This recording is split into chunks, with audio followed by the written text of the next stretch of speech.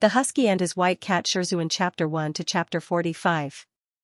Before Mo Ran became the emperor, there were always people who called him a dog. The shopkeeper called him a dog son, the customers called him a dog cub, his cousin called him a dog thing, and his mother was the most powerful, calling him a son of a bitch. Of course, there were always some descriptions related to dogs, so it wasn't too bad. For example, his brief love affairs were always accompanied by a bit of fake anger. They were angry that his waist was as strong as a male dog's, that his sweet words seduced people's souls, and that the weapon under his body took Xianxia's life, but in the blink of an eye, they would show off to others, causing everyone in the courtyard to know that he, Mo Weiyu, was a handsome man with a powerful weapon. Those who had tried were full of greed, but those who had not tried were relaxed and shaken. It had to be said that these people were right, Mo Ran was indeed like a silly dog wagging its head and tail. It wasn't until he became the emperor of the cultivation world that these kinds of names suddenly disappeared. One day, a small immortal sect from a faraway place gifted him a puppy. The dog was gray and white, with 3 clusters of fire on its forehead, a bit like a wolf. But it was only the size of a melon. It also had a melon head and a melon brain. It was fat and round, but it still thought it was very impressive. It ran madly all over the main hall. Several times it wanted to climb the high steps to see the person sitting calmly on the emperor's throne. But because its legs were too short, it failed every time. Mo Ran stared at the puppy that had strength but no brain, and suddenly laughed. As he laughed, he scolded in a low voice, "Dog thing." The little puppy quickly grew into a big dog, the big dog became an old dog, and the old dog became a dead dog. Mo Ran closed his eyes, then opened them again. His life had been full of ups and downs, and 32 years had passed. He was tired of playing with everything, and felt bored and lonely. In these years, the people he was familiar with were getting fewer and fewer, and even the 3 fires had died. He felt that it was about time to end it. From the fruit platter, he picked a sparkling and plump grape, and slowly peeled off the purple skin. His movements were calm and skillful, like the Chong King in the tent stripping off Huji's clothes, with a bit of laziness. The green and lustrous flesh trembled slightly on his fingertips, and the juice seeped out. The purple color was faint, like the rosy clouds of a goose, like a begonia sleeping in spring. It also looked like dirty blood. He swallowed the sweetness in his mouth and looked at his fingers. Then, he lazily opened his eyes. He thought that it was about time. It was time for him to go to hell. Mo Ran, also known as Weiyu, the first monarch of the cultivation world. Being able to sit in this position was not easy. Not only did it require outstanding spells, but it also required a thick skin that was as solid as a rock. Before him, the 10 great sects of the cultivation world were on par with each other. The sects kept each other in check, and no one could change the world on their own. What's more, the sect leaders were all outstanding talents who had read a lot of classics. Even if they wanted to confer a title to themselves for fun, they would also have misgivings about the historian's pen, afraid that they would be cursed for 1,000 years. But Mo Ran was different. He was a hooligan. In the end, he did what others didn't dare to do. He drank the best wine in the world, married the most beautiful woman in the world, and became the leader of the immortal cultivation world, the Emperor Ta, and then proclaimed himself an emperor. Tens of thousands of people knelt down. All those who were not willing to kneel were killed by him. During the years when he ruled the world, the cultivation world could be said to be filled with blood and grief. Countless righteous people met their deaths. One of the 10 great sects, the Confucian Wind sect, was completely annihilated. Later on, even Mo Ran's teacher couldn't escape the clutches of the devil. He was defeated in a duel with Mo Ran and was taken back to the palace by his beloved disciple. No one knew where he went. What was originally a peaceful country suddenly turned into a foul atmosphere. Dog Emperor Mo Ran didn't read many books, and he was a person who didn't care about taboos. Therefore, during his reign, absurd things happened one after another. Let's talk about the era name. During the first 3 years of his reign, the era name was Bastard. He thought of it while sitting by the pond and feeding the fish. During the second 3 years, the era name was Gua. It was because he heard the croaking of frogs in the courtyard in the summer. He believed that this was a heaven-sent inspiration that he couldn't waste. The knowledgeable people thought that there wouldn't be an era name more terrible than Bastard and Gua. However, they still didn't know anything about Mowayu. During the third 3 years, the local areas began to stir. Whether it was Buddhist cultivators, Tao cultivators, or spirit cultivators, those Jianghu righteous people who couldn't stand Mo Ran's tyranny began to revolt one after another. Therefore, this time, Mo Ran seriously thought for a long time. After countless drafts, an earth-shattering era name was born, Halbert End. The meaning was good. Shi Huang racked his brains to come up with these 2 words. They took the good intention of ceasing hostilities. However, when people talked about it, it was awkward. Especially for those who couldn't read, it was even more awkward. The first year was called Halbert End First Year. No matter how you listened to it, it sounded like Chicken Ba Round Year. The second year was called Chicken Ba 2 Years. Chicken Ba 3 Years. There were people who cursed behind closed doors, this is ridiculous. Why don't they call it Halbert End Year? In the future, when you see a man, you don't have to ask him how old he is. Just ask him how old he is. 100-year-old man is called 100-year-old chicken. After enduring for 3 years with great difficulty, the era name Halbert End was finally coming to an end. Everyone in the world was waiting for His Majesty the Emperor's 4th era name in fear. However, this time, Mo Ran wasn't in the mood to take it. This was because in this year, the world of cultivation finally broke out in all directions. The Jianghu righteous people and Xianxia heroes who had endured humiliation for nearly 10 years finally joined forces and formed a vast and mighty army of 1 million to force Emperor Mo Weiyu out of the palace. The world of cultivation didn't need an emperor. Especially not such a tyrant. After several months of bloody expeditions, the rebel army finally arrived at the foot of the Peak of Life and Death. This steep mountain in the middle of Shu was surrounded by clouds and fog all year round. Mo Ran's palace stood majestically at the peak. The arrow was knocked on the string. There was only one last strike left to overthrow the tyranny. However, this strike was also the most dangerous. Seeing the dawn of victory, the allied army, which was originally a common enemy, began to have different thoughts within themselves. The old emperor had fallen, and a new order had to be established. No one wanted to waste their strength at this time, so no one was willing to be the vanguard and take the lead to attack the mountain. They were all afraid that this cunning and ruthless tyrant would suddenly descend from the sky and reveal his beast-like shining white teeth. He would rip open the stomachs of those who dared to besiege his palace and tear them into pieces. Someone's expression was solemn. He said, Mo Weiyu's mana is profound and his character is sinister. We should be cautious and not fall into his trap. All the generals agreed. However, at this time an extremely handsome young man with an arrogant and extravagant face walked out. He wore a silver-blue light armor, a lion's head belt, a high ponytail, and an exquisite silver hairpin at the bottom. The young man's expression was very ugly. He said, "We're already at the foot of the mountain, and you're still dawdling here and not willing to go up. Don't tell me you want to wait for Mo Weiyu to climb down himself? What a bunch of cowardly trash." As soon as he said that, the people around him exploded.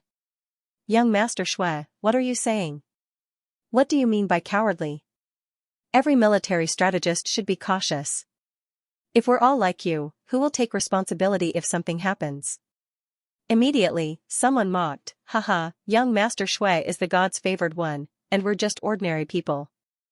Since the god's favored one can't wait and wants to fight with the emperor of the human realm, then you might as well go up the mountain first. We'll set up a banquet at the foot of the mountain and wait for you to take Mo Weiyu's head. Wouldn't that be better? These words were said more and more vehemently. An old monk in the allied army hurriedly stopped the young man who was about to explode. He changed into a gentleman's face and advised in a gentle voice. Young Master Shui, please listen to this old monk. This old monk knows that you and Mo Weiyu have a deep personal grudge. However, the matter of forcing him to abdicate is very important. You must think for everyone and not let your emotions affect your decisions. The young Master Shui who was the target of public criticism was called Shui Meng. More than 10 years ago, he was a young talent who was flattered by everyone, a god's favored one. However, as time passed and circumstances changed, he had to endure these people's ridicule and mockery just to go up the mountain and see Mo Ran one last time. Shui Meng was so angry that his face twisted and his lips trembled. However, he still tried to restrain himself and asked, "Then, how long are you going to wait?" "At least wait and see what happens." "That's right. What if Mo Weiyu has an ambush?" The old monk who tried to smooth things over also advised, "Young Master Shui, don't be anxious. We're already at the foot of the mountain, so it's better to be careful. In any case, Mo Weiyu is already trapped in the palace and can't go down the mountain. He's now an arrow at the end of its flight and can't do anything. Why should we act rashly just because of a moment of urgency? There are so many people at the foot of the mountain, and so many nobles. If they lose their lives, who will take responsibility?" Shui Meng was suddenly furious. "Responsibility? Then let me ask you, who can take responsibility for my master's life? Mo Ran has imprisoned my master for 10 years. A whole 10 years. My master is on the mountain right now, how can I wait?" Hearing Shui Meng mention his master, everyone's expressions became somewhat unsightly. Some revealed ashamed expressions, while others glanced left and right in silence. 10 years ago, Mo Ran proclaimed himself Emperor Ta. Not only did he slaughter the 72 cities of the Confucian Wind sect, he also wanted to destroy the remaining 9 sections. Later on, Mo Ran declared himself emperor and wanted to exterminate all of you. Who stopped him in the end during these 2 calamities? If not for my master risking his life to protect you, would you still be alive?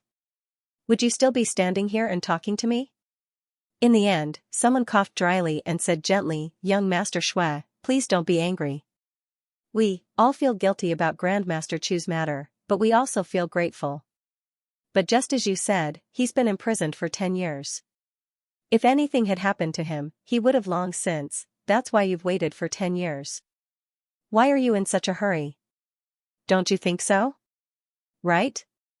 Go *CK yourself." That person's eyes went wide. "How can you curse us? Why shouldn't I curse you?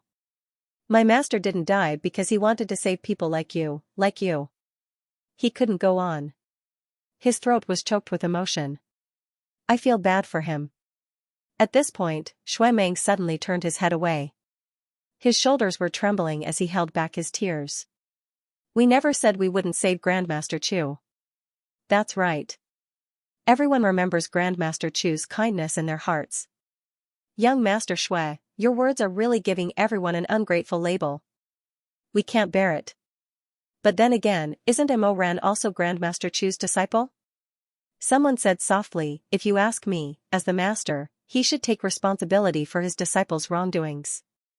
As the saying goes, it's the father's fault if the son doesn't teach properly. This is something to be blamed for, so what's there to complain about?"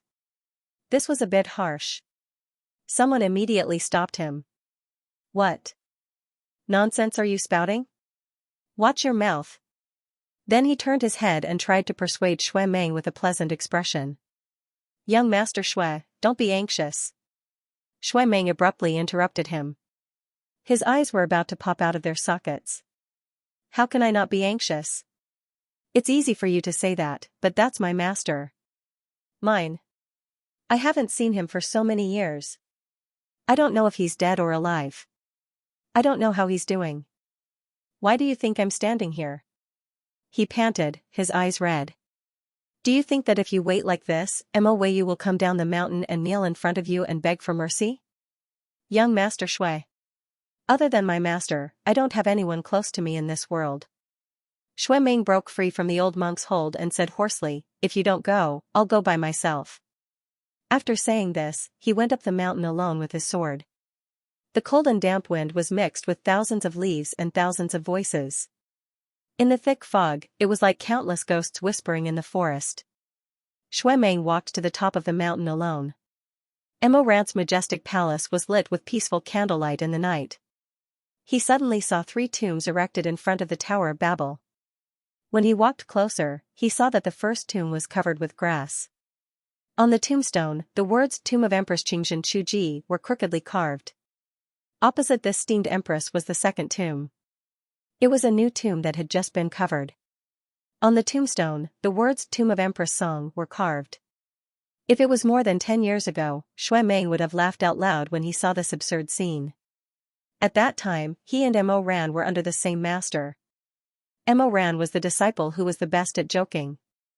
Even though Shui Meng had long disliked him, he would still be amused by him from time to time. He didn't know what the hell the steamed empress and empress roasted empress meant. It was probably the tombstones that great scholar Mo set up for his two wives. The style was so similar to the words tortoise, quack and halberd. But why did he give his empresses these two posthumous names? He didn't know. Shui Meng looked at the third tomb. Under the night sky, the tomb was open. There was a coffin lying inside, but there was no one in the coffin. The tombstone was also dark. In front of the tomb, there was a pot of pear blossom white, a bowl of cold wontons in chili oil, and a few spicy side dishes. These were all Mo Ran's favorite dishes. Shui Meng stared blankly for a while. Suddenly, he was shocked. Could it be that Mo Weiyu didn't want to resist and had already dug his own grave and decided to die? Cold sweat dripped down. He didn't believe it. Mo Ran was a person who always fought to the end. He never knew what exhaustion was, what giving up was. With his way of doing things, he would definitely fight to the death with the rebel army. How could he? In these 10 years, Mo Ran stood at the peak of power. What did he see and what happened? No one knew. Shui Meng turned around and disappeared into the night sky. He strode towards the brightly lit Wu Mountain Palace. In the Wu Mountain Palace, Missouri Rant's eyes were closed. His face was pale. Shui Meng guessed correctly. He was determined to die. The tomb outside was dug for himself. 2 hours ago, he used the teleportation technique to send away his servants. He took the poison himself. His cultivation was very high.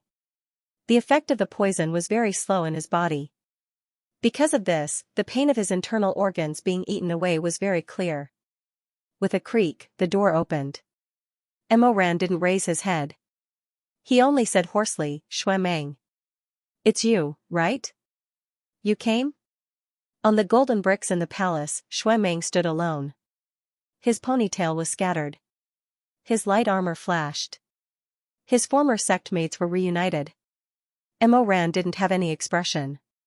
He sat on the side with his chin propped up. His thin and thick eyelashes drooped down in front of his eyes. Everyone said that he was a ferocious demon with 3 heads and 6 arms. But he was actually very good-looking. The curve of his nose was gentle. His lips were thin and moist. He was born with a gentle and sweet appearance. Just by looking at his appearance, anyone would think that he was a good person. Shui Meng saw his expression and knew that he had taken the poison. He didn't know what to feel. He wanted to say something but stopped. In the end, he clenched his fists and only asked, "Where's Shizun?" "What?" Shui Meng said sternly, "I'm asking you, where's Shizun?"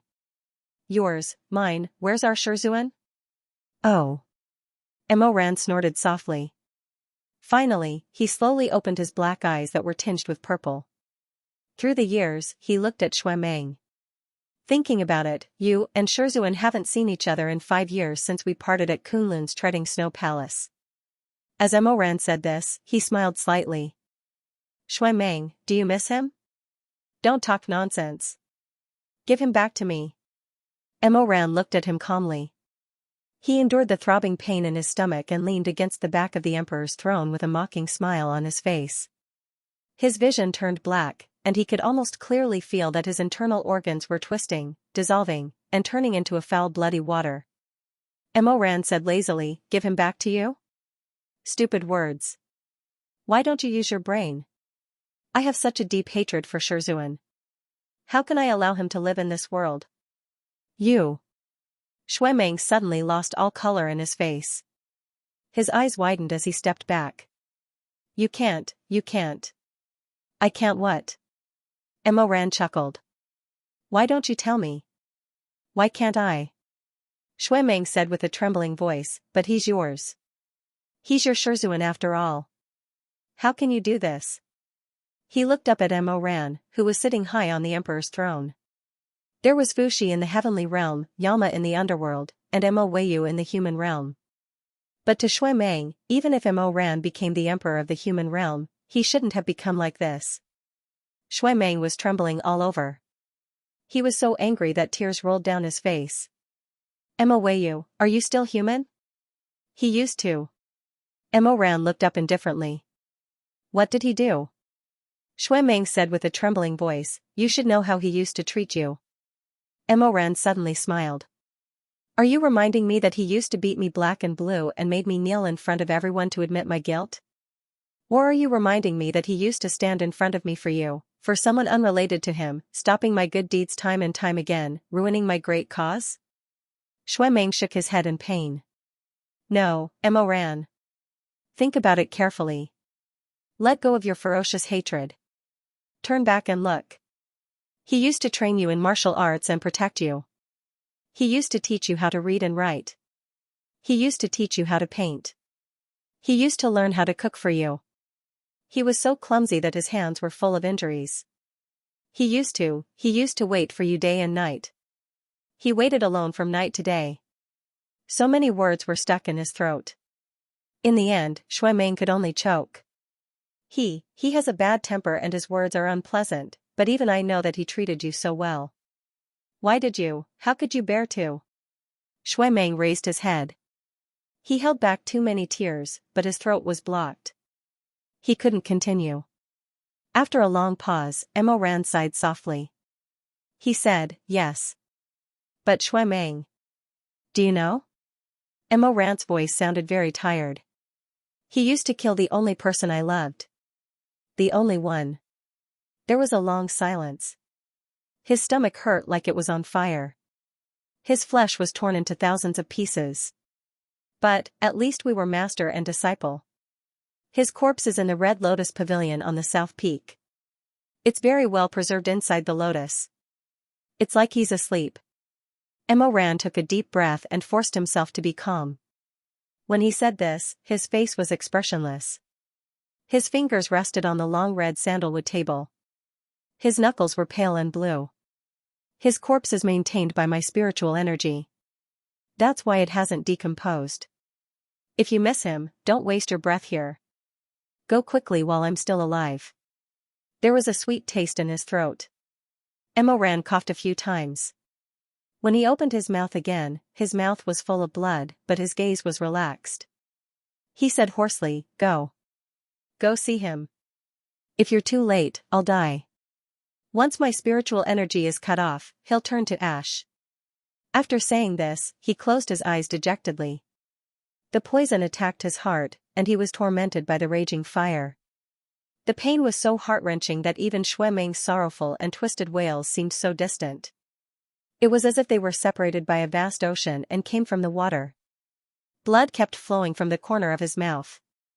Mo Ran clenched his sleeves, his muscles spasming. He opened his eyes vaguely. Shui Meng had already run far away. That kid's Qinggong wasn't bad. From here to the South Peak, it wouldn't take him too much time. He should be able to see Shizun's last face. Mo Ran propped himself up and stood up shakily. His blood-stained fingers formed a seal and transported himself to the Tong Tian Tower at the peak of life and death. It was late autumn. The begonia flowers were blooming beautifully. He didn't know why he chose to end his evil life here. But he felt that the flowers were blooming so brilliantly. It was a beautiful grave. He laid in the open coffin and looked up at the night flowers. He silently drifted. Drifting into the coffin, drifting to his cheeks. Fluttering and drifting away like the past. In this life, he went from being an illegitimate child who had nothing. After countless experiences, he became the only emperor in the human world. He was extremely evil. His hands were stained with blood. He loved and hated, wanted and hated. In the end, there was nothing left. In the end, he didn't write a single sentence on his tombstone with his words of trust the horses and reins. Whether it was the shameless emperor of the ages or the ridiculous steam, he didn't write anything. In the end, he didn't leave a word on the tombstone of the first emperor of the cultivation world. The farce that had lasted for 10 years finally came to an end. After a few more hours, when the group of people held up their torches and entered the emperor's palace like a fire snake, what awaited them was the empty Magi Mountain Palace, the empty peak of life and death, and Shui Meng, who was crying numbly beside the Red Lotus Pavilion, lying on the ground beside the Red Lotus Pavilion. There was also Mo Weiyu, whose body was already cold in front of the Tongtian Tower. My heart was like stagnant water, all my thoughts were disheartened, but unexpectedly, the cold night of winter revealed the light of spring. Could it be that the will of the heavens is partial to the grass of the valley? I'm afraid that the world is full of hardships. Yunu's clear and crisp voice drifted into his ears. Her jade-like words made Mo Ran's head hurt, and the veins on his forehead throbbed violently. What's with the noise? Where did this crying ghost come from? Come, beat this lowly servant girl down the mountain. After shouting, Mo Ran suddenly realized that something was wrong. Wasn't he already dead?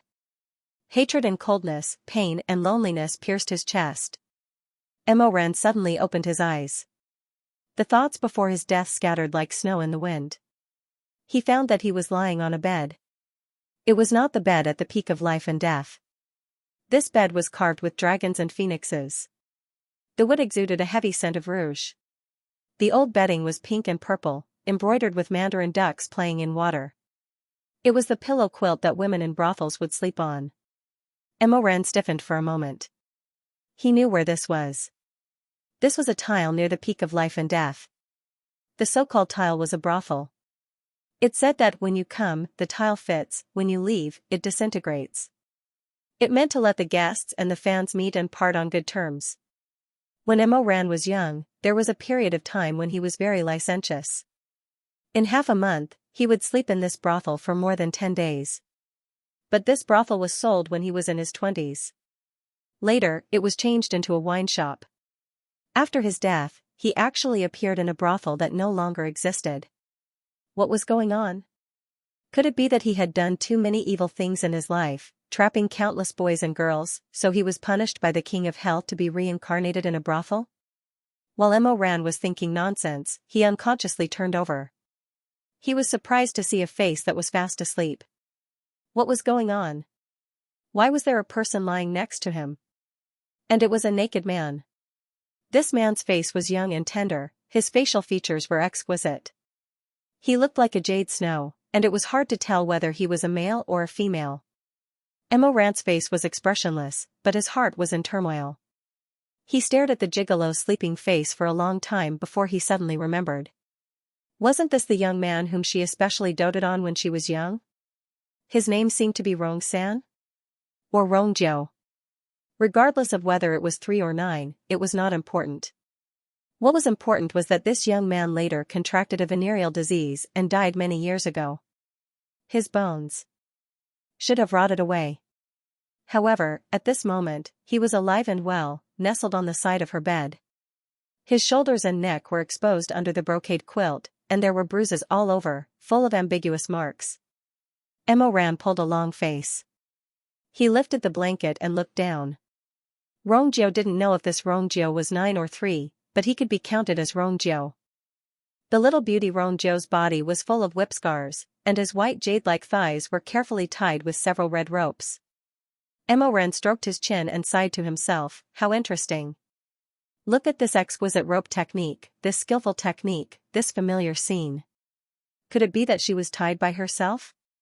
He was a cultivator, so he had dabbled in the matter of rebirth. At this moment, he couldn't help but suspect that he seemed to have returned to life. In order to further verify his thoughts, Mo Ran found a bronze mirror. The bronze mirror was badly worn, but in the dim halo, he could vaguely see his own appearance. When Mo Ran died, he was 32 years old, and was already in his 30s. But at this moment, the face of the brother in the mirror was quite childish, and there was a unique domineering look of a young man. He looked like he was only 15 or 16 years old. There was no one else in this bedroom. So, after a long silence, the tyrant of the cultivation world, the tyrant of Shu, the emperor of the human world, and the lord of life and death, the emperor Ta Mo Ran honestly expressed his inner feelings. F***ck. This move woke up Rong-jiu, who was in a daze from his sleep. The beauty sat up lazily, and the thin brocade quilt on his body slid down his shoulders, revealing a dazzling white body. He covered his soft long hair, and raised a pair of sleepy peach blossom eyes. The corners of his eyes were stained with residual red, and he yawned. Oh. Young Master Mo, you woke up so early today. Mo Ran didn't say anything. More than 10 years ago, he did like Rongjiu, this kind of charming little beauty. But now, the 32 years old Emperor Ta, no matter how he looked at it, he couldn't help but wonder if his brain was called a donkey to think that this kind of man was good-looking. Did you not sleep well last night? Did you have a nightmare? I'm already dead, don't you think it's a nightmare? Rongjiu saw that he didn't speak, and thought that he was in a bad mood, so he got out of bed, went to the wooden window, and hugged Mo Ran from behind. Young Master Mo, pay attention to me, why are you in a daze, don't you feel scared? Mo Ran was hugged by him like this, and his face turned green. He couldn't wait to tear this little devil off from his back, and slap his face 17 or 18 times, but he resisted in the end. He was still a little dizzy, and didn't understand the situation. After all, if she was really reborn, then she was still having sex with Rongjiu yesterday, but when she woke up, she beat him black and blue. This kind of behavior was no different from suffering from a mental illness. It was not appropriate at all. Mo Ran sorted out his emotions, and asked casually, what month and day is it today? Rongjiu was stunned, and then smiled, May 4th, Bingshan Yan? That was last year, and this year is the year of Dingyu. Young Master Mo is really forgetful, the more time passes, the more backward you become. Dingyu. Mo Ran's eyes were filled with emotions, and his mind was spinning fast. Dingyu, he was 15 years old, and was just recognized as his long-lost nephew by the Lord at the peak of life and death, from a dog that could be bullied to a phoenix on a branch. Then, was he really reborn? Or was it just a dream after death? Rongjiu smiled, Young Master Mo, I think you've fainted from hunger, and can't even remember the day. Sit for a while, I'll go to the kitchen and bring you some food, what do you think of oil cake? Mo Ran had just been reborn, and he didn't know how to deal with all this, but it was always right to follow the way he did in the past. So he recalled his flirtatious appearance in the past, held back his disgust, and smiled as he pinched Rongjiu's leg. Very good, give me a bowl of porridge, come back and feed me. Rongjiu put on his clothes and left. After a while, he came back with a wooden tray, with a bowl of pumpkin porridge, 2 oil cake, and a plate of side dishes.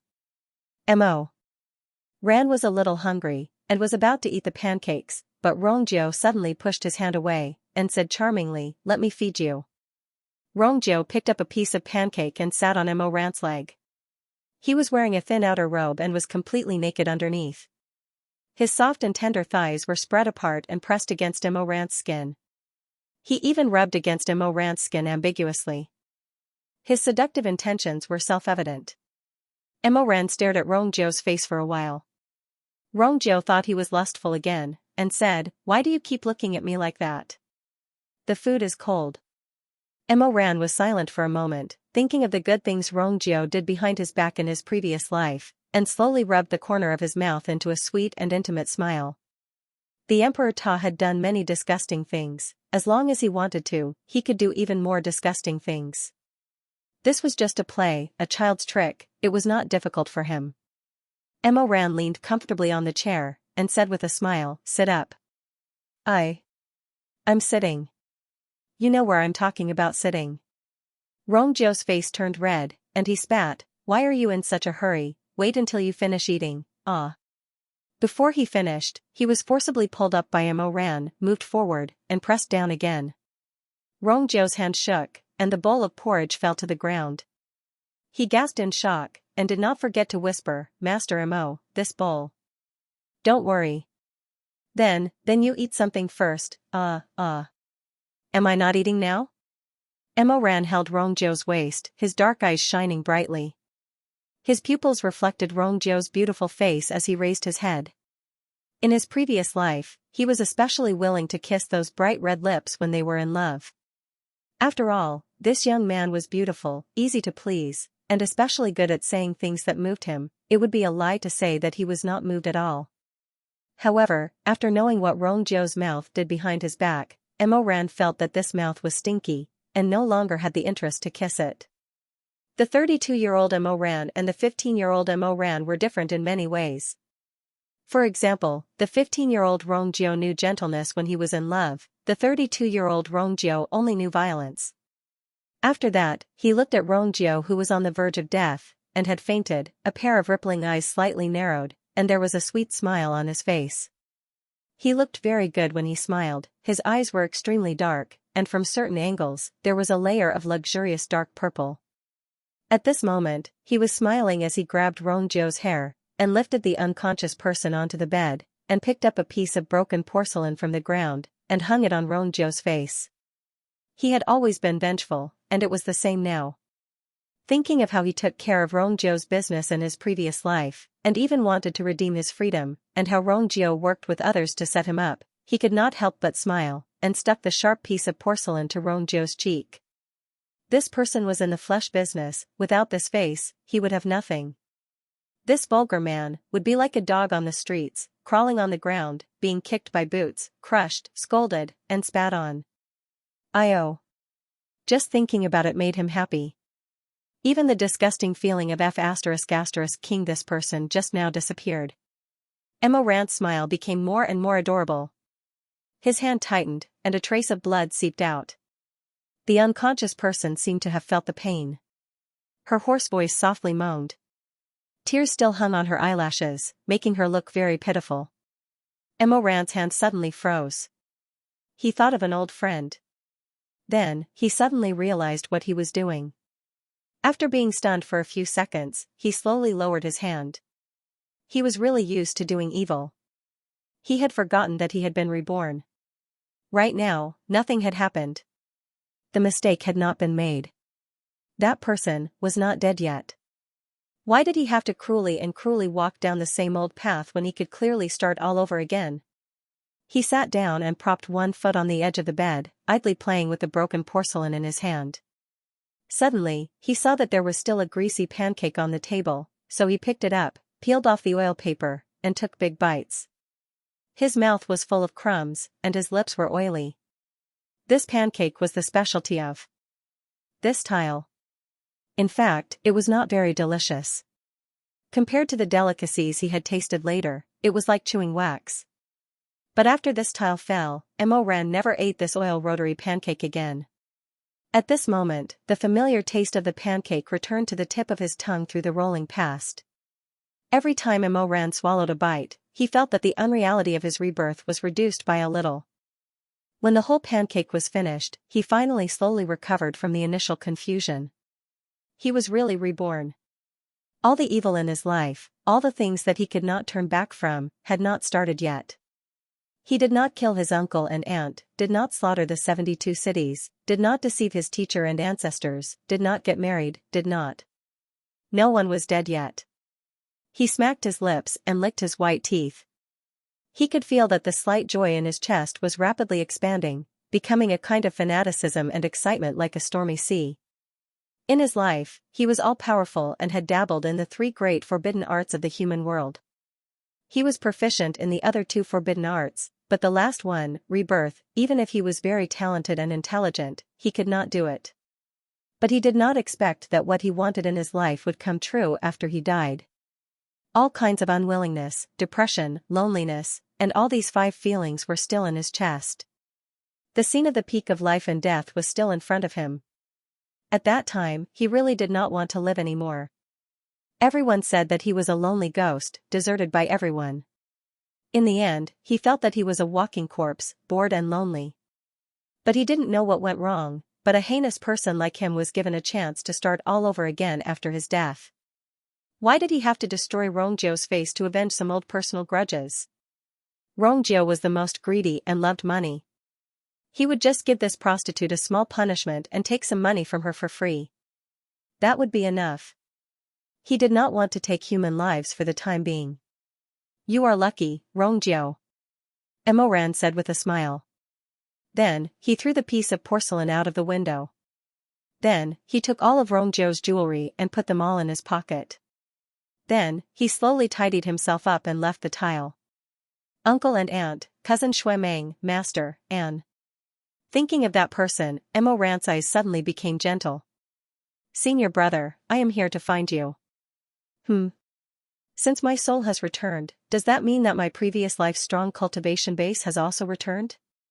Emo Ran activated the incantation and felt the surge of spiritual power in his body. Although it was abundant, it was not strong. In other words, he did not inherit his cultivation base. However, this was not a big deal. He was talented and intelligent, and his perception was high. At worst, he could just cultivate from the beginning again. It was not a big deal. Moreover, rebirth was a joyous occasion. Even if there were some imperfections, it was still very normal.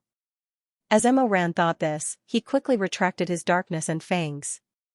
He looked like a 15-year-old youth and happily prepared to return to the sect. The summer was strong in the suburbs. Occasionally, a carriage would pass by, the wheels rolling. No one would pay attention to the 15-year-old Emo Ran. Occasionally, there would be village women who were busy in the fields. When they had time, they would look up and wipe their sweat. When they saw an exceptionally beautiful youth, their eyes would brighten and they would stare at him. Emo Ran also smiled and looked back at them without any trace of politeness. Those married women blushed and lowered their heads. In the evening, Emo Ran arrived at Wuchang town. This place was very close to the peak of life and death. In the twilight, the red sun was like blood. The burning red clouds set off the towering mountain range. Touching his stomach, he felt a little hungry. Thus, he familiarly entered a restaurant. Looking at the red and black signboard in front of the counter, he knocked on the counter and quickly ordered, "Shopkeeper, give me a stick chicken, a plate of husband and wife lung slice, 2 pounds of soju wine, and a plate of beef." At this time, there were many people eating and it was very lively. The storyteller on the counter was waving a fan and telling the story of the peak of life and death. He was very excited and his saliva flew everywhere. Emo Ran asked for a private room by the window. He ate while listening to the storyteller. As everyone knows, our cultivation world is divided into 2 regions, the upper cultivation world and the lower cultivation world. Today, we will talk about the most amazing sect in the lower cultivation world, the peak of life and death. You should know that our Wuchang town used to be a desolate, turbulent, and poor town 100 years ago.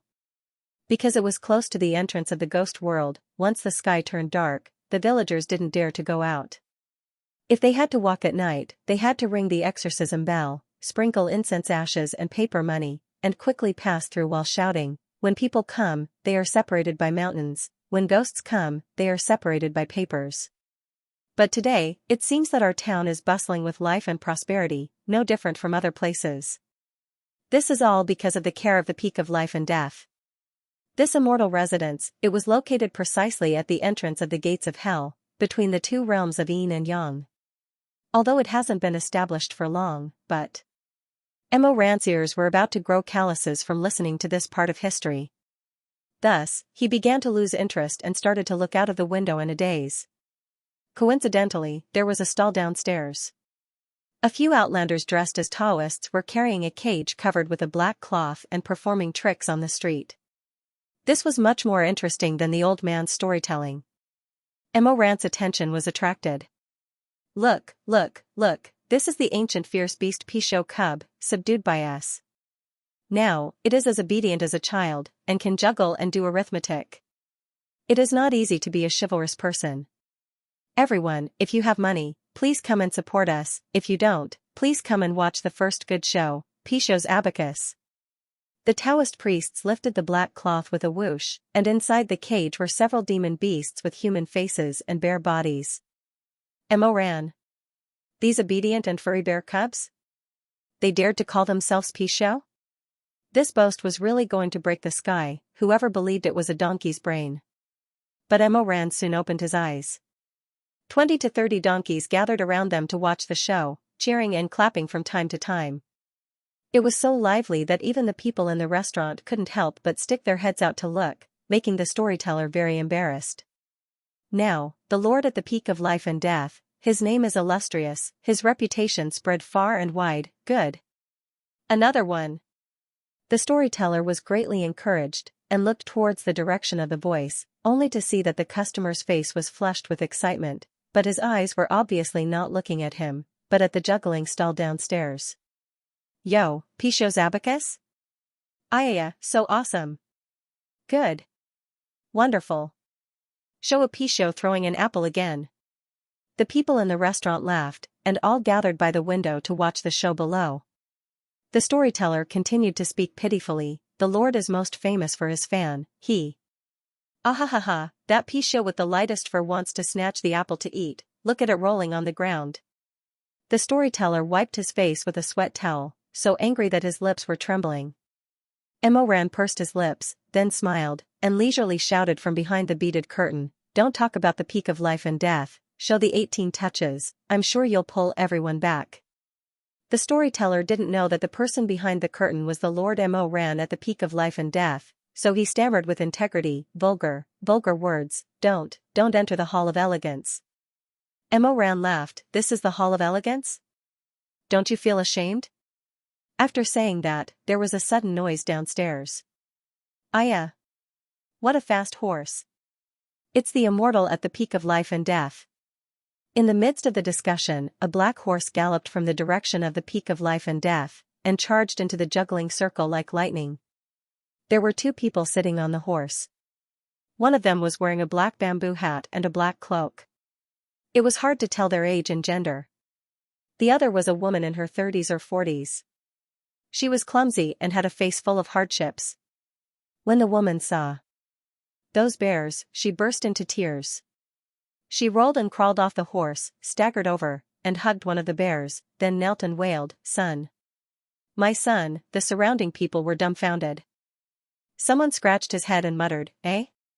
Isn't this the cub of the ancient mythological beast Pisho?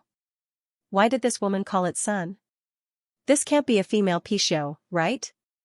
Aya, so powerful, this female has cultivated into a human form." The villagers here didn't know anything, so they were talking nonsense, but Emoran figured it out. It was said that some Taoists would abduct children, and then pull out the children's tongues to make them unable to speak. Then they would use boiling water to burn the children's skin, and while the flesh was in a mess, they would stick the animal skin on their bodies. After the blood solidified, the skin and the children would stick together, looking no different from a demon. These children couldn't speak, couldn't write, and could only be bullied, cooperating with the Pisho playing the abacus kind of juggling. If they resisted, they would be whipped with sticks. No wonder he didn't feel the slightest bit of demonic aura before. These Pisho weren't demons at all, but living people. While he was pondering, the black-cloaked figure whispered something to the Taoist priests. When the Taoist priests heard this, they were instantly enraged and shouted, "Apologize? Apologize? Your grandfather doesn't know how to write the word apologize. What's so great about the peak of life and death? Meddling in other people's business, beat him." They rushed up to beat the black cloak. Aya. Seeing his fellow disciples being beaten, Emoran chuckled, so fierce. He didn't have the slightest intention to help. In his previous life, he especially hated this kind of atmosphere in the sect where people would help when they saw injustice. One by one, they rushed up like idiots. Auntie Wang's kitten at the entrance of the village needed their help when it couldn't climb down the tree. Everyone in the sect, from the sect leader to the odd job workers, were stupid. There were so many unfair things in the world, why bother? It was tiring. They're fighting. What a powerful fist. Up and down the restaurant, the crowd crowded around to join in the fun. So many people fighting one, don't you feel ashamed? Immortal Master, watch your back. Aya. That was close. Wahahaha, that was a good dodge. These people liked to watch fights, but Emoran didn't. He had seen too many bloody battles, and what happened right under his nose was like a fly buzzing around him. He lazily brushed the peanut crumbs off his clothes and got up to leave. Downstairs, the Taoist priests and the black cloak were locked in a fierce battle. Sword chi whizzed about. Emoran crossed his arms and leaned against the door of the wine shop. He glanced at them and couldn't help but click his tongue. How embarrassing. The peak of life and death were all fierce and brave, but this black cloak was not good at fighting. Seeing that he was being pulled down by the Taoist priests of Jianghu, he was surrounded and kicked in the middle, but he was not ruthless. Instead, he shouted weakly, "A gentleman uses his fists instead of his mouth. I'm trying to reason with you, why don't you listen?" The Taoist priests were speechless. Emoran. The Taoist priests were thinking, what? This person had already been beaten into such a pitiful state, yet he was still a gentleman who used his mouth and not his fists. This is the head of a steamed bun. There's no stuffing, right? Emo Rant's expression suddenly changed. For a moment, he felt as if the world was spinning around him. He held his breath and opened his eyes wide in disbelief. This voice. Charmé! Emo Ran bellowed and rushed forward. He infused his palm with spiritual energy and blasted the 5 evil Taoist priests away. He knelt on the ground and helped the black cloak up. His voice couldn't help but tremble slightly. Charmé, is that you? This Charmé was not his junior sister. Charmé was a real man, and in terms of time, he was Emo Rant's senior brother. The reason why he was given such an unlucky name was because the Lord, who was at the pinnacle of life and death, had no knowledge. Charmé was originally an orphan, and was picked up by the Lord in the wild. This child was weak and sickly since young, so the Lord thought that he should give this child a lowly name, which would make it easier to take care of him. This child was born with red lips and white teeth, and looked like a cute little girl, so the Lord racked his brains and thought of a name for him, Xianxia. Xianxia grew up and became more and more beautiful. Her face was smooth, and her eyebrows and eyes were flirtatious. She had the charm of a peerless beauty. It was fine for a country bumpkin to have the name Xianxia, but have you ever seen a beautiful woman called Godan or Taizhu? Her fellow disciples felt that it was inappropriate, so they gradually stopped calling her Xianxia, but it was not good to change the name given by the Lord, so they half-jokingly called her junior sister. Junior sister, junior sister, junior sister, junior sister. Later, the Lord simply waved his hand and said considerately, Xianxia, why don't you change your name and call yourself Charmé? What do you think? He had the nerve to ask. How could a normal person accept this name? However, Charmé had a good temper. He looked up at the Great Lord and realized that the Great Lord was looking at him happily. It seemed that the Great Lord thought that he had done a good deed. Charmé could not bear it, and felt that even if he was wronged, he could not embarrass the Lord. So he happily knelt down and thanked him, and changed his name from then on. Cough, cough. The black cloak coughed a few times, then recovered and looked up at Emo Ran. Emo Ran? Why are you here? Through the hazy veil, that pair of eyes were as soft as spring water and as bright as the stars, directly cutting into Emo Rant's heart. With just a glance, the celestial treading monarch's tenderness and youthful thoughts that had been covered in dust for a long time were instantly unsealed. It was Charmé. It couldn't be wrong. Emo Ran was a ruffian. In his previous life, he had played with many men and women. In the end, he didn't die of exhaustion. Even he himself was surprised. However, the only person he truly loved was someone he was very careful about, and he never dared to touch her easily. In those years, he and Charmé had been flirting with each other, but when Charmé died, Emo Ran had only held her hand and had only accidentally kissed her once. Emo Ran felt that he was dirty. Charmé was too gentle and pure. He was not worthy of her. He already cherished this person so much when she was alive, let alone when she was dead. Then she would have completely become the white moonlight in the Emperor Ta's heart. No matter how much he scratches his heart and liver to think about her, she would have already become a handful of yellow earth.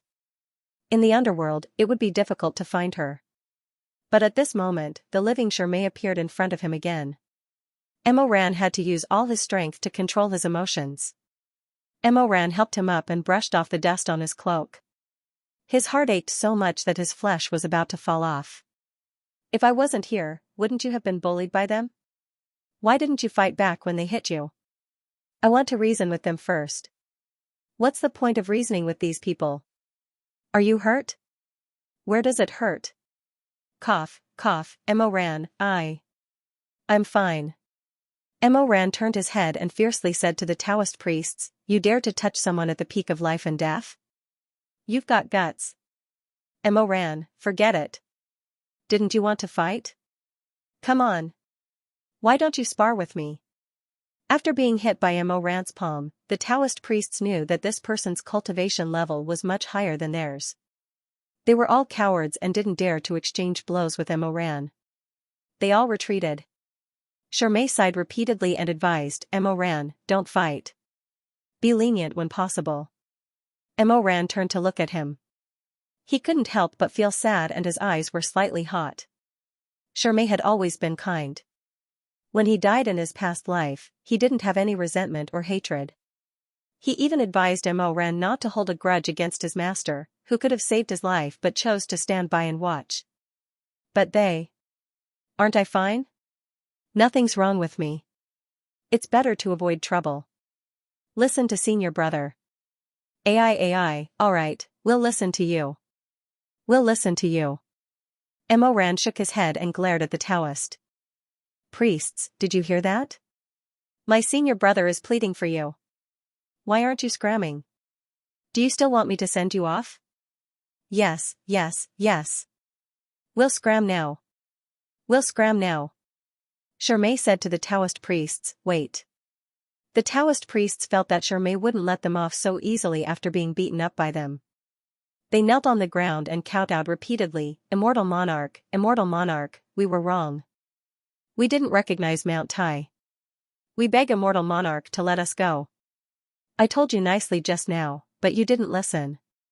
Shirmei sighed, you kidnapped other people's children and caused them to suffer such a crime. Their parents are heartbroken. Do you have a conscience? We're sorry. We're sorry. Immortal Monarch, we were wrong. We won't do it again. We won't do it again. You have to be upright in the future. Don't do bad things. Do you understand? Yes. Immortal Monarch is right. We've been taught. Since it's like this, please apologize to this madam and treat her children. This matter was settled. Mo Ran helped Shirmei get on the horse and borrowed another one from the post house. The two of them rode side by side back to the sect. The Wugo hung high in the sky. The moonlight shone through the trees and scattered on the forest path. As they walked, Mo Ran gradually became happy. He thought that he would see Shirmei again only when he returned to the peak of life and death. He didn't expect that Shirmei would come down the mountain and he would bump into him. Mo Ran was more and more convinced that he and Shirmei were indeed fated to be together. Although Shirmei wasn't with him at this time, he had hooked up with him in his previous life. In this life, he was obviously familiar with it. The only thing he had to worry about was to protect Shirmei. He didn't want him to die in his arms like he did in the past. Shirmei didn't know that Mo Ran had been reborn. He chatted with him as usual. The two of them chatted until they arrived at the foot of the peak of life and death. Who would have thought that in the middle of the night, there would be a person standing in front of the mountain gate, staring at them like a tiger watching its prey? Mo Ran. You still know how to come back? Eh? Mo Ran looked up. Oh, what an angry god's favored son. This person was none other than the young Xuemeng. Compared to the Xuemeng he saw before he died, the 15 or 16 years old Xuemeng looked even more arrogant and handsome. He was dressed in a simple black armor with blue edges. He had a high ponytail, a silver hairpin, a lion's head belt, and a slender waist. He had a pair of gauntlets on his back, and a thin curved blade shining with a cold light. The arrow box on his left arm shone with a silver light. Mo Ran sighed inwardly. He thought straightforwardly, coquettish. Xuemeng, no matter when he was young or when he grew up, he was really coquettish. Look at him, a good boy, but instead of sleeping in the middle of the night, he's wearing the full set of armor of the peak of life and death. What is he trying to do? Is he trying to act like a pheasant courting a mate and a peacock spreading its tail? However, even if Mo Ran didn't like Xuemeng, Xuemeng might not like him either. Mo Ran was an illegitimate child. When he was young, he didn't even know who his father was. He spent his days doing odd jobs in a music hall in Xianxia. It wasn't until he was 14 that his family found him and brought him back to the peak of life and death. Xuemei was the young master of the peak of life and death. Technically speaking, he was actually Mo Ran's younger cousin. Xuemeng matured early when he was young. He was a genius and was known as the proud son of heaven or little phoenix. Normally, it would take 3 years for a person to build their foundation and at least 10 years to form their spiritual core. Xuemeng was talented and intelligent. From the time he entered the sect to forming his spiritual core, it only took him 5 years. His parents were very happy and praised him everywhere. However, in Mo Ran's eyes, whether he was a phoenix or a chicken, a peacock or a duck, he was still a bird. The only difference was that his feathers were long and his feathers short. Therefore, Mo Ran looked at Xue Meng and said, "Bird thing." Xue Meng looked at Mo Ran and said, "Dog thing." Perhaps it was inherited in the family, but Mo Ran's talent was also very shocking. It could even be said that he was more shocking than Xue Meng. When Mo Ran first arrived, Xue Meng felt that he was especially noble and elegant. He was well cultivated, knowledgeable, strong in martial arts, and handsome. He was completely different from his cousin, who didn't know how to read and acted like a sloppy hooligan. Therefore, the narcissistic little phoenix commanded her followers and said to them, "Listen carefully, Mo Ran is a person who idles around and doesn't learn anything. He's an out-and-out street hooligan. Don't pay attention to him. Just treat him like a dog." The followers flattered her and said, "Young master is right. That Mo Ran is already 14 years old and he just started to cultivate. I think he'll need at least 10 years to build his foundation and 20 years to form his spiritual core. When that time comes, our young master will have already passed the tribulation and ascended. He can only watch helplessly from the ground." Xue Meng sneered complacently, 20 years? Humph, I think he'll never be able to form his spiritual core in this lifetime. Who would have thought that the good-for-nothing would actually form his spiritual core after learning for a year from his master? Little Phoenix felt as if she was struck by lightning. She felt that she had been slapped in the face and could not swallow this resentment. Therefore, she secretly scolded him and cursed him for slipping on his flying sword. She also cursed him for being tongue-tied. Every time she saw Mo Ran, Xue Meng, and Little Phoenix would relentlessly reward them with rolling eyes. The sound from her nose could be heard from 3 miles away. When Mo Ran thought of these childhood memories, he couldn't help but squint his eyes and smile. He hadn't enjoyed this kind of human life for a long time. After being alone for 10 years, even the things that he hated so much in the past were now crispy and delicious to him.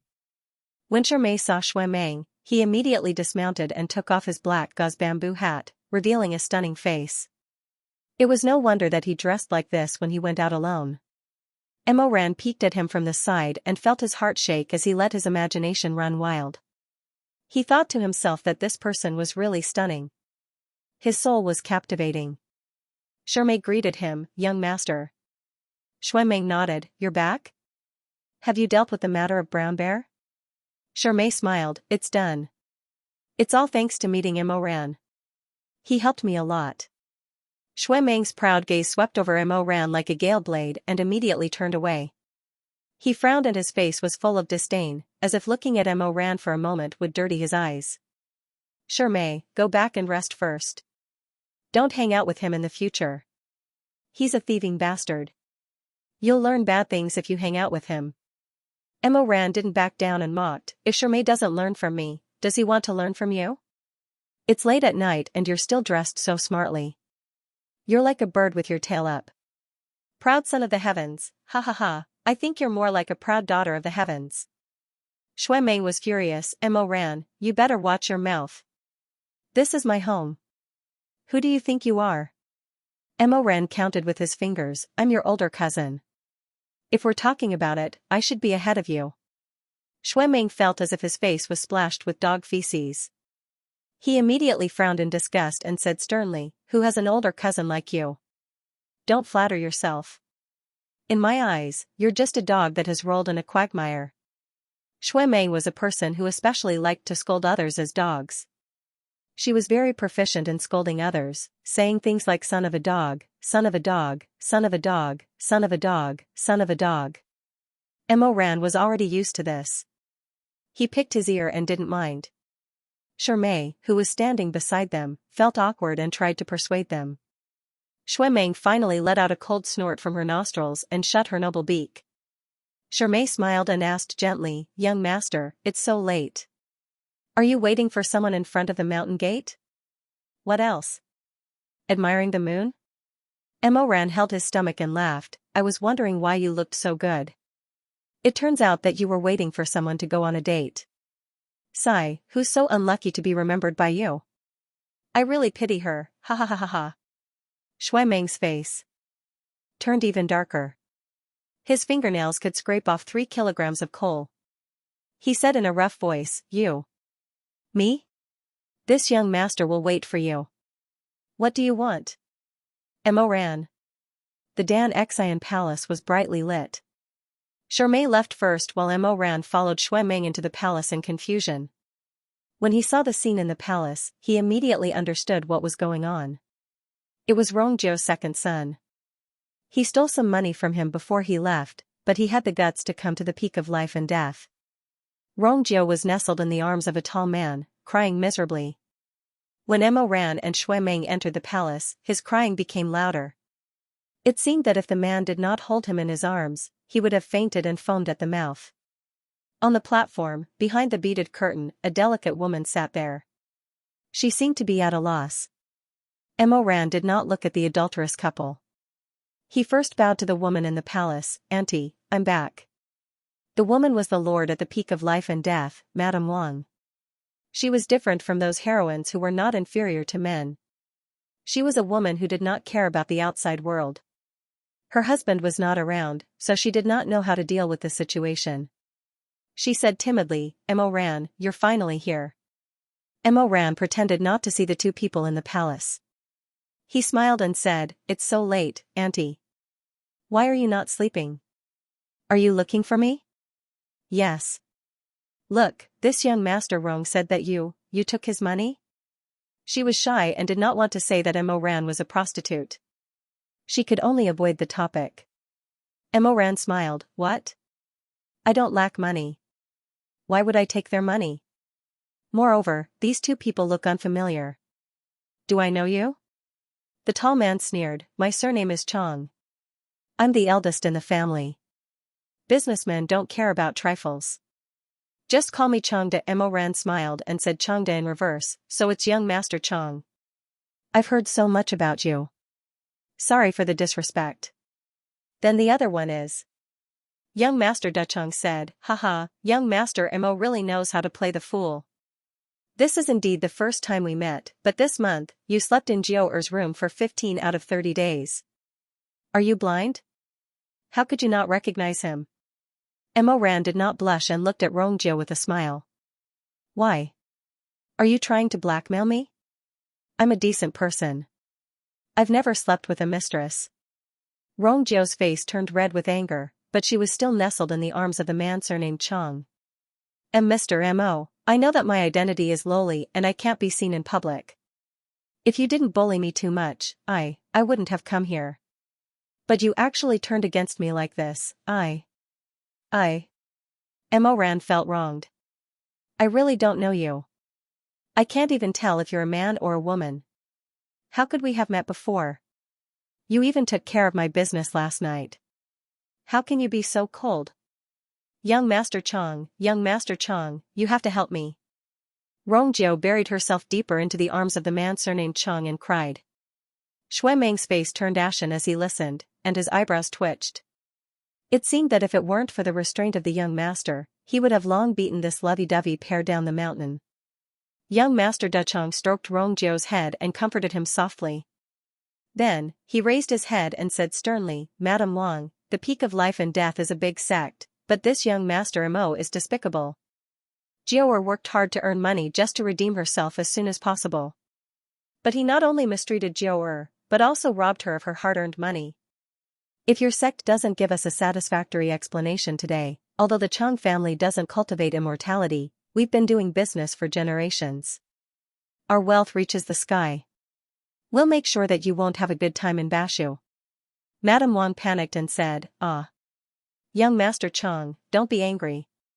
Mo Ran sneered in his heart. The salt merchant Chong family was filthy rich, but this young Master Duchong couldn't even redeem Rongjiu's freedom. His Jiu'er had to earn it herself. Who would believe that there was nothing fishy going on? But he still said with a smile, "So Brother Duchong is the son of a rich merchant from Ezhou. You're really impressive. I've seen it for myself. I'm impressed." Young Master Duchong said proudly, "Humph, at least you know your place. Since that's the case, you'd better be sensible. Don't make trouble for yourself. You took Jiaoer's things, so why don't you return them? Emoran said with a smile, that's strange. Your Jiaoer receives so many customers every day. Why don't you blame others for losing your treasures, but me? You. Young Master Ducheng clenched his teeth and sneered, good, good, good, I knew you'd quibble. Madame Wang, you saw it too. Young Master Imo is unreasonable and won't admit it. I won't talk to him anymore. You're the head of the family, so you'll be the one to make the decision. Madame Wang was an ignorant woman. She was so nervous that she couldn't speak coherently. Imo ran. Meng Shui Meng stood to the side.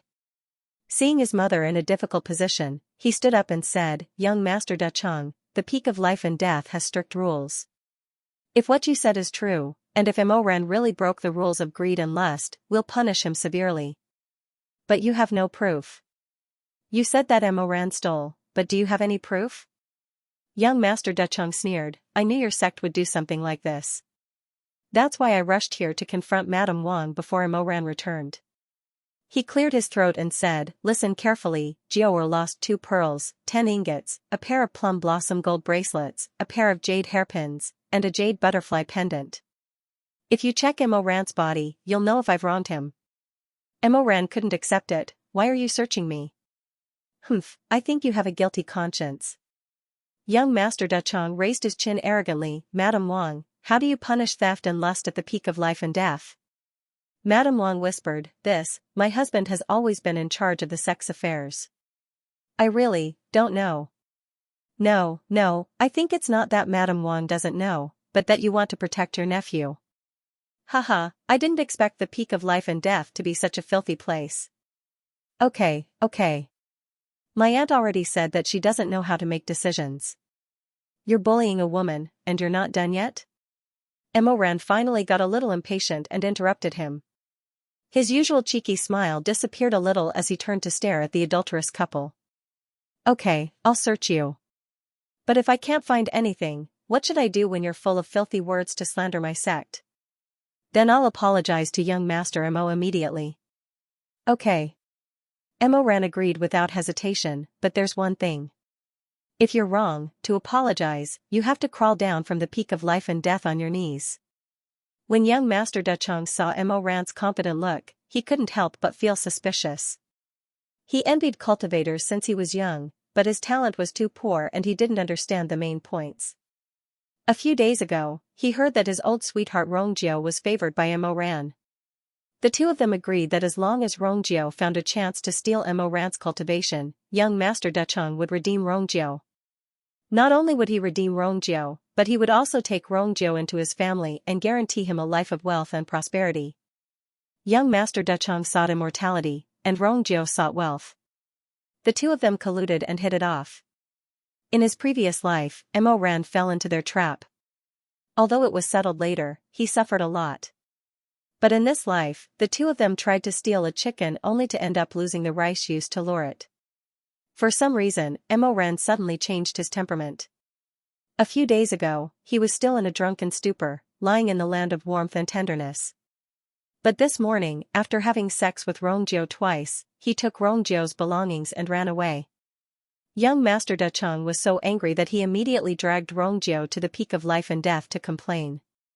This salt merchant's business abacus crackled. He calculated that once he caught Imoran in the act, he would force Madame Wang to disperse Imoran's cultivation. For this reason, he specially carried a jade pendant that could absorb cultivation. He was going to take advantage of it and integrate it into his sea of qi. But seeing Imoran like this, young Master Ducheng looked down and hesitated. Imoran was so slippery. Maybe he had already disposed of the goods and was waiting to trick him. But on second thought, since things had come to this, it would be a pity to give up at this time. Maybe this guy was bluffing. While he was still thinking hard, Imoran began to take off his clothes. He took off his outer robe without hesitation and threw it away casually. Then he smiled and made an inviting gesture. You're welcome. Take your time. After a while, he didn't find anything except for some silver. Young Master Ducheng's face changed. How is it possible? You must be cheating. Mo Ran narrowed his black eyes with some purple. He touched his chin and said, "You've touched my outer robe 10 times, and my whole body 7 or 8 times. I almost took off my clothes for you to see. You still don't give up?" Mo Ran, you. Mo Ran was suddenly enlightened. "Ah, I get it now. Child Da Chang, don't tell me you're drooling over my beauty, so you deliberately put on this show to take advantage of me?" Young Master Da Chang was so angry that he almost fainted. He pointed at Mo Ran's nose and couldn't say a word for a long time. His face was red with anger. Shui Meng on the side couldn't stand it anymore. Although he didn't like Mo Ran was still a person at the peak of life and death. He couldn't tolerate being humiliated by outsiders. Shui Meng stepped forward without hesitation. He raised his hand and broke young Master Da Chang's fingers. He said angrily, "I played with you for half a night, but it turns out that you're just looking for trouble." Young Master Da Chang screamed in pain and held his fingers. You guys. You're in cahoots. No wonder we couldn't find those things on Mo Ran. You must have hidden them for him. You take off your clothes too. I'll search you." Someone dared to order him to take off his clothes? Shui Meng flew into a rage out of humiliation. Shameless. Do you think your dog paws are fit to touch the corner of this young master's clothes? Get out of here. Since their young master had given the order, the waiters in Dan Xian Palace, who had been patient for a long time, immediately swarmed up and threw the 2 mortals, who had no power to fight back, down the mountain. Young Master Da Chang's angry shout came from afar. Mo Ran, you wait. I'll never let you go. Mo Ran stood outside Dan Xian Palace and looked at the distant night sky. He squinted his eyes and sighed. I'm so scared. Shui Meng looked at him coldly. What are you scared of? Mo Ran said with genuine worry, his family sells salt. I'm afraid that I won't have enough salt. Shui Meng was speechless for a moment. He asked again, you really didn't go whoring? Really? You really didn't steal? Really? Shui Meng snorted. I don't believe you. Mo Ran raised his hand and said with a smile, if I lie, I'll be struck by lightning. Shui Meng suddenly raised his hand and grasped Mo Ran's arm tightly. Mo Ran stared at him. What are you doing? Shui Meng snorted and quickly chanted a series of spells. With a series of clanking sounds, several inconspicuous soybean-sized beads slipped out of Mo Ran's sleeve and fell to the ground. Shui Meng filled his palm with wacken and waved it at the beads. The beads shone brightly and became bigger and bigger. In the end, they turned into a pile of jewelry, plum bracelets, emerald earrings, and other glittering gold jewelry. Mo Ran said. We're from the same school. Why do you have to make things difficult for us? Shui Meng's face darkened. Mo Weiyu, you're so shameless. Haha. Shui Meng angrily said, who's laughing at you? Mo Ran sighed and said, then I can't cry. Shui Meng's face darkened. He said, is this how you use the life and death secret technique? Yes, I'm using it.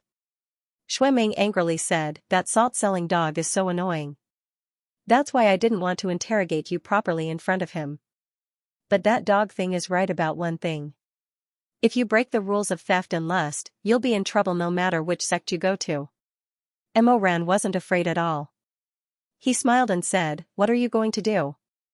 Wait for uncle to come back and complain to him? He wasn't afraid at all. His uncle spoiled him to death.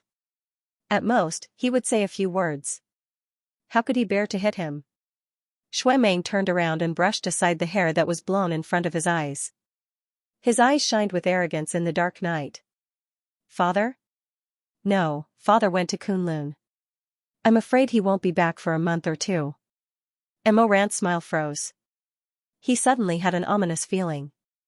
He suddenly thought of someone. But, if he was here, he would be the one to receive young Master Chang at Dan Xian Palace tonight, not Madame Wang who didn't know anything. That person shouldn't be here. Shui Meng saw the flicker in his eyes. His contempt and arrogance became more obvious. Father loves you. But isn't there someone who doesn't love you at the Life and Death Summit?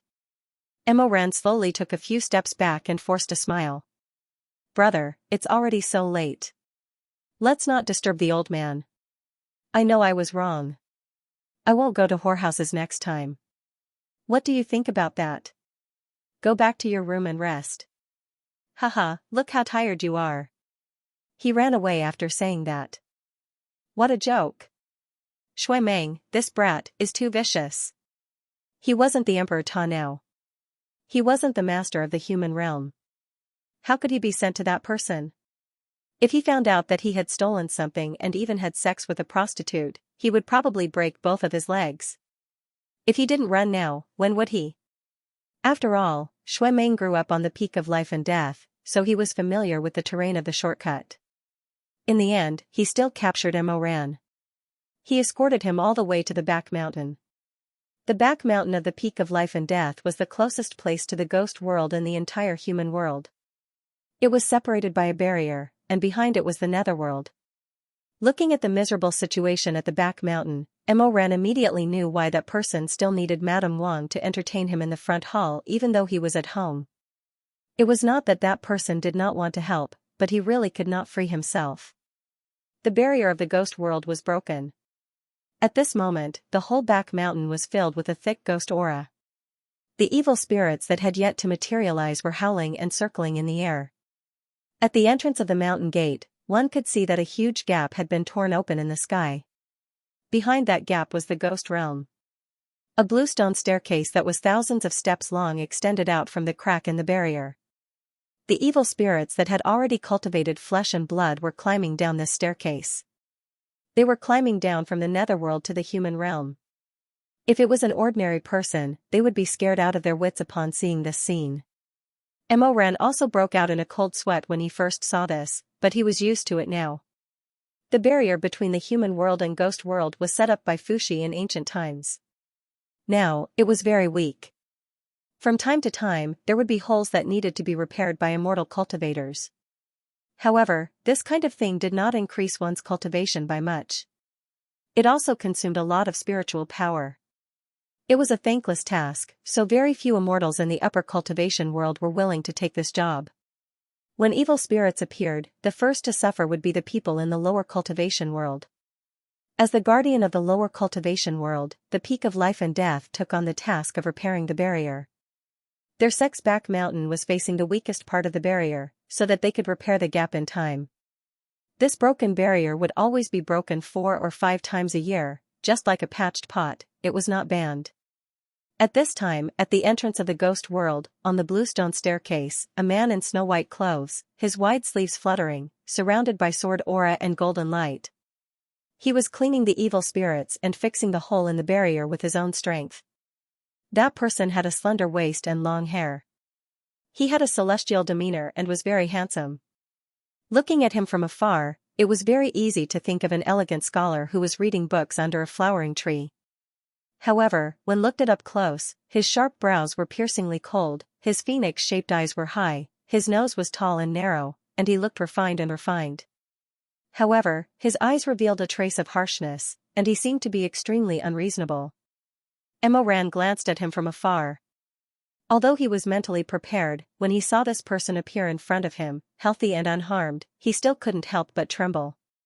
Half of it was fear, and the other half was excitement. His master. Chu Wanning. In his previous life, the last person Shui Meng came to the Magi Mountain Palace and cried to see was this person. It was this man who had ruined Mo Ran's grand plans, ruined Mo Ran's ambitions, and was finally imprisoned and tortured to death by Mo Ran. Logically speaking, defeating his opponent and taking revenge, Mo Ran should be happy.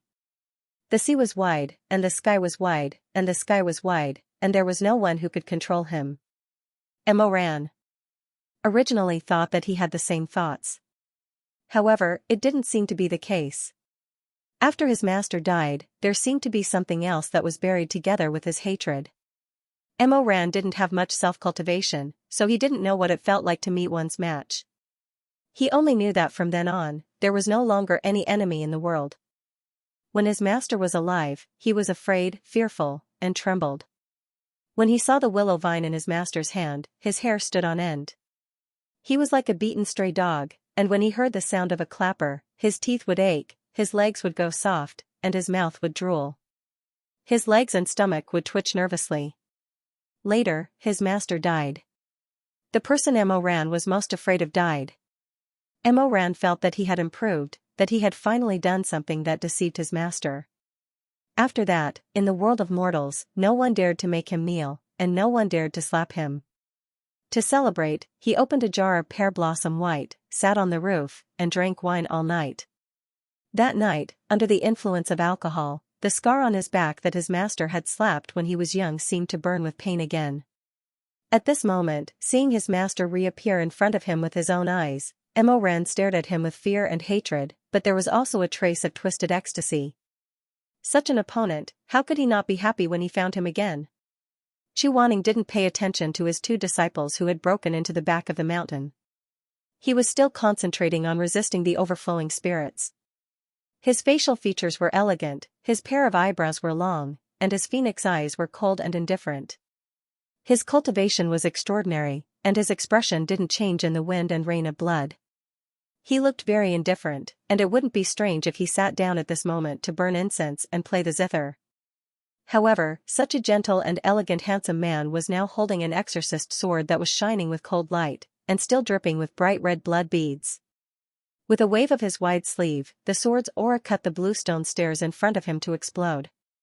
Broken stones and broken bricks rolled down, all the way from the mountain gate to the bottom of the mountain. The thousands of stairs were split open in an instant, creating a bottomless chasm. It was too fierce. How many years had it been since he had seen his master's strength? This kind of familiar domineering strength made Mo Ran's legs go weak. He couldn't stand firmly, and with a plop, he knelt on the ground. It didn't take long for Chu Wanning to exterminate all the ghosts and monsters, and to fix the holes in the world of spirits and souls. After doing all this, he floated down from midair and arrived in front of Mo Ran and Shui Meng. He first glanced at Mo Ran, who was kneeling on the ground, and then raised his eyes to look at Shui Meng. His phoenix eyes were cold. Got into trouble? Mo Ran was convinced. Shizun had the ability to immediately make the most accurate judgment of a situation. Shizun, Shui Meng said, Mo Ran went down the mountain and committed 2 crimes, theft and sexual assault. Shizun, please punish him. Chu Wanning was silent for a while with an expressionless face. Then, he said coldly, got it. Mo Ran. Shui Meng. Both of them were dumbfounded. What happened next? There was no then? However, just as Mo Ran secretly felt lucky and raised his head to look at Chu Wanning, he suddenly caught a glimpse of a sharp golden light. It suddenly cut through the air, and with a whoosh, it directly hit Mo Ran's face. Blood splattered everywhere. The speed of that golden light was too shocking. Mo Ran didn't even have time to close his eyes, let alone dodge. The skin on his face was cut open, and there was a burning pain. Chu Wanning stood with his hands behind his back, coldly standing in the cold night wind. The air was still filled with the foul smell of evil spirits, and now mixed with the smell of human blood, making the forbidden area in the back of the mountain seem even more gloomy and terrifying. The thing that hit Mo Ran was a bunch of willow vines that appeared in Chu Wanning's hand at some point in time. The vine was long and narrow, with green leaves growing on it, and it hung down to the side of his boots. It was obviously such an elegant thing, and should have made people think of poems like Slender twists the willow, holding this to send to my lover. Unfortunately, Chu Wanning was not slender, and he didn't have a lover.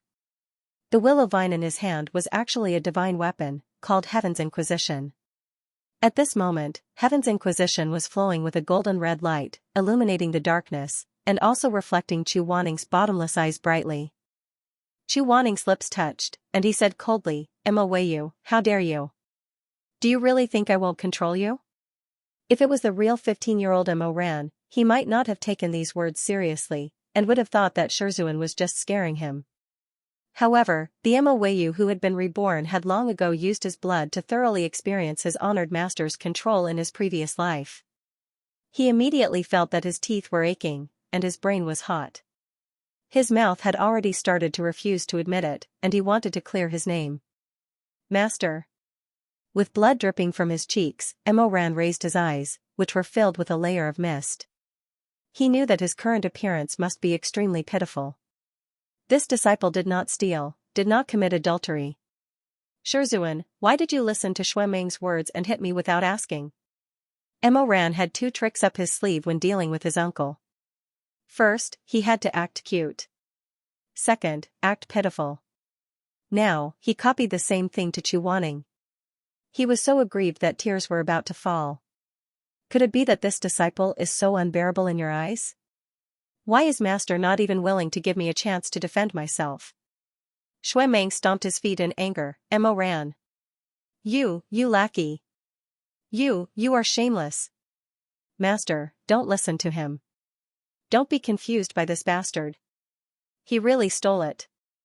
The stolen goods are still here.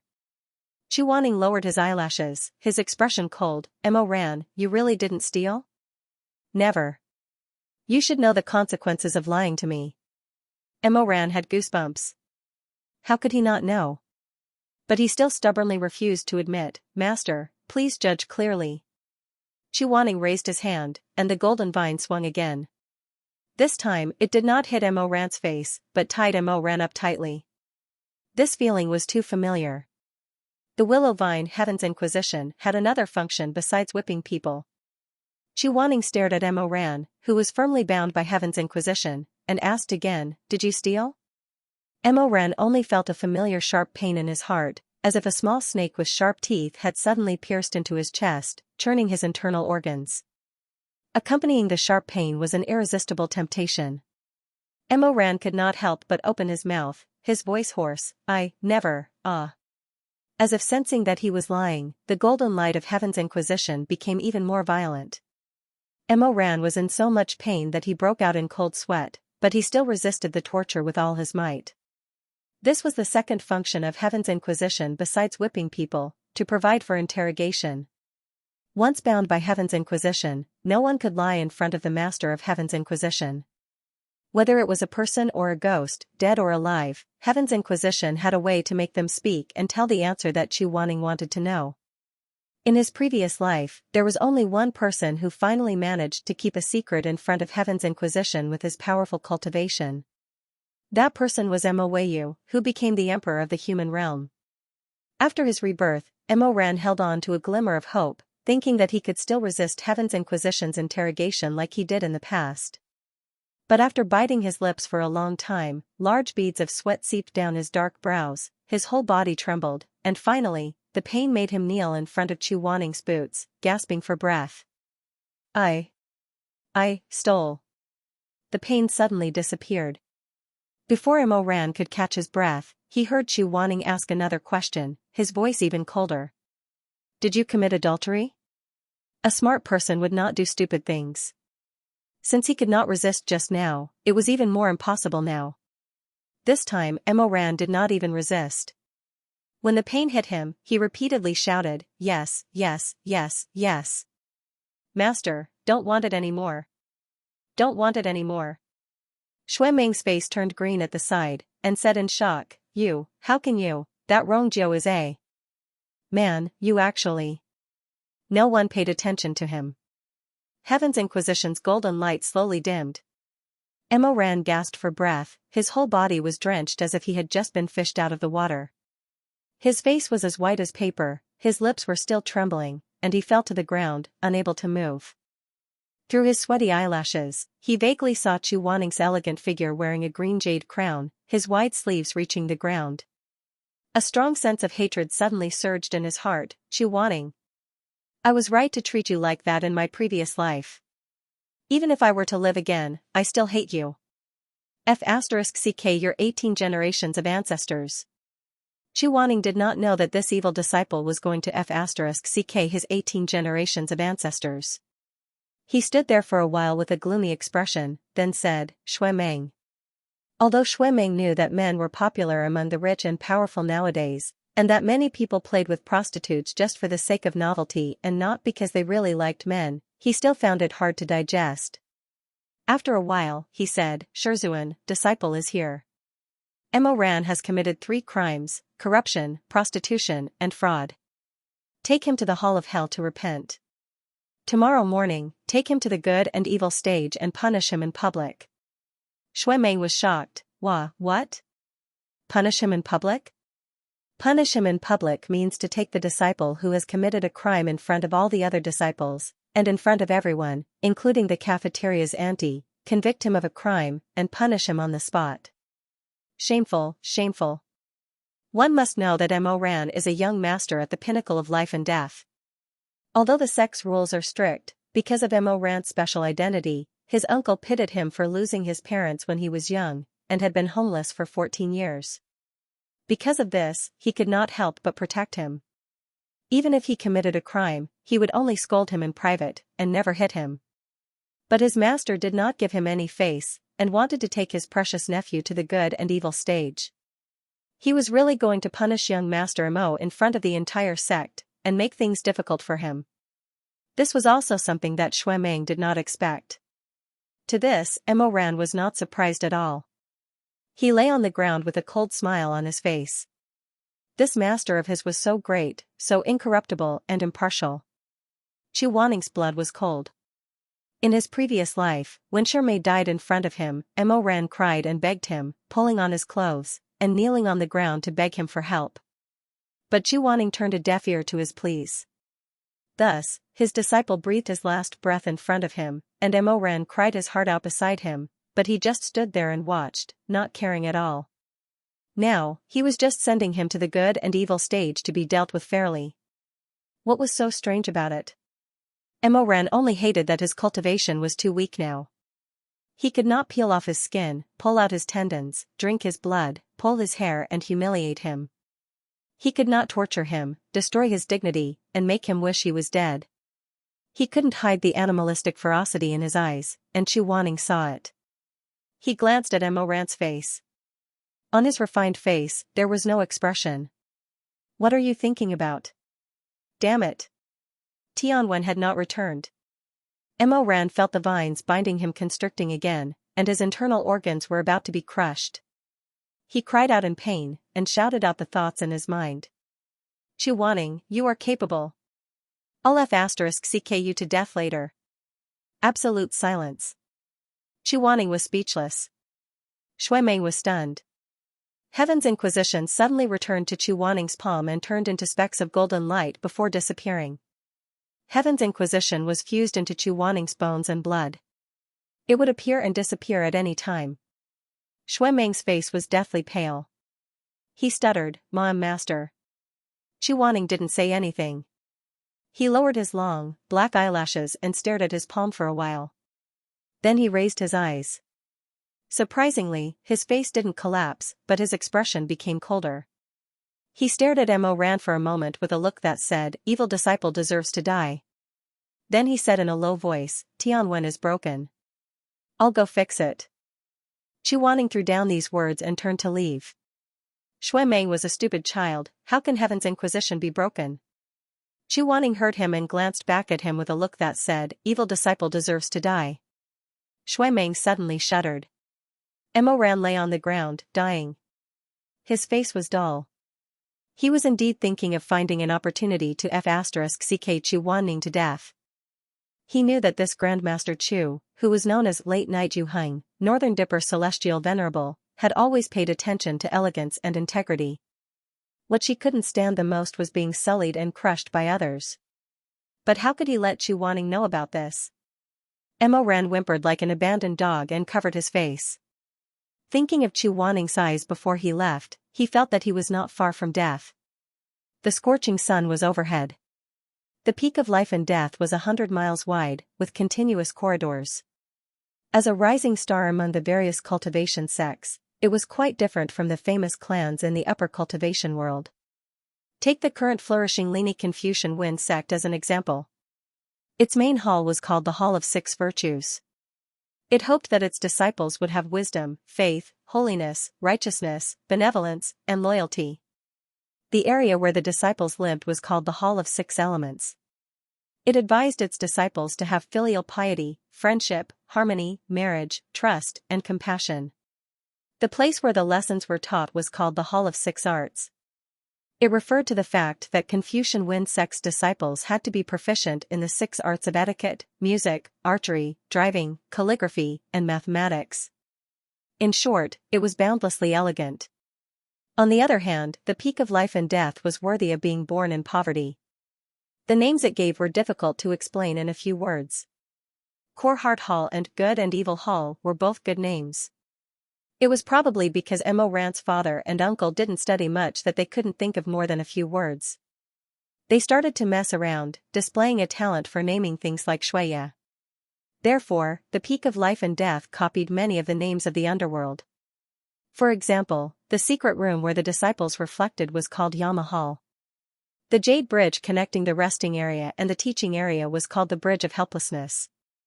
The dining hall was called the Mangpa Lobby, the martial arts field was called the Mountain of Blades and Sea of Flames, the forbidden area behind the mountain was called the Room of Dead Ghosts, and so on. These were still considered good names. The more remote places were simply called This is Mountain, This is Water, and This is Pit. There were also the famous and Wa cliffs. Naturally, the sleeping halls of the elders couldn't escape this mold. Each of them had their own nickname. Chuaning was naturally no exception. He was a person who liked peace and quiet and didn't want to live with others. His residence was on the south peak of life and death, hidden in a sea of green bamboo. There was a pond in front of the courtyard. In the pond, red lotuses covered the sun. Because of the abundant spiritual power, the lotuses in the pond bloomed all year round, dazzling like red clouds. The disciples secretly called this place with beautiful scenery, Red Lotus Hell. Thinking of this, Mo Ran couldn't help but laugh. Who asked Chu wanting to have a feminine face all day long? When the disciples saw him, it was as if they had seen an azure ghost. If the place where the ghost stayed was not called hell, then what was it called? Shui Meng interrupted his reverie. How can you still laugh? Hurry up and finish your breakfast. After that, follow me to the good and evil platform. Master will punish you in front of everyone today. Mo Ran sighed and touched the whip mark on his face. Ouch, it hurts. Serves you right. Sigh, I wonder if Heaven's Inquisition has fixed it.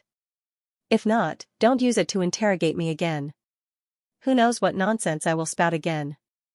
Facing Mo Ran's sincere worry, Shui Meng's face turned red. He said angrily, if you dare to say anything indecent to Master in front of everyone, see if I don't pull out your tongue. Mo Ran covered his face and waved his hand. He said faintly, you don't need to pull it out, you don't need to pull it out. If Master uses the willow vine to tie me up again, I will kill myself on the spot to prove my innocence. When the time came, Mo Ran was brought to the good and evil platform according to the rules. He looked around and saw a sea of deep blue people below. The disciples of the Life and Death Summit all wore the sex robes.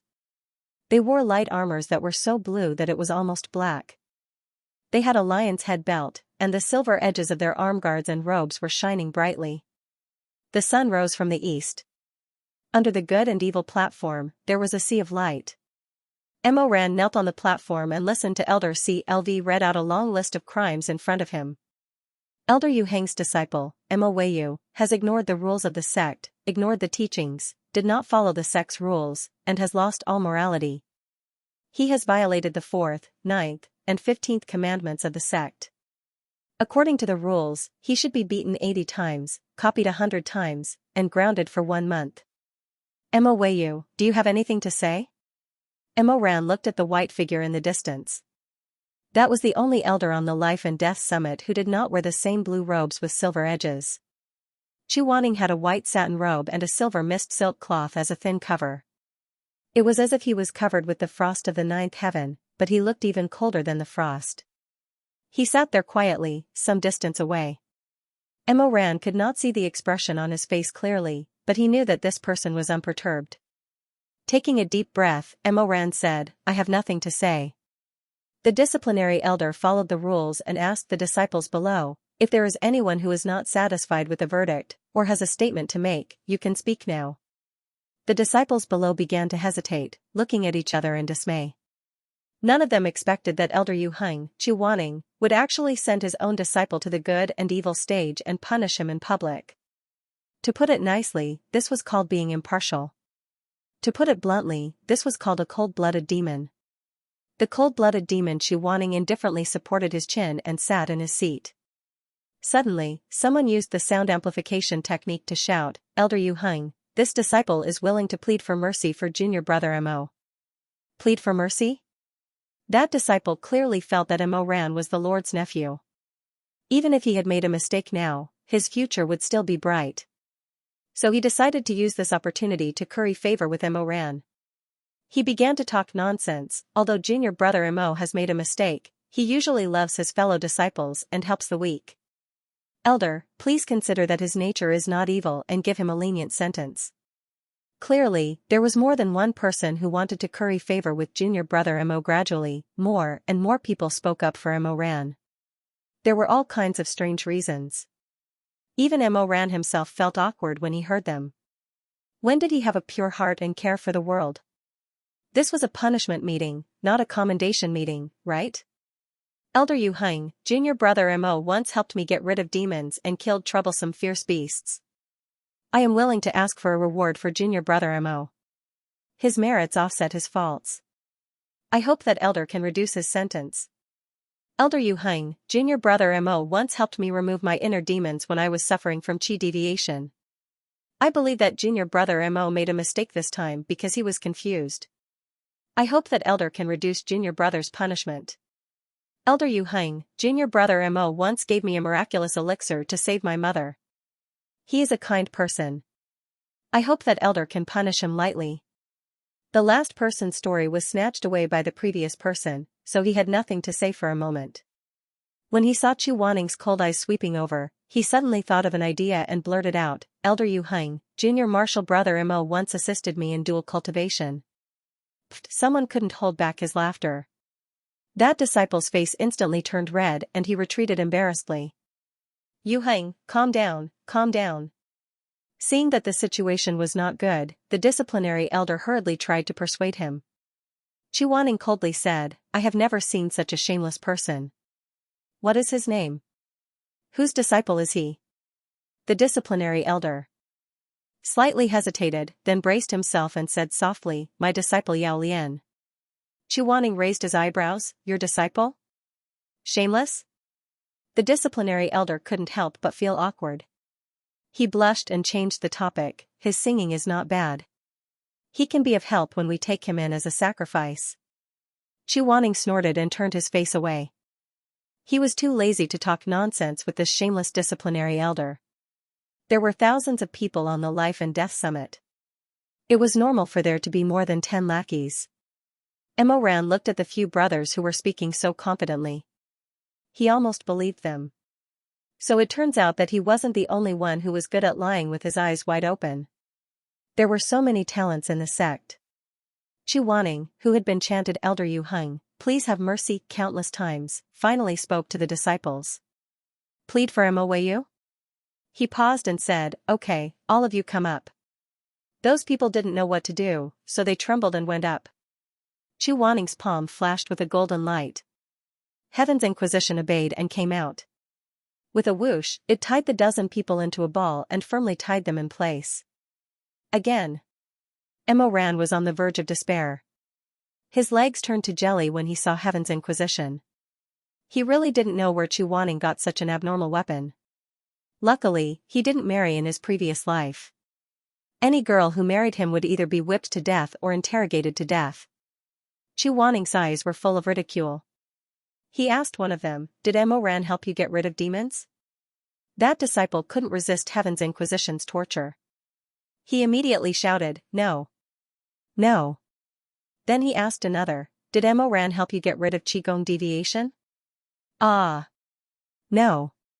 No. Mo Ran gave you elixirs? Ah. Help. No, no, no. I made it up. I made it up. Chu Wanning loosened the ropes, but then he waved his hand fiercely. Sparks flew everywhere.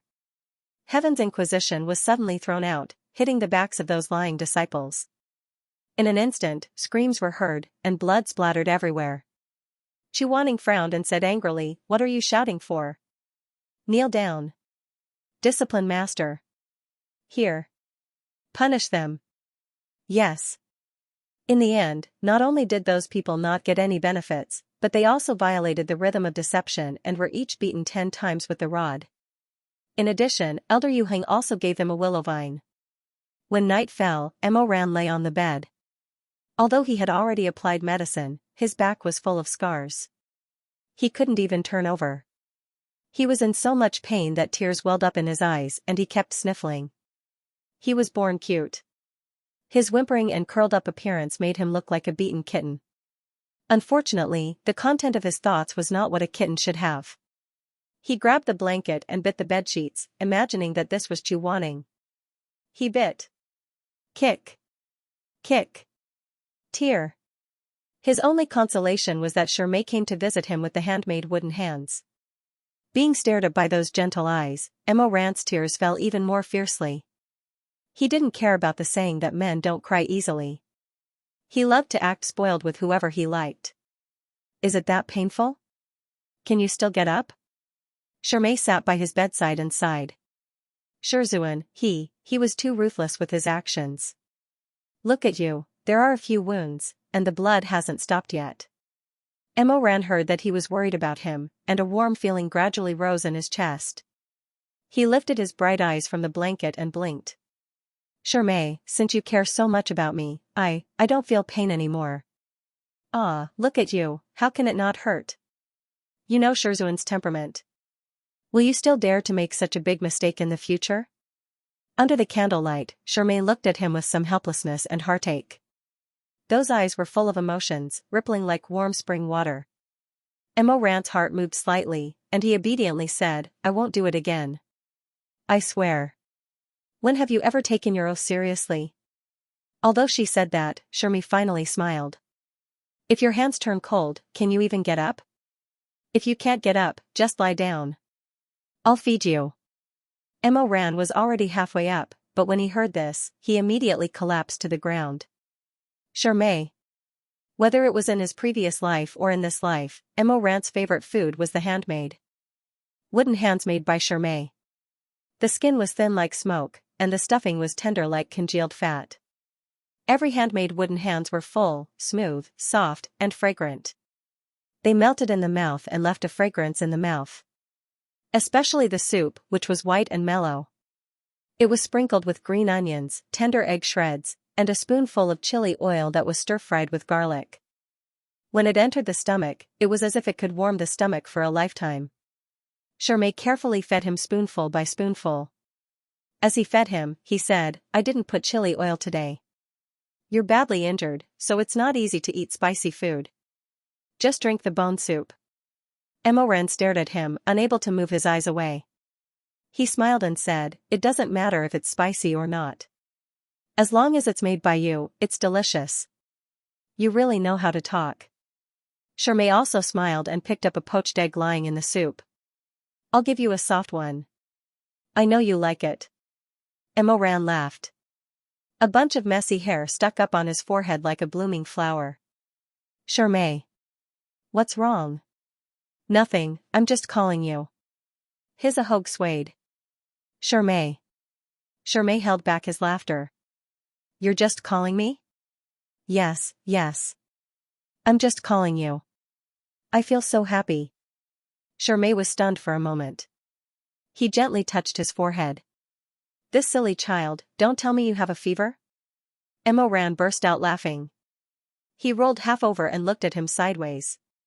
His eyes were bright, as if they were full of stars. If I could eat Shirmei's wontons every day, that would be great. This was not a lie. After Shirmei's death, Emoran had always wanted to taste his wontons again. However, that kind of taste could never come back. At that time, Chuaning had not completely broken off with him. He did not know if it was because of guilt, but when he saw Emoran kneeling in front of Shirmei's coffin in a daze, Chuaning quietly went to the kitchen, kneaded the dough, and carefully wrapped a few wontons. But before he finished wrapping the wontons, Emoran saw it. Emoran, who had lost his love, could not bear it. He only felt that Chuaning's behavior was mocking him. It was a clumsy imitation. It was deliberately hurting him. Shirmei was dead. Chuaning could have saved him, but he refused to help. After that, he even wanted to wrap Shirmei's wontons for him to eat. Did he think that this would make him happy? He rushed into the kitchen and knocked over all the utensils. The snow-white wontons rolled all over the floor. He roared at Chu Wanning. Who do you think you are? Do you think you deserve to eat his things? Do you think you deserve to cook his dishes? Shermay is dead. Are you satisfied? Will you only be satisfied after you drive all of your disciples to their deaths and drive them insane? Chu Wanning. There is no one else in this world who can make that bowl of wontons. No matter how much you try to imitate him, you won't be able to do it. Today, he ate this bowl happily and emotionally. He slowly ate to the end. Although he was still smiling, his eyes were somewhat moist. Fortunately, the candlelight was dim, so Shermay could not see his subtle expression. Emoran said, Shermay. Yes? Thank you. Shermay was stunned. Then, he gently smiled. Isn't it just a bowl of wontons? You don't have to be so polite with me. If you like it, I'll make it for you often in the future. Emoran wanted to say, I'm not just thanking you for the bowl of wontons. I want to thank you. Whether it was in the previous life or in this life, only you really looked up to me. You didn't mind my background, nor did you mind my unscrupulous 14 years of climbing up the ladder.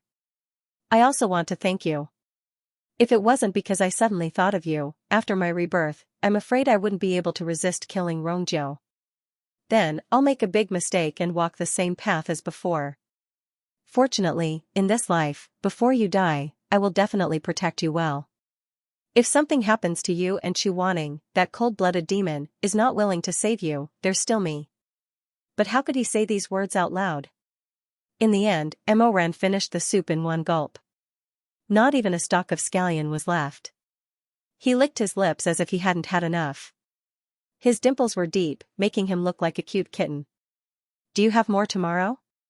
Shermay did not know whether to laugh or cry. Don't you want to change to something else? Aren't you tired of it? I'm not tired of eating it every day. I'm just afraid you'll find me annoying. Shermay shook his head and laughed. I don't know if there's enough flour.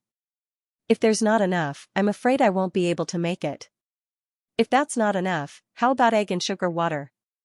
It's your favorite. Okay. As long as it's yours, anything is fine. Emoran was overjoyed.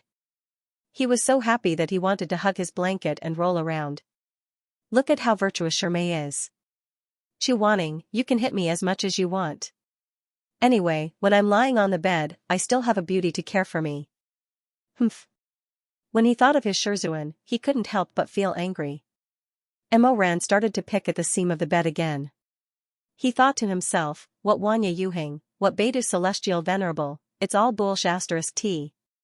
Chu Wanning, let's wait and see in this life. Emoran lay on the bed like a dead fish for 3 days. His wounds had just healed when he received a message telling him to go to the Red Lotus Pavilion to work as a laborer. This was also part of his punishment. During Emoran's confinement, he was not allowed to leave the mountain, but he could not be idle either. He had to help the sect with odd jobs and do some hard work.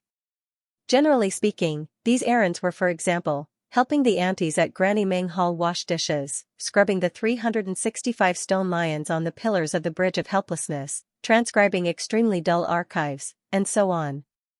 But what kind of place was the Red Lotus Pavilion? It was the residence of that grandson Chu Wanning. People called it the Red Lotus Hell's Azure Field. Not many people had been to the peak of life and death, and those who had come out either had their arms or legs broken. Therefore, other than the Red Lotus Hell, Chu Wanning's residence also had a more down-to-earth nickname, Broken Leg Waterside Pavilion. There was a joke in the sect, the Waterside Pavilion hides a beauty, and the beauty summons Tianwen. Enter my broken leg sect, and you will know the pain of my broken legs. Elder Yuheng is the best choice to help you destroy your own meridians. There was once a female disciple who was not afraid of death and was bold enough to drool over Elder Yuheng's beauty. Taking advantage of the dark night, she secretly snuck to the south peak and clung to the eaves, intending to peep at the elder bathing and changing clothes. The result was obvious. That female warrior was beaten half to death by Tianwen. She cried for her father and mother and laid on the bed for over 100 days without getting up. Chu Wanning even said that if she dared to do it again, he would gouge out her eyes. See? What ungentlemanly words. What an unromantic behavior. What a hair-raising man. In the sect, there were originally some naive girls who thought that Elder Yu Heng would have protective feelings for the fairer sex. They always laughed and joked in front of him, vainly trying to attract the elder's attention. But after the elder killed that female rogue, no one dared to have any ideas about him. Elder Chu Wanning was a man and a woman. He was not a gentleman at all. Other than his good looks, he was not good at anything else. This was the evaluation of Chu Wanning by the disciples of the sect. The junior brother who came to deliver the message looked at Mo Ran sympathetically. He tried to restrain himself, but in the end, he couldn't.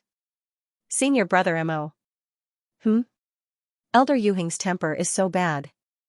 None of the people who went to the Red Lotus Waterside Pavilion could come out standing. Why don't you say that your wound hasn't healed yet and beg Elder Yu Heng to let you go wash dishes? Mo Ran was very grateful for his junior brother's kindness and rejected him.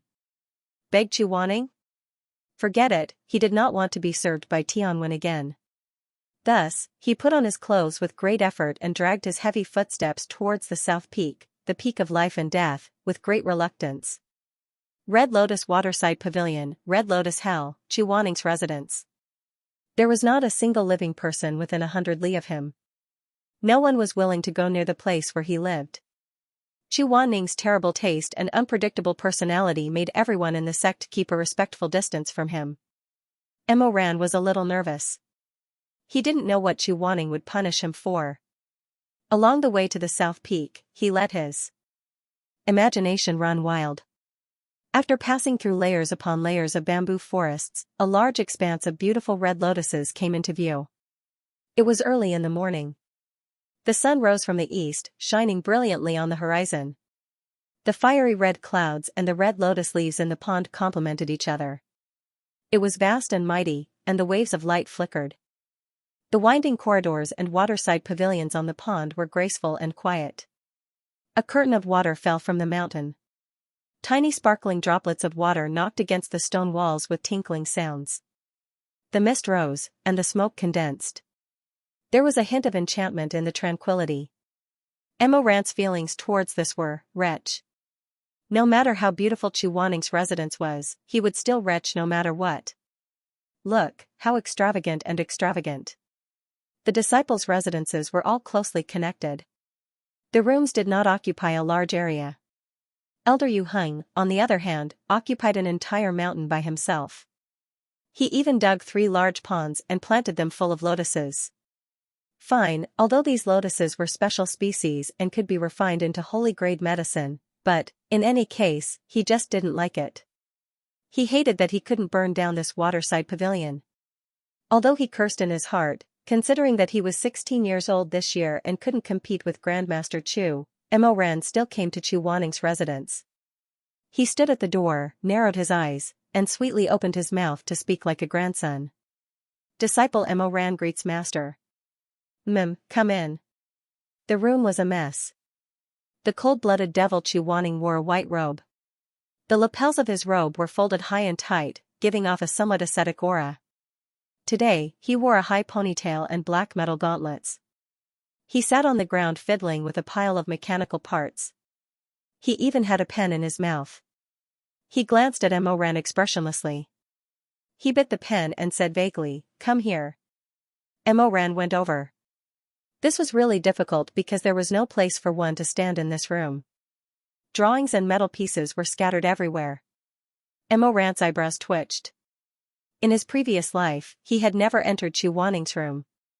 He didn't know that this well-dressed handsome man's residence was actually so messy. It was hard to explain in a few words. What is master doing? God of night. What? Chu Wanning was a little impatient. Perhaps it was because it was inconvenient to speak because of the pen in his mouth. God of night. Mo Ran silently looked at the messy pile of parts on the ground. This master of his was known as Grandmaster Chu, and it was not an undeserved reputation. In all fairness, Chu Wanning was an extremely valiant man. Whether it was his 3 divine weapons, his spirit formation technique, or his mechanism creation technique, they were all worthy of the 4 words peak of perfection. This was also the reason why, even though his temper was so bad and he was so hard to please, all the major immortal cultivation sects still fought over him. Mo Ran, who had been reborn, was very clear about the god of night. It was a type of mech that Chu Wanning made. It was cheap and its battle power was strong. It could protect ordinary people in the cultivation world at night and not be disturbed by ordinary ghosts. In his previous life, the well-made god of night was an essential mech for almost every family. The price of one was equivalent to a broom, and its effect was much better than that of a grinning door god. After Chu Wanning died, these god of night continued to protect those poor families who couldn't afford a Taoist priest. This compassion for the state of the universe and the fate of mankind, coupled with Chu Wanning's heartlessness towards his disciples. It really made Mo Ran despise him. Mo Ran sat down and looked at the god of night that was still just a pile of parts. Memories of the past slowly slipped from the bottom of his heart. He couldn't help but pick up a finger joint of the god of night and hold it in his hand to examine it carefully. Chu Wanning finally had his hands free after buckling up the parts. He took down the pen in his mouth and glared at Mo Ran. That was just covered in tung oil, you can't touch it. Oh. Mo Ran put down the finger joint and adjusted his mood. He still had a harmless and cute appearance. He asked with a smile. Did Shizun call me over to ask me for help? Chu Wanning said, yes. Do what? Tidy up the house. Mo Ran's smile froze. He looked at the quake-like room. Chu Wanning was a genius in immortal arts, but he was also an idiot in life. After cleaning up the fifth broken teacup, Mo Ran couldn't take it anymore. Shizun, how long has it been since you cleaned up this room? Oh my god, it's so messy. Chu Wanning was looking at the blueprints. He didn't even raise his head. About a year. Mo Ran. Where do you usually sleep? What? There might be a problem with the blueprint. Chu Wanning was disturbed, so he was even more impatient than usual. He rubbed his hair and angrily replied, of course it's to sleep on the bed. Mo Ran glanced at the bed. On top of it were piles of various mechas that were almost completed. There were also a series of tools like saws, axes, files, and so on. All of them gleamed coldly and were incomparably sharp. Amazing. Why didn't this person cut off his own head when he slept? After working for half a day, the floor was filled with wood shavings and dust, and the white towels on the bookcase were blackened by more than 10. By noon, he was only halfway done. Fuck Chu Wanning. This person was even more poisonous than a poisonous woman. Tidying up the room didn't seem like a serious punishment, and it didn't sound like hard labor. But who knew that it was such a damned place that hadn't been cleaned for 365 days? Not to mention that he was full of scars. Even if he was healthy now, this kind of torment would be half dead. Shizun. Yes? Your pile of clothes. It had been piled up for about 3 months. Chu Wanning finally fixed one of God of Night's arms. He rubbed his sore shoulder, looked up at the clothes piled up like a mountain, and said coldly, I'll wash it myself. Mo Ran sighed in relief and thanked the heavens. Then he was a little curious. Eh? Master knows how to wash clothes? Chu Wanning glanced at him. After a while, he said coldly, what's so difficult about that? Throw them into the water, soak them for a while, then scoop them up and dry them. She really didn't know how those young ladies who yearned for Grandmaster Chu would feel after hearing this sentence. Mo Ran deeply felt that this impressive-looking but useless man was really disgusting. If he were to speak of this, it would shatter a lot of romantic feelings. It's getting late. Come with me to the dining hall. We'll deal with the rest when we get back. People were coming and going in the Mangpa lobby. The disciples of the Peak of Life and Death were eating in groups of 3 to 5. Chu Wanning took a lacquered wooden tray with a few dishes and silently sat in a corner. With him as the center, a 20-foot radius around him gradually became empty.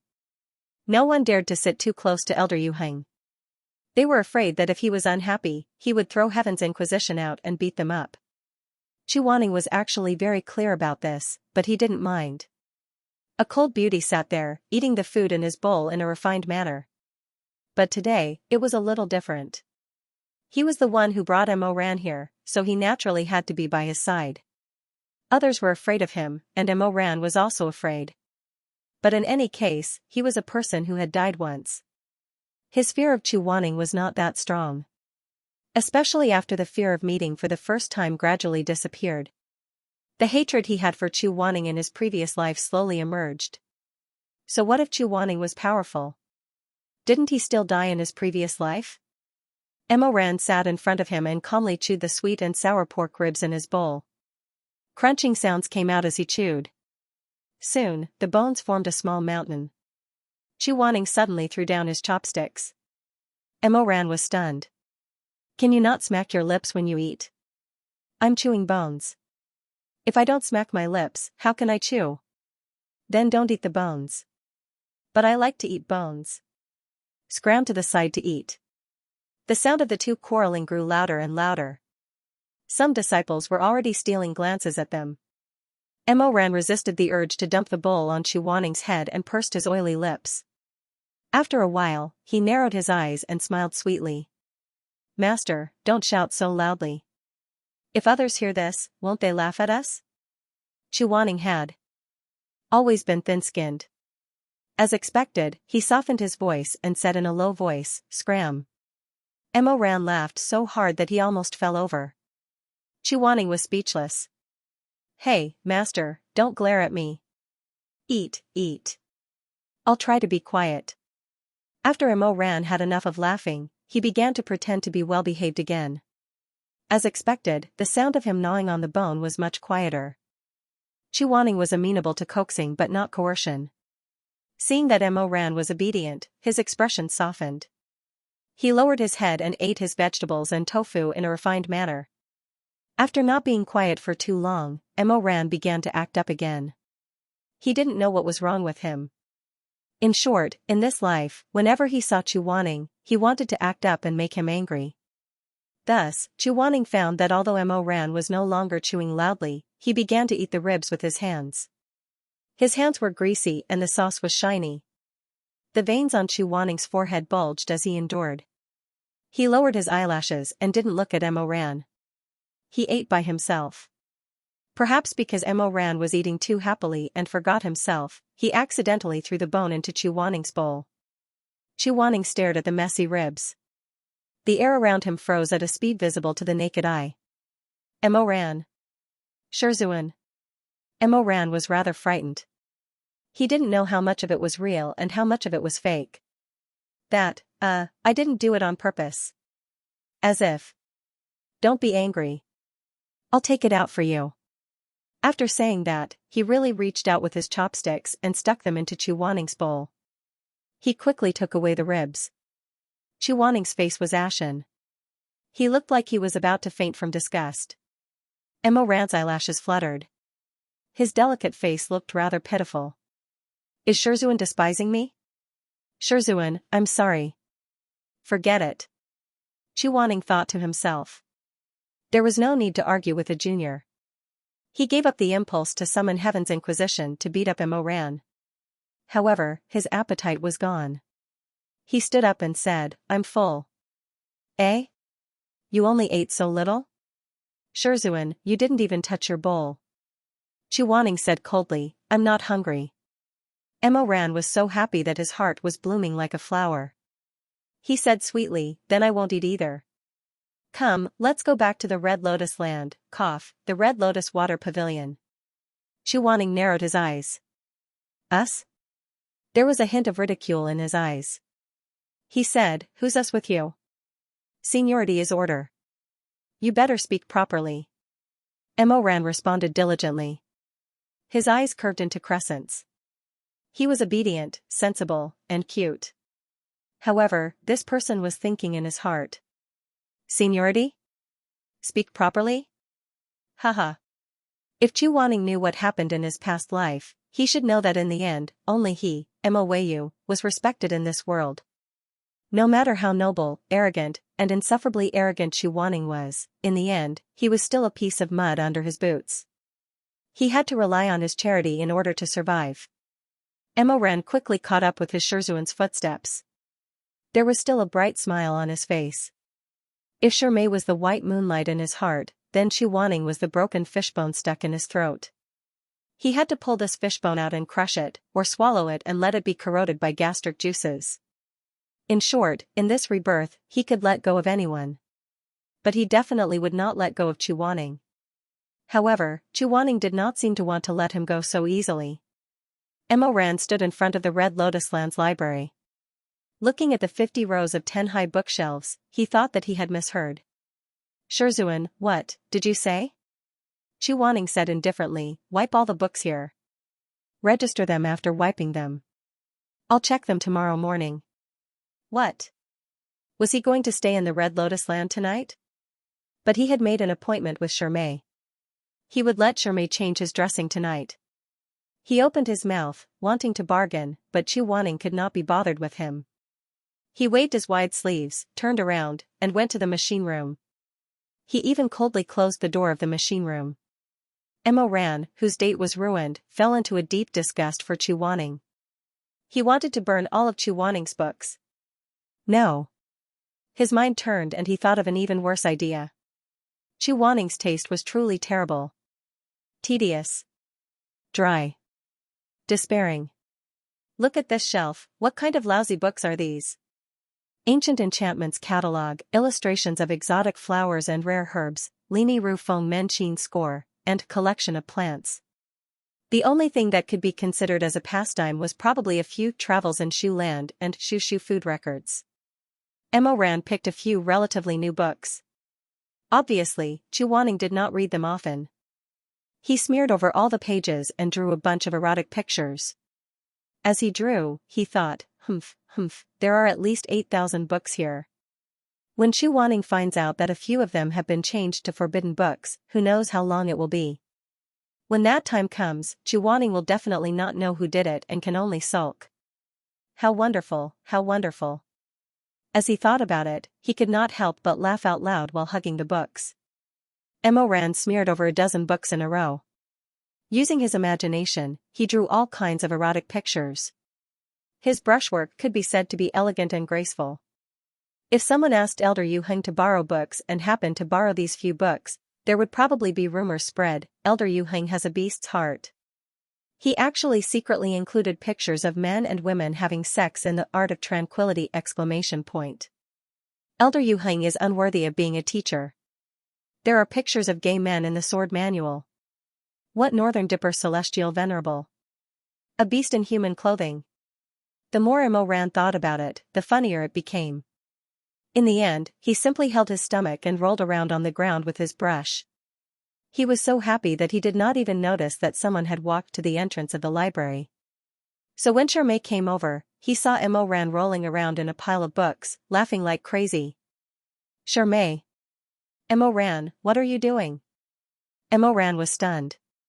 He immediately sat up and hurriedly covered up the erotic pictures. He put on a pretentious face and said, wipe the floor. Shermay held back his laughter. Wipe the floor with your clothes? Cough, I didn't find a rag. Let's not talk about this anymore. Shermay, why are you here so late at night? I went to your room to look for you, but I couldn't find you. I asked someone else and found out that you were with Master. Shermay entered the library and helped Emo Ran put away the books that were piled all over the floor. He smiled gently and said, I have nothing to do, so I came to see you. Emo Ran was very happy and flattered. He pursed his lips. He had always been a smooth talker, but he was at a loss for words. Then you sit. After running around excitedly for a while, Emo Ran said nervously, I'll go get you some tea. No need, I came here quietly. If Master finds out, it'll be troublesome. Emo Ran scratched his head.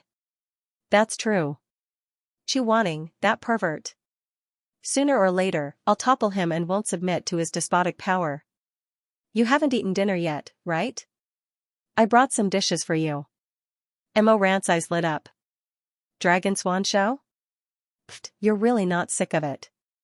I didn't bring my Dragon Swan show.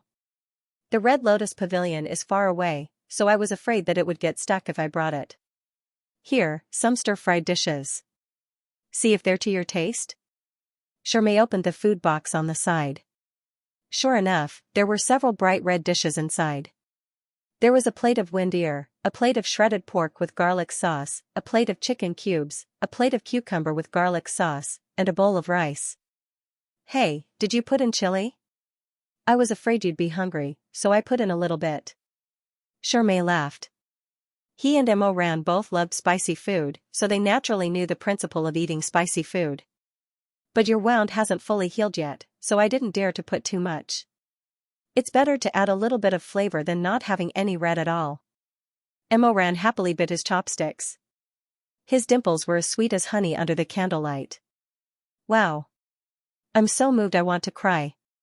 Shirmei held back his laughter. By the time you're done crying, the food will be cold. Eat before you cry. Mo Ran cheered and swung his chopsticks quickly. When he ate, he was like a starving dog. Chuaning couldn't get used to seeing him eat like a ghost, but Shirmei didn't mind. Shirmei was always gentle. He smiled and told him to eat slowly while passing him a cup of tea. Soon, the plate was empty. Mo Ran rubbed his stomach and sighed. He closed his eyes and sighed. Satisfied. Shirmei seemed to ask casually, is the Dragon Swan show better, or these dishes? Mo Ran was very infatuated with food, just like how he was with his first love. He tilted his head and looked at Shirmei with his black and soft eyes. He grinned. Dragon Swan show. Shirmei smiled and shook his head. After a while, he said, Mo Ran, let me help you change the dressing. The ointment was made by Madame Wang. In her early years, Madame Wang was a disciple of the Lone Moon's Knight of the Medicine sect. She was weak in martial arts and didn't like fighting and killing, but she liked to study medicine. There was a medicinal garden at the peak of life and death. She personally planted many precious plants there, so there was never a lack of medicine in the sect. Mo Ran took off his shirt and turned his back to Shirmei. The scar on his back was still aching, but Shirmei dipped his warm fingers in the ointment and rubbed it away. Gradually, he forgot about the pain and became restless. Okay. Shirmei wrapped a new bandage around Mo Ran's back and carefully tied a knot. Put on your clothes. Mo Ran turned his head and looked at Shirmei. Under the dim candlelight, Shirmei's skin was white as snow. He looked even more charming. His mouth was dry and he really didn't want to put on his clothes. After hesitating for a while, he lowered his head and quickly put on his coat. Shirmei. In such a secluded study, the atmosphere between a single man and a single man was very good. Mo Ran originally wanted to say something touching, but he was an illiterate person who could even change his era name to Halberd Bow after holding back for a long time. His face was red from holding back, but he only managed to squeeze out 2 words. You're so nice. What's wrong with that? It's what I should do. I'll be especially nice to you. Mo Ran's tone was very calm, but his sweaty palms betrayed his surging heart. When I'm strong enough, no one can bully you. Not even Shizun. Shirmei didn't know why he suddenly said this. He was stunned for a moment, but still said gently, okay. Then in the future, I'll have to rely on Mo Ran. Yes, yes. Mo Ran hesitantly agreed, but Shirmei's flirtatious gaze made him even more anxious. He didn't dare to look at him again and lowered his head. He had always been very careful with this person, even stubbornly stubborn. Shizun wants you to wipe so many books. And make them overnight? Mo Ran still wanted to save face in front of his sweetheart. It's okay. If I hurry, there's still time. Shirmei said, let me help you. How can that be? If Shizun finds out, he'll definitely punish you as well. Mo Ran was very firm. It's getting late. You should go back and rest. There's still morning cultivation tomorrow. Shirmei pulled his hand and laughed softly. It's okay. He won't find out. We'll quietly. Before he finished speaking, he heard a cold voice. Quietly what? Chuaning had come out of the mechanism room at some point. His face was cold, and his red phoenix eyes were like snow. He was dressed in white and cold. He stood at the entrance of the library and looked at them expressionlessly. His gaze paused on their hands for a moment, then moved away. Shirming Jing, Mo Weiyu, how dare you? Shirmei's face was as white as snow. He suddenly let go of Mo Ran's hand and whispered, Shizun. Mo Ran also had a bad feeling. He lowered his head. Shizun. Chuaning walked in. He ignored Mo Ran and looked down at Shermay, who was kneeling on the ground. He said lightly, "The Red Lotus Pavilion is covered with barriers. Did you think that I wouldn't know if you entered unannounced?" Shermay cowed out in fear. This disciple knows his mistake. Mo Ran was anxious. "Shizun, Shermay only came to change my medicine. He'll leave immediately. Please don't blame him." Shermay was also anxious. "Shizun, this has nothing to do with junior brother Mo. It's this disciple's fault. This disciple is willing to accept punishment."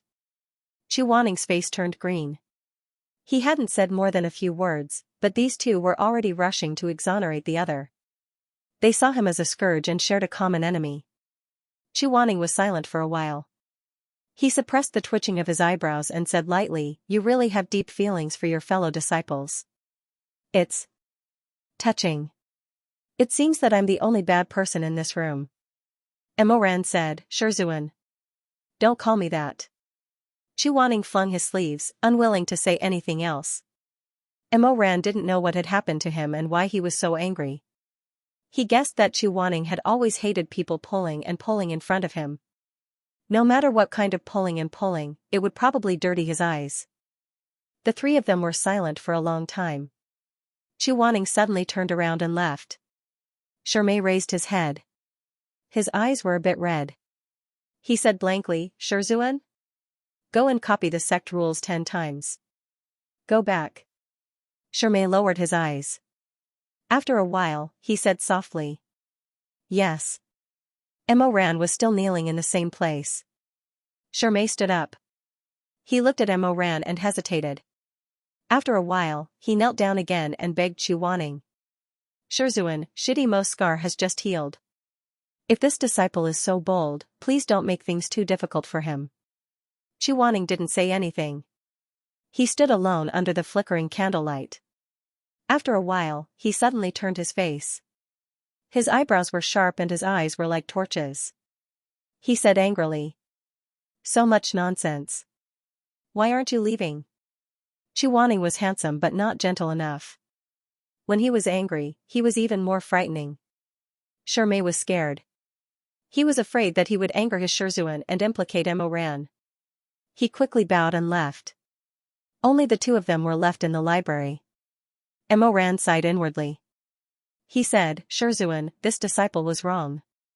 This disciple will continue to write the records." Chu Wanning didn't turn his head. He said, "If you're tired, you can go back."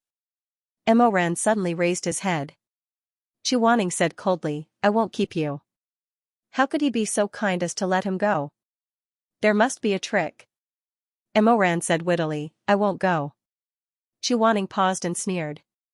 "Fine, as you wish." After saying that, he swung his sleeves and turned to leave. Mo Ran was stunned. There was no trick? He thought that Chu Wanning was going to give him some willow vines. After busying himself until midnight, he finally finished his work. Mo Ran yawned and walked out of the book pavilion. At this time, it was already late at night. Chu Wanning's bedroom was still illuminated by a dim yellow light. Huh? That loathsome devil still hasn't slept? Mo Ran walked over and prepared to say goodbye to Chu Wanning before leaving. When he entered the room, he found that Chu Wanning had already gone to bed. It was just that this person with a bad memory forgot to extinguish the candles before going to bed. Or maybe, he was halfway through his work and directly fell asleep from exhaustion. Mo Ran glanced at the prototype of the god of night that was pieced together by the bed. He estimated this possibility in his mind. In the end, when he saw that Chu Wanning didn't take off the metal gloves at all, and that half of the mechanical button was still tightly gripped in his hand, he confirmed that this was the truth. When Chu Wanning was asleep, he wasn't so cold and austere. He was curled up on the bed that was piled with mecha parts and saw axes. There were so many things spread out that there wasn't much space for him, so he curled up very small. His body was arched, and his long eyelashes were drooping. He actually looked a bit lonely. Mo Ran stared at him in a daze for a while. Today, Chu Wanning. What was he angry about? Could it be that he was angry at Shermay for trespassing on the Red Lotus Waterside Pavilion and wanted to help him organize the books?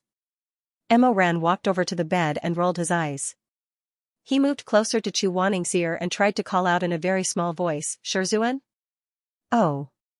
Xianxia softly groaned and hugged the cold mecha in his arms.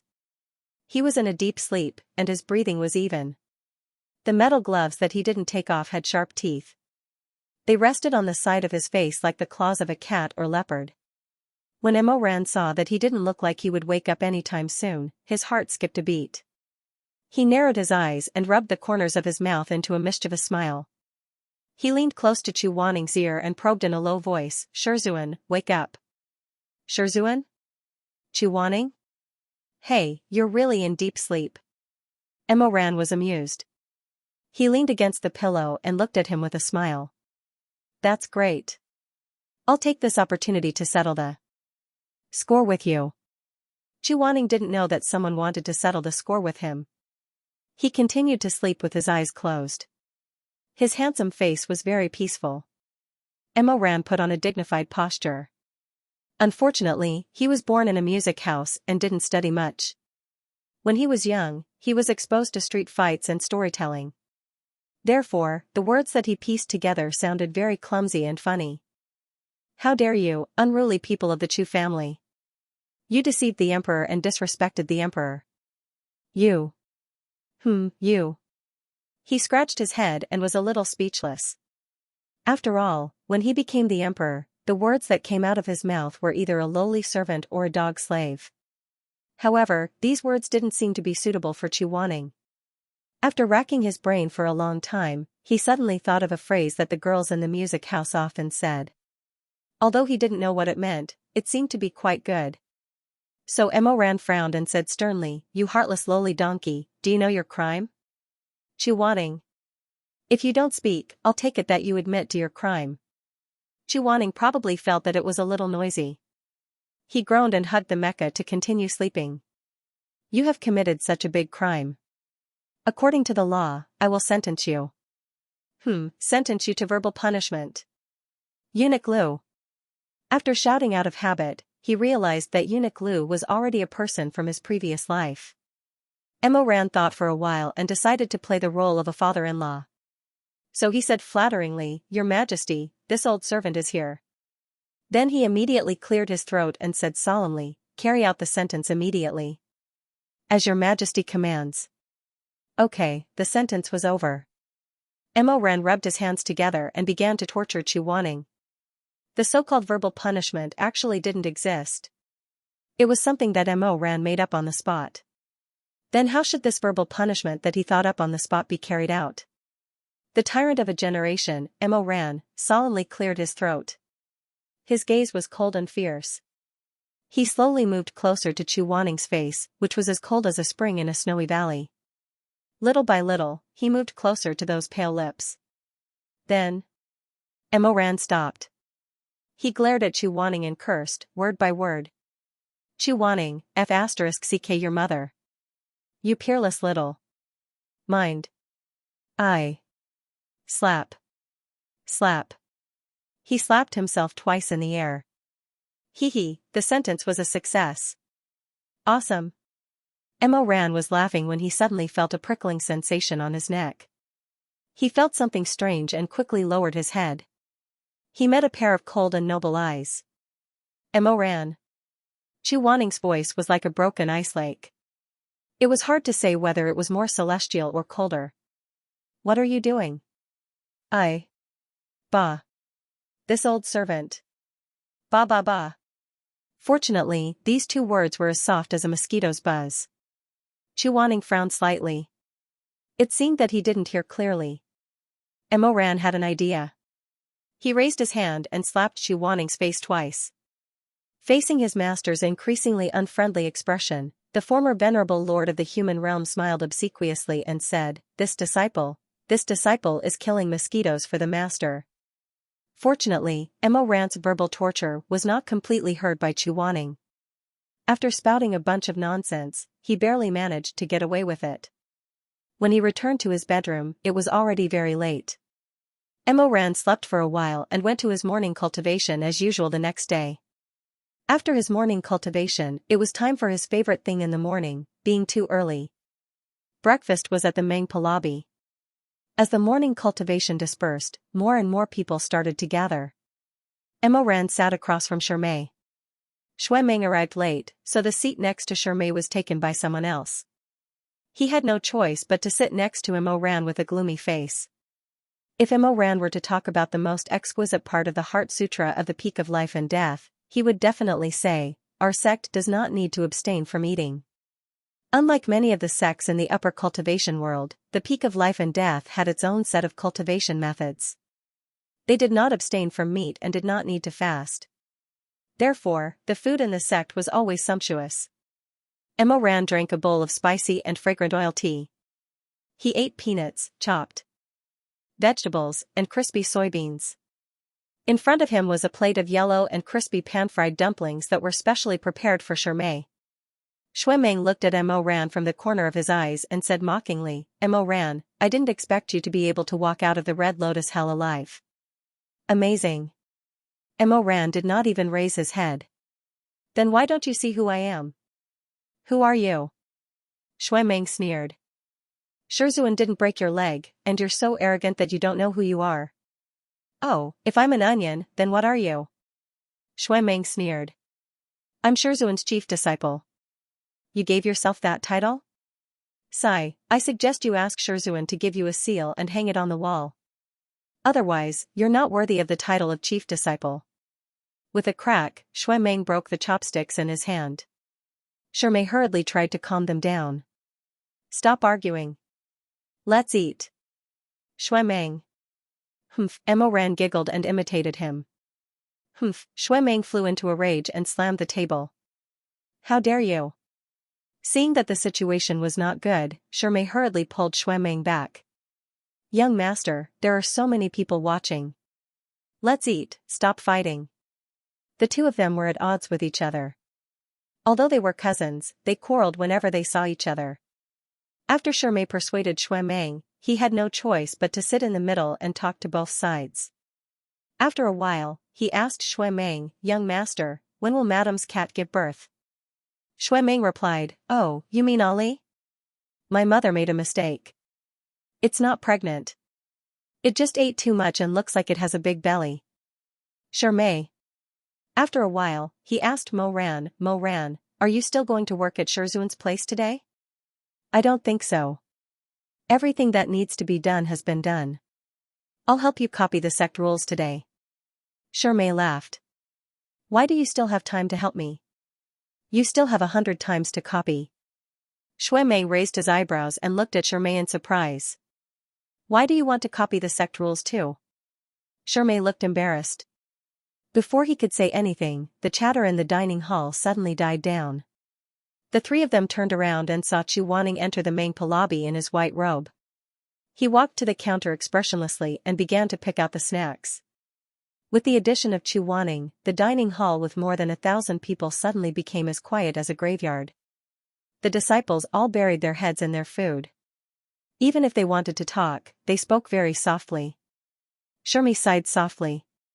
He watched as Chu Wanning carried the tray and sat in the corner where he usually sat. She silently ate the porridge by herself. He couldn't help but say, "Actually, I feel that sometimes Shizun is quite pitiful." Mo Ran looked up. "What do you mean?" "Look, no one dares to go near where he sits. When he comes, no one dares to speak loudly. It was fine when the Lord was around, but now that the Lord isn't around, he doesn't even have someone to talk to. Isn't he very lonely?" Mo Ran snorted. "He asked for it." Shui Meng was angry again. "You dare to mock Shizun? When did I mock him?" "I'm just telling the truth." Mo Ran gave Shermay another pan-fried bun. With his temper, who would want to stay with him?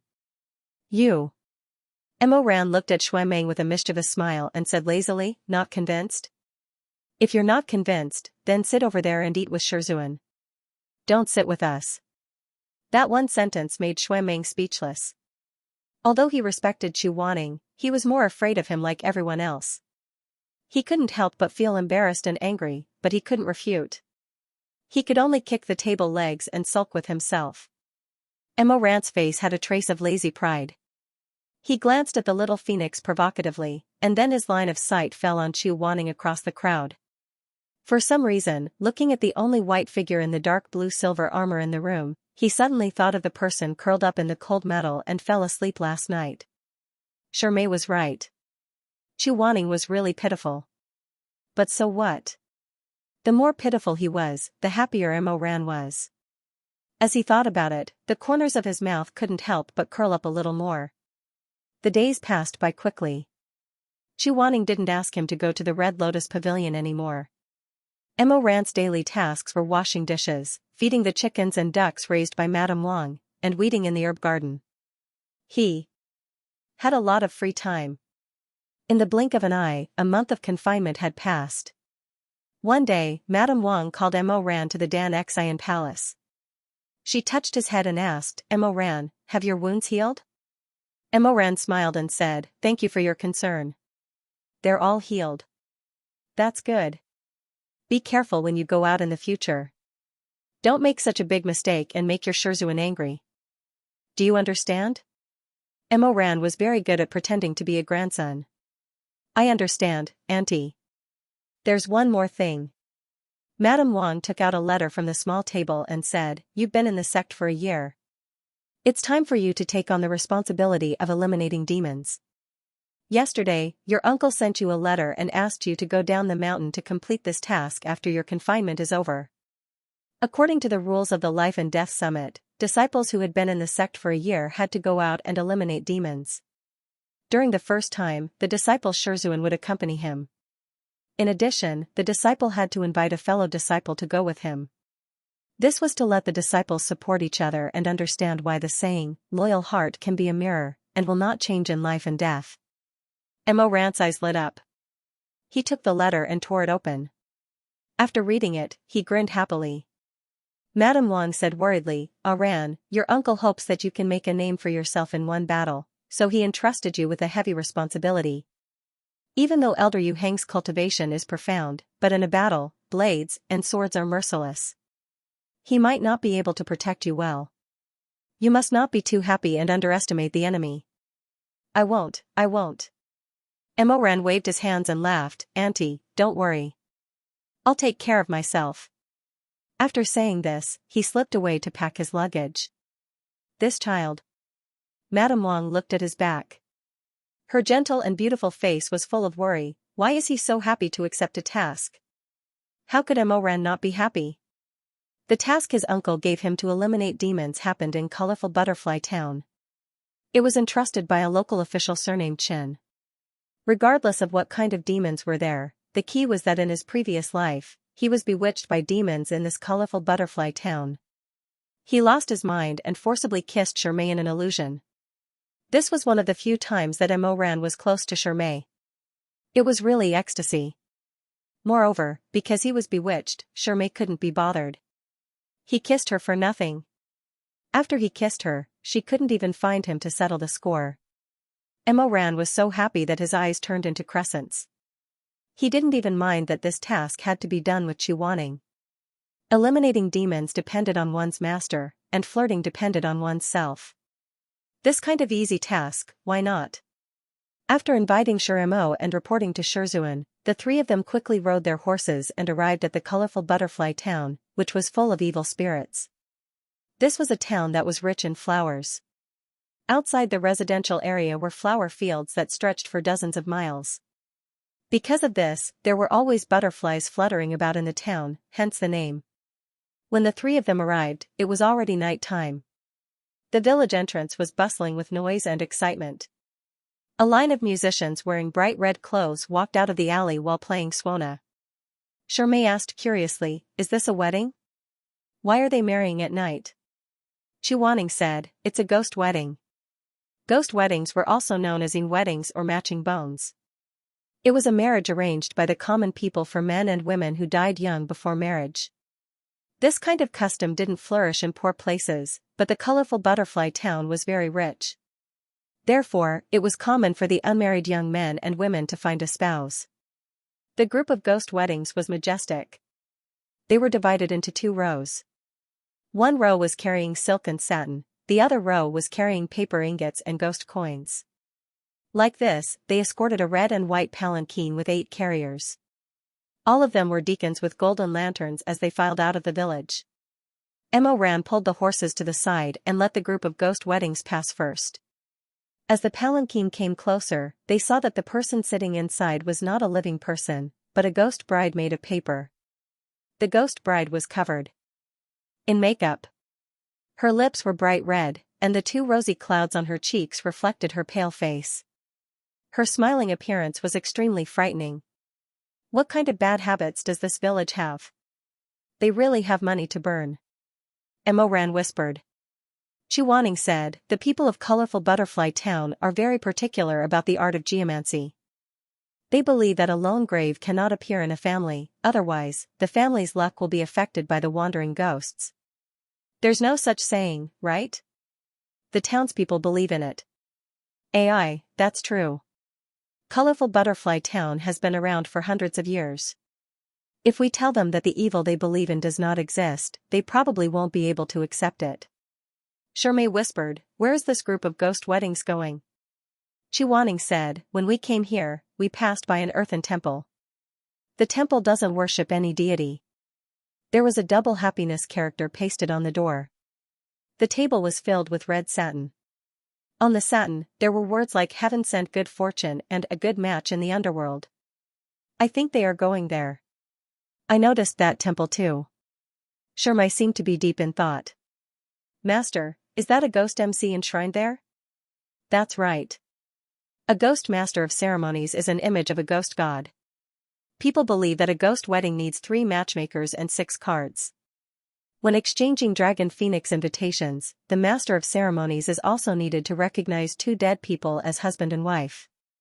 Because of the popularity of the ghost wedding in Colorful Butterfly Town, naturally, a golden body was sculpted for the ghost master and placed in front of the graveyard outside the town. Before the people who carried out the ghost wedding were buried, they had to first carry the ghost bride to the temple to pay their respects. Mo Ran rarely saw such a ridiculous scene, so he watched with great interest. Chuaning only watched for a while before turning his horse around and said, let's go. We'll go take a look at the haunted house. 3 Taoists, my life is really bitter. You're finally here. If no one cares about this matter, I don't even want to live anymore. The person who entrusted the peak of life and death to eliminate the ghost was the town's richest merchant, Qin Yuanwei. The Qin family was in the fragrance powder business. There were 4 sons and 1 daughter in the family. After the eldest son got married, the wife didn't like the noise in the house, so the 2 of them thought about moving out and starting their own family. The Qin family was rich and overbearing, so they bought a large piece of land in a secluded area of the North Mountain. There was also a natural hot spring pool, so they were very good at enjoying themselves. As a result, on the day of the groundbreaking, the shovel hit a hard object after a few shovels. The eldest daughter-in-law went over to take a look and fainted. They dug up a new coffin painted red on the North Mountain. There was a mass burial ground in Colorful Butterfly Town. After the townspeople died, they were all buried there. But this lone coffin inexplicably appeared on the North Mountain. Moreover, there was no tombstone, and the coffin was blood red. They didn't dare to move it again, so they quickly filled the hole with soil. But it was already too late. Since that day, strange things kept happening in the Qin family. First, it was my daughter-in-law. Qin Yuanwei cried, she was frightened, which affected the baby and caused a miscarriage. Then, it was my eldest son who went to the mountain to pick herbs for his wife to nourish her body. In the end, he slipped and fell down the mountain. When we went to save her, he was already dead. Sigh. He sighed deeply, choked with sobs, and couldn't continue. He just waved his hand. Madame Chen was also wiping her tears with a handkerchief. My husband was right. In the following months, our sons met with mishaps one after another. They either went missing or lost their lives.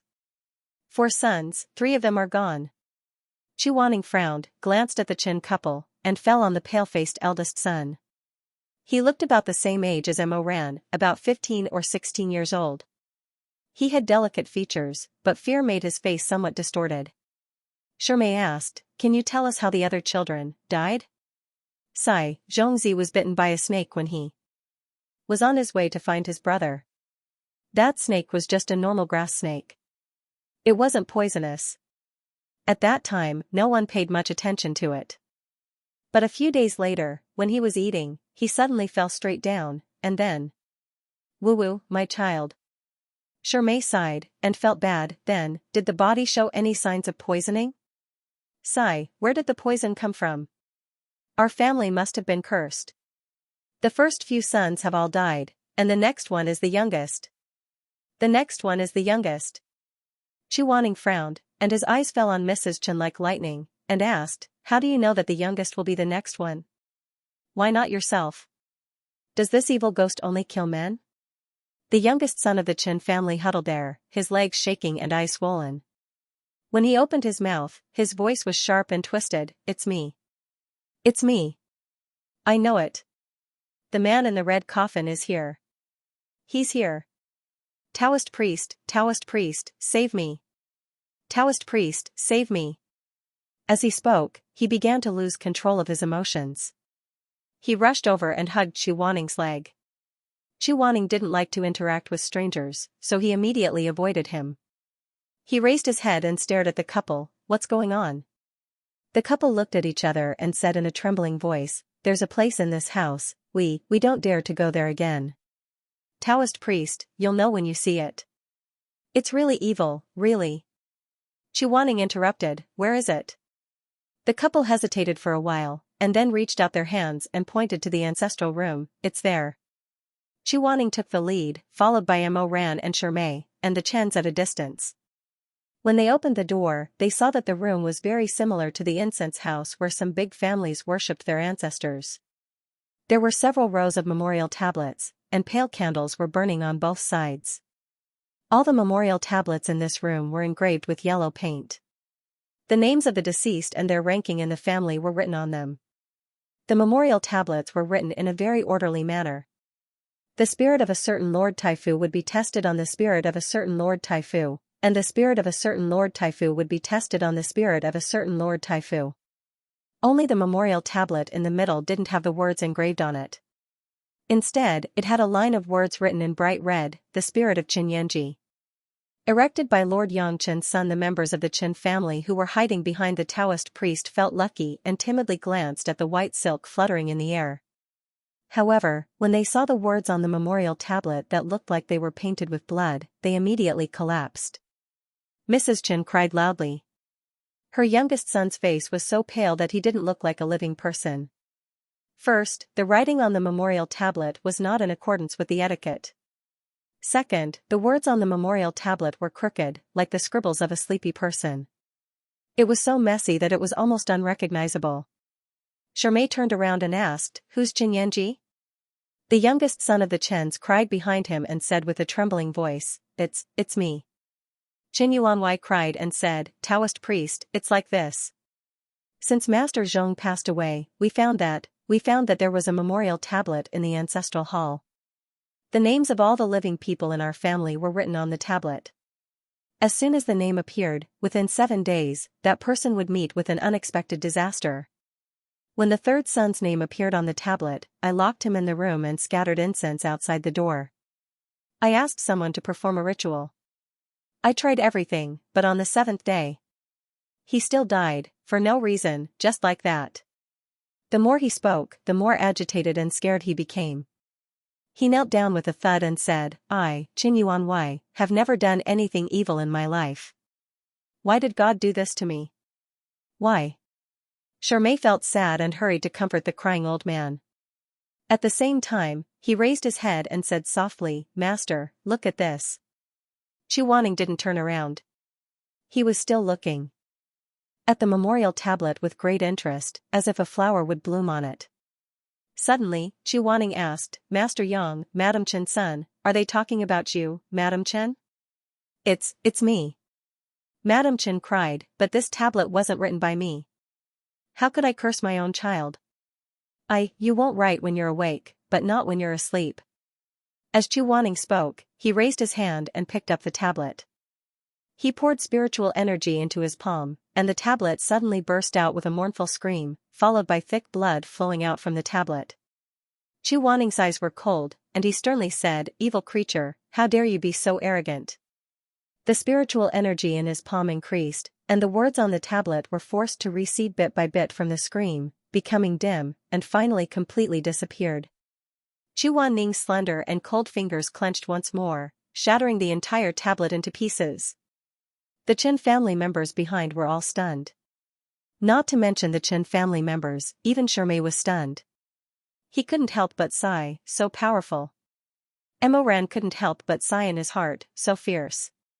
Chu Wanning turned half of his handsome face, but there was no expression on his face, only a few drops of blood splashed on his cheeks.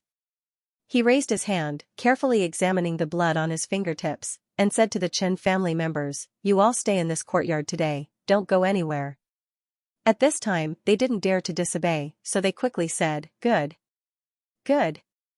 We'll listen to Taoist priest's orders." Chu Wanning walked out of the ancestral room in large strides, casually wiping the blood on his face, and pointed at Madame Chen, "Especially you can't fall asleep. That thing will take over your body, so no matter how sleepy you are, you must be awake." "Yes, yes, yes, yes." Madame Chen repeatedly agreed, and with tears in her eyes, she asked in disbelief, "Taoist priest, my son, is he all right?" "He's fine for now."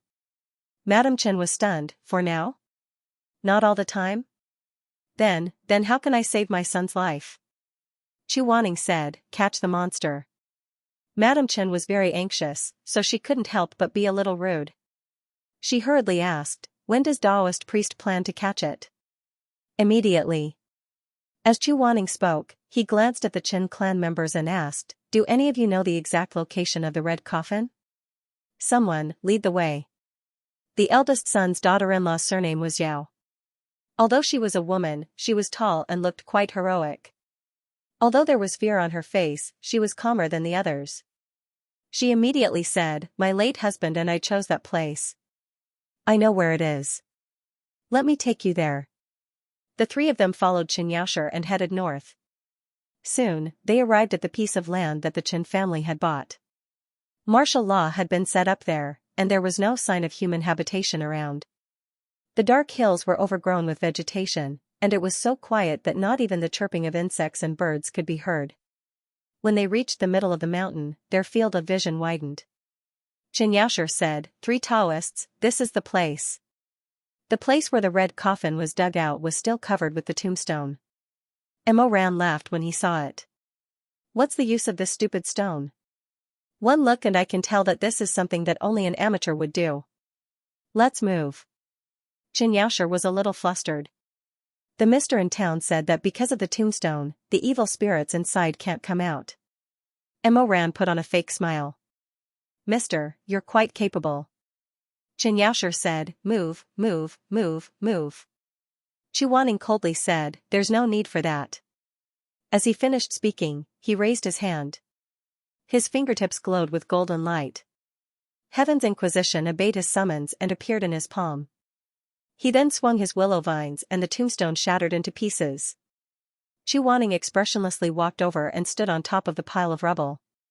He raised his hand again and said, "What are you hiding for? Get up."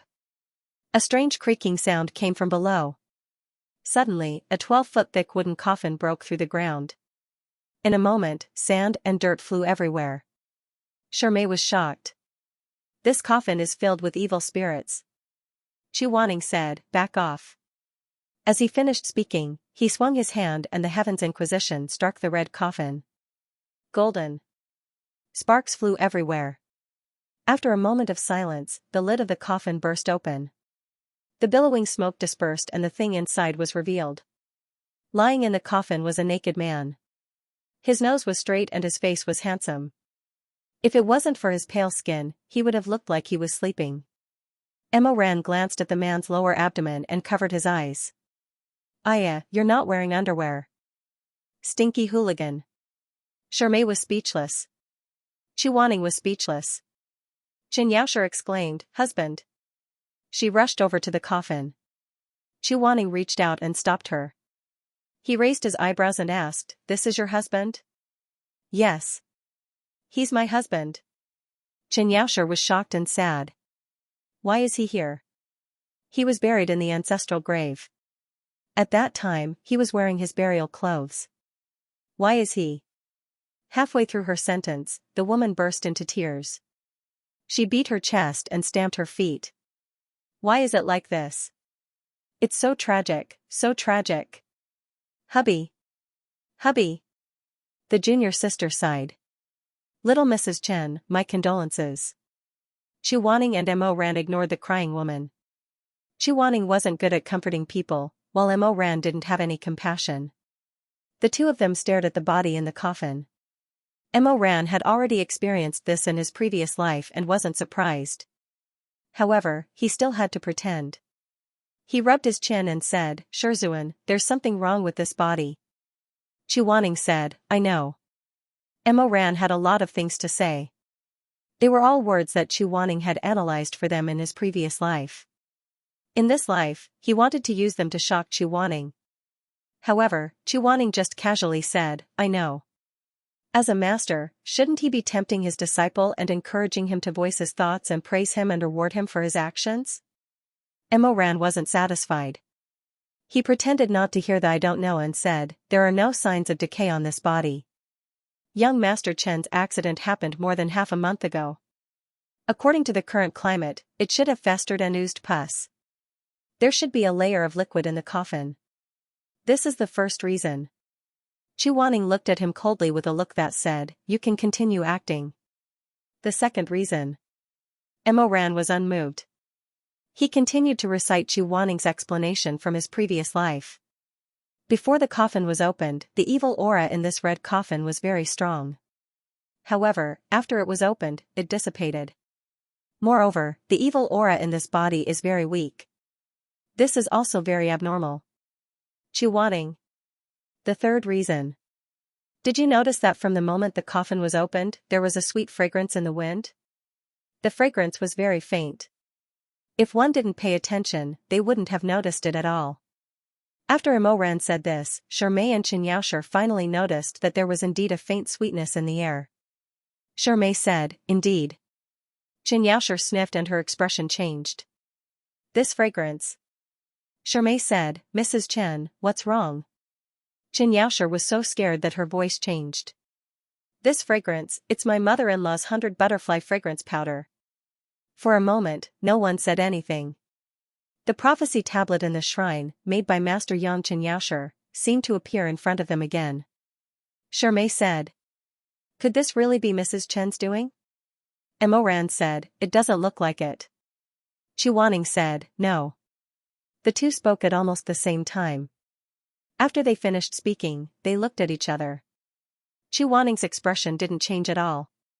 Go ahead. Mo Ran said bluntly, from what I know, the Chen family became rich because of the 100 butterfly fragrance powder specially made by the old madam. Although the formula of this powder is not leaked, the finished product is not difficult to obtain. 5 or 6 of the 10 girls in Rainbow Butterfly Town use this fragrance on their bodies. Not only that, before we came here, we found that young Master Chen seems to like the 100 butterfly fragrance powder very much. He often mixed it in his baths, so it's not strange that he has this fragrance on him. What's strange is. As he spoke, he turned his head again to look at the naked man in the coffin. He's already been dead for half a month, but this fragrance is still the same as if it was just applied. Am I right, Shizun? Chu Wanning. If you're right, then praise me. Chu Wanning, N. Mo Ran. Laughed. You really are a man of few words. Before he could laugh, his robe suddenly fluttered as Chu Wanning pulled him back several feet. The golden light of Heaven's Inquisition in her hand sparkled brightly as sparks flew everywhere. Be careful. The smell of the 100 butterfly perfume in the air suddenly thickened. As the fragrance drifted, white fog appeared between the plants and started to spread at an astonishing speed. In an instant, the entire mountainside turned into a sea of fog. Suddenly, it was so dark that one couldn't even see their own fingers. Mo Ran's heart skipped a beat. The illusion had been activated. Ah! In the thick fog, the first thing that came was Xianxia's scream. Taoist priest, save, before the last word left her mouth, she suddenly went silent. Chu Wanning's fingertips lit up with a blue light. He placed a tracking talisman on Mo Ran's forehead and said, be careful. I'll go take a look. After that, he quickly disappeared into the thick fog. Emoran touched his forehead and laughed softly. Wow, even the location of the talisman is exactly the same as in my previous life. Chuaning, you really haven't changed a single bit. The fog dispersed as quickly as it came. Not long after, the fog disappeared without a trace. However, the scene in front of them was even more shocking than the fog. At least in his previous life, Emoran had a great shock. After the fog dispersed, the originally desolate, messy, and overgrown mountainside was gone. In its place was a vast and elegant garden. There were pavilions, winding corridors, rockeries, and cobblestone paths. There was no end in sight. When Emoran saw this place, he was so happy that he wanted to roll on the ground. This tyrant had always been thinking about this illusion. In his previous life, they were also lost in it. Emoran first met Shirmei. Under the influence of the illusion, he kissed Shirmei for the first and only time in his life. Unfortunately, at that time, Shirmei was probably too scared. When Emoran let go of his hand, he turned around and ran away. The swan that was in his mouth was taken away from him before he could even take a bite. This was not a good feeling. After the illusion was broken, Shirmei did not pursue the matter. The kiss in the illusion was like nothing had happened. No one mentioned it again. Sometimes, in his dreams, Emoran would wonder if it was just a figment of his imagination due to his deep obsession. But whether or not it was his imagination, Emoran licked his lips. This time, he would not let Shirmei get away so easily. He had to kiss him enough. After walking for a long time in the illusion, he still could not find his way. Instead, the smell of the 100 butterfly perfume in the air was getting stronger and stronger. This smell would stimulate one's emotions and expand one's senses, causing one to do many unimaginable things. Emoran gradually began to feel restless, as if a small flame had ignited in his stomach, slowly heating up the blood in his body. Spring water, he needed to find a pool of spring water. Where was the spring water? He knew that there was a living spring in the illusion. In his previous life, when he walked to the spring, his mouth was dry and his eyes were blurred. He had no choice but to drink a few mouthfuls of the spring water, thinking that it was better to die from poison than from thirst. After drinking the spring water, he felt his consciousness become more and more blurred. In a daze, Shirmei came to find him. Shirmei was a medical practitioner, so he immediately detoxified him. At that time, the dizzy Emoran was bewitched by the poison and kissed Shirmei's lips. The former emperor of the mortal realm was eager to relive the dream of his lover, so he wandered around the illusionary land. After a long time, he finally heard the tinkling sound of spring water. He was so happy that he quickly ran over and drank to his heart's content. Sure enough, the restlessness brought by the fragrance became more obvious under the stimulation of the spring water. He uncontrollably wanted to plunge into the depths of the spring water, and unknowingly buried half of his body. Just as Emoran's consciousness was about to become blurred, a hand suddenly pulled him up, just like in his previous life. In an instant, water splashed everywhere, and air rushed into his nose. Emoran gasped for breath, opened his eyelashes and saw the figure in front of him. The blurry figure gradually became clearer, accompanied by an angry voice. How dare you drink the water here? Do you want to die? Emoran shook off the water droplets like a dog. When he saw the person, he was relieved. Shirmei. Don't talk, take the medicine. A dark purple pill was passed to his lips. Emoran opened his mouth and obediently took the pill, but his eyes were still staring at Shirmei's beautiful face. Suddenly, just like in his previous life, he could not resist the anxiety in his heart. Besides, Emoran was not a gentleman, so he clasped Shirmei's wrist and quickly kissed him on the lips before he could react. In an instant, sparks flew everywhere, and his mind was blank. He was a dissolute and promiscuous person, but the intensity in bed did not require the contact of the lips, and did not require excessive warmth. Thus, although there was a lot of physical contact, the number of kisses he had with others was pitifully few. Shiremo did not expect to be attacked like this. He froze on the spot. Only when the tongue reached in did he finally react and begin to struggle and resist. What are you doing, oh? Before he could finish his sentence, his face was violently turned around and his lips covered again. Emo Ran's kiss was even more intense than in his previous life. The two rolled around by the spring. Xianxia was firmly pressed under Emo Ran's body, and Emo Ran kissed his moist and cold lips. It was the same amazing feeling as in his memory, and his cheeks, ears. Don't move. When he opened his mouth, his hoarse voice shocked himself. It was over. Why did the spring water feel even more effective than in his previous life? According to the development of his previous life, he did not have the time to be intimate with Xianxia for so long. After a few kisses, the young Emo Ran was condemned by his conscience. He let go of Xianxia and used Qinggong to escape. But because he was too evil and shameless in this life, not only was he not condemned by his conscience, he was driven by lust. He directly pressed Xianxia to the shore and kissed him. Xianxia struggled and shouted angrily under his body, but his evil thoughts had entered his heart and he could not hear what he was shouting. In his eyes, he could only see that peerlessly beautiful face and that seductive, moist, opening and closing lips. A fire burned in his stomach. Emo Ran followed his heart and kissed him even more violently. He directly pried open Xianxia's teeth, and his tongue went straight in, grabbing the sweetness in his mouth. His heart was beating like a drum. In the midst of the chaos, he had already torn off Xianxia's complicated outer robe and pulled open the waist belt. His hand slipped inside and touched the smooth and firm skin. The person under him suddenly jumped up, but was heavily pressed down by Emo Ran. He bit Xianxia's ear and whispered, "Be good, and we can both feel good." Emo Wayu. Aya, why are you so angry that you're calling me like that? It makes us seem like strangers. Emo Ran smiled and licked Xianxia's earlobe. His hand didn't stay idle and went straight to Xianxia's waist. Stinking rogue Emo Ran, the 16-year-old rogue from back then really couldn't compare to the 32-year-old rogue now. This person's face was growing thicker with each passing day. Xianxia's body tensed up. Emo Ran could feel his body trembling slightly. Really, he clearly looked like a slender person, but his muscles were well proportioned and his lines sharp. He couldn't help but pull at Xianxia's underwear. Xianxia finally couldn't bear it anymore and exploded. Emo Wayu. You're courting death. With a bang, a burst of powerful spiritual energy fiercely repelled him. That spiritual energy was fierce and overbearing. Emo Ran was caught off guard and was knocked over onto a rock by the spring. He almost spat out a mouthful of blood. Xianxia grabbed his messy clothes and stood up in a flustered and exasperated manner. Golden spiritual energy flowed wildly in his palms, and sparks flew everywhere. It reflected a red light in his eyes. Emo Ran felt dizzy and vaguely felt that something was wrong. Heaven's Inquisition, summon!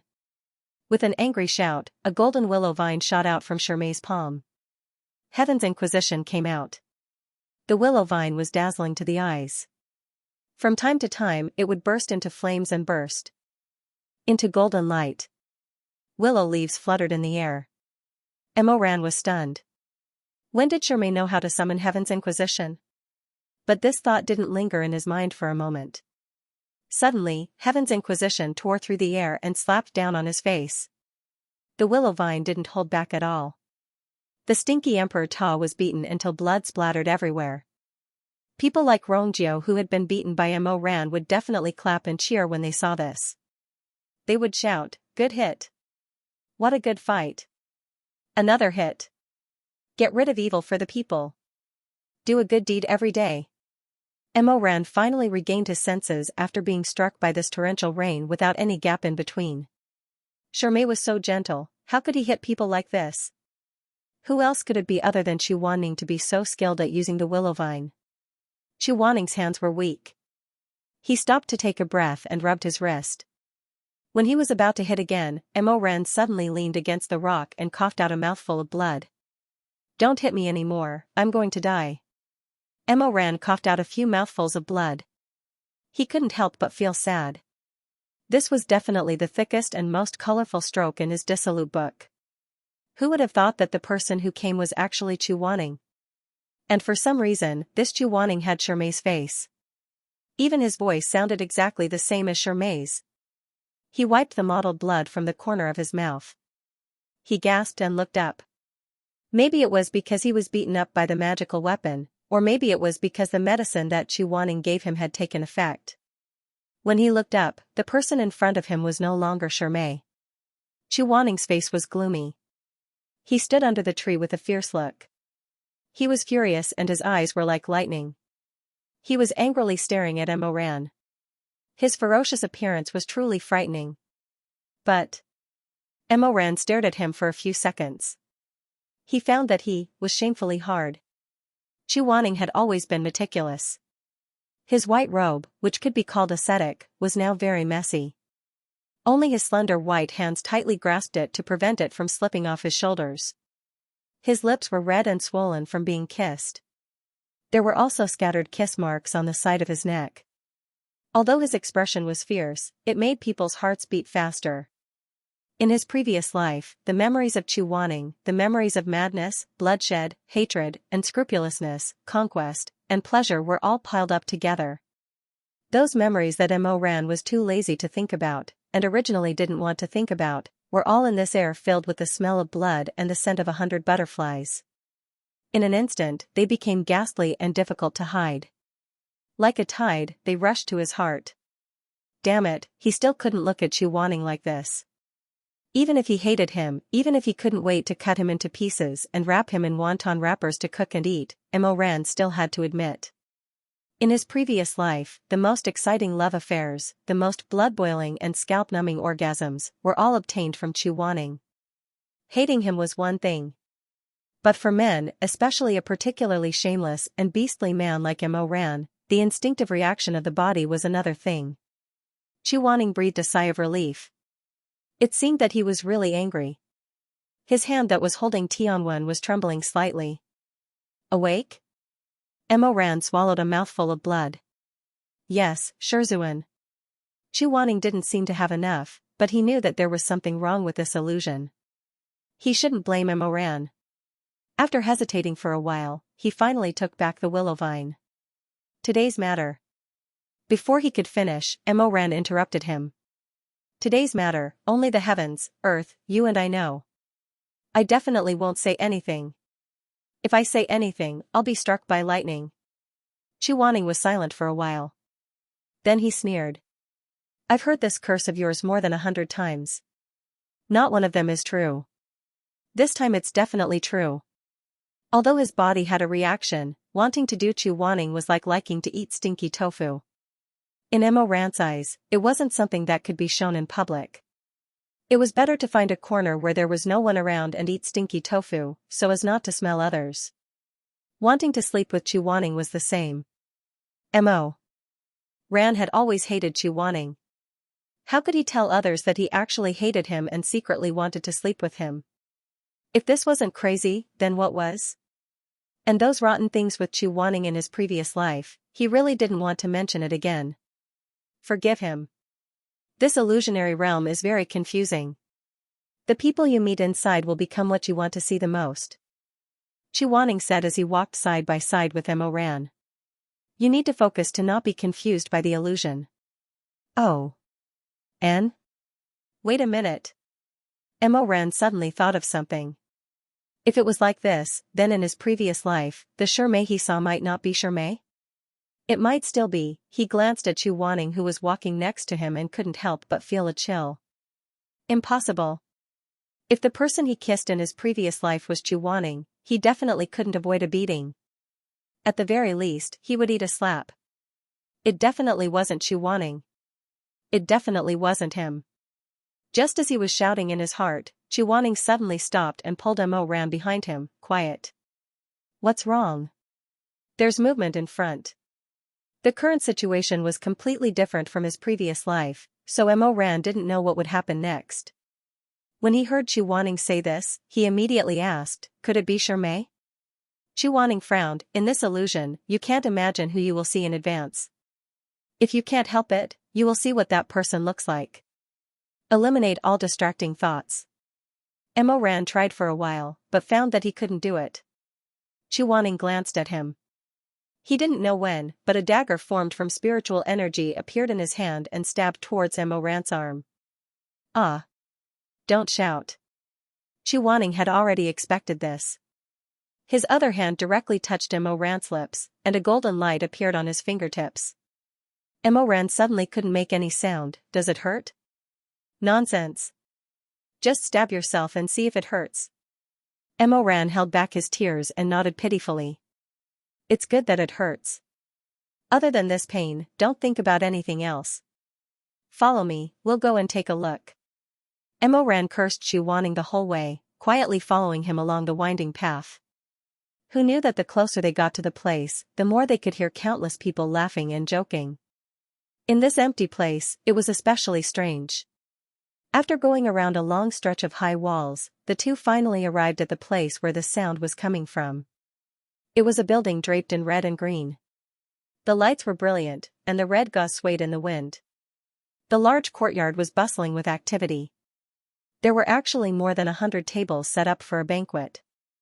There were all kinds of fish and vegetables on the tables. The guests were drinking and chatting merrily. In the wide open hall, a large bright red she character was particularly eye-catching. It seemed that there was actually an extraordinarily lively wedding banquet being held here. Master. Mo Ran whispered, look at these people drinking at the wedding, they are all shameless. Even without Mo Ran's reminder, Xu Wanning had already noticed it. Those people were talking and laughing, but no one knew where their voices were coming from.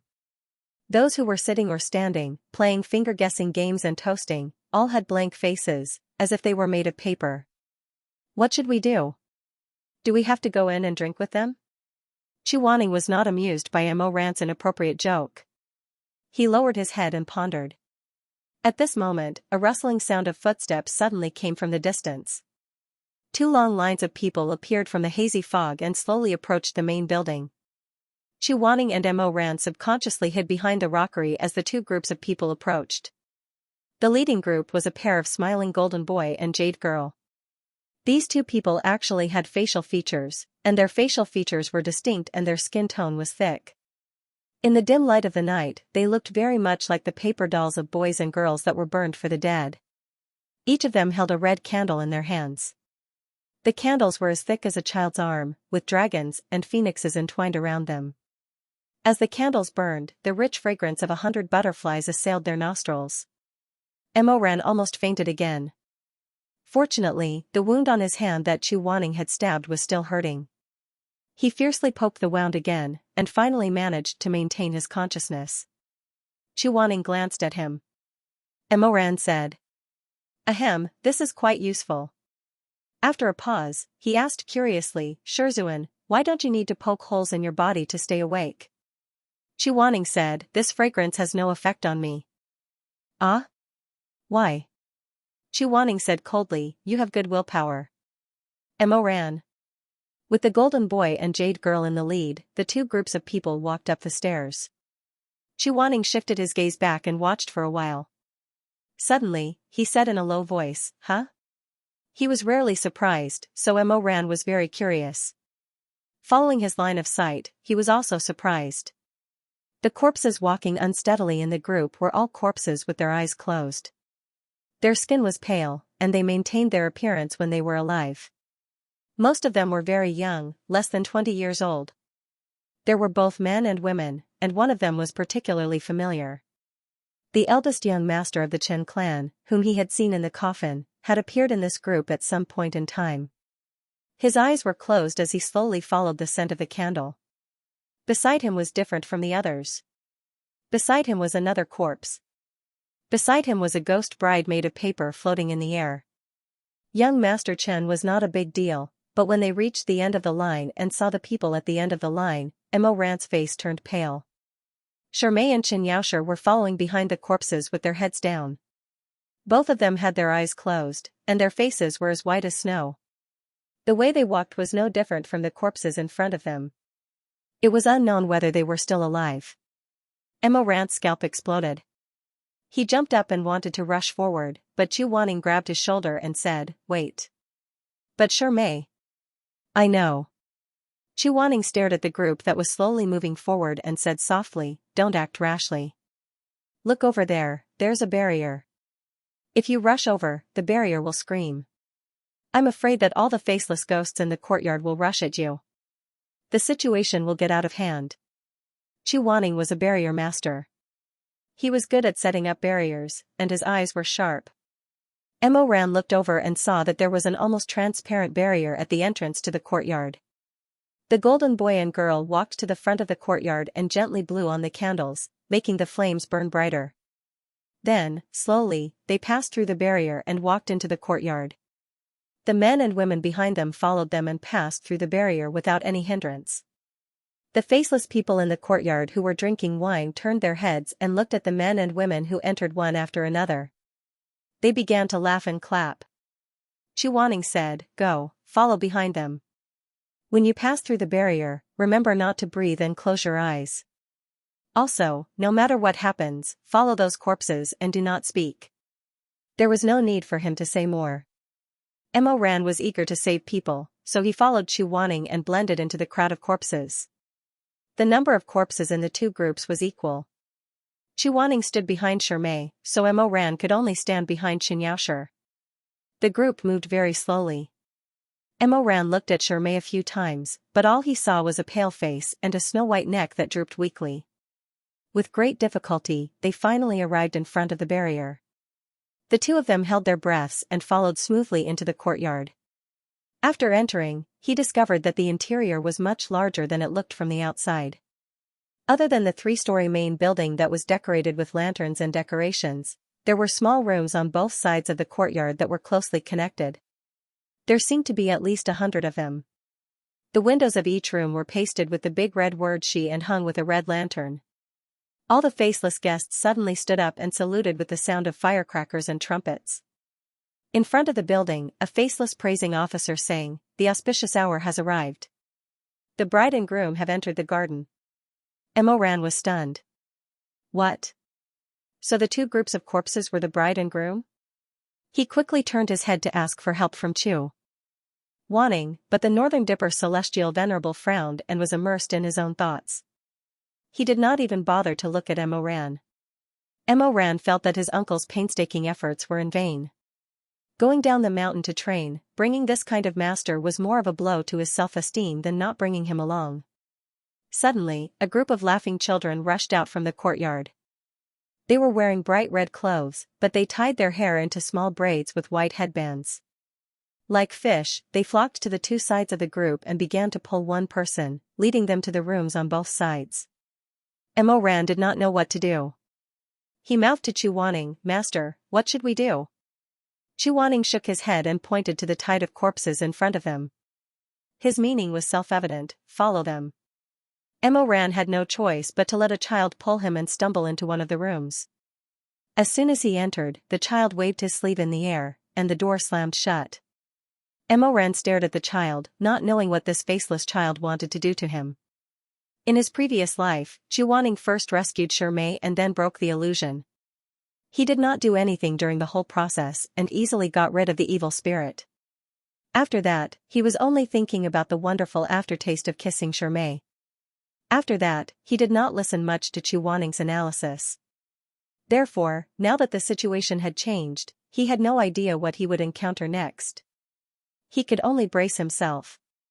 In the room, there was a dressing table and a bronze mirror. On a wooden frame, there was a black and red auspicious robe embroidered with rui patterns. The child patted the stool, indicating that Mo Ran should sit over there. Mo Ran found that the ghosts here were not very smart. As long as they did not speak, they could not tell the difference between the living and the dead. Therefore, he sat in front of the dressing table as instructed by the child. The child came over and began to help him wash up and change his clothes. Suddenly, a begonia flower floated in through the window and slowly fell into the water in the bronze basin. Mo Ran's eyes lit up. The begonia flower was called Wanya Yuhing. It was Chuaning's special tool for silent communication. He picked up the begonia flower from the water. The begonia flower instantly bloomed in his palm, revealing a touch of light golden light in the stamen. He pinched the golden light between his fingers and put it to his ear. Chuaning's voice sounded in his ear. Mo Ran, I have used Heaven's Inquisition to confirm that this is an illusion created by the ghost master of the colorful butterfly town. It has been worshipped by the villagers for 100 years and gradually achieved a positive result. As long as there are more ghost weddings, its power will become stronger. Therefore, it is very fond of hosting ghost weddings. Those 2 rows of corpses should be the ghost couples that the people of Colorful Butterfly Town had gathered under its witness over the past several hundred years. It likes this kind of liveliness. Every night, it would summon those corpses into the dreamland and hold another ghost marriage. Moreover, every time it does so, its power would become a bit stronger. Emoran thought in his heart, what a freak. When other immortals were free, they would at most play matchmaking with young boys and girls. This ghost master of the Colorful Butterfly Town, it said that it had an immortal body, but its brain had not grown out yet. Its only hobby was to matchmake male and female corpses. Not only did it do it once, but it also summoned the corpses of those ghost weddings from their graves every night and did it again, again and again and again. Was it so interesting to watch a group of corpses? This celestial bachelor was truly insane. Chuaning said, its true body is not here. Don't act rashly. In a while, follow the instructions of the Golden Boy and Jade Girl. Since it wants to absorb the power of the ghost weddings, it will show its true form in the end. Emoran wanted to ask, what about Shirmei? What happened to Shirmei?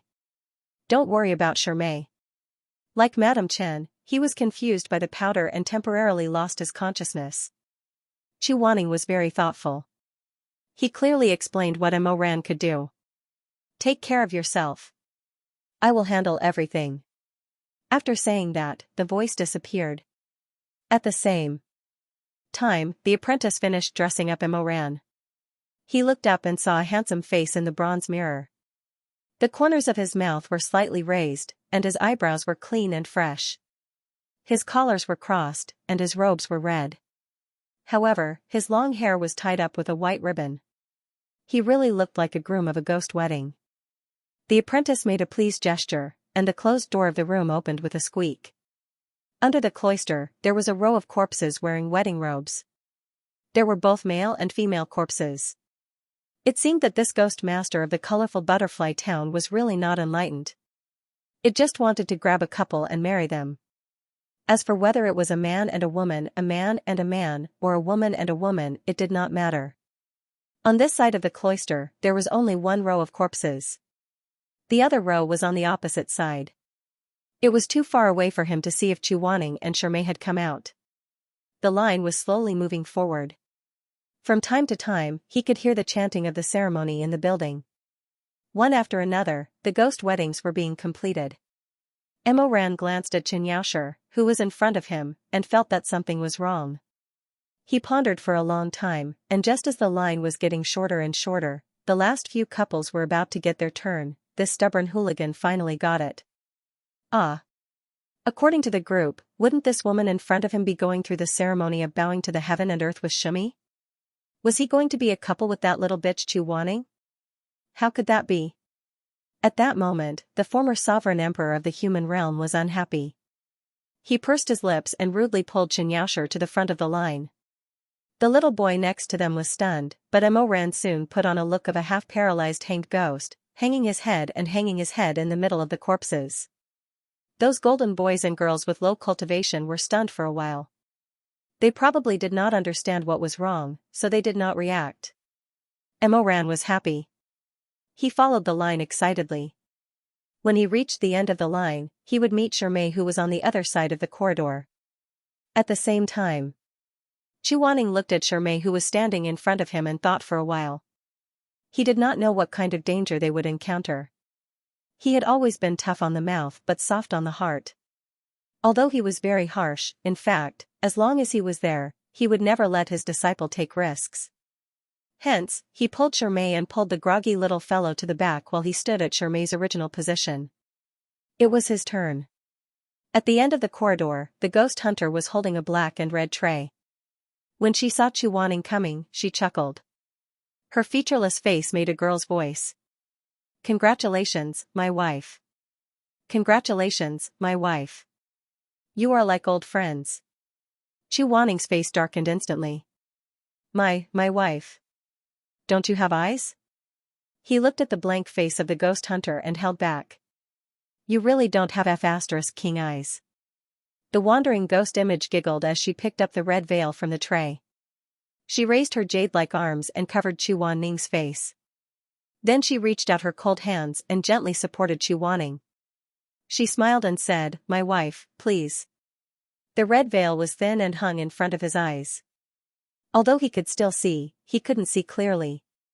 Chu Wanning's eyes were hazy and his face was gloomy. He was brought to the parlor by the ghost.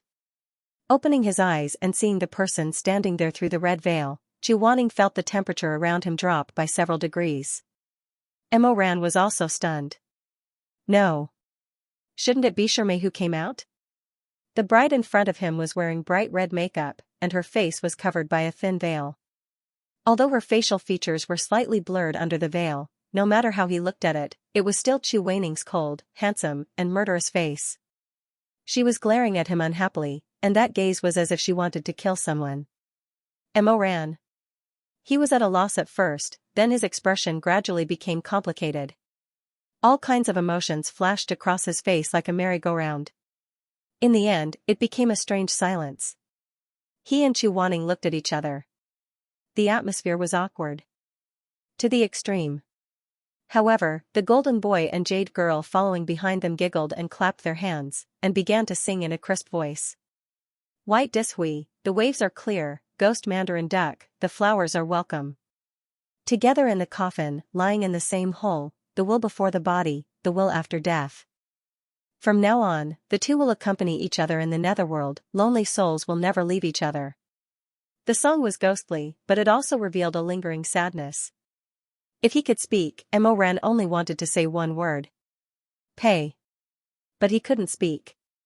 In front of the stage, there was a man and woman made of paper.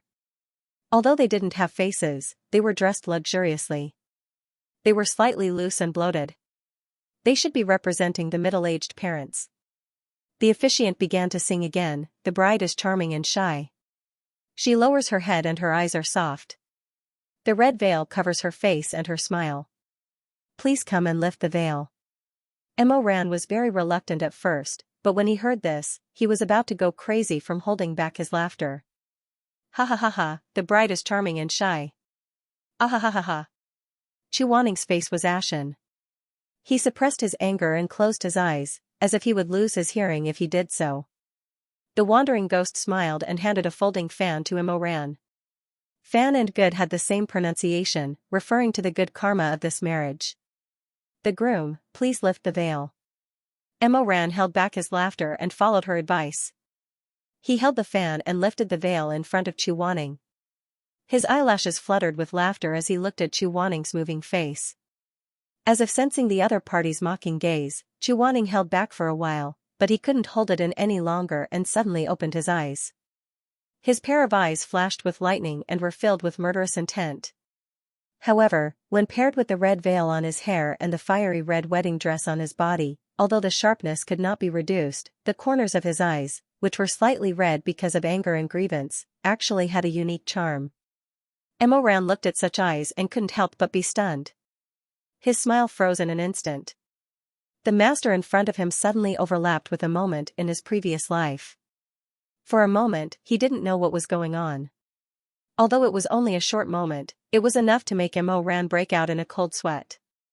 He had done 3 ruthless things to Chu Wanning. The first was to kill, and that was to use a killing move against Chu Wanning. Second, humiliate, forcing Chu Wanning to have sex with him. Third, it was the happiest thing he did in his previous life, and also the thing he regretted the most later. Of course, the Emperor of the human realm would not admit that he regretted anything, but the torment in the depths of his heart could not be escaped in the end.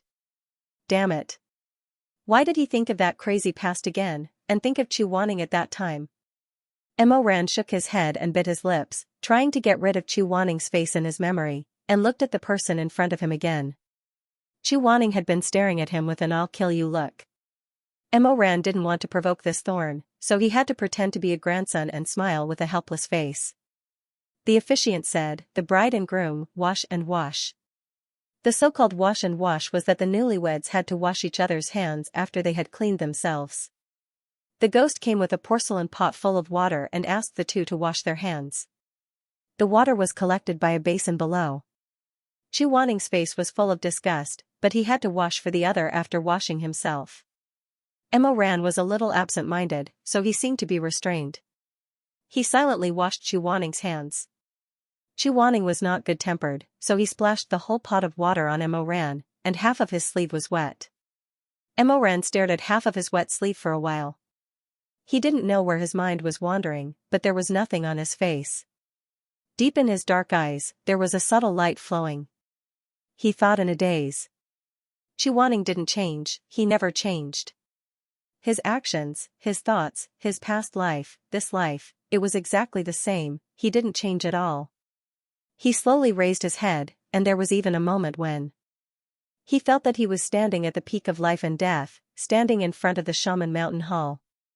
Chu Wanning walked towards him from the bottom of the stairs, and the next moment, he was going to kneel in front of him.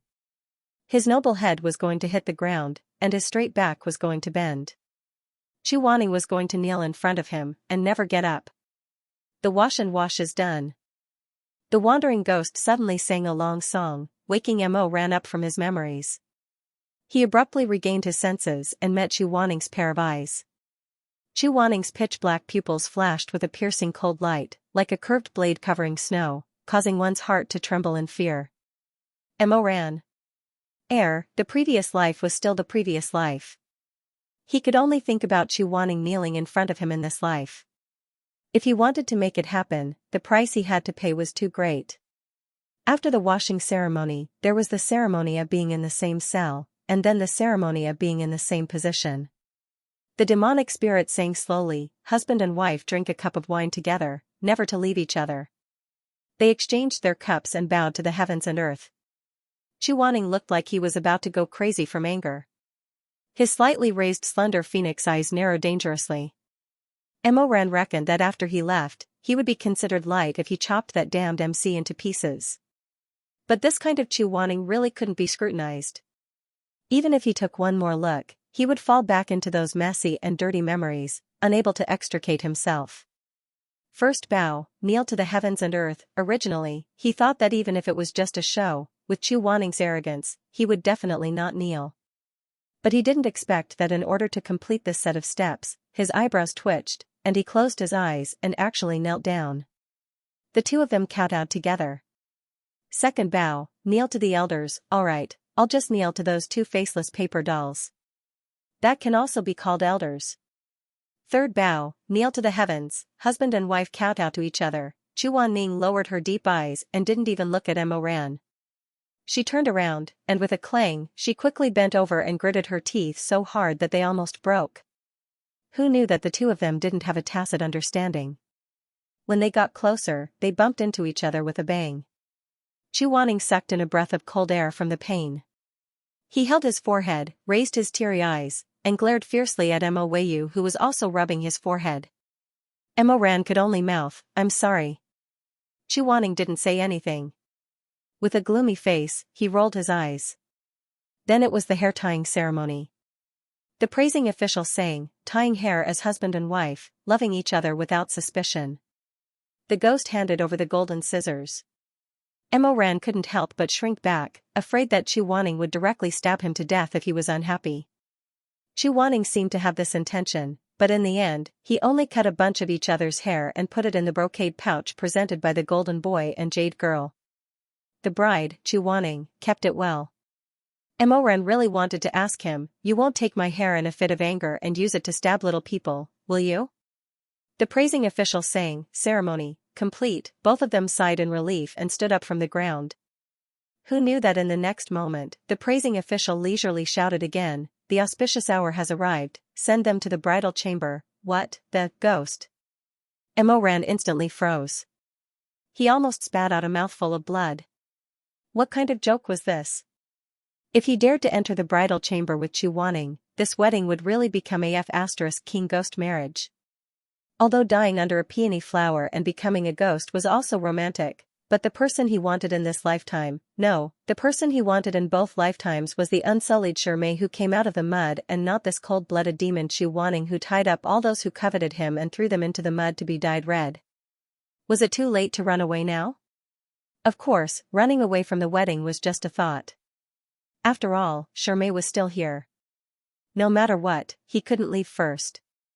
But this ghost MC, isn't he 2F** king responsible? Mo Ran's face was ashen, and his nose was about to become crooked. He thought to himself, forget about the wedding gift, why does he F** king care about other people's nuptial chambers? Moreover, he's F** king a corpse. His corpse is stiff. How can he still have a nuptial chamber? As for Chu Wanning's expression, he didn't dare to look. He just stared at the carpet and pretended to be stupid. At this moment, he really wanted to grab the ghost MC who was hiding in some corner and roar at him, F***ck your mother, you're good. Let me see you dig a hole. The golden boy and jade girl crowded around the two of them and pushed them to the back hall. There was a coffin there. It was painted with bright red paint and was huge, twice the size of a normal coffin. It looked exactly the same as the coffin that was dug up outside. Chu Wanning pondered for a moment and understood. Mo Ran immediately understood the ghost MC's meaning and immediately let out a big sigh of relief. Of course, the dead couldn't have a nuptial chamber. The so-called nuptial chamber should refer to being sealed in the same coffin and carried down to be buried together, completing the so-called death in the same grave. At this time, the golden boy and jade girl crisply confirmed their thoughts. First, let the wife enter the nuptial chamber. Chu Wanning waved his wide sleeves and laid down with a cold face. Then, let the husband enter the nuptial chamber. Mo Ran leaned against the coffin and blinked his eyes. He saw that Chu Wanning had already taken up most of the space. Although the coffin was spacious, it was still a little crowded with two men inside. When he laid down, he couldn't help but press down on Chu Wanning's loose clothes, causing the other party to glare angrily. The golden boy and jade girl walked around the coffin and started to sing again. It was the same gloomy but faintly sorrowful song from before. White emperor water, clear waves, ghost mandarin duck, welcoming flowers. Together in the coffin, lying in the same grave, will before the body, will after death. From now on, the two will accompany each other in the netherworld, lonely souls will never leave each other. After singing, the children slowly pushed the coffin lid up, one on the left and one on the right. With a muffled sound, the surroundings instantly turned pitch black. Chu Wanning and Mo Ran were sealed in the coffin. The coffin was made of extremely thick materials. If they spoke softly, no one outside could hear them. Chu Wanning raised his hand and set up a sound-blocking barrier to ensure that the sound inside would not spread to the outside. After doing all this, the first thing he said was. Even though Mo Ran complained in his heart, he still moved to the side. Mo Ran felt wronged. Master, I'm already plastered to the coffin. What else do you want? Chu Wanning finally snorted and stopped talking. Mo Ran curled up in the corner for a while. Suddenly, he felt the coffin shake. The people outside lifted the coffin and began to slowly move in an unknown direction. Mo Ran listened attentively to the movements outside. Thinking that Shirmei and that Xianxia should be in the same coffin, Mo Ran couldn't help but feel depressed. But there was nothing he could do. Chu Wanning's barrier was very powerful. The sounds inside couldn't be transmitted out, but the sounds outside could. Through the coffin lid, they could hear the sound of firecrackers and drums. Mo Ran asked, these demons and ghosts are really bored. Where are they going with the coffin? It was very dark inside the coffin. He couldn't see the other person's face. He could only hear the voice. It's the same as the custom of colorful Butterfly Town. They should be carrying the coffin to a temple outside the town. Mo Ran nodded and listened attentively for a while, then said. Shizun, the footsteps outside seem to be increasing in number. During the 100 Ghosts Parade, all the coffins will be carried there together. If I'm not wrong, when we reach the temple, that ghost master will show his true form. You can absorb merit from every pair of ghost weddings. Mo Ran asked, there are so many coffins, hundreds of them. If we walk around town, won't people notice us? You can't find them. Chu Wanning said, the ones carrying the coffin are the ghost golden child and the ghost jade maiden. Normal people can't see the things on ghosts. Mo Ran asked again. How do you know so much? Chu Wanning replied, just now in the room, Heaven's Inquisition interrogated a ghost golden boy. Mo Ran. After a moment of silence, he asked again, then what's the matter with young Master Chen lying in the red coffin that was dug out on the mountain? Why are people from the Chen family dying one after another? Chuaning, I don't know. Emo Ran was a little surprised. The ghost golden boy didn't tell you? Chuaning, the ghost golden boy said that he didn't know either. Emo Ran. After a moment of silence, Chuaning said, but I feel that there's something that the family didn't tell us. What do you mean? You have to remember, although the thing enshrined in this temple is very evil, in the end, it's already an immortal body. It needs people's worship to become stronger. Emo Ran didn't listen to Chuaning's lessons seriously in his previous life, so he always lacked the necessary knowledge. In this life, it was better to be humble and ask for advice, so he asked, so what if it's an immortal body? What were you doing last month when we talked about the difference between immortals, ghosts, gods, and demons? Emo Ran thought to himself, I'm reborn, how can I remember what I was doing in a class more than 10 years ago? But I was just scratching my feet under the table, watching up the 9 dragons and 1 phoenix bed, staring blankly at Shirmei, or staring at Chuaning's neck, secretly gesturing how to cut off this person's head without anyone noticing. Chuaning said coldly, go back and copy observation records of the 6 realms 10 times as punishment. Oh. The price of playing truant was painful. The immortals in the world are different from the gods. The gods are free, but the immortals are bound. They intervene in the affairs of the mortal world because of the will of humans. Emo Ran was stunned, so the murder case of the Chen family was done because someone begged it? Chuaning's voice sounded very cold in the darkness. I think that the person who begged it was not necessarily the person who was still alive. Emo Ran opened his mouth, but before he could ask again, the golden boy and girl carrying the coffin suddenly shook and tilted to the left, probably because they had encountered a steep slope. The sudden shaking, coupled with the smooth interior of the coffin, made it impossible to grab. Emo Ran lost his balance and rolled over, crashing into his master's arms. Ugh! Covering his sore nose, Emo Ran blankly raised his head. Just as he was about to figure out the situation, a faint begonia fragrance floated to the tip of his nose. This fragrance was as light as the morning mist, and it was still tinged with the coolness of the night. Many fragrances in the world made people confused, but this fragrance was clear and sharp, waking people up. Emo Ran was stunned at first, then suddenly stiffened. He couldn't be more familiar with this begonia fragrance. It was the smell of Chuaning's body, and for Emo Ran, this smell was always intertwined with desire. In an instant, some deep-rooted evil thought was like a fire in the forest, and with a bang, it rushed to his brain. This really couldn't be blamed on Emo Ran being a beast. Anyone who was trapped in such a confined space with a person they had slept with countless times, regardless of whether the person on the bed was sincere or not, whether it was out of revenge or love, once they smelled the familiar scent of the other person, they couldn't help but feel ripples in their heart. Besides, Emo Ran himself was a bastard. Shirmei was his white moonlight. He couldn't bear to touch him or destroy him. He only cared about destroying Chuaning. Only in front of Chuaning could he vent all of his darkness, beastly desires, and the violence in his bones without restraint. He wanted to crush this man, tear him apart, and force him to play all the tricks he would never play on Shirmei. In his previous life, every time he saw Chuaning raise his neck and gulp, he felt that he was about to become a vicious beast that only knew how to drink blood. He wanted to bite open this man's throat, grind his teeth, suck his blood, and chew his flesh. If he didn't feel sorry for Chuaning, he would do his best to ruin him. In the end, her body had developed a habit. As long as she smelled Chuaning's fragrance, her stomach would be on fire and her heart would itch. She would want to tie this person to the bed and *ck him.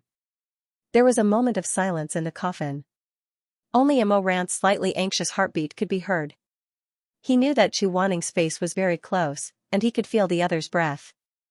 If he were to bite it this time, Chuaning would definitely not be able to break free, but forget it. Emo Ran leaned back and distanced himself from Chuaning. This was not easy as there was not much space left in the coffin. I'm sorry, Shizun. Emo Ran laughed and pretended to be a coward. I didn't expect this coffin to shake. With that said, the coffin tilted again. Emo Ran rolled into Chuaning's arms. Chuaning. Emo Ran retreated again, and the coffin shook again. The cycle repeated several times. I don't *king believe it. Emo Ran leaned back again. The golden boy and girl were probably walking on a slope, and the walls of the coffin were very slippery. After a short while, Emo Ran had no choice but to roll in front of Chu Wanning. Master. She bit her lip, feeling wronged. This guy had a youthful cuteness to begin with. If he deliberately hid his wolf tail and pretended to be a puppy, his acting was actually quite convincing. Chu Wanning didn't say anything. Emo Ran really didn't want to roll around anymore, so he gave up struggling. I didn't do it on purpose. Chu Wanning. Emo Ran said in a small voice, but the wound on my back hurts so much. In the darkness, Chu Wanning seemed to sigh softly. The gongs and drums outside were a little noisy, and Emo Ran wasn't sure if he could really hear them clearly. But in the next moment, Emo Ran smelled an even clearer begonia scent. Chu Wanning's hand was around his back, blocking the gap where he could have slammed into him. Although it wasn't a hug, Chu Wanning's arm was empty, deliberately avoiding contact with Emo Ran's body. Only the fabric of Emo Ran's clothes touched, but this position was more or less intimate. Be careful, don't bump into me again. The voice was deep, like porcelain soaked in a stream. It had a kind of simple dignity. If one listened without hatred, it was actually very outstanding. Suddenly, no one spoke again. At this time, Emo Ran was still a teenager, not as tall as an adult, so when he leaned in Chu Wanning's arms, his forehead just barely reached Chu Wanning's chin. This feeling was very familiar, but also very strange. What was familiar was the person lying next to him. But what was strange was the position he was in. Once upon a time, in the past, he was lying at the peak of life and death in the shaman palace, the Emperor Ta, who had become a lonely person, holding Chu Wanning tightly in his arms in the darkness that was so long that it was hard to breathe. At that time, he was already taller than Chu Wanning, and stronger than his teacher. His arms were like iron pincers, like a cage, locking up the remaining warmth in his arms, as if he was hugging the last fire in the world. He lowered his head and kissed Chu Wanning's long black hair, then greedily leaned down and buried his face deep into his neck, biting and nibbling mercilessly. I hate you, Chu Wanning. I hate you to death. His voice was a little hoarse. But, I only have you left. A violent crash shattered Emo Ran's memories, the sound of gongs and drums suddenly stopped, and the surroundings were deathly silent. Teacher. Chu Wanning reached out his hand and touched his lips, saying in a low voice, Don't speak, we're here. Sure enough, there were no more rustling footsteps outside, and the surroundings were deathly silent. Chu Wanning's fingertips lit up a cluster of pale golden flames, and drew a thin opening on the wall of the coffin, just enough for the two of them to see through. As expected, they were carried to the outskirts of the colorful butterfly town. In front of the temple that worshipped the ghost master, there were densely packed coffins buried together, and the strong scent of butterflies in the air was getting thicker and thicker, drifting into the coffins through the opening. Emo Ran suddenly felt that something was wrong. Teacher, don't you think that the scent here, and the scent in the illusion, is a little different from the scent in Child Chen's coffin? What do you mean? Emo Ran was quite sensitive to smells, he said. When we were in the North Mountain, the smell that drifted out when the coffin was split open was very nice, and didn't make me uncomfortable at all, so it should be the scent of butterflies. But ever since I entered the illusion, I always felt that although the smell was similar, there were some subtle differences, but I couldn't figure out what the difference was, but now I think I know. Chu Wanning turned to look at him. You don't like the smell? Emo Ran stepped close to the opening, still staring outside, then said, Yes. I didn't like the smell of incense since I was young. Here, and the smell in the illusion, it's not the scent of butterflies, but the special high incense that the people of colorful Butterfly Town use to worship the Ghost Master. Look over there. Chu Wanning followed his line of sight. In the clay incense burner in front of the temple, there were indeed 3 incense sticks as thick as an arm burning, faintly releasing a sweet smell into the wind. The people of colorful Butterfly Town were good at using flowers to make all kinds of spices, so the incense used to worship the gods and Buddhas were all made in the town, and not bought from outside. Since the flowers used were all planted in the outskirts of the town, the smell of the mixture was actually not that different to the layman's smell. Chu Wanning pondered, could it be that the scent in Child Chen's coffin has nothing to do with the smell in the illusion? He didn't have time to sort out this newly discovered detail, when a dazzling red light suddenly emitted from the temple, interrupting his train of thought. The two people hiding in the coffin looked up at the same time, only to see the light in the temple shining brightly, illuminating the surroundings. There was a row of iron shelves at the side of the temple, on which there were red lotus lanterns used for making wishes. Those lanterns were originally extinguished, but at this time, they were all lit up one by one.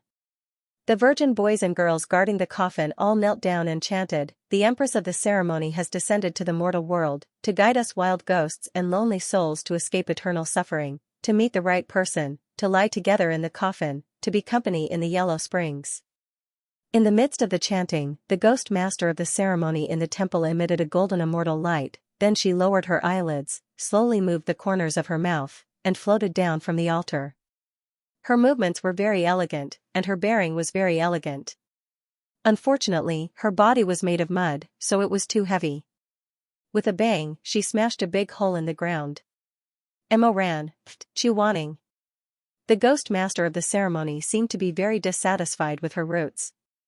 She stared at the big hole on the ground for a while, then slowly walked out of the hole and tidied up her clothes. She looked like a woman with heavy makeup, dressed in red and green, and was quite cheerful. In the dark night, she turned her neck and came to the front of the hundreds of coffins. The night wind was filled with the stench of corpses, and she seemed to be in a better mood. She slowly opened her arms and laughed twice.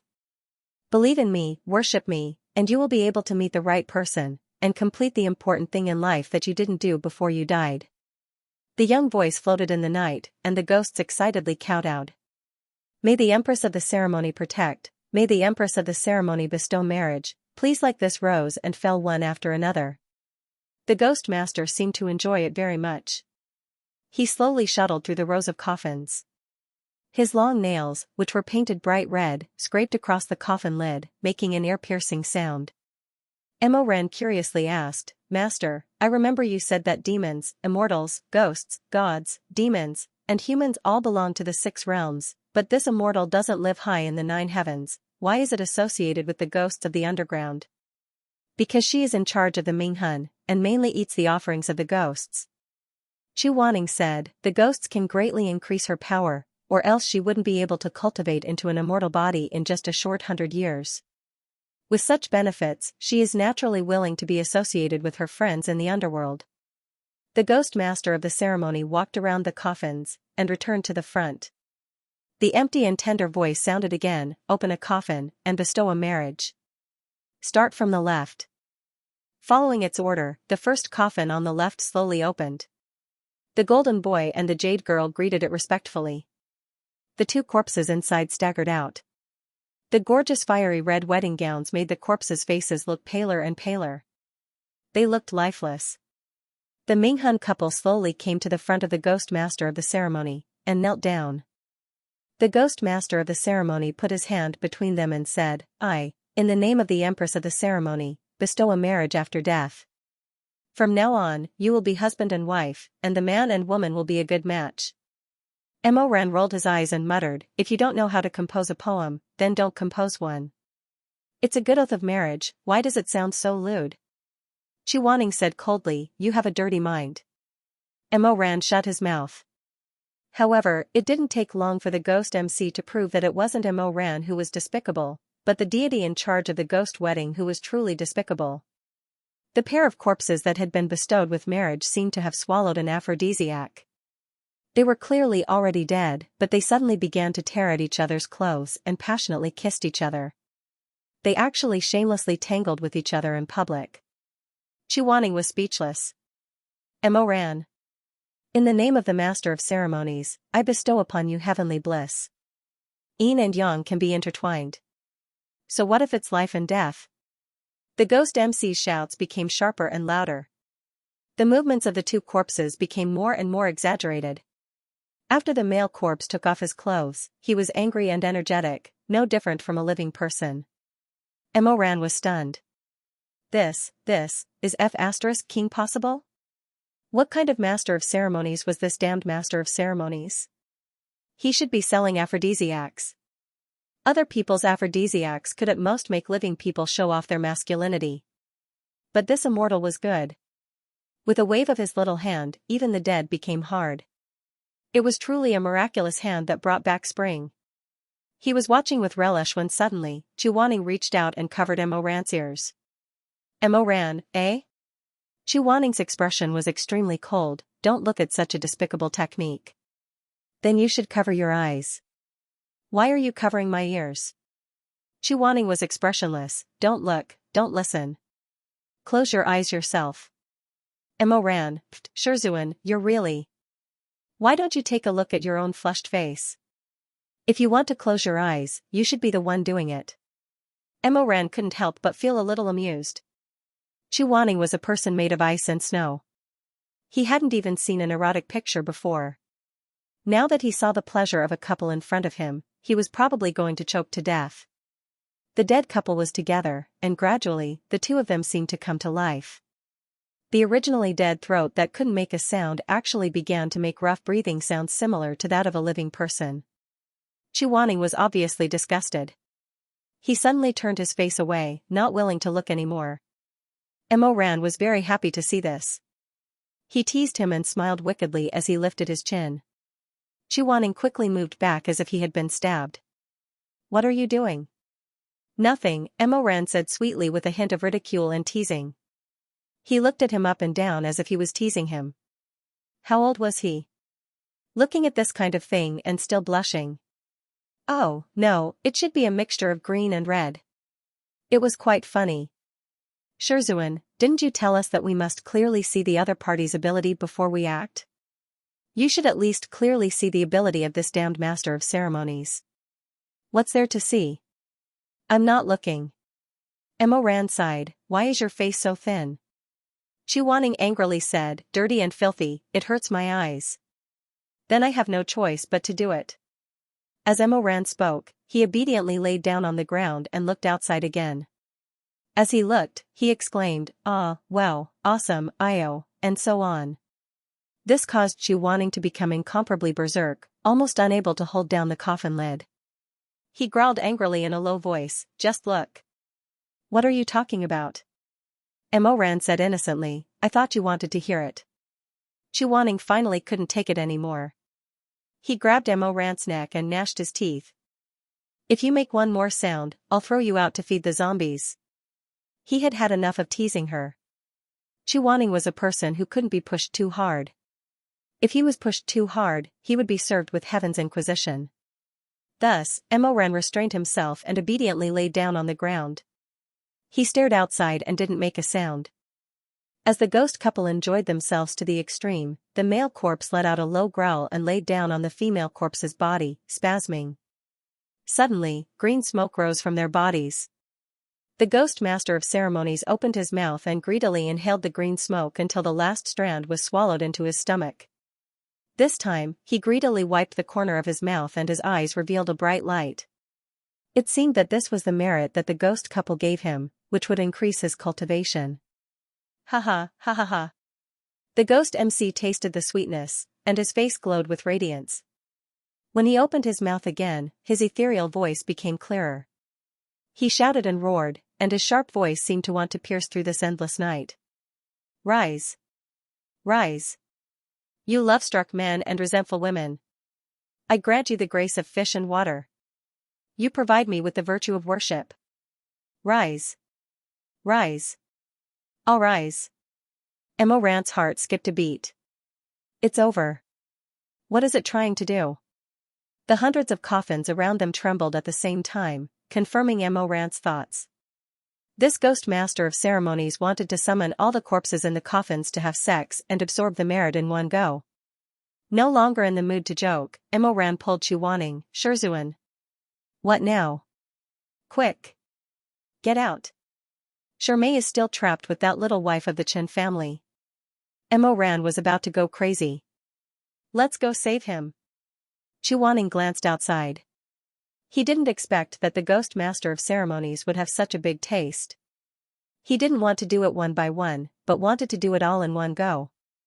The trembling of the coffins beside them became more and more intense.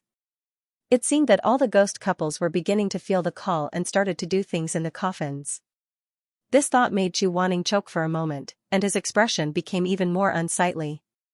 At this time, the ghost master of ceremonies who was standing in the same place and laughing to his heart's content suddenly felt something. He turned his head abruptly, and a pair of black, unfocused eyes looked past the other coffins and landed on Mo Ran and Chu Wanning's coffin.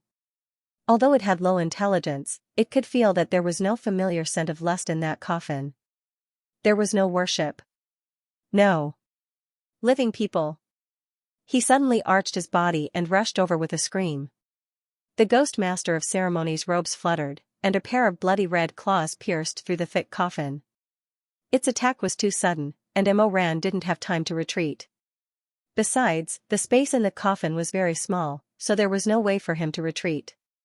Just as his head was about to be pierced by the 9 white bone claws, his body suddenly fell.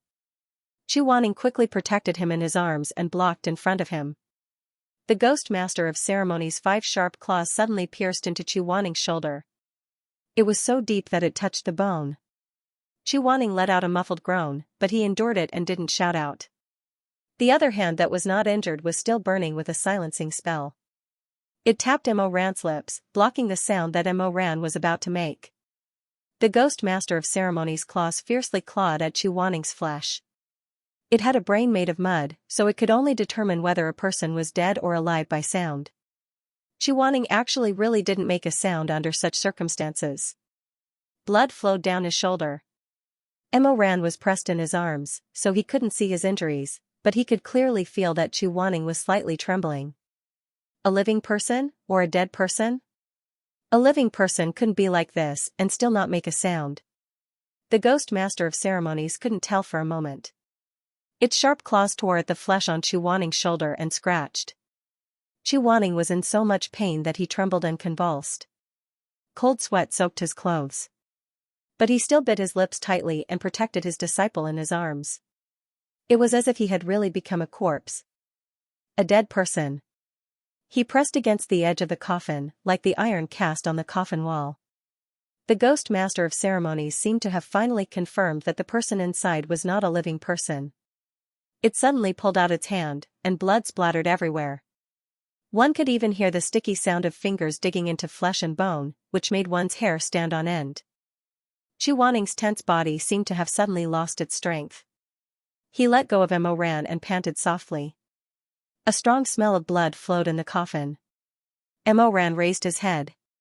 With the light leaking in through the hole, he could see Chu Wanning's drooping eyelashes and the moist but stubborn and silent eyes under the eyelashes.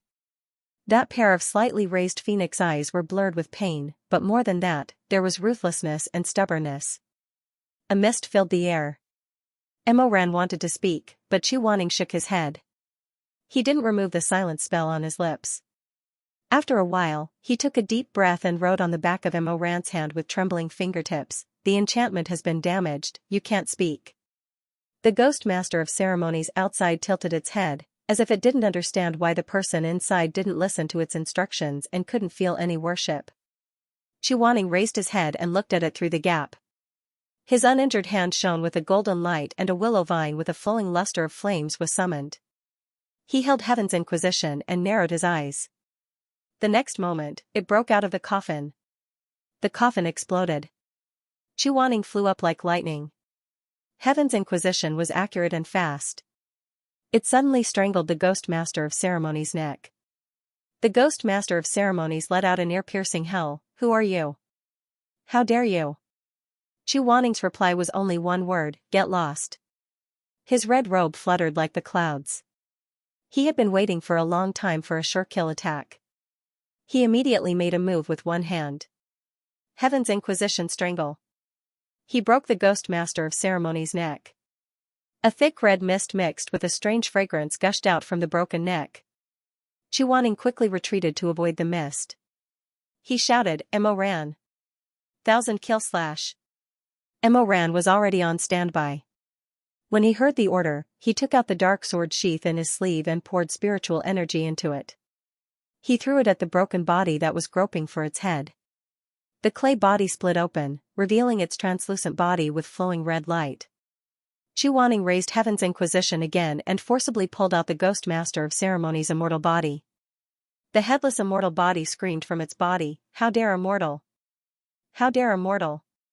Get up!" Get up. Kill them. Kill them. The originally featureless golden boy and jade girl suddenly lit up with a pair of blood-red eyes. Hundreds of them screeched as they pounced towards Mo Ran and Chu Wanning. The coffins on the ground also shattered. The corpses lying inside stood up and rushed towards the two like a tide. Mo Ran's gaze quickly swept through the crowd to find Shermai's figure. Chu Wanning shouted, "Why are you looking at those zombies so affectionately? Why aren't you taking them down?" The two of them and the ghost master of ceremonies had already been sent flying and stood on top of a coffin. The slow-moving corpses slowly gathered around them. Mo Ran raised his hand and lit up an exorcism talisman. He threw it in all directions and detonated it. However, there were too many ghosts. As soon as one wave went down, another wave quickly came over. Mo Ran was about to go crazy. So many people died in this rainbow butterfly town? How many ghost married couples are there? Chu Wanning angrily said, "Look at this ghost master of ceremonies cultivation. How many young men and women died of natural causes? It's very likely that he's also tempted those unmarried people to commit suicide." Hit this side. Mo ran through another exorcism talisman at the direction Chu Wanning indicated. It exploded into white bones and flesh. Why isn't this ghost master of ceremonies killed? Normal weapons can't hurt him. What about Tianwen? Chu Wanning was furious. Didn't you see that Tianwen was chasing after him? This ghost master of ceremonies is very fast. If I let go of him, I'm afraid he'll escape before I hit him again. More and more corpses piled up. Mo ran. Drove them away while paying attention to whether or not Shermai was in the crowd. He didn't want to accidentally injure him.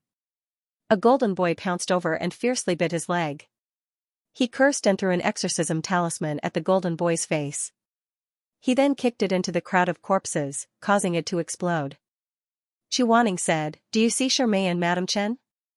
Mo Ran was frantically searching for them when he suddenly saw two swaying figures in the distance. He happily said, "I see them.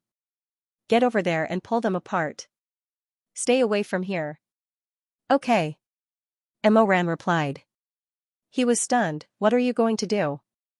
Chu Wanning angrily said, "I can't raise my other arm, so I can't summon other weapons. I can only rely on Tianwen. When I release this ghost master of ceremonies, I'll destroy this whole place. If you don't want to die, you better get out of here." Heaven's Inquisition had a killer move that had no blind spots. The name was very simple, with only one word, wind. Once activated, the surrounding area would be completely annihilated. Mo Ran had naturally experienced the power of wind. He was also clear about Chu Wanning's strength, so there was no need to worry.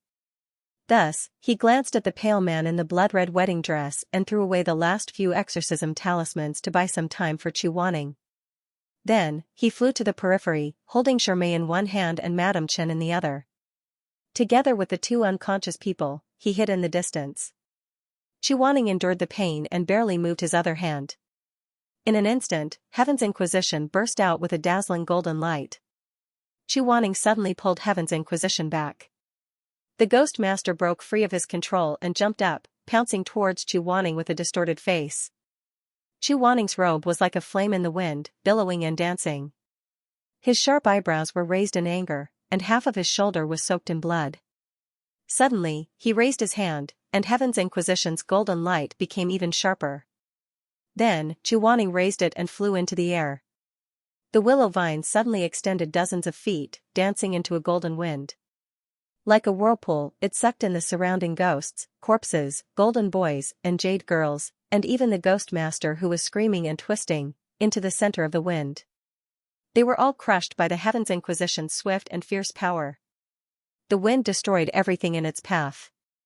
The surrounding plants were uprooted, and were not spared. With Chu Wanning as the center, a huge storm emitted a dazzling golden light. For a moment, the sky darkened, and the sand and stones flew everywhere. Whether it was the coffin or the dead, they all became grass fluttering in the wind. Sucked in and cut by the rapidly spinning Heaven's Inquisition. Broken into thousands of pieces. When everything calmed down, Chu Wanning's surroundings were already barren, and it was desolate and empty. Except for him, standing alone in his brightly colored wedding dress, like a red lotus blooming and begonia flowers falling, there was only a ground full of crushed bones and the terrifying Heaven's Inquisition that was hissing and flowing with golden light. From the looks of it, Chu Wanning was very polite when choosing disciples. If he wanted to, it was not impossible for him to turn all the disciples of the good and evil platform into ashes in an instant. The golden light gradually faded. Heaven's Inquisition turned into countless star fragments and entered Chu Wanning's palm. He took a deep breath and frowned. Enduring the pain in his shoulder, he slowly walked toward his disciples in the distance. "How is Shermay?" Chu Wanning asked as he walked up to them. Mo Ran lowered his head to look at the unconscious beauty in his arms. She was still unconscious, her breathing was very weak, and her cheeks were ice-cold to the touch. This scene was too familiar. It was the nightmare that Mo Ran could not escape from. Back then, Shermay had laid in his arms like this. Gradually, he stopped breathing. Chu Wanning bent down and checked Mrs. Chen and Shermay's carotid arteries. He couldn't help but say in a low voice, How could he be poisoned so deeply? Mo Ran abruptly raised his head. Poisoned? Didn't you say that they were fine? Didn't you say that they were just bewitched? Chu Wanning frowned. The ghost MC relied on the powder to bewitch people. That is a kind of poison. I thought that they were just lightly poisoned, but I didn't expect them to be so deeply poisoned. Send them back to the Chen residence first. Chu Wanning said, it's not difficult to remove the poison. It's good that they are not dead. His voice was cold and indifferent. Although Chu Wanning usually spoke like this, at this moment, it sounded like he was playing it down and did not care much. Mo Ran suddenly remembered the heavy snow that year. He knelt in the snow, and in his arms was Shermay, who was slowly losing his life. His face was full of tears, and he begged Chu Wanning to turn around and look at his disciple. He begged Chu Wanning to lift his hand and save his disciple's life. But what did Chu Wanning say at that time? He also used such an indifferent tone, such an indifferent tone. Just like that, he refused Mo Ran's one and only kneeled to beg for help in his life. In the heavy snow, the person in his arms gradually became as cold as the snow that fell on his shoulders and brows. That day, Chu Wanning personally killed 2 of his disciples. One was Sherming Jing, whom he could have saved, but did not. The other was Mo Weiyu, who knelt in the snow and was more sorrowful than a dead heart. A sense of panic suddenly rose in his heart. A sense of brutality, a sense of unwillingness, viciousness, and violence flowed like a snake. For a moment, he suddenly wanted to grab Chu Wanning by the neck, shed all of his amiable disguise, and reveal the malevolence of an evil ghost. As a ghost from his previous life, he wanted to viciously bite him, question him, and demand his life. Demand the lives of those 2 helpless disciples in the snow. But when he looked up, his eyes suddenly fell on Chu Wanning's shoulder that was full of blood. The beast's angry roar was suddenly blocked. He did not make a sound, and only stared at Chu Wanning's face. His eyes were almost filled with hatred, but Chu Wanning did not see it. After a while, he lowered his head and stared at Shermay's haggard face. His mind gradually went blank. If something happened to Shermay this time, then... Cough, cough, cough. The person in his arms suddenly coughed rapidly. Mo Ran was startled, and his heart trembled. Shermay slowly opened his eyes, his voice was extremely hoarse and weak. Ran. Yes. I am. After the ecstasy, the haze disappeared. Mo Ran opened his eyes wide, his palm on Shermay's slightly cold cheek, the light in his eyes trembling. Shermay, how do you feel? Do you feel unwell anywhere? Shermay smiled gently, his eyes still gentle. He turned his head and looked around. Why are we here? Why did I faint? Ah. Master, cough, your disciple is useless, your disciple. Chu Wanning said, don't talk. He put a pill into Shermay's mouth. Since you're awake, keep this poison in your mouth first. Don't swallow it directly. Shermay put the pill into his mouth, and suddenly froze.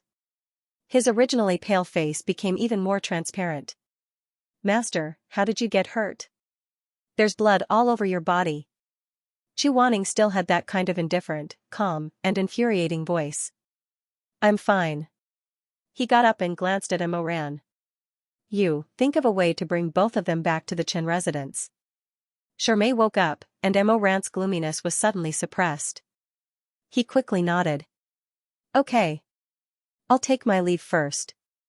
I have something to ask the Chen family. Chu Wanning turned and left.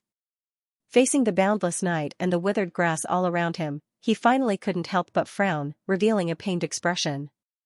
His entire shoulder was pierced through by 5 fingers, and his tendons and veins were torn. The Ghost Master's spirit claws even pierced deep into his flesh and bones. No matter how much he pretended to be calm and endured, no matter how much he sealed his blood vessels and prevented himself from fainting from blood loss, he was still human. But it still hurts. But so what if it hurt? He walked forward step by step, the hem of his wedding dress fluttering in the wind. For so many years, people respected and feared him, but no one dared to stand by his side. No one cared about him. He had long since gotten used to it. Wanya Yuhing, the Northern Dipper immortal. No one liked him from head to toe. No one cared about life, death, illness, or pain.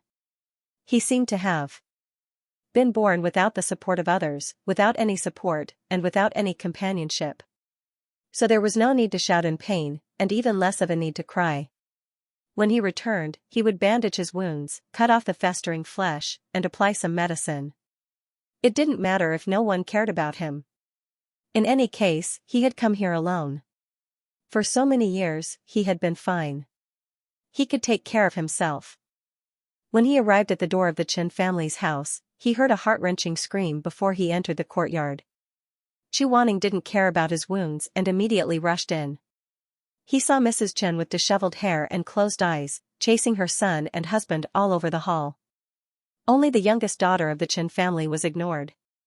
She stood aside in fear, curled up, and couldn't stop trembling. Seeing Chu Wanning come in, Lord Chen and his youngest son screamed and rushed to him. Taoist priest. Taoist priest, help. Chu Wanning blocked them behind him, glanced at Mrs. Chen's closed eyes, and said angrily, "Didn't I ask you to watch her and not let her sleep?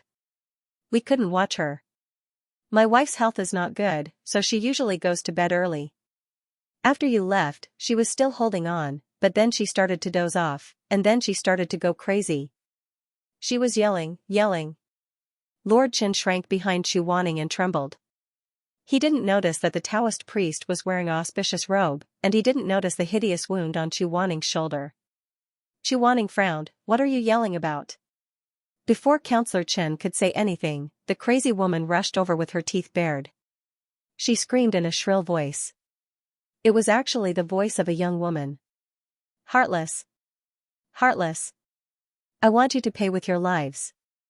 I want all of you to die. Chu Wanning said. Evil ghost possession.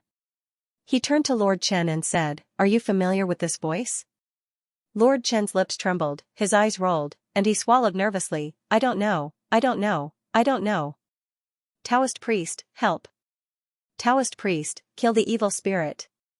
At this time, Madame Chen had already rushed over. Chu Wanning raised his uninjured arm and pointed at Madame Chen. A thunderbolt struck down and trapped Madame Chen in the wizardry barrier. Chu Wanning turned back and looked at him coldly. You really don't know? Lord Chen said repeatedly, I really don't know. I really don't know. Chu Wanning didn't say anything more. He threw out Heaven's Inquisition and tied up Madame Chen in the wizardry barrier. He should have tied up Lord Chen, which would be more convenient and easier to interrogate. However, Chu Wanning had his own rules. His Heaven's Inquisition wouldn't easily interrogate ordinary people. So he gave up on the soft persimmon and went to interrogate the evil ghost in Madame Chen's body.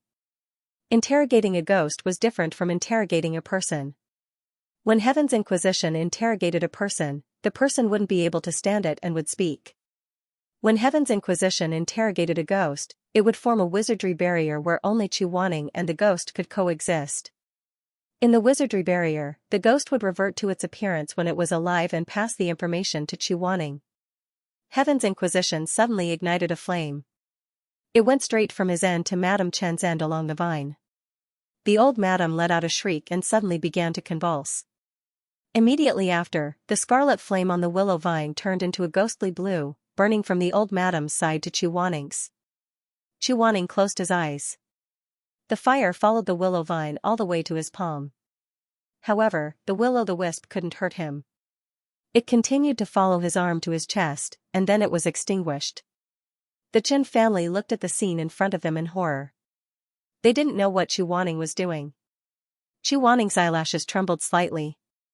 His eyes were still closed, but a white light gradually appeared in front of him. Then, he saw a small foot as white as jade step out of the light. A girl about 17 or 18 years old appeared in his vision. The young girl had fair skin, an oval-shaped face, and a pair of round eyes that were particularly alluring. She wore a light pink dress, and her hair was tied up in a bun. She looked like a young married woman. She rubbed her eyes blankly in the darkness and looked around. "Where am I?" Chu Wanning said, "You're in the realm of truth that I've set up." The young girl was shocked and asked in panic, "Who are you? Why is it so dark here? I can't see you." "Who's talking?" Chu Wanning said, "Have you forgotten? You're already dead." The young girl's eyes widened. "I'm already. Slowly, she remembered. She lowered her head and crossed her arms in front of her chest. There was no sign of movement. She muttered softly and murmured, I'm already dead. Only souls can enter the realm of truth. Here, hatred and hatred will be eliminated. The dead, regardless of whether they become an evil ghost or an ordinary ghost, will retain their personality and appearance from when they were alive. This is called truth." The young girl was stunned for a moment, as though she was gradually recalling her past. Then, she suddenly lowered her head and wept silently. Chu Wanning asked, do you have any grievances?" The young girl sobbed, "Are you the king of hell? Or the white impermanence? Are you here to redress my grievances?" Chu Wanning facepalmed. "I'm not the king of hell, nor am I the white impermanence." The young girl sobbed softly. Chu Wanning was silent for a moment. He waited for her to calm down a little before saying, "But I'm here to redress your grievances." When the young girl heard this, she looked up with a mixture of joy and sorrow. "Then you really are the king of hell?" Chu Wanning decided not to continue this topic with her. Instead, he asked, "Do you know what you did after you died?" "I don't know. I'm not very clear. I only remember that I was very sad, very sad. I wanted to take revenge. I wanted to find them, and I wanted to find him again." When one's soul had just been awakened, there were many things that could not be recalled, but it did not matter. Chu Wanning patiently asked her, "Who are you looking for?" The girl said softly, "My husband, Chen Buohuan." Chu Wanning shivered. Chen Buohuan, wasn't that the name of the eldest son of the Chen family? He asked, What's your name? Where are you from?" With Heaven's Inquisition's power poured into this illusory barrier, almost all the undead who came here would talk to Chu Wanning honestly. The girl replied, "I am Luo Xianxia, from Colorful Butterfly Town. Before I came here, I looked through the files of Colorful Butterfly Town. This town has a total of more than 500 families, but there is no Luo family." "Who is your father?" The young girl slowly recalled all the details, and the grief in her eyes deepened. "My father was a scholar in the village. He was a close friend of my father-in-law. A few years ago, he died of tuberculosis. After that, I was the only one left in the family." "Then why did you die?" The girl was stunned for a moment, and then she sobbed, "I had no other choice but to die. They cheated me of the secret formula of the perfume powder left by my father. They beat me, scolded me, and threatened me to leave Colorful Butterfly Town. I am a weak woman, where else can I go? I don't have a single relative in this world. The world is so big, where can I go? Apart from the Yellow Springs and the underworld, is there anywhere else that can accommodate me?" After she recalled what happened before her death, there seemed to be infinite pain and sadness in her heart, and she was eager to talk to someone. Even when Chu Wanning didn't ask her again, she slowly told the story by herself. It turned out that Luo Xianxian lost her mother when she was young. According to her father, she had an older brother, but her older brother was separated from them in the chaos of the lower cultivation world. After that, she never saw him again, and didn't know whether he was dead or alive. When her older brother was lost, Luo Xianxian was not yet a year old, and she was still in her swaddling clothes. Later, she tried to recall her older brother, but she still had no impression of him. Only Luo Xianxian and her father were left in the Luo family. The father and daughter depended on each other and drifted around. Finally, they built a small house in colorful Butterfly Town and lived there. That year, Luo Xianxian was 5 years old. The eldest son of the Chen family, Chen Buohuan, was 2 years older than her. At that time, the Chen family was not rich yet, and several people in the family lived in a 2-bedroom mud hut. There was an orange tree by the low wall of a small courtyard, and it was full of fruit in autumn. The lush branches grew over the low wall and reached the yard of the Luo family.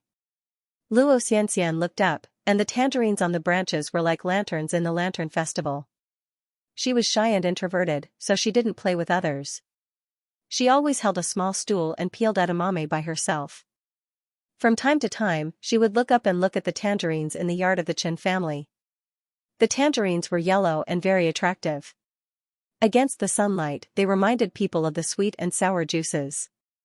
Luo Xianxian looked at them eagerly, swallowing from time to time, and her cheeks were sore. But she didn't reach out to pick the tangerines. Her father was a scholar who couldn't keep up with his younger brother. He lost the exam, but he didn't lose his backbone. The scholar's brain was probably broken, and he always told his daughter to be a gentleman. Luo Xianxian knew at the age of 3 that she couldn't be blinded by wealth, and couldn't be moved by poverty. Although she coveted the tangerines, she never reached out to pick the tangerines that were close to her. One night, under the moonlight, Luo Xianxian was washing clothes in the yard, huffing and puffing. Her father was not strong, so he went to bed early. Poor children learned early. The little girl rolled up her sleeves, immersed her thin arms in the wooden bucket, and rubbed seriously with her face puffed up. Suddenly, there was a hoarse cough at the door, and a young man covered in blood staggered in and stared at her. The little girl was so scared that she even forgot to scream. The young man's face was dirty and bloody, but he was very handsome. The two of them were in a stalemate for a long time. Finally, the young man couldn't stand it anymore, and sat down slowly against the wall. He gasped and said in a hoarse voice, "Give me some water." Maybe it was because the young man didn't look like a bad guy, or maybe it was because Luo Xianxian was kind. Although she was scared, she still ran back to the house, got a cup of tea, and handed it to the young man. The young man didn't hesitate, and drank it all. After drinking, he wiped the corner of his mouth, opened his eyes, and stared at Luo Xianxian's pretty face. His eyes were a bit blank, and he didn't speak for a long time. He didn't speak, and Luo Xianxian didn't speak either. She just blinked her eyes timidly, and kept a safe distance from him. She held her hands and looked at the stranger. "You look like an old friend of mine." The young man suddenly opened his mouth, narrowed his eyes, and smiled gloomily. With the blood on his face, he looked really ferocious. "Especially your eyes, they are round, and they make people want to dig them out, stick them on their fingers, and swallow them one by one." The horrible words were said so calmly by him, and even with a smile. Luo Xianxian trembled even more, and subconsciously covered her eyes. The young man said, "Oh, you're smart, girl. Just cover your eyes, and don't stare at me. I can't control my hands." He spoke with a curly tongue and a northern accent. The moonlight shone in the yard. The young man licked his chapped lips, and suddenly saw the orange tree in the yard. For some reason, his eyes lit up, and there was a light in his eyes. The light was bright for a while, and then dim for a while. Then he raised his chin and said, "Girl. Luo Xianxian. Pick an orange and peel it for me." Luo Xianxian finally spoke. Her voice was thin and trembling, but she didn't hesitate. "Big brother, this is not my fruit tree, it's someone else's. You can't pick it." The young man was stunned, and then his face slowly darkened as he thought of something. "I said you can pick it, so you can pick it. I want to eat the orange, so you pick it for me." The last sentence was so vicious that it sounded like it was crushed through his teeth and then spat out. Luo Xianxian trembled in fear, but still stood there stubbornly. The little girl was gentle, but deep down, she was the same as her rotten father. "I won't." The young man suddenly narrowed his eyes and arched his nose. His expression changed. "Stinky girl, do you know who you're talking to? If you want to drink water, I'll pour it for you. If you want to eat, there's still food at home." But the orange tree isn't mine, so I can't pluck it. Dad said that taking something without asking is considered stealing. I'm a gentleman. I want riches and honor, but I can't be lustful. In her nervousness, she blurted out the word fish. The half-grown little girl blushed and insisted on what her father had taught her. She stuttered and finally blurted out the entire sentence. However, under the gaze of the young man, she was already trembling uncontrollably and her legs were shaking. The young man was speechless. If it wasn't for the inappropriate timing, he would have heard such a little fellow, a little girl, say, taking without asking is stealing, riches and honor cannot be corrupted, and poverty cannot be moved, and I am a gentleman? Pooh, he really couldn't help but laugh out loud. But he couldn't bring himself to laugh. On the contrary, there was a kind of intense resentment that soared to the heavens in his chest, driving ma-ping-ting, crushing his heart. I hate people like you the most, the so-called. He supported himself against the wall and stood up shakily. He squeezed out 2 words from his lips. Good people, gentlemen, heroes, and benevolent people. Under the horrified gaze of Luo Xianxian, he slowly moved his injured leg to the orange tree. He raised his head and almost greedily inhaled the scent of the orange tree. Then, a red light of hatred suddenly burst out from the bottom of his eyes. Before Luo Xianxian could react, he grabbed the tree and shook it violently. He kicked, and hit it. All the oranges on the branch fell to the ground and rolled to one side.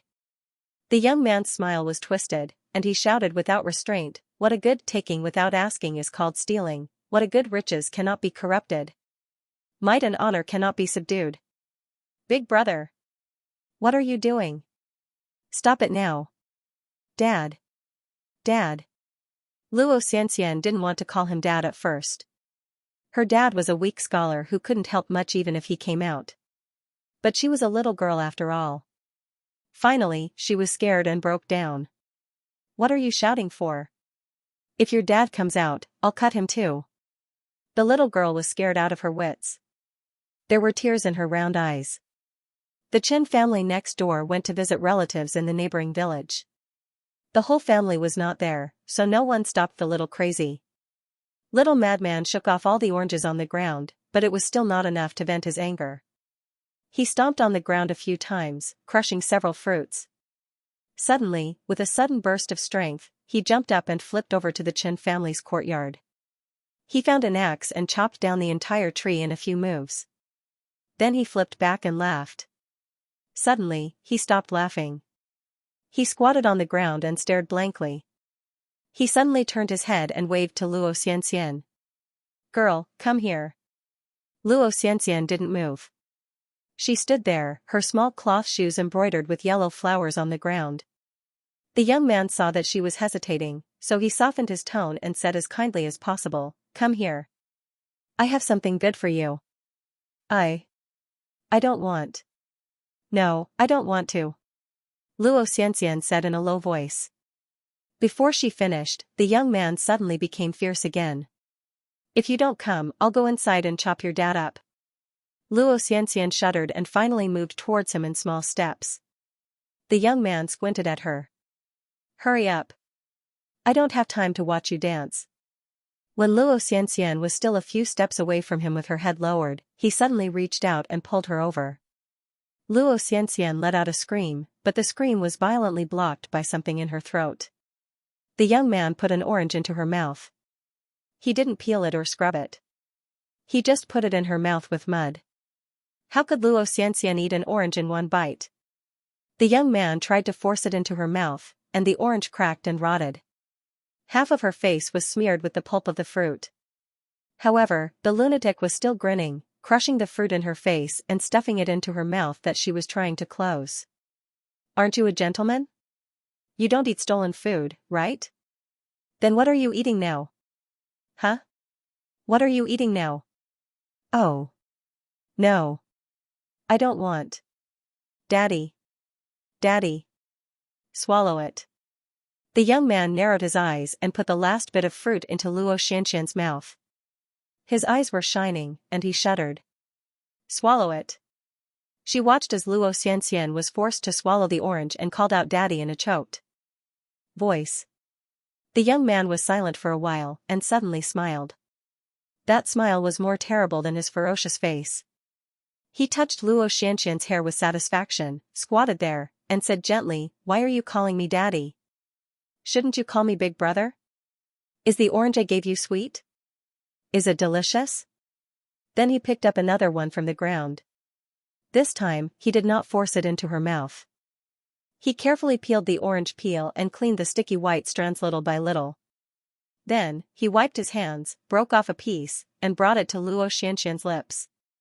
He said softly, "If you like it, eat some more." Luo Xianxian knew that she had met a mentally deranged person today.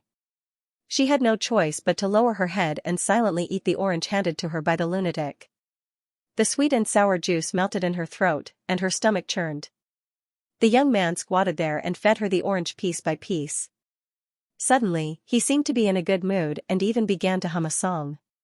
His voice was rough and hoarse, like a broken wind basket.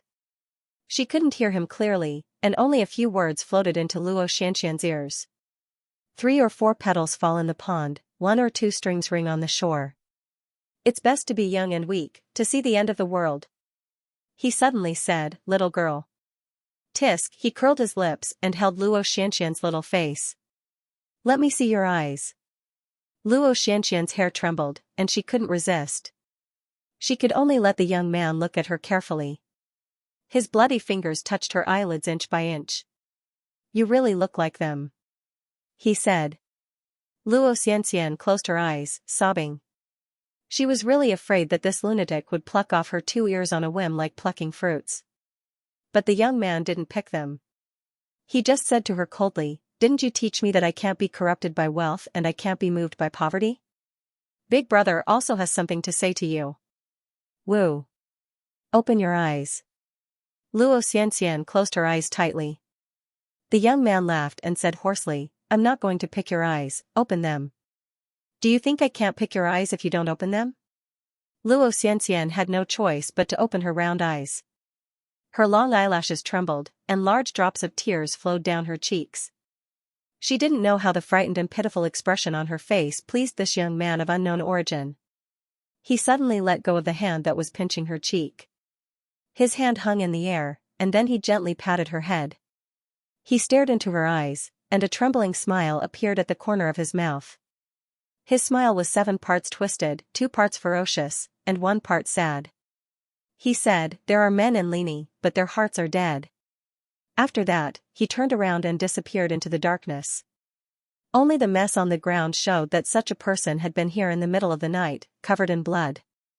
The next morning, the Chens came back from a visit and saw that the orange tree in the yard had fallen and the oranges were all over the ground. There were not many other houses nearby, and only the Luo family lived close to them. Thinking of how Luo Xianxian looked at the oranges every day, the Chens were immediately sure, the unlucky Luo Xianxian must have stolen the oranges. Not only did she steal the oranges, but she also cut down their orange tree out of jealousy. The Chens immediately complained to Luo Shushan. Luo Shushan couldn't stand such humiliation. He immediately called his daughter over and asked her angrily if she stole the oranges. Luo Xianxian cried and said no. He asked her again if she cut the tree. Luo Xianxian still said no. He asked her again if she ate the oranges. Luo Xianxian didn't know how to lie, so she said yes. Before she could explain, she was ordered to kneel down by her angry father.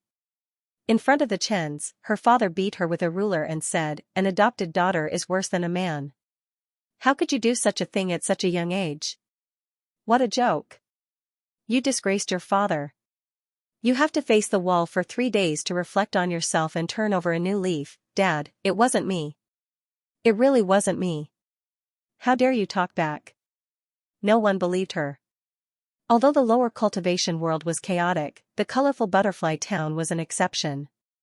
This town had always been simple and honest. They didn't close their doors at night. A crazy person covered in blood came in. The middle of the night? Who would believe that? Luo Xianxian's small hands were beaten until the skin and flesh were broken. The few people from the Chen family looked on coldly. Only the oldest boy among them tugged at the corner of his mother's clothes, looking like he wanted to say something but stopped. His mother ignored him, and there was nothing he could do about it. His small face wrinkled, and he stood to the side, unwilling to continue watching. At night, Luo Xianxian didn't dare to go back to her room. She squatted under the eaves and stood as punishment. Her father was a scholar and couldn't tolerate stealing. He was also sour and stubborn. It was useless to talk to him because he didn't listen to her explanation. Luo Xianxian, who had been hungry all day, felt dizzy. Suddenly, someone called her in a low voice, "Sister Luo." Luo Xianxian turned around and saw a well-defined head sticking out from the edge of the mud wall. It was the eldest son of the Chen family, Chen Buohuan, who had tried to help her during the day.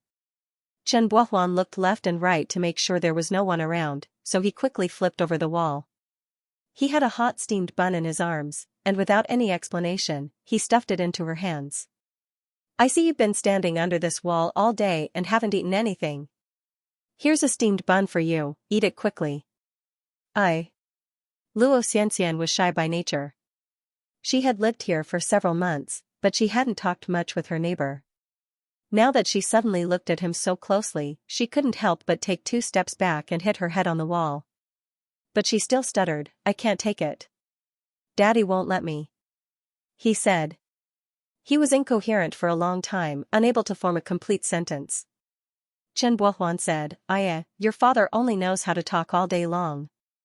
Why do you care so much about him? You'll get sick if you're hungry like this. Eat it, or it'll get cold." The steamed bun was white and tender, and it was very soft, with steam coming out.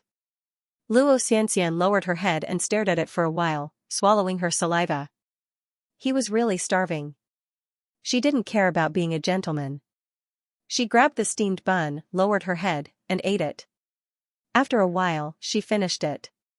After eating, she raised her round eyes and said to Chen Buohuan, "I didn't cut down the orange trees, and I didn't want to steal them." Chen Buohuan was stunned, and slowly smiled, "Yes. But they don't believe me." Under such a disdainful gaze, Luo Xianxian's heart slowly melted, and her grievances melted like ice. She cried, opened her mouth, and wiped her tears, "They don't believe me. I didn't steal. I didn't steal."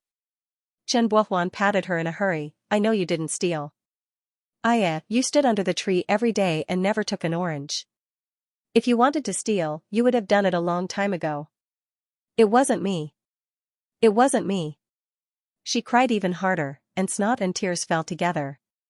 Chen Buohuan patted her, "It wasn't you, it wasn't you." The 2 children became familiar with each other just like that. Later, there was a murder case in a neighboring village. It was said that a few nights ago, a blood-soaked bandit had entered a house and wanted to sleep in one of the rooms. The owner of the house did not agree, so the bandit stabbed the whole family to death. Then, in the house full of corpses, he slept leisurely, and only left the next day in the morning. So what if he left?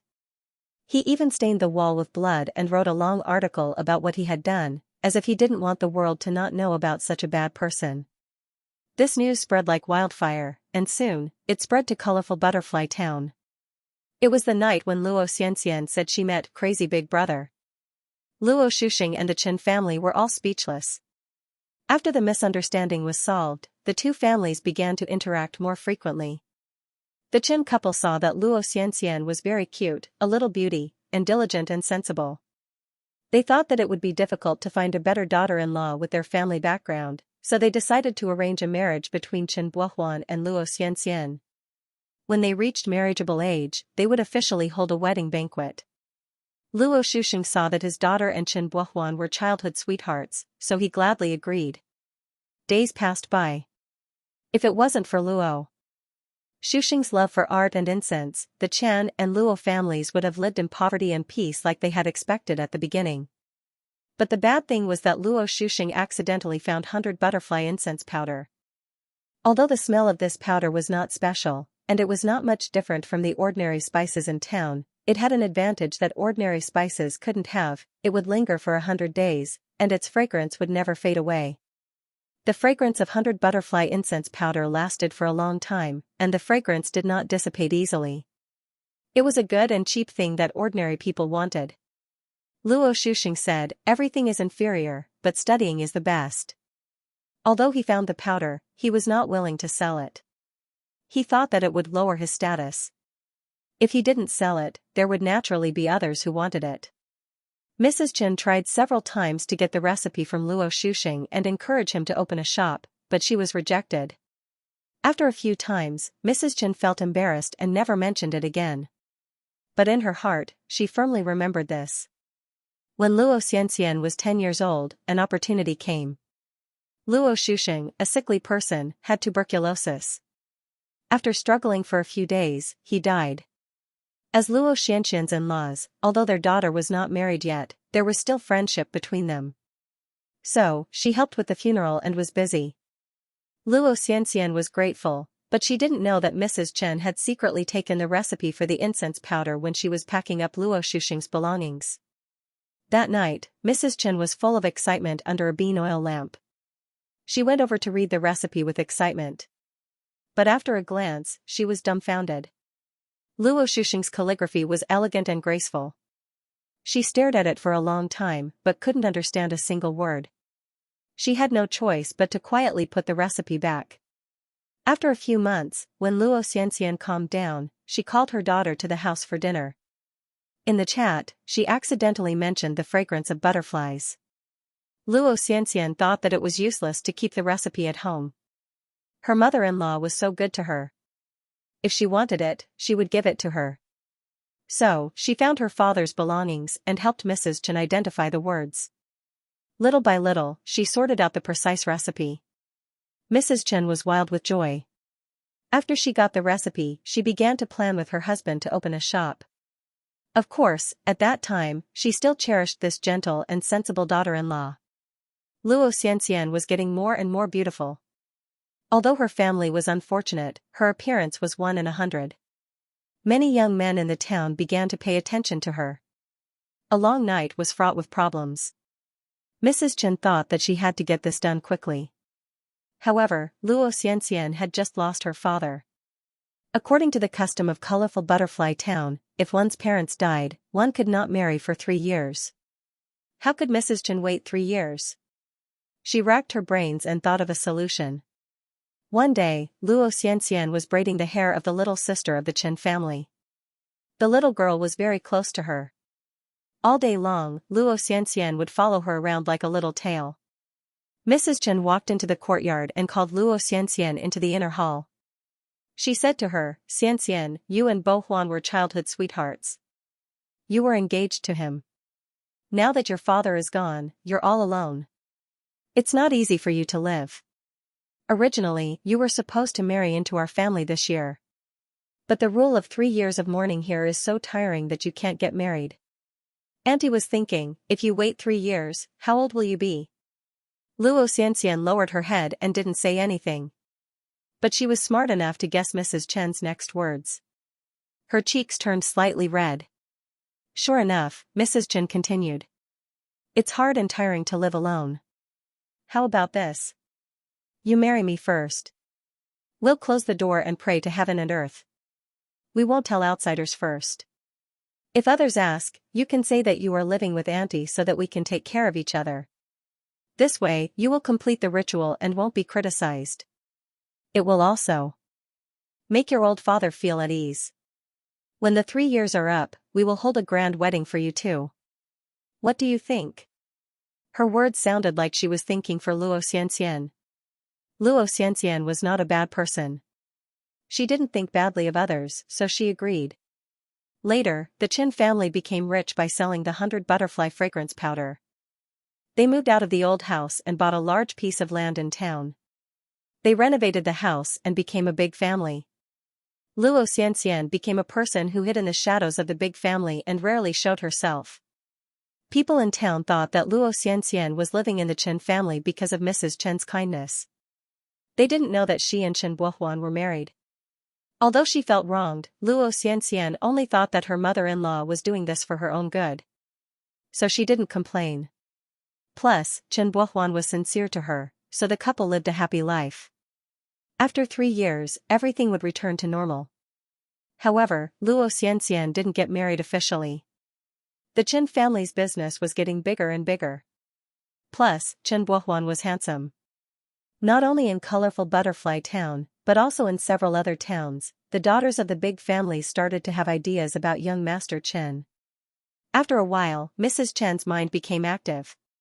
She set up this marriage because she thought that she couldn't find a good wife in a peasant family. So she was anxious to tie Luo Xianxian down. Who would have thought that the Chen family would one day prosper? At this time, when she looked back at Luo Xianxian again, she felt that this girl was not good-looking enough. She was not smart enough. She was as dumb as her dead-headed father. No matter how she looked at her, she did not like her. She regretted it a little. But the appearance of Miss Yao changed her a little to a lot. Miss Yao is the daughter of the county magistrate. She loves military attire. One day, she was riding a horse on her way back from hunting. When she passed by a fragrance powder shop, she picked out a few fragrant powders. Who would have thought that instead of the fragrance powder, she saw a handsome young man who was busy in the hall. That young man was none other than Luo Xianxian's husband, Chen Buohuan. Miss Yao was a hot-tempered girl. When she got home, she didn't want to eat or drink. She kept pestering her father to ask about Chen Buohuan. Although Chen Buohuan was married, it was done behind closed doors. Who in the surrounding villages knew about it? Even the engagement between the Luo family and the Chen family was not clear about it. So Miss Yao learned that child Chen was not married yet. After a few rounds of observation, the county magistrate felt that Xiao Chen was capable, had a gentle temperament, and had a good family background. Thus, he sent someone to talk to the Chen couple about the marriage. Lord Chen regretted it so much. They told the county magistrate that they needed to think about it first. After closing the door, the two old men started to quarrel. Lord Chen said, "Why are you so anxious? That poor scholar died early. His daughter was supposed to mourn for him for 3 years. If you didn't let them get married first, it's not too late for our son to regret it now. Look at what happened." Mrs. Chen was also anxious. "Blame me? Weren't you the one who wanted to arrange the engagement?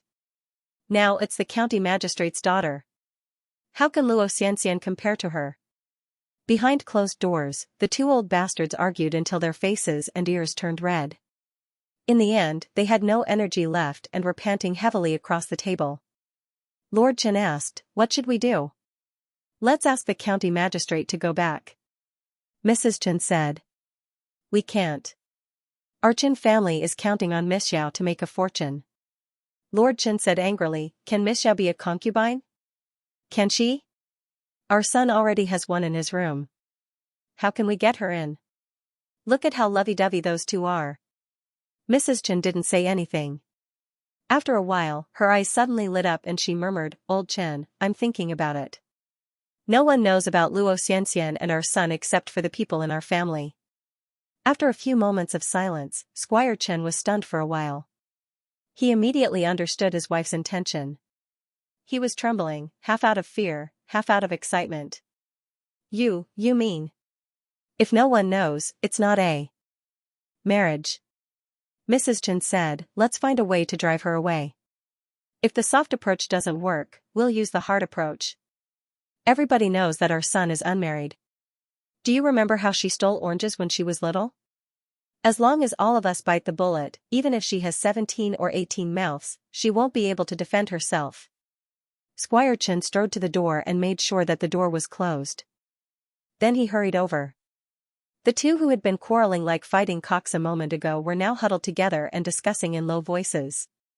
Qin Yuanwei said, "I'm afraid your idea won't work." "What happened?" "Our son won't agree.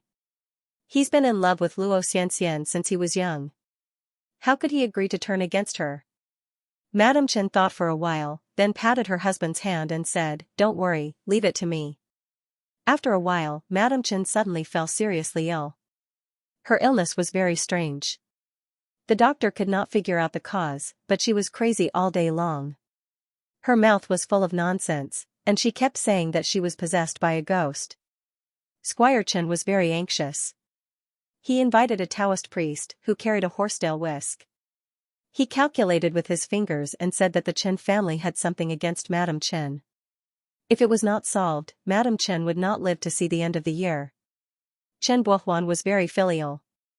He was very anxious and asked, "What is against my mother?" The Taoist priest pretended to be mysterious for a long time and said that it was a hidden beauty. Everyone in the room was stunned. The sons of the Chen family all turned to look at Luo Xianxian, who was standing on the side. Luo Xianxian was also stunned. In fact, she had been told many times since she was a child. She was born to be a jinx, and she killed her mother, then her brother, and then her father. Now, she was pointed at and said that she was going to kill her mother-in-law. The people of the Chen family were anxious. Several brothers took turns to persuade her to leave the Chen family. After all, no one outside knew that she was married and had a clean reputation. They would give her money and let her find another good family. Luo Xianxian was anxious and scared. She was really worried that she was the jinx of Madame Chen. She cried all day long. Chen Buohuan was heartbroken. He saw that his mother was getting more and more haggard. He was in a dilemma. He did not want Luo Xianxian to leave, but he could not bear to see his mother suffer. She lost a lot of weight quickly. The brothers of the Chen family could not accept it. One day, when their boss was not around, they went to find their sister-in-law. Luo Xianxian was mixing the 100 butterfly powder in the greenhouse. They rushed up and knocked over her utensils. The powder fell all over her. The strong smell seemed to have seeped into her bones and couldn't be washed away. The brothers surrounded her and said a lot of principles, such as wife's virtue and wife and daughter are inferior, parents are superior. But Luo Xianxian was very tough. Although she was timid, she was very stubborn. She cried and said that she did not want to leave. She begged them to think of another way. The second son of the Chen family was anxious. He went to her and slapped her. He said to her, "Our mother is going to die because of you. If there is another way, will your father die? Will your mother die? Will your brother's life be uncertain?" As soon as he slapped her, the others rushed to her. They surrounded Luo Xianxian and beat her. They shouted, "Get out of here, jinx, jinx." These sons were of the same mind as their mother. In fact, they knew their mother's idea. At this time, when their boss was not around, they drove Luo Xianxian out of the house. They threatened her that if she dared to come back, they would beat her every day. Anyway, she did not have a family. Even if she was beaten to death, no one would speak for her. It was a big snowy night. Luo Xianxian was thrown into the snow with bruises all over her body. One of her embroidered shoes fell off. She crawled forward slowly. Her mouth made unclear sobs, like the low howl of a cub before its death. It was late at night. On such a snowy day, few people would go out. She crawled in the vast world. She did not know where she was going. She did not know where she could go. The brothers of the Chen family were right. She did not have a family. She did not have a father. She did not have a brother. No one could stand up for her. No one could take her in. In this vast world of white, there was no place for her to stay. Her body was not strong. When she was thrown out, she was wearing thin clothes. She shivered in the cold. Soon her legs and feet became numb. She could not feel anything. She crawled all the way to the outskirts of the city. She came to the temple where the ghost master of ceremonies was enshrined. She curled up in the temple to hide from the snow. Her lips were blue and purple from the cold. Her heart was even more sad. She looked up at the clay statue with bright red makeup. She could not stop her tears from rolling down her face. She remembered the rules of the lower cultivation world. When a couple got married, they should have a master of ceremonies as witness. But at that time, she just had a red flower in her hair. She smiled sweetly and kowtowed to Chen Buohuan. Was this closed-door marriage really just a dream? Was the picturesque beauty in the bronze mirror that day really just the sound of greed in the depths of her drunken dream? She knelt in front of the ghost master of ceremonies. She dragged her body that was getting heavier and colder. She knelt 3 times and kowtowed 9 times. She cried and laughed. Married as husband and wife, loving each other without doubt. Pleasure, on, this evening. She gradually felt dizzy. Her vision was getting blurry. There seemed to be a thin layer of moonlight in front of her. In the small courtyard in the past, she cried and said, "I didn't steal it. I didn't steal it. I didn't steal the oranges. However, rumors were a fearful thing. No one would believe her one-sided story. Today, she knew that even if she went to someone and cried, saying that she was really Chen Buohuan's first wife, there would definitely be no one who would believe her. She was still that little girl by the mud wall, who had nowhere to redress her grievances. Nothing had changed. But there was someone who climbed over the wall and put a steaming white steamed bun into her palm. He said to her, "You must be hungry. Eat a steamed bun to fill your stomach." But now, that person, where was he? He came back and couldn't find her. Would he be anxious? Or would he be relieved that her mother would finally not be cursed by her again? Luo Xianxian curled up in the mud temple. Her tears gradually dried up. She whispered, "Empress of the ceremony, I want to be with him. I am his first wife. When we went through the ceremony, there was no empress beside us. You are a ghost empress. You can't control a living person. But I can only tell you." She sobbed and made the last sound in her throat, "I'm not lying. I'm not lying." The snow was silent. The long night was silent. The next day, the townsfolk passing by the mud temple in the suburbs found Luo Xianxian's cold body. When Xu Wanning heard this, she was enraged. She wished she could immediately remove the willow vines and whip the Chen couple. But he couldn't open his eyes to curse. Once he did, the pure reality illusion would disappear. The pure reality enchantment could only lock a ghost once. If it was interrupted, he wouldn't be able to hear what Luo Xianxian said next. Therefore, he could only suppress his anger and continue to listen to Luo Xianxian. After she died, her soul entered the netherworld first. She was muddle-headed and unconscious. The only impression she had was a woman wearing red and green clothes. She looked like the ghost master worshipped in the temple. The ghost master stood in front of her and asked her gently, "You and Chen Buohuan can't sleep in the same bed when you are alive, but do you want to sleep in the same cave when you die?" She answered in panic, "I do. I do." "Then let him come to accompany you immediately, okay?" Luo Xianxian almost blurted out. She was about to say yes, but she suddenly remembered something. She was stunned. "Am I dead?" "Yes. I am the ghost master of the netherworld. I can grant you a good match and fulfill your long-cherished wish." Luo Xianxian was stunned. "Then if he comes to accompany me, will he die too?" "Yes. But if the heavens have feelings, death is nothing. It's just a close of eyes. What's the difference?" When Xu Wanning heard this, she thought to herself, sure enough, this ghost master would lure others into making a wish for their lives. This immortal was truly an evil immortal. Although Luo Xianxian died unjustly, she didn't turn into a ferocious ghost. She shook her head, "No, we can't kill him. It's not his fault." The ghost master smiled sadly, "What do you get for being so kind?" It didn't force Luo Xianxian. As an immortal, it was okay to lure others to make a wish, but not to force them. Its figure gradually faded and its voice became more and more vague. "Soul return in 7 days. When you return to the world of the living on the first 7 days, go and see the Chens. After that, I will ask you again. See if you still have no regrets." 7 days later, the soul return day arrived. Luo Xianxian's soul returned to the world of the living. She followed the old road and went to the Chens with an anxious heart. She wanted to see her husband one last time. Who would have thought that the interior of the Chen residence would be decorated with lanterns and colored banners, while outside the courtyard, there would be fire trees and silver flowers. Betrothal gifts filled the parlor, with a large she character pasted in front of the hall. Madame Chen's face was glowing, without the slightest sign of illness. She was instructing the servants with a smile on her face, instructing them to decorate the betrothal gifts with flowers and drape them with red silk.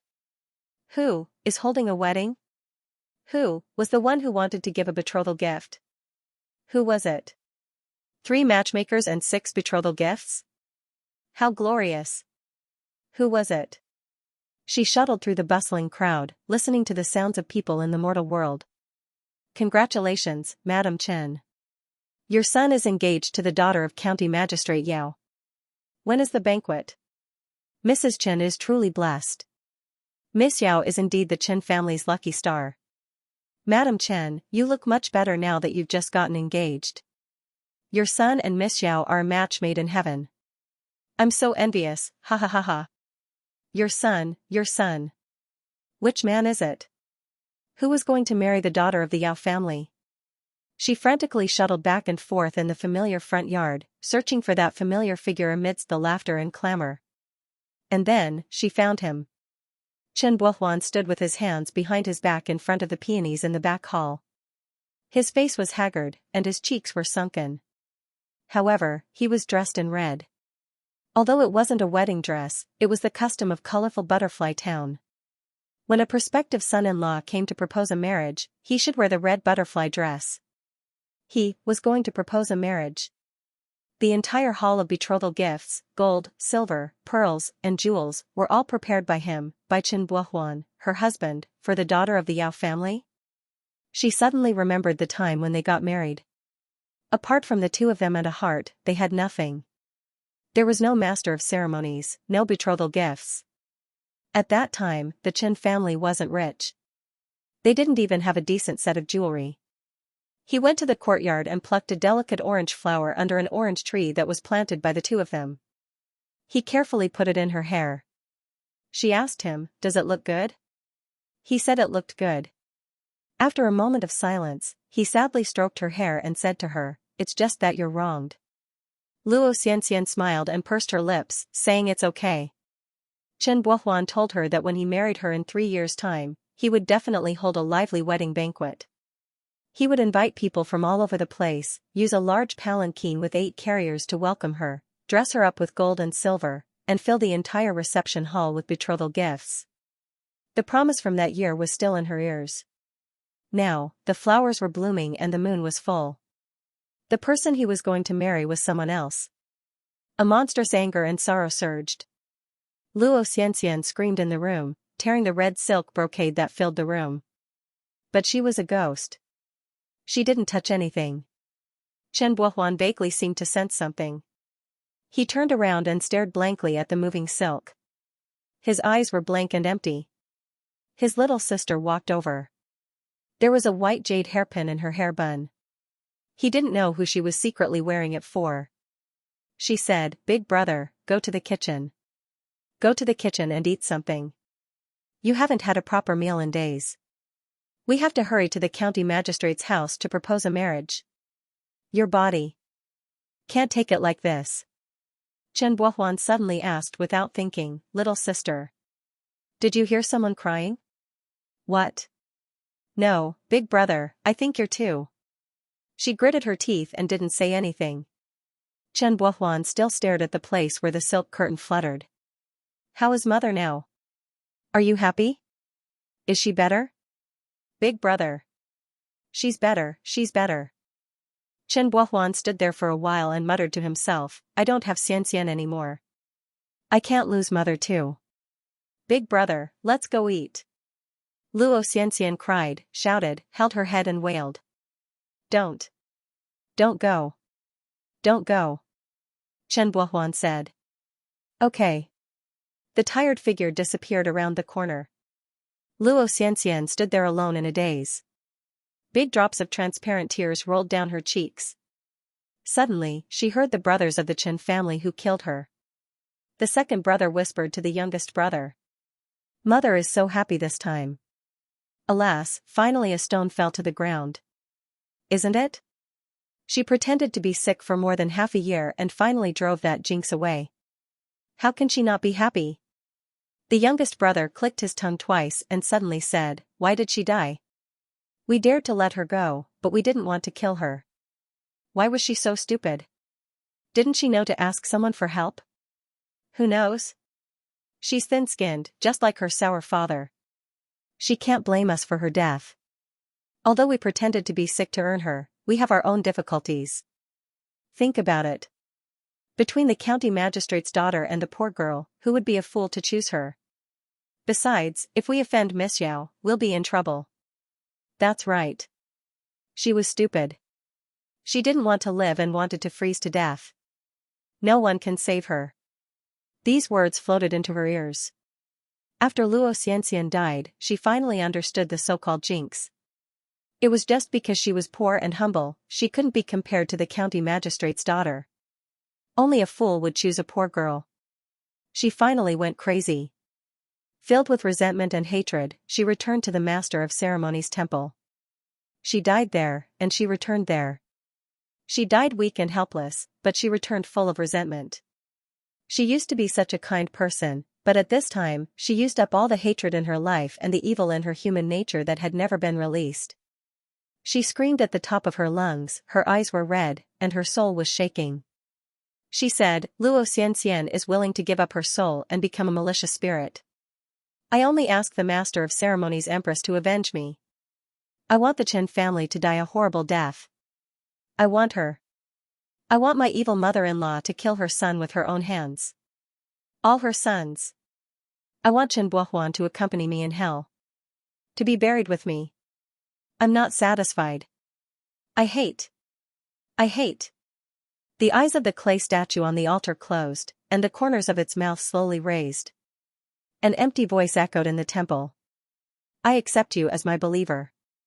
As you wish, you will become a malicious spirit, kill, hateful person. A blood-red light flashed, and Luo Xianxian could no longer remember what happened after that. However, Chu Wanning already knew that after that, the Master of Ceremonies ghost controlled Luo Xianxian to possess Mrs. Chen and kill the Chen family one by one. The reason why Chen Buohuan was dug out of the red coffin on the top of the mountain was naturally because the Master of Ceremonies ghost had fulfilled Luo Xianxian's long-cherished wish, to bury Chen Buohuan with me. Moreover, it deliberately placed the coffin at the base of Chen Buohuan and his new wife's house. It was the most vicious curse and revenge. As for the fragrance in Chen Buohuan's coffin, it was the smell of the 100 butterfly powder on Luo Xianxian's body before she died. The resentment and fragrance in the coffin were extremely strong because Luo Xianxian's soul was sleeping with Chen Buohuan in it. Luo Xianxian had no family. According to the customs, when such a person died, their bones should be cremated instead of buried. Therefore, she did not have a physical body. She could only transform in the Master of Ceremonies ghost's coffin. At that time, Chu Wanning opened the coffin with a vine whip. Luo Xianxian lost the protection of the coffin and her soul scattered. It was difficult for her to reunite temporarily. That was why the resentment was strong before the coffin was opened, but weak after the coffin was opened. But at that time in the illusion, why did Chen Buohuan only have a paper ghost bride when everyone else had a corpse as their spouse? Chu Wanning thought for a while and figured it out. The Master of Ceremonies ghost would not break its promise. The paper bride was the physical body it made for Luo Xianxian, or a carrier. Only Luo Xianxian could be buried with Chen Buohuan. Everything was clear now. Chu Wanning looked at the weak and helpless girl in the illusion. He wanted to say something, but he could not say anything. Elder Yu Heng was too clumsy. His words were always stiff, so after a long silence, he still did not say anything. The girl stood in the boundless darkness, her soft and bright round eyes wide open. Chu Wanning looked into her eyes. Suddenly, he could not bear to look at her anymore. He wanted to leave. He did not want to look at her anymore. He was about to open his eyes and leave this enchantment. The girl suddenly spoke. Brother Yama. I have something to tell you. Chu Wanning. Yes. The girl suddenly lowered her head, covered her eyes, and cried. She said softly, Brother Yama, I don't know what I did after that. But, I really did not want to kill my husband. I did not want to be a malicious ghost. I did not steal oranges. I am really Chen Buohuan's wife. In this life, I really did not want to hurt anyone. I really did not want to hurt anyone. I beg you, believe me. Her voice was choked, trembling, and broken. I did not lie. I did not lie. Why is it that in this life, almost no one has ever believed me? She sobbed. Chu Wanning's voice sounded in the darkness. He did not say much, but he did not hesitate. Yes. Luo Xianxian's thin body shook. Chu Wanning said, I believe you. Luo Xianxian wiped her tears with her hands, but she could not help it. In the end, she covered her tear-stained face, lowered her head, and bowed deeply in the darkness where she could not see. Chuaning opened his eyes again. After he opened his eyes, he did not speak for a long time. The time in the enchantment was different from the time in the real world. He had been inside for a long time, but to the people outside, it was just a blink of an eye. Mo Ran had not returned yet. The few people of the Chen family who were still alive were still looking at him. Chuaning suddenly put away the willow vine and said to old Madam Chen, "I will redress your grievances. Go to sleep." Old Madam Chen stared blankly with her blood-red eyes. Suddenly, she fell to the ground with a thump and fainted. Chuaning raised his head again. His eyes first swept over Minister Chen's face, then fell on Yaozi. There was no fluctuation in his voice, and it was still very cold. "I will ask you one last time." His lips moved slowly as he enunciated each word clearly. "Did you really not recognize who that voice belonged to?" The youngest son of the Chen family trembled and looked up at his father. Chen Yuanhui's eyes drifted. After a while, he said firmly, I don't know. I don't recognize it." Chuaning's face was like 9 feet of frost. He said in a low voice, "Liar." His appearance was very fierce. At this moment, he lowered his eyebrows and looked more murderous. He was even more frightening than a ghost. Chen Yuanhui couldn't help but take 2 steps back. Chuaning suddenly hit the Heaven's Inquisition on the ground. In an instant, sparks flew and leaves flew. Chen Yuanhui was so shocked that he fell to the ground. "Is the 100 butterfly powder made by your family? Is this your eldest son's first marriage? Who is Luo Xianxian? You're already so old. Don't you have any shame?" Chen Yuanhui opened and closed his mouth. In the end, he couldn't say a word. Gradually, his face turned from pale to red. The youngest daughter of the Chen family, who had been huddling in the side, suddenly burst into tears when she heard the name Luo Xianxian. She rushed over and knelt in front of her mother. She touched the unconscious body. "Sister Luo. Sister Luo, is this all because of you? I know you don't want to leave, but please, for my sake, please let our family go. Sister Luo." Chuaning bent down and held the golden Heaven's Inquisition. He used the vine handle to lift Chen Yuanhui's face. This was Chuaning's psychological obsession. He wouldn't touch the people he thought were disgusting. He would get goosebumps as soon as he touched them. "Do you think I don't know who is lying to me?" He stared at Chen Yuanhui's face coldly. He saw his own face in those frightened eyes.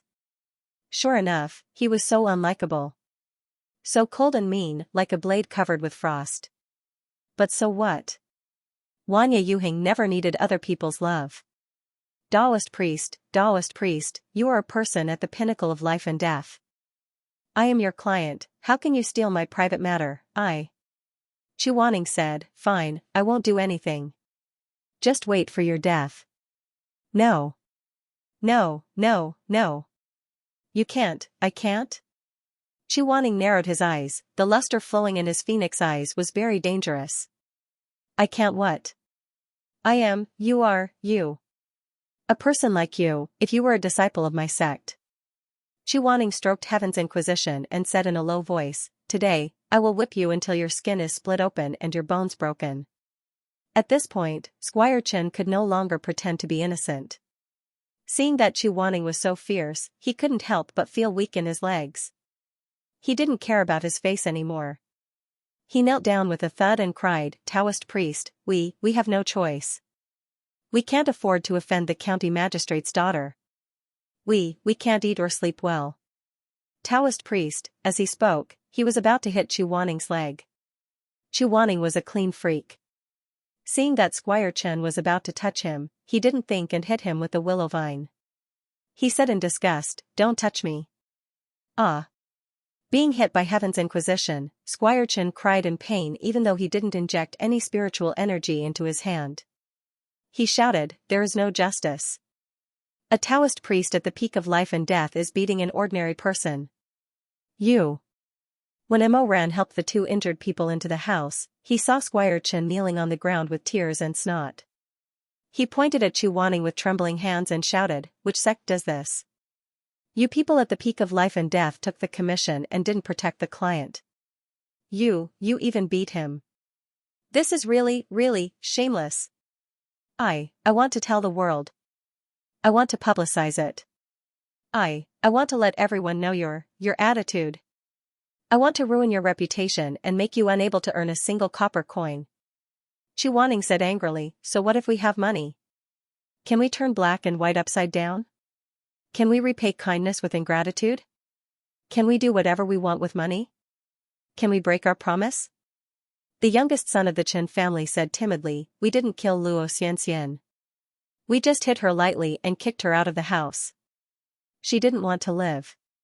She didn't even find a place to hide in the snow. How can we be blamed for that? We didn't kill anyone. Even if you're an immortal, you can't just blame us like that. His words were extremely sharp. According to the law, the Chen family had not done anything that was out of line. Even if Chu Wanning sent them to the court, the Yamen would at most blame the Chen family for being fickle and untrustworthy, but they would not be able to convict any of them. I didn't kill Bo Ren, but Bo Ren died because of me. You guys are really innocent. Chu Wanning's hand that was holding onto Lu Ting was trembling slightly because of her anger. Qin Yuanwei was old and cunning. He had recovered from the initial panic. He was worried that Chu Wanning would leave them alone before the evil ghosts were completely eliminated. But on second thought, this fierce Taoist was sent by the Peak of Life and Death. The Peak of Life and Death was the biggest sect in the lower cultivation world. Since they had accepted the commission, the Taoist must complete the task. This was a well-known fact in the world. After thinking this through, he was not so scared anymore. He held his hoof, which had a small cut, and cried until his nose was full of snot and tears, clean it. Our Qin family has never done anything evil. We didn't kill anyone or set a fire. Luo Xianxian didn't want to live. How can you blame us for it? If you don't get rid of this evil ghost today, I'll report you to the Peak of Life and Death. How can you be like this? You take people's money and you have to eliminate them. You don't even understand this, and you. Before he finished, Chu Wanning took his money bag and threw it in front of Qin Yuanwei without blinking. The sect took your money, and I'll return it to you today. As for the report, you can report it if you want. Tianwen's light shone and the willow leaves were like knives. Qin Yuanwei was caught off guard. He screamed and ran away with his hands covering his head. In a panic, he even pulled his little daughter to block the willow vines for him. Fortunately, Chu Wanning was used to slapping people and Tianwen was one with his mind. He immediately stopped and avoided the little daughter of the Chen family. Then he turned around and slashed horizontally at Qin Yuanwei's face. In an instant, blood splashed everywhere and screams shook the sky. Qin Yuanwei didn't expect that Chu Wanning didn't fall for his trick at all. His previous aggressive manner turned into a pile of mud. He ran away in fear and shouted, "Stop! Stop fighting! Taoist! What I said was all nonsense. It was nonsense. Ah! Taoist, please spare my life. Oh, please, I'm old, I can't stand it anymore. Taoist, please be merciful. It's our Chen family's fault. It's our Chen family's fault." How could Chu Wanning listen to him? He choked on his anger. His phoenix eyes flashed fiercely as he danced with the heaven's will, leaving afterimages everywhere. He beat Lord Chen until he was rolling on the ground in pain. His tears and snot flowed freely. Mo Ran, who was standing at the door, was stunned. This was the first time he had seen Chu Wanning use Heaven's Inquisition to beat ordinary people. Moreover, she did not hold back at all. Her posture was as if she was beating livestock. She swung the vine so hard that it almost turned into a shadow. How could this be? The client actually hit the client. Regardless of whether it was in the upper cultivation world or the lower cultivation world, this matter was enough to sweep that immortal's reputation to the ground. No matter how fierce Chu Wanning's temper was, no matter how impulsive she was, she wouldn't make such a big mistake, right? This was even more serious than his crime of theft and sexual intercourse. Shimei was also scared pale. He pulled Mo Ran and said, "Quick, go and stop Shizun." Mo Ran handed the unconscious Qin Yaoshi, who was the daughter of the Yao family, to Shimei. He went forward and grabbed Chu Wanning's wrist. He was shocked and anxious. "Shizun, what are you doing?" Chu Wanning was angry. He raised his eyebrows and shouted, "Let go." "Shizun, you're breaking the commandments, do I need you to say that? Do you think I don't know the 750 commandments of the peak of life and death better than you? Let go." Emoran raised his voice, "Then why are you hitting him?" Chuaning didn't want to waste time with him. He suddenly swung his sleeve and whipped Qin Yuanwei with another vine. "Shizun!" Chuaning shouted angrily in a low voice, "Get lost." Seeing this, Qin Yuanwei felt that Emoran was handsome and amiable. He must be a good person. He quickly crawled over and hid behind Emoran. He grabbed Emoran's sleeve and said, "Taoist priest, please talk to your Shizun. I'm an old man. Even if I did something wrong, I can't take this kind of beating." Who would have thought that when Emoran turned his head, he would see his face full of tears and snot? This guy did not pity him at all. Instead, he felt disgusted. He quickly moved away and said with disdain, "Don't touch me." Seeing that this person was unreliable, Lord Chen's gaze shifted to Shirmei, who was helping Chen Yaosher sit down on the armchair. He held on to his last ray of hope and crawled over to Shirmei. As he crawled, he cried loudly, Taoist priest, please have mercy. I know I did something wrong. It's my fault. I beg you, please help me talk to your Shizun. I know I did something wrong. I'll do whatever you want me to do. Just don't hit me anymore. I'm old, my body can't take it anymore. I can't take it anymore." He cried sadly. He wanted to live, so naturally, he was very sincere. He crawled over to Shirmei and reached out to grab Shirmei's sleeve. Shirmei saw how pitiful he was and looked up at Chuaning. "Shizun, since the old man knows he did something wrong, please be merciful and let him go." Chuaning said, "Get out of my way." "Shirmei." Chuaning said sternly, "You still won't move?" Shirmei was so scared that he trembled and moved out of the way. With a whoosh, the heaven's wrath cut through the air and went straight for Qin Yuanwei's head. Qin Yuanwei covered his head with his hands and screamed at the top of his lungs. His scream was so shrill that Shirmei, who was standing beside him, couldn't help but move back and block the heaven's wrath for Qin Yuanwei. Swoosh! Shirmei dodged too quickly. Chuaning wanted to stop, but it was too late. Blood splattered everywhere. Shirmei's body was very weak. After being hit by the heaven's wrath, he suddenly knelt on the ground and covered his fair and tender cheek. The blood couldn't stop flowing and flowed through the gaps between his fingers. For a moment, no one in the hall spoke. Only the sound of Minister Chen's sobbing could be heard. Shirmei lowered his head and covered his cheek. When he looked up at Chuaning, his eyes were full of sincerity. "Shizun, please don't hit me anymore. If you continue to hit me like this, I will be the one to bear the responsibility." Emoran was scared out of his wits. Although he was a bastard, he was stubborn and infatuated with Shirmei. In this life, he swore to himself that he would cherish and protect Shirmei. But in just a few days, Shirmei was seriously injured by the willow vines. What the hell was going on? He didn't have time to settle accounts with Chuaning. He hurried to Shirmei's side and checked the wound on his face. Shirmei said softly, "I'm fine. Let me see. I'm really fine." Even though he resisted, Emoran pulled down his hand that was covering the wound. His pupils suddenly shrank. There was a deep and hideous wound. His skin and flesh were exposed. Blood kept flowing out until it reached his neck. Emoran's eyes couldn't help but turn red. He bit his lip and stared for a long time.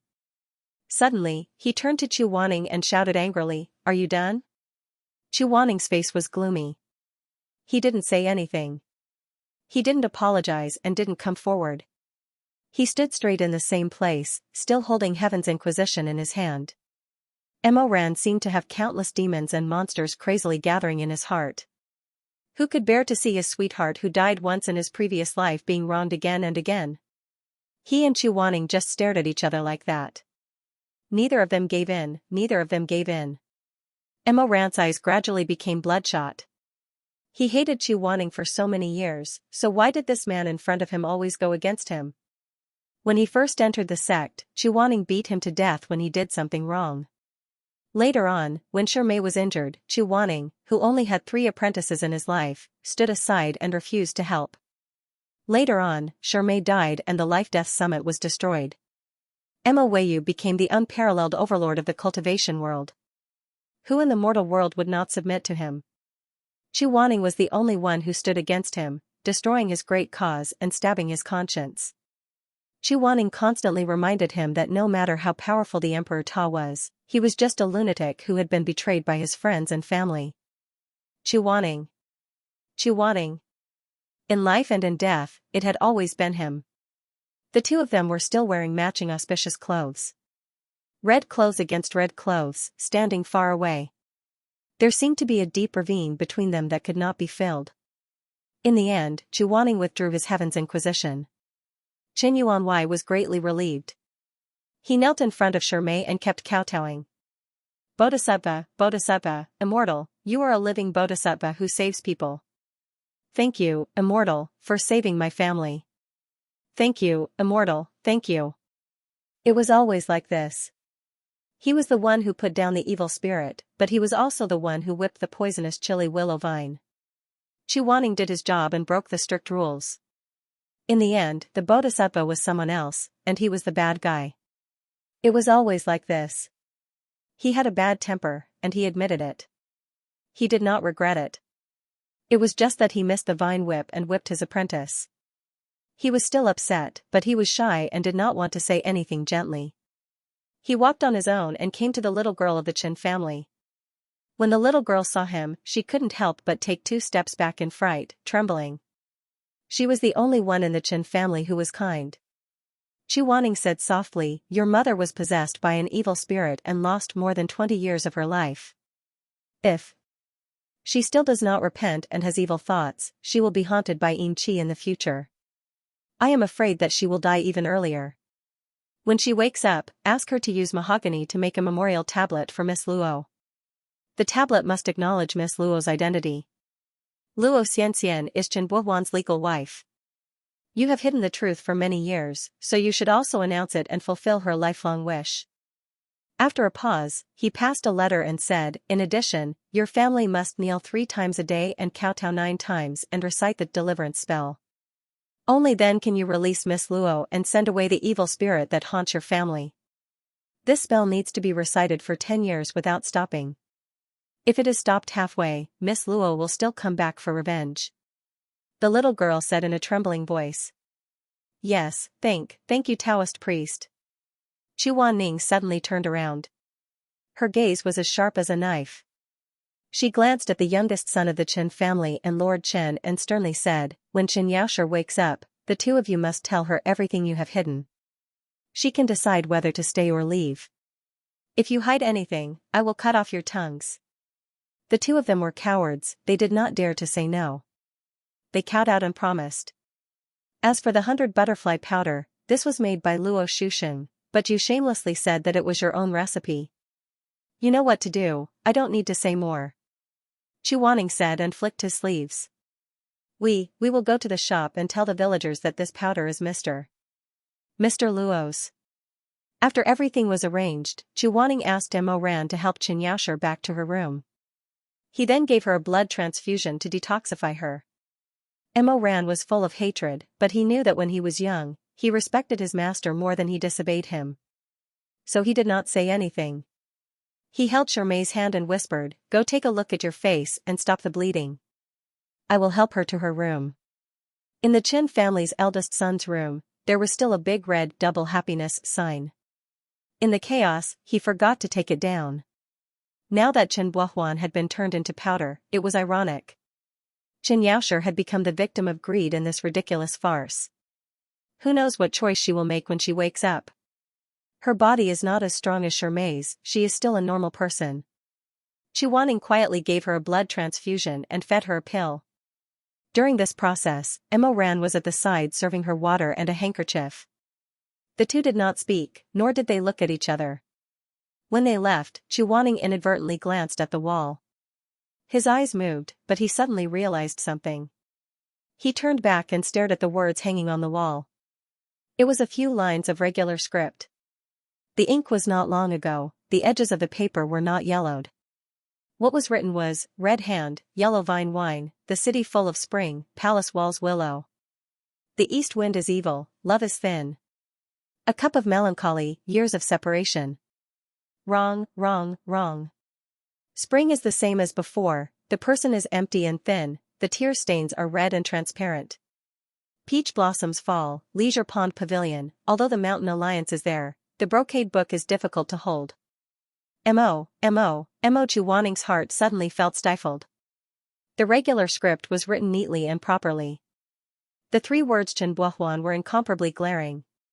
The young master Chen who married the daughter of the Yao family against his will. The sorrow in his heart was indescribable.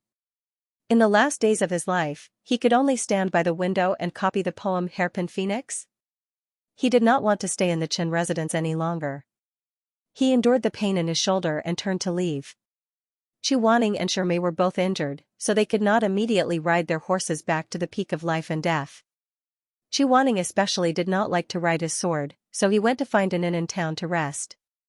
The next day, he could also go to the Ghost Master Temple to see how the funeral was going. Although those ghostly corpses were crushed into powder by Chu Wanning's wind, the only thing that was destroyed was the corpses controlled by the Ghost Master Temple. Their souls were not damaged. It would be good to stay for a few more days to see if there were any fish that escaped the net. Chu Wanning silently walked in front, while his 2 disciples followed behind him. Shimei suddenly thought of something and asked, Mo Ran, the clothes that you and Shizun are wearing, what is going on? Mo Ran was stunned. Only then did he remember that he and Chu Wanning were still wearing the wedding robes.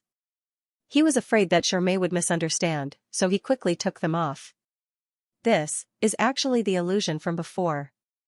Don't think too much, Halfway through his words, he looked again and suddenly found that because Shimei also participated in the Ghost Master's ghost marriage, he was also wearing a robe, but the style was not the same as theirs. In addition, it was worn and tattered, so it was hard to see its original appearance. But in any case, it was still a wedding robe. Standing side by side with Shimei, he could also imagine holding Shimei's hand, bowing to heaven and earth in the Ghost Master Temple's illusion, and drinking wine. For a moment, he could not bear to take them off. He could only stare blankly at Shimei. Shimei warmly said with a smile, "What's wrong? You didn't say anything." Mo Ran muttered. "Nothing." Chu Wanning was a few steps away in front of him. It was unknown how much of their conversation he had heard, but at this time he stopped and turned around. The first glimmer of dawn had already appeared in the sky. After a night of ups and downs, the twilight faded away, and a glimmer of dawn suddenly appeared on the horizon. The bright red rising sun was like a broken and bleeding heart, struggling out of the abyss of the dark night, revealing a touch of gorgeous splendor. Chu Wanning stood against the light, standing at the end of the long night that was getting brighter and brighter, standing in the midst of the rising sun that filled the sky. His wedding robes were as red as blood, standing sideways. The rising sun painted a blurry golden line on the side of his face, making it impossible to see the expression on his face. Suddenly, with a burst of spiritual power, the wedding robes were shattered by a strong force. The fine red cloth was like the red petals of a fallen begonia flower, suddenly blown by the wind, scattering everywhere. The wedding robes were torn, revealing the white robes underneath, billowing in the wind, together with his ink-black hair. The blood on his shoulder. The tattered robes in the wind. The mottled bloodstains from protecting Mo Ran were particularly bright and dazzling on the white robes. After a long time, Chu Wanning laughed coldly, rather mockingly, "Mo Weiyu, between you and me, what is there to be misunderstood?" When he was angry, he would call Mo Ran Mo Weiyu, cold and polite, not emitting any heat. Mo Ran was caught off guard and was rendered speechless by his words. Chu Wanning finished laughing, flicked his sleeves and left. At this time, there was no one around. He walked alone in front, as if the world was hazy and he was the only one. As soon as he arrived at the inn and closed the door behind him, he could no longer hold back his mocking expression.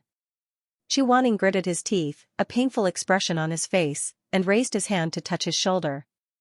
The Ghost Master's claws were of the immortal body, not to be outdone by Heaven's Inquisition. They were both extremely powerful weapons. His entire shoulder was torn, but because he was in a hurry to kill the evil, he did not treat it in time. At this time, it was already infected and festering, the pain was unbearable. Standing in the room and taking a breath, Chuaning wanted to take off the robes on his body, but the blood on his shoulder had already coagulated, the robes and flesh stuck together. It was very painful when he pulled. Next door was Mo Ran's room. This and soundproofing was not good. He did not want to let people know. Biting his lips, he actually tore off the robe stuck to his flesh. Ugh. After a muffled groan, Chuaning slowly opened his mouth. His lips and teeth were full of blood. He gasped for breath. There was no color on his face, cold sweat all over. Lowering his slender and thick eyelashes, he trembled slightly, looking at his injury. Fortunately, it was still manageable. He held the table and slowly sat down. Enduring the pain, he asked the waiter to bring him water and a handkerchief. He used his uninjured hand to wipe his wound bit by bit.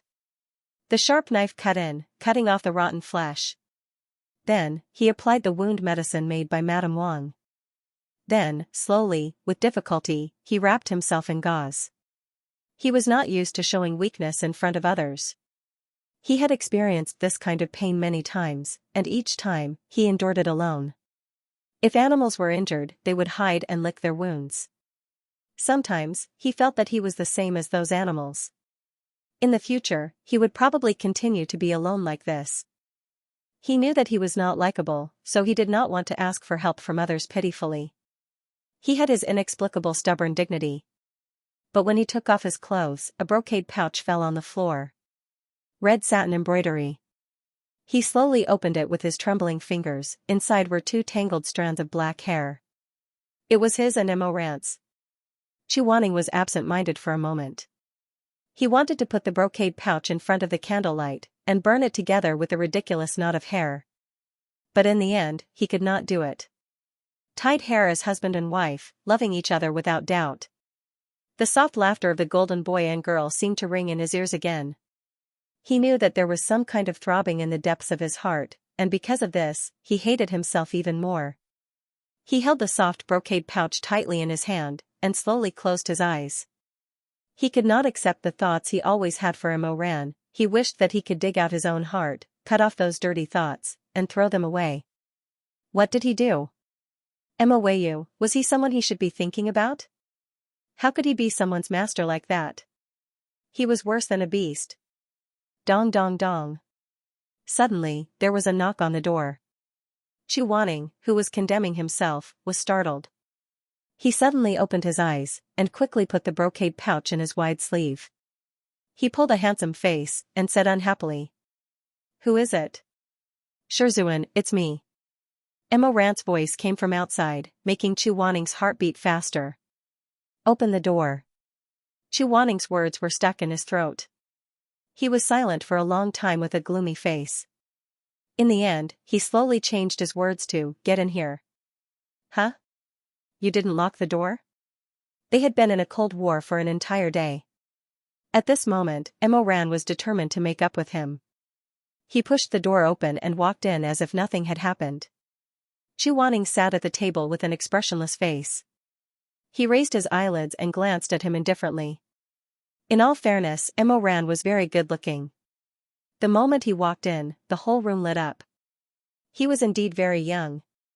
His skin was tight and seemed to emit a faint glow.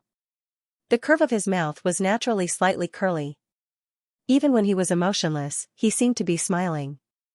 Chuaning calmly shifted her gaze away from Mo Ran. Her long eyelashes drooped as she extinguished a stick of incense on the table. Then, she asked coldly, what's the matter? What are you doing here?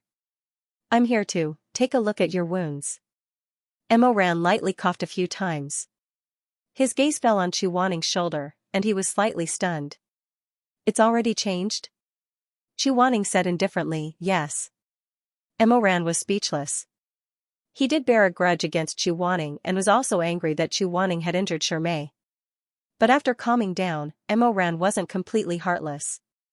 Hatred was hatred, but he didn't forget how Chuaning's shoulder was injured. In that suffocating coffin, it was Chuaning who was tightly hugging himself. He used his own body to block the sharp claws of the ghost master. He was in so much pain that his entire body was trembling, but he didn't let go. Mo Ran loathed Chuaning. However, other than disgust, for some reason, there were also some very complicated emotions mixed in. He was a boorish person. He didn't study when he was young. Although he learned some literature later on, he still couldn't understand many delicate things, especially when it came to relationships. For example, regarding Chu Wanning, Emo Ran scratched his head and pondered for a long time. The back of his head was about to go bald, but he still couldn't figure out what this feeling was. He could only recognize one emotion, like, dislike, hatred, pleasure, displeasure. If he mixed all these emotions together, the wise and mighty Emperor Ta would see stars and become completely dizzy. I don't understand, I don't understand, I don't know. Help, my head hurts. Therefore, Emo Ran was too lazy to think about it anymore. After all, he didn't have the time to study anyone other than Shermay. In his heart, he secretly recorded a bad debt with Chu Wanning. On the one hand, he secretly planned that if there was a chance in the future, he would definitely pay back double. On the other hand, he felt guilty and conflicted. In the end, he still knocked on Chu Wanning's door. He didn't want to owe Chu Wanning anything. But this person, Chu Wanning, was even more stubborn and ruthless than he thought. Emo Ran stared at the pile of blood-stained cotton gauze on the table, the basin full of hot water dyed red with blood, and the sharp knife carelessly thrown to the side. There was still flesh hanging from the tip of the knife. His head grew big. How did this person manage to heal himself? Was he really able to cut open the wound without batting an eyelid? Just imagining that scene made his scalp go numb. Was this guy still human? When he thought about how he had just cleaned up Shermay's wounds, Shermay was in so much pain that he softly groaned and had tears in the corners of his eyes. Even if Emo Ran didn't like Chu Wanning, he couldn't help but to repeatedly bow to him in his heart. Elder Yu Heng really was a domineering and pure man. He was convinced. After standing in place for a while, Emo Ran broke the silence. He lightly coughed twice and rubbed the tips of his feet on the floor. He said awkwardly, just now at the Chen residence. Shizun, I'm sorry. Chu Wanning didn't say anything. Emo Ran secretly glanced at him. I shouldn't have yelled at you. Chu Wanning still didn't pay attention to him. This person's face was indifferent and expressionless as usual, but he felt wronged in his heart, so he didn't say anything. Emo Ran walked over. When he got closer, he saw that Chu Wanning had wrapped his shoulders in cotton gauze and tied himself up like a crab. Well, a person who didn't even know how to wash clothes, how could he expect him to tie himself up nicely?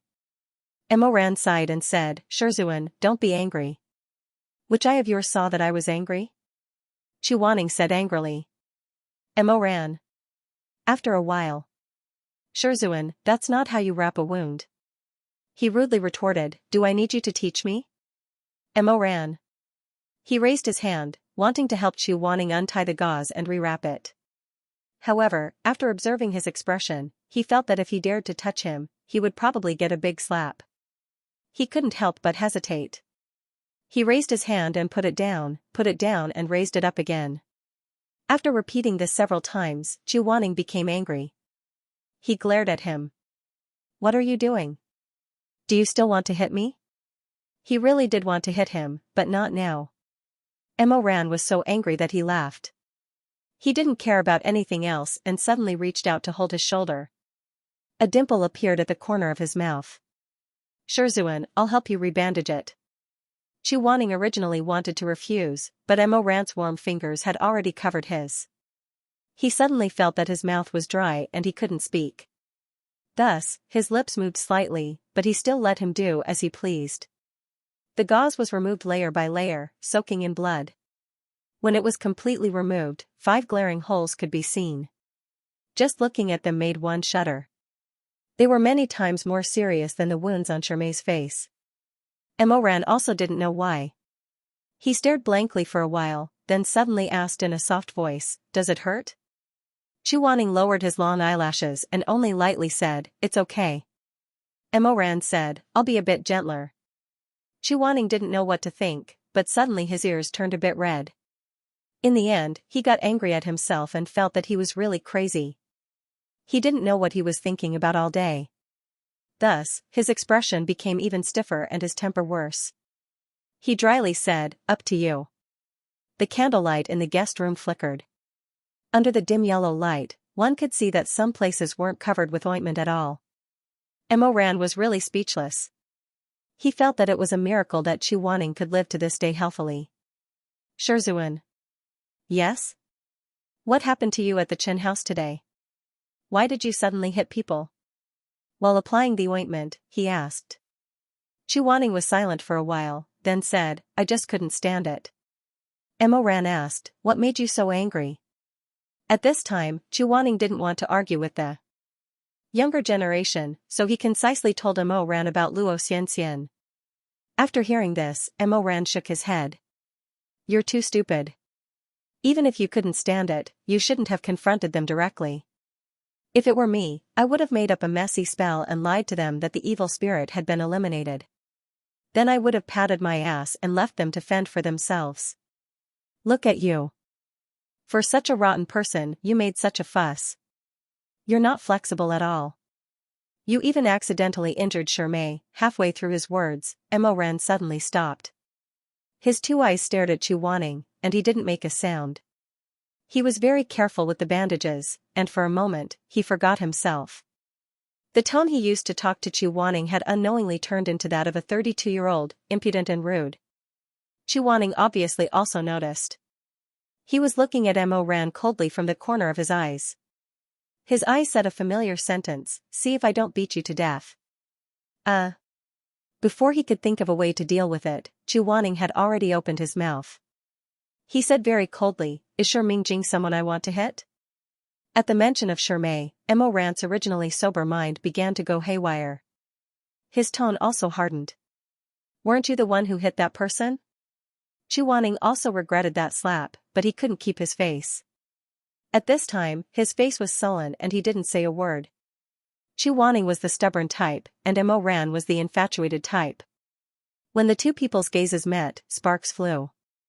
The atmosphere that had just eased up a little was once again irredeemably deadlocked. Mo Ran said, Xianxia didn't do anything wrong. Shizun, you accidentally hurt him. Don't tell me you're not even willing to say a word of apology? Chu Wanning narrowed his eyes dangerously. Are you questioning me? I'm not. Mo Ran paused. I just feel bad for him. He was innocently implicated, but he didn't get an apology from Shizun. Under the candlelight, the handsome and youthful youth wrapped the last bandage around Chu Wanning's wound and carefully wrapped it. It still looked like a rather warm scene from a moment ago, but the two people's moods had changed. Especially Chu Wanning. It was like a jar of vinegar had exploded in his chest. A sour taste kept surging up, and he was angry and annoyed. Apologize? How do you spell the word apologize? Who's going to teach him? Mo Ran said again, the wound on his face needs at least half a year to heal completely. When I was just applying medicine to him, he told me that he didn't blame you. Shizun, he doesn't blame you, but do you think you're in the right? This sentence was no different from adding oil to the fire. Chu Wanning endured for a while, but in the end, he couldn't. He suppressed his voice and said in a low voice, get out. Mo Ran. Chu Wanning said angrily, get out. Mo Ran was thrown out. The door slammed in his face, almost crushing his fingers. Mo Ran was also angry. Look. What kind of person was this? Didn't he just want him to apologize? His face was as precious as gold. How difficult was it for him to say sorry with just a few words? I'm the Emperor Ta, and I'm not stingy with apologizing to others. And he's the Big Dipper Celestial Venerable? Why did he suddenly throw a tantrum? It was as if he had swallowed gunpowder. No wonder no one cared about him even though he had such a handsome face. Serves him right to be single for life. Since Chu Wanning didn't care about him and gave him the cold shoulder, the high and mighty Emperor Ta wouldn't shamelessly roll on the floor and sleep at the door. Although he was tenacious and stuck to Xianxia like sticky candy, he stuck to Xianxia, not Shizun. He left without a care and went to accompany Xianxia. Why are you back? Xianxia, who was already lying down to rest, was stunned when she saw Mo Ran come in. She sat up, her long black hair hanging down. How is Shizun? Very good. His temper is as bad as usual. Xianxia. Mo Ran brought a chair over and sat in the opposite direction. He rested his hand on the back of the chair and smiled lazily. He sized up Shermai's long hair. Shermai said, "Why don't I go and see him?" "Wow, don't do anything stupid." Mo Ran rolled his eyes. "He's fierce." "Did you make him angry again? Does he need to be provoked?" "He can get angry with himself. I think he's made of wood. He'll burn with anger at the slightest provocation." Shermai shook his head and didn't know whether to laugh or cry. Mo Ran said, "You should rest early. I'll go downstairs and borrow the kitchen to make you some food." Shermai said, "What are you doing? You haven't slept all night. Why don't you sleep?" "Haha, I'm in good spirits." Mo Ran laughed. "But if you can't bear to leave me, I can stay with you until you fall asleep." Shermai hurriedly waved his hand and said gently, "No, I can't sleep if you keep looking at me like this. You should go to bed early too. Don't tire yourself out." The smile on Mo Ran's face stiffened.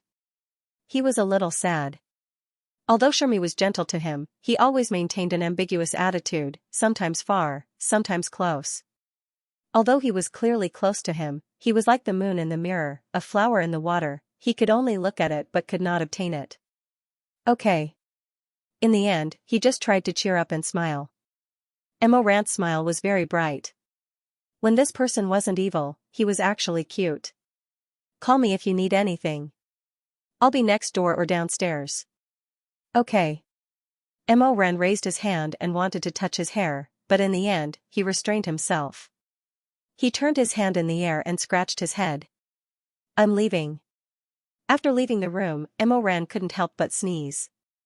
He sniffed his nose. Because colorful Butterfly Town produced incense, the price of all kinds of incense was not expensive.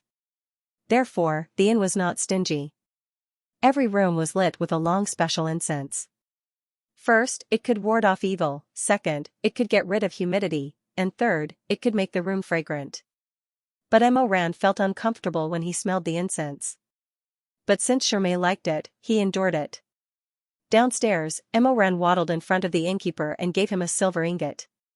He narrowed his eyes and said with a smile, "Innkeeper, do me a favor." The innkeeper looked at the silver ingot and smiled more politely than Mo Ran.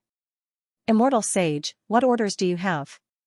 Mo Ran said, "I see that there aren't many people here for breakfast, so I've talked to you.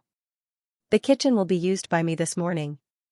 I'll have to trouble you to bring the other guests back." How much money could he earn earlier? In half a month, he might not even be able to earn back a single silver ingot.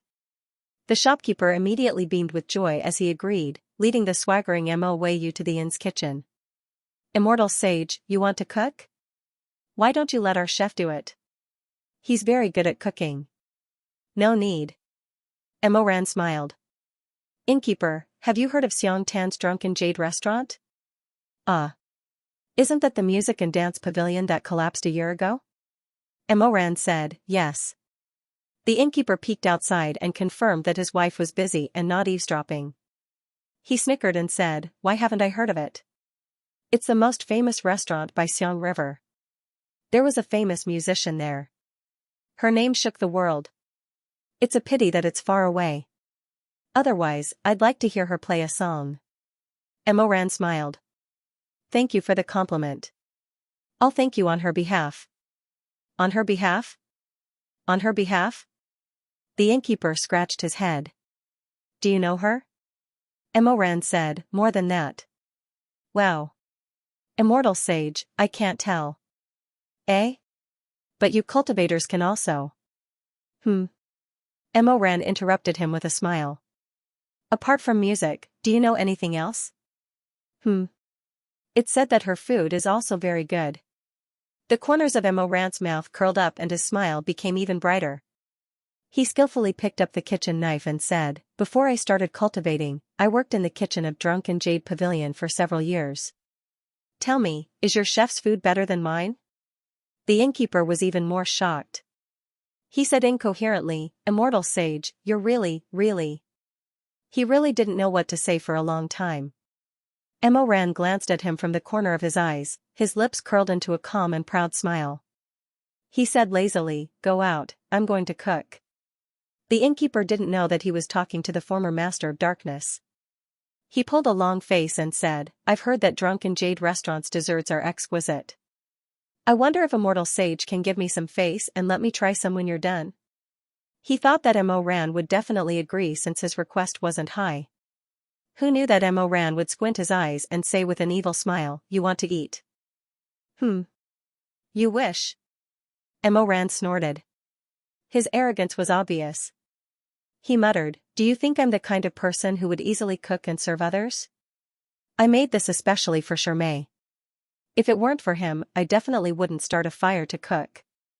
He took out a radish and started to cut it while muttering. The innkeeper was deflated. He rubbed his hands awkwardly and stood there. He smiled for a while and then left. He was also muttering in his heart. Me? He's so young. He probably hasn't even formed his spirit core yet. He kept muttering, "Junior sister," but there wasn't a female Taoist among the people who came with him today. The innkeeper rolled his eyes. He knew that this person was sick, and very sick. Mo Ran busied himself in the kitchen for a while. He stayed for a full 4 hours. When it was almost noon, he finally finished. He excitedly ran upstairs to wake Shermay up. When he passed by Chu Wanning's room, he slowly stopped. Should I ask him to eat with me? Thinking of Chu Wanning's bad temper, Mo Ran curled his lips and looked at him with disdain. I won't ask. There's only so much food. I don't want to eat with him." As the sun rose, more and more people came to the inn to have a meal. Mo Ran felt that it was too noisy downstairs, so he asked the waiter to send the dishes to his room. In the end, he invited Chu Wanning. After all, his teacher was the most senior. He was not the emperor of the human realm, so he still had to follow the rules. There were 3 bowls of steaming hot noodle soup on the square beach table. The noodles were made by himself and were different from the ones bought outside. They were chewy and smooth. On top of the noodles were thick slices of beef, oily fat intestines, fresh and tender pea sprouts, plump green vegetables, and golden shredded eggs. The color was bright and attractive. However, the most outstanding part of the 3 bowls of noodles was not the water leaves, the big pieces of meat, or the luxurious ingredients. Instead, it was the bone broth that had been simmered for 4 hours. It was poured into the bowls of noodles. The milky white broth had sesame red oil floating on it. Mo Ran took a stone bowl and ground a spicy and fresh seasoning. He boiled it in the broth, which was fragrant and full of flavor. He thought that Shermay liked to eat spicy food, so he put a lot of red oil and chili oil in the bowl. Seeing that Shermay was engrossed in eating, Mo Ran's smile became more and more relaxed. He stole a few glances and could not help but ask, "Is it delicious?" Shermay said, "It's very delicious." Chu Wanning did not speak. He still had a gloomy expression as if God owed him 100 mountains of gold and silver. Mo Ran showed a proud expression, "Then when you want to eat, tell me and I'll make it." Shermay's eyes were covered with a thin layer of mist because of the spiciness. He looked up at Mo Ran with a smile. There was gentleness between his eyebrows. In front of a beauty, Mo Ran was not sure whether he should eat Shermay or eat the noodles in the bowl if it was not for Chu Wanning sitting next to him. Shermay did not eat much of the pea sprouts and intestines, but he soon finished the beef and vegetables. Mo Ran, who had been quietly observing from the side, reached out with his chopsticks and put the bean sprouts and pig intestines into his bowl. He also picked up a few pieces of beef from his bowl to fill the empty space. The disciples of Life and Death Summit all ate at the main lobby and would often swap dishes with each other. Thus, Shermay did not find it strange. He smiled and said, "Mo Ran doesn't eat beef?" "Yes, I love eating pea sprouts." After saying that, he buried his head and started snoring. The tips of her ears were slightly red. Chu Wanning expressionlessly picked up the bean sprouts in his bowl with his chopsticks and threw them all into Mo Ran's bowl. "I don't eat bean sprouts." Then, he threw all the beef in his bowl to Shermay. "I don't eat beef either." Then, he frowned and stared at the remaining things in the bowl. He pursed his lips and remained silent. Shermay asked cautiously, "Master, is it not to your liking?" Chu Wanning. He did not answer. Instead, he lowered his head and silently picked up a piece of vegetable. After taking a small bite, his expression became even uglier. With a paw sound, he put down his chopsticks. Moyu, did you spill the jar of chili sauce in the soup? Moran did not expect that the breakfast he had painstakingly made would be reprimanded like this. He was stunned and raised his head. There was still a strand of noodles hanging from the corner of his mouth. He blinked innocently at Chu Wanning. He could not believe his ears. Thus, he slurped down the noodles and said, "What?" Chu Wanning did not give him any face this time. "Is this something that humans eat? How can humans eat this?" Moran blinked a few more times. He was finally sure that this guy Chu Wanning was scolding him. He said indignantly, "How is it not for humans to eat?" Chu Wanning's eyebrows twitched. He said sternly, "It's really hard to swallow." Moran choked. In any case, he had secretly learned this skill from the drunken Jade Pavilion. "Master, you're too picky." Shermay also said, "Master, you haven't eaten for a day. Even if you don't like it, you should at least eat some." Chu Wanning stood up and said coldly, "I don't eat spicy food." He turned and left. The two people left at the table fell into an awkward silence. Shermay was a little surprised. "Master doesn't eat spicy food? How come I didn't know?" Moran, you didn't know either? Moran looked at the noodles Chu Wanning left on the table. He did not eat a single bite. After a while, he nodded. I don't know." This was a lie. Moran knew that Chu Wanning did not eat spicy food. But he had forgotten.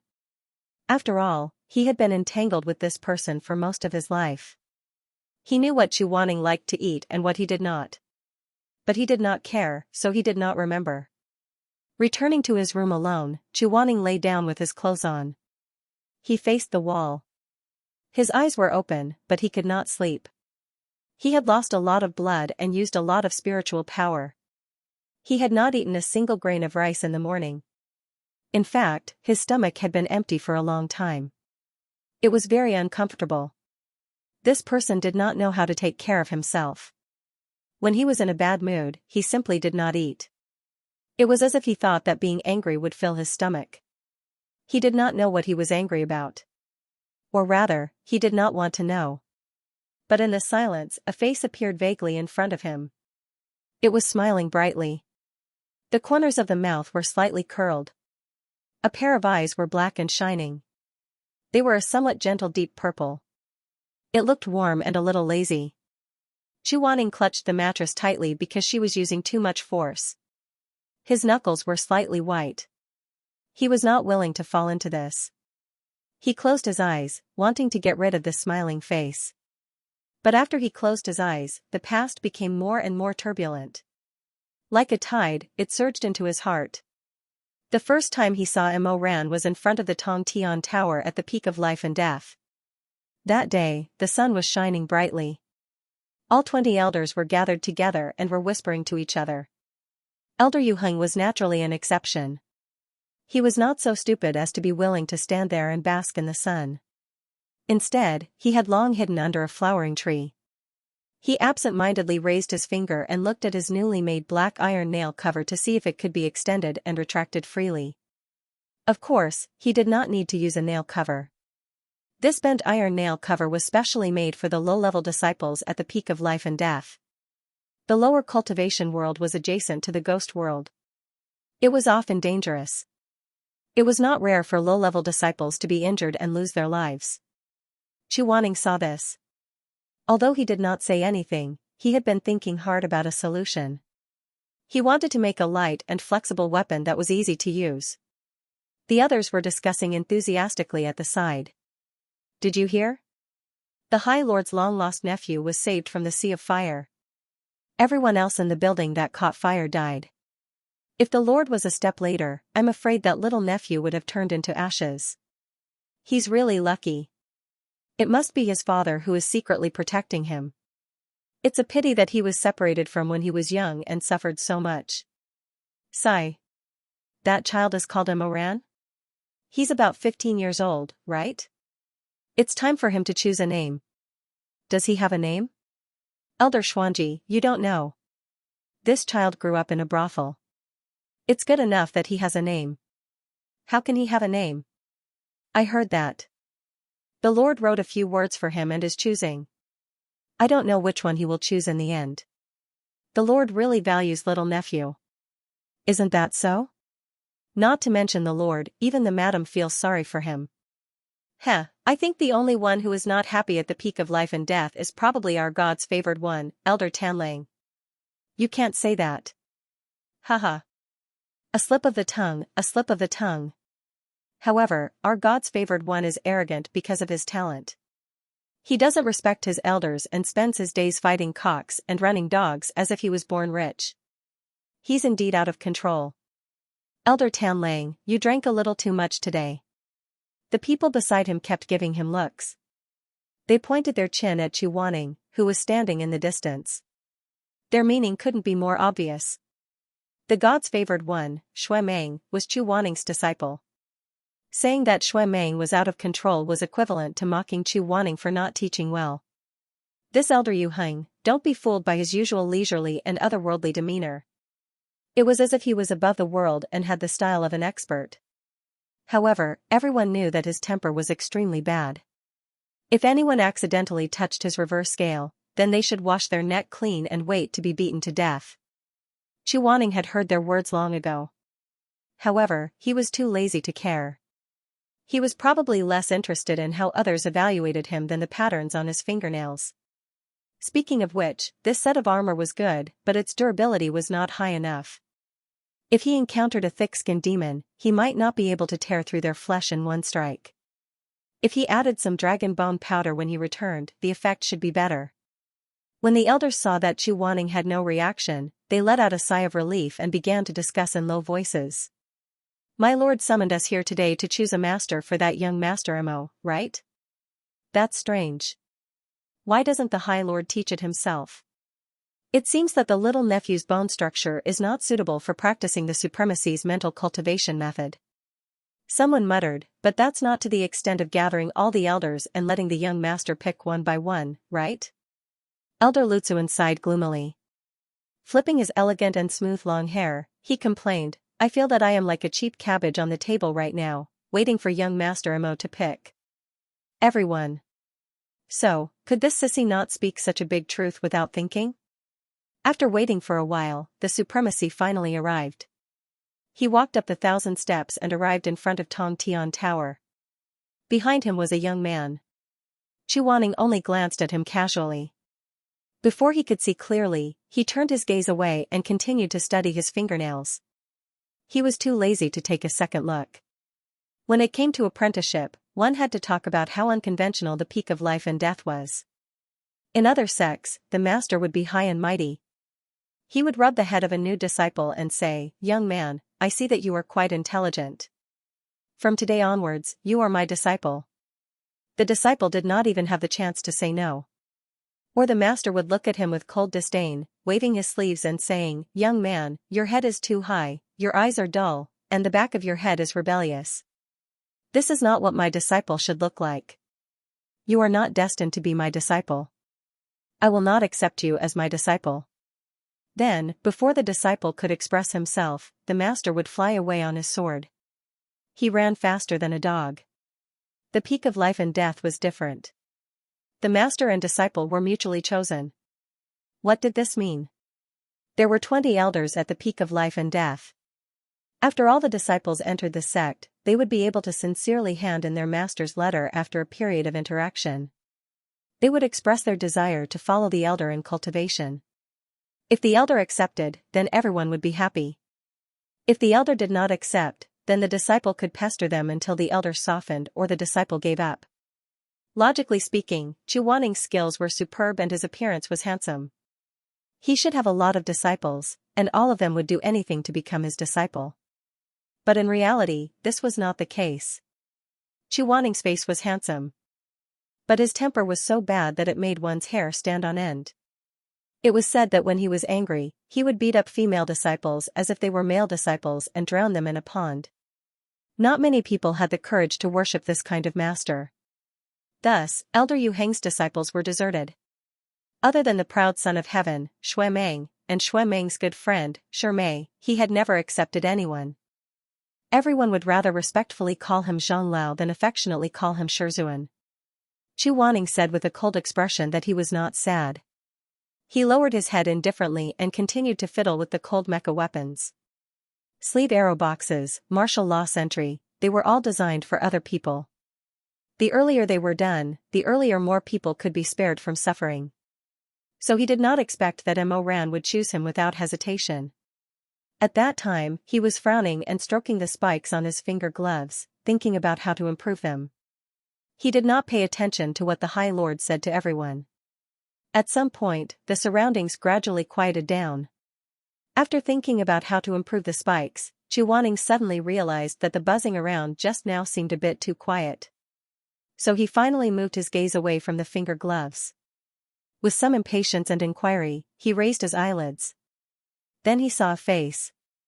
Under the sunlight, it was so bright that it was almost dazzling. It was an elegant and handsome young man who was looking up at him. The young man's mouth was curled up in a lazy, faintly discernible smile. The dimples on his cheeks were deep, and he had the air of a common man, but also a little pure. A pair of black eyes with hints of purple were staring at him without blinking. They were half eager and half curious. He was new here and did not know the rules. The distance between them was so close that it could almost be called rude. Suddenly, a person appeared in front of him. Chu Wanning was shocked. As if he was scalded, he subconsciously took a step back. With a bang, his head hit the trunk of a tree. The young man widened his eyes slightly. Ah. Chu Wanning. The young man. Chu Wanning, what are you doing? The young man laughed. Immortal Master, I've been looking at you for a long time. Why are you ignoring me? Chu Wanning had completely fainted. He could only blame himself for being too engrossed and not being on guard at the peak of life and death. He didn't even notice that someone was approaching. What's going on? Where did this kid come from? Ah, it seems to be that Mo something. Mo something? Mo cooked? Mo cooked? Mo fish? He adjusted his expression and skillfully controlled his expression to keep people away state. The surprise and panic in his eyes were quickly swept away by him and replaced with his usual sharp and harsh expression. Just as he was about to reprimand him out of habit, his hand was suddenly caught. Chu Wanning was stunned. In all his life, no one had ever dared to grab his wrist casually. For a moment, his face turned black and he froze in place, not knowing what to do. Take it out and give him a slap? With the word molester, he was no different from a girl. Then take it out and not give him a slap? Wasn't he a little too easy to talk to? Chu Wanning hesitated for a long time and didn't move. The youth laughed. What's that on your hand? It's quite pretty. Can you teach me how to do this? They have already introduced themselves, but you haven't said anything. Which elder are you? Hey, did your head hurt when you bumped into it? With so many questions thrown at him, Chu Wanning felt that his head didn't hurt before, but now it did. His head was about to split open. He was irritated and the golden light in his hand slightly floated. Seeing that Heaven's Inquisition was about to answer the call, the other elders were all shocked. Was Chu Wanning crazy? He dared to slap this young Master Mo? His hand was suddenly caught by Mo Ran. Now that both of his hands were in the hands of the young man, Mo Ran didn't seem to notice the danger. He pulled the young man and stood in front of him. He looked up and said with a smile, My name is Mo Ran. I don't know anyone here, but I like you the most just by looking at your face. Why don't I worship you as my teacher? This result was completely unexpected. The surrounding people were even more horrified. A few of the elders' faces looked like they were about to crack. Elder Xuanji, Elder Pijuan, wow. Elder 7 kills, oh? Disciplinary Elder, Elder Tanlang, what a joke. Elder Lutzuan was the most feminine. His hair was curly, and his eyes were like peach blossoms. Aya, this young master is so bold. He's truly a young hero. He even dares to touch Elder Yu Hang's butt.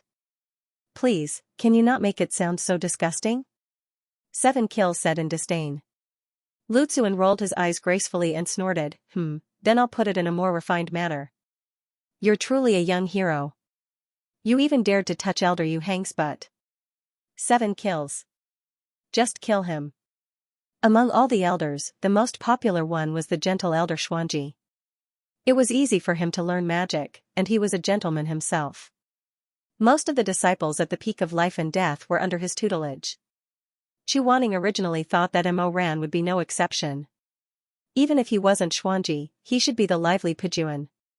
After all, it would be anyone's turn but not his. However, Mo Ran was standing so close to him, and his face was filled with a kind of affection that was unfamiliar to him. He was like a clown who was suddenly chosen, and he was flustered for no reason. Chu Wanning only knew how to deal with awe, fear, and disgust. As for affection, it was too difficult. He didn't even think about it and immediately rejected Mo Ran. The young man was stunned. Under his long eyelashes, there was a hint of loneliness and unwillingness in his eyes. He lowered his head and thought for a long time. Suddenly, he unreasonably whispered, "Anyway, it's you." Chu Wanning. The Great Lord was watching from the side. He couldn't help but laugh and ask, "Mo Ran, do you know who he is?" "He didn't tell me." "How would I know who he is?" "Haha, since you don't know who he is, why do you want him?" Mo Ran was still holding Chu Wanning's hand. He turned his head and said to the Great Lord with a smile, "Because he looks the most gentle and easy to talk to." In the darkness, Chu Wanning suddenly opened his eyes. He felt dizzy. What the hell? He didn't know what was wrong with Mo Ran's eyes at that time. He actually thought that he was gentle. Not only him, but the entire peak of life and death knew about this. They all looked at Mo Ran with a "look at this silly child" look. Chu Wanning raised his hand and held his throbbing forehead. His shoulder hurt, his mind was in a mess, his stomach was hungry, and he was dizzy. It seemed that he wouldn't be able to sleep. He lay on the bed in a daze for a while. He sat up and was about to light a stick of incense to calm himself down when suddenly there was a knock on the door. It was Mo Ran outside again. "Chu Wanning." He didn't answer. He didn't say get in or get out. But this time, the door opened by itself. Chu Wanning looked up gloomily. The match in his hand hovered in midair. It didn't touch the incense. After a while, it went out. Chu Wanning said, "Get out." Mo Ran rolled in. He was holding a bowl of steaming hot noodles that had just come out of the pot. It was simpler this time. There weren't as many fancy noodles. The pure white noodle soup was sprinkled with chopped green onions and white sesame seeds. There were small pieces of pork ribs, green vegetables, and a slightly browned poached egg. Chu Wanning was very hungry, but his face was still expressionless. He looked at the noodles, then looked at Mo Ran. He turned his face away and didn't say anything. Mo Ran put the noodles on the table and said softly, "I asked the chef in the shop to make another bowl." Chu Wanning lowered his eyes. Sure enough, Mo Ran wouldn't be the one to make it. "Eat some," Mo Ran said, "there's no spicy food in this bowl, no beef, and no bean sprouts." After that, he left and closed the door for Chu Wanning. He felt sorry for Chu Wanning's injury. But that was all he could do. In the room, Chu Wanning leaned against the window. No one knew what he was thinking. He crossed his arms and stared at the bowl of pork rib noodles until the steam from the noodles dissipated. In the end, they became cold and no longer hot. He finally walked over and sat down. He picked up his chopsticks, picked up the cold noodles, and ate slowly. The Chen House evil case was closed. The next day, they picked up the black horse from the post house and returned to the sect along the road they had come from. On the streets, in the restaurants, the people of Rainbow Butterfly Town were all talking about the Chen family. In such a small town, such a scandal broke out. It was enough for the townspeople to talk about for a year. I didn't expect that young Master Chen would marry Miss Luo behind closed doors. Ah, Miss Luo is so pitiful. If you ask me, if the Chen family didn't suddenly become rich, then this wouldn't have happened. Sure enough, men can't have money. Once they have money, they can drown the entire city with bad ideas. A man was unhappy and said, "Young Master Chen didn't do anything bad. This is all his parents' fault." That son of a bitch, in the future, his children won't have assholes. Another person said, the dead are pitiful, but what about the living? Look at Xianxia, Miss Yao. I think she is the one who has been wronged. That black-hearted old mother of the Chen family lied to her daughter. Tell me, what should she do now? Remarry. That person rolled his eyes and sneered, remarry? You want to marry? The bumpkin who was ridiculed grimaced in pain and said, if that woman in my nest agrees, I'll marry her. Miss Yao is so pretty, I don't mind her being a widow. Bah, a toad wants to eat swan meat. Mo Ran sat on the back of the horse and pricked up his ears. He was in high spirits as he listened left and right. If it weren't for the fact that Chu Wanning had her eyes closed and her brows furrowed, writing the words extremely noisy on her forehead, Mo Ran might have gone over to join in the gossip with the villagers. Riding side by side, they finally left the main city and arrived at the suburbs. Shermay suddenly exclaimed and pointed to the distance, Master, look over there. In front of the destroyed temple of the Ghost Master, there was a large group of farmers wearing brown clothes and short robes. They were busy moving bricks and stones. It seemed that they were planning to repair the damaged temple and reconstruct the Ghost Master's golden body. Shermay said worriedly, Master, the Ghost Master from before is gone, and they made a new one. Will this one become an immortal again and do evil? Chu Wanning said, I don't know. Why don't we go and persuade them? Chu Wanning said, the custom of colorful Butterfly Town's ghost marriage has been passed down for generations. How can you persuade them with just a few words? Let's go. As he said that, he rode away, leaving behind a trail of dust. It was already evening when they returned to the peak of life and death.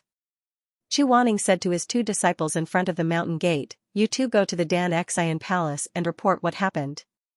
I will go to the discipline court. Mo Ran was puzzled, why are you going to the discipline court? Sure Mo, on the other hand, looked very worried. Chu Wanning said expressionlessly, to receive the punishment. Although the emperor was punished the same as the commoners when he broke the law, which emperor would be imprisoned and beheaded after autumn because he killed someone. It was the same in the cultivation world. If the elders broke the law, they would be punished the same as the disciples. In most sects, this was just an empty sentence. In fact, it was the elders who broke the law. It was good enough that they could write a letter of guilt. Which idiot would obediently accept the punishment and be beaten with willow vines or dozens of sticks? Therefore, when the disciplined elder heard Chu Wanning's confession, his face turned green. No, Elder Yu Heng, did you really beat the client? Chu Wanning said lightly, yes. You are too. Chu Wanning looked up and gave him a gloomy look. The disciplined elder shut up. According to the law, this punishment is 200 sticks, 7 days of kneeling in the Yama Palace, and 3 months of confinement. Chu Wanning said, I have nothing to say. I am willing to accept the punishment. The disciplined elder. He looked left and right, then crooked his finger. The door of the discipline court closed with a bang. The surroundings were suddenly silent. Only the two of them stood facing each other. Chu Wanning asked, what do you mean? Well, Elder Yu Heng, it's not like you don't know that things like the discipline court, no matter how strict it is, shouldn't affect you. When this matter is closed, only the heavens, the earth, you and I know. Let's just forget about it. If I beat you and the Lord finds out, won't he be angry with me? Chu Wanning couldn't be bothered to talk nonsense with him. He simply said, if I punish others according to the law, I should also punish myself according to the law. As he said this, he knelt in front of the discipline court and faced the plaque. You can punish me. Elder Yu Heng's punishment for breaking the precepts spread like wildfire. There was no need to wait until the next morning. Almost everyone in the sect knew about it that very night. If a normal person were to receive 200 beatings, they would most likely be beaten to death. Even if they were cultivators, it would be enough to make them suffer. When Shui Meng heard this, he jumped up. What? Master went to the discipline court. Young master, you should go and talk to the sect leader. Master was already injured. How could he withstand 200 beatings?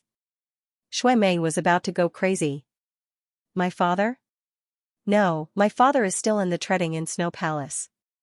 Even if he sent a messenger pigeon, it would take at least the next day to arrive. why didn't you stop, master? Mo ran and Shermay glanced at each other. Stop Chuaning? Who in this world could stop him? No, I'll go find him now. Shui Meng anxiously ran toward the discipline court. Before he entered the courtyard, he saw a group of discipline elders' disciples blocking the entrance to the main hall. They were whispering to each other. What are you all standing there for? Get out of my way. Get out of my way. Young master. Ah, the young master is here. Make way, the young master is here. The disciples quickly separated into two sides, making way for Shui Meng. The doors to the blue sky hall were wide open. Chuaning was kneeling inside. His body was straight, and his eyes were closed. The discipline elder held his iron staff and recited the precepts of the peak of life and death. Every time he finished reciting a precept, his iron staff would strike Chuaning's back. Arsek's 91st precept. Do not harm the innocent. Do not use immortal techniques on mortals. Do you have any complaints under my staff? No complaints. Arsek's 92nd precept. Do not act rashly. Do you have any complaints under my staff? No complaints. The discipline elder did not dare to be soft. He could only carry out his orders impartially. After more than 90 strikes, Chuaning's white robes were completely soaked in blood. Shui Mei respected Chuaning the most. Seeing this, his eyes turned bloodshot. He shouted, Shizun. Chuaning turned a deaf ear to him. His eyes were still closed, and his brows were slightly furrowed. The disciplinary elder looked at the door and said in a low voice, Elder Yu Heng, the young master is here. I'm not deaf. I heard it. Chuaning's mouth was bleeding, but he didn't look up. He's just a kid. Don't bother. The disciplinary elder sighed. Yu Heng, why are you doing this? Who asked my disciple to be so disobedient? Chuaning said indifferently, if I don't accept my punishment today, how will I have the face to discipline others in the future? You may continue. Sigh. The disciplinary elder looked at his pale and slender neck that peeked out from the wide collar. It hung down softly like smoke. He couldn't help but say, then at least be gentler? What's the difference between this and deception? Chuaning said, don't worry. It's only 200 strikes. I can take it. Elder Yu Heng. Discipline, you don't need to say any more. Continue. The iron staff finally fell again. Shui Meng's voice was distorted. Disciplinary elder. You still won't fucking stop? What do you think of this, young master? You're hitting my Shizun. My Shizun.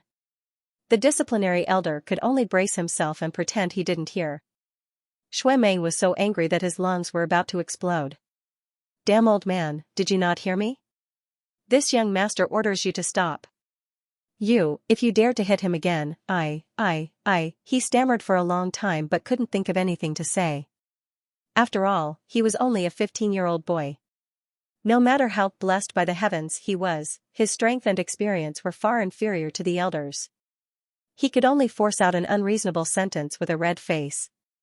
I'll tell my father. Disciplinary elder. Chuaning sighed. Imperceptibly. 97 strikes. 98 strikes. 99 strikes. 100 strikes.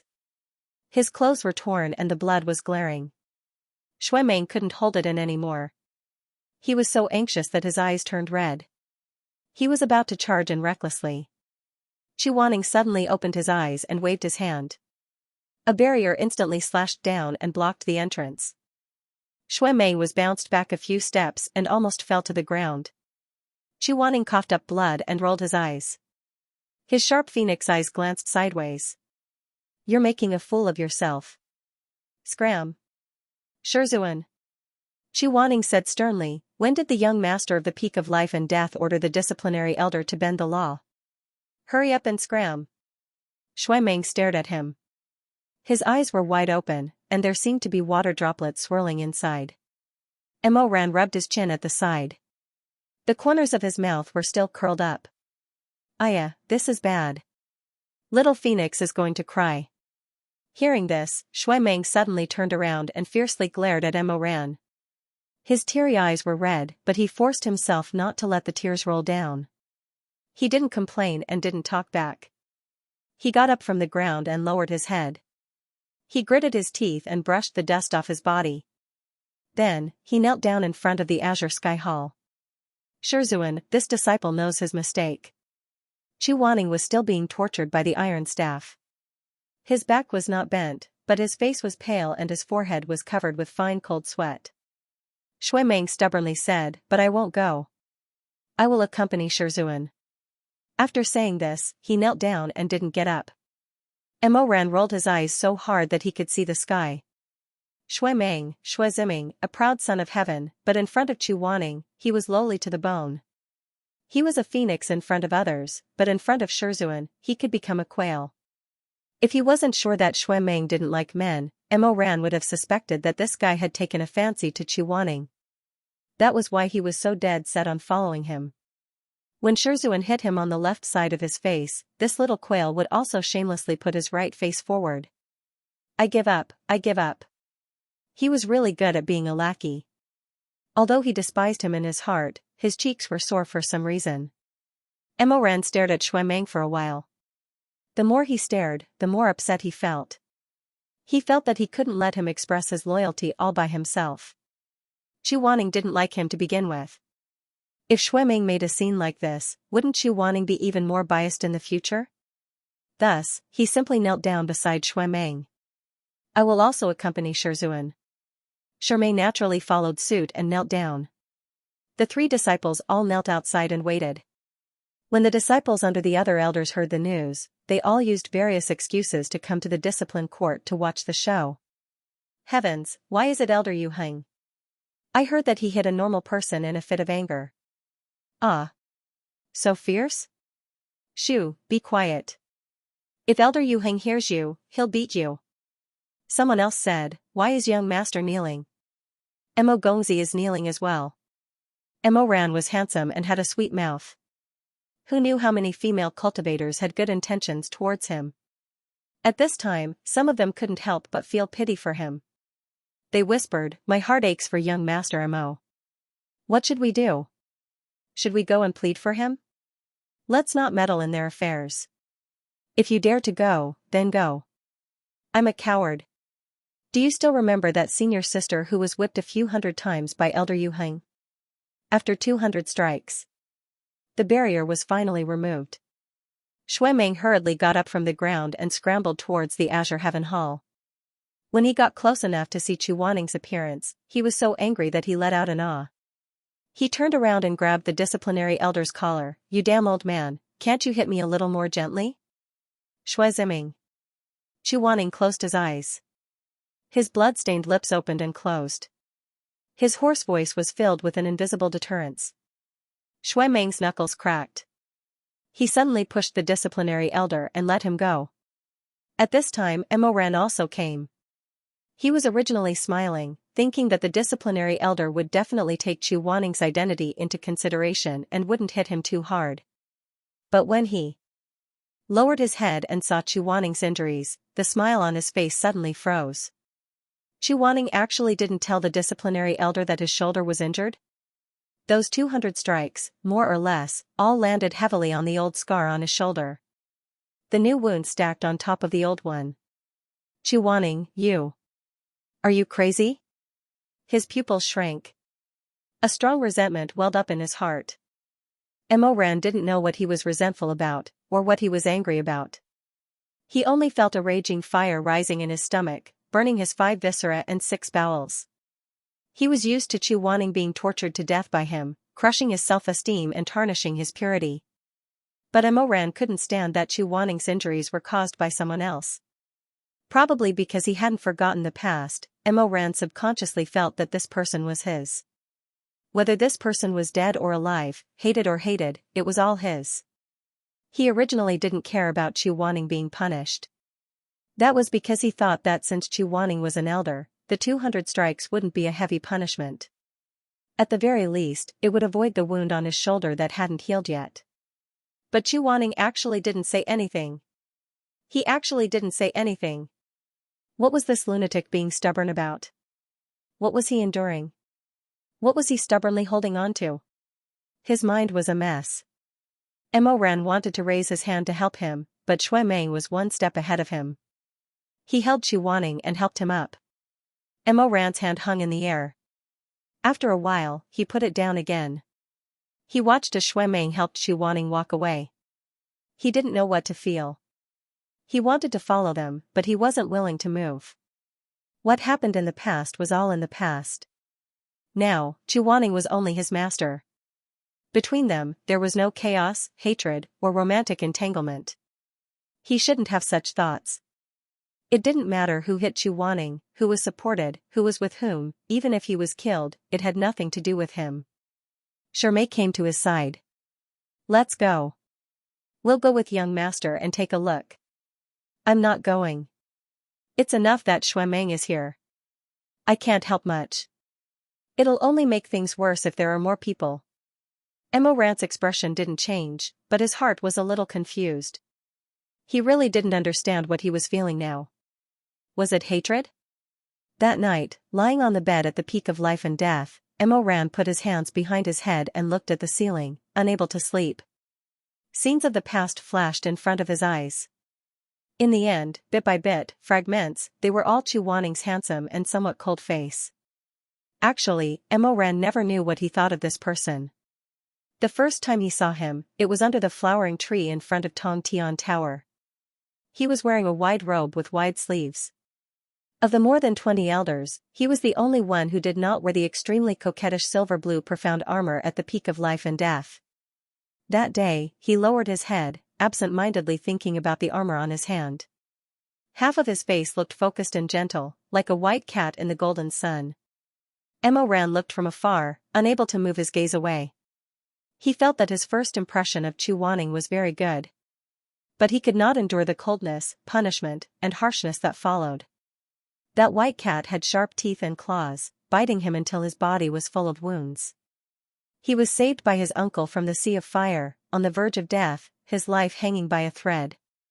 Originally, he thought that after coming to the peak of life and death, there would be a master who would treat him with tolerance, who would truly cherish him. However, Chu Wanning did not seem to see his fawning, his efforts. On the contrary, the ferocious whip was fierce, the slightest mistake would cause his skin to split open and his flesh to be mangled. Later, he found out that Chu Wanning looked down on him from the bottom of his heart, bad character, hard to polish. That man in white under the flowering tree, that was how he was evaluated, right? He once thought of Chu Wanning as Jiao Tianhanyue, sincerely worshipping and loving him. But in Jiao Tianhanyue's heart, what was he, Mo Ran? A disciple that he had no choice but to accept. A lowly person who despised him to the bone. A hooligan who grew up in a restaurant and was tainted with a filthy aura. Although Mo Ran was always laughing and joking, looking like he did not care, he slowly hated Chu Wanning. That hatred contained a strong unwillingness. He was unwilling to accept this. In the past, he had always harbored a growing resentment towards Chu Wanning, trying to get this person's attention, to get this person's praise, to get this person's surprise. During that period of time, if Shermay had praised him with very good, he would have been overjoyed. However, if Chu Wanning was willing to praise him with not bad, he was willing to die. But Chu Wanning never praised him. No matter how hard he tried, how attentive he was, that cold man always nodded faintly, and then turned his face away. Mo Ran was about to go crazy. God knows how much she wanted to pinch Chu Wanning's cheeks and turn him around, forcing him to stare at her, forcing him to swallow the words bad character, difficult to cultivate back into his stomach. But he could only kneel in front of Chu Wanning, like a stray dog, kowtow, and respectfully say, "This disciple will remember master's teachings." In front of Chu Wanning, Mo Weiyu was lowly to the bone. Even if he was a young master, he was still lowly. He finally understood that a person like Chu Wanning did not like him at all. Later on, he experienced many things. Mo Ran held power at the peak of life and death, and then strove to reach the peak of the cultivation world, becoming an unprecedented overlord. Under his dark subordinates, everyone trembled, everyone was afraid, everyone mentioned his name softly like a mosquito. Who still remembered his stains, who still remembered his lowly background. From then on, there was no more Mo Weiyu in the world, only the Emperor Ta. Emperor Ta. People hated him to the extreme. The heinous Mo Weiyu could not be saved even after 1,000 times of the art of rebirth, could not be reincarnated. Emperor Ta Mo Weiyu, Emperor Ta Mo Weiyu, Emperor Ta.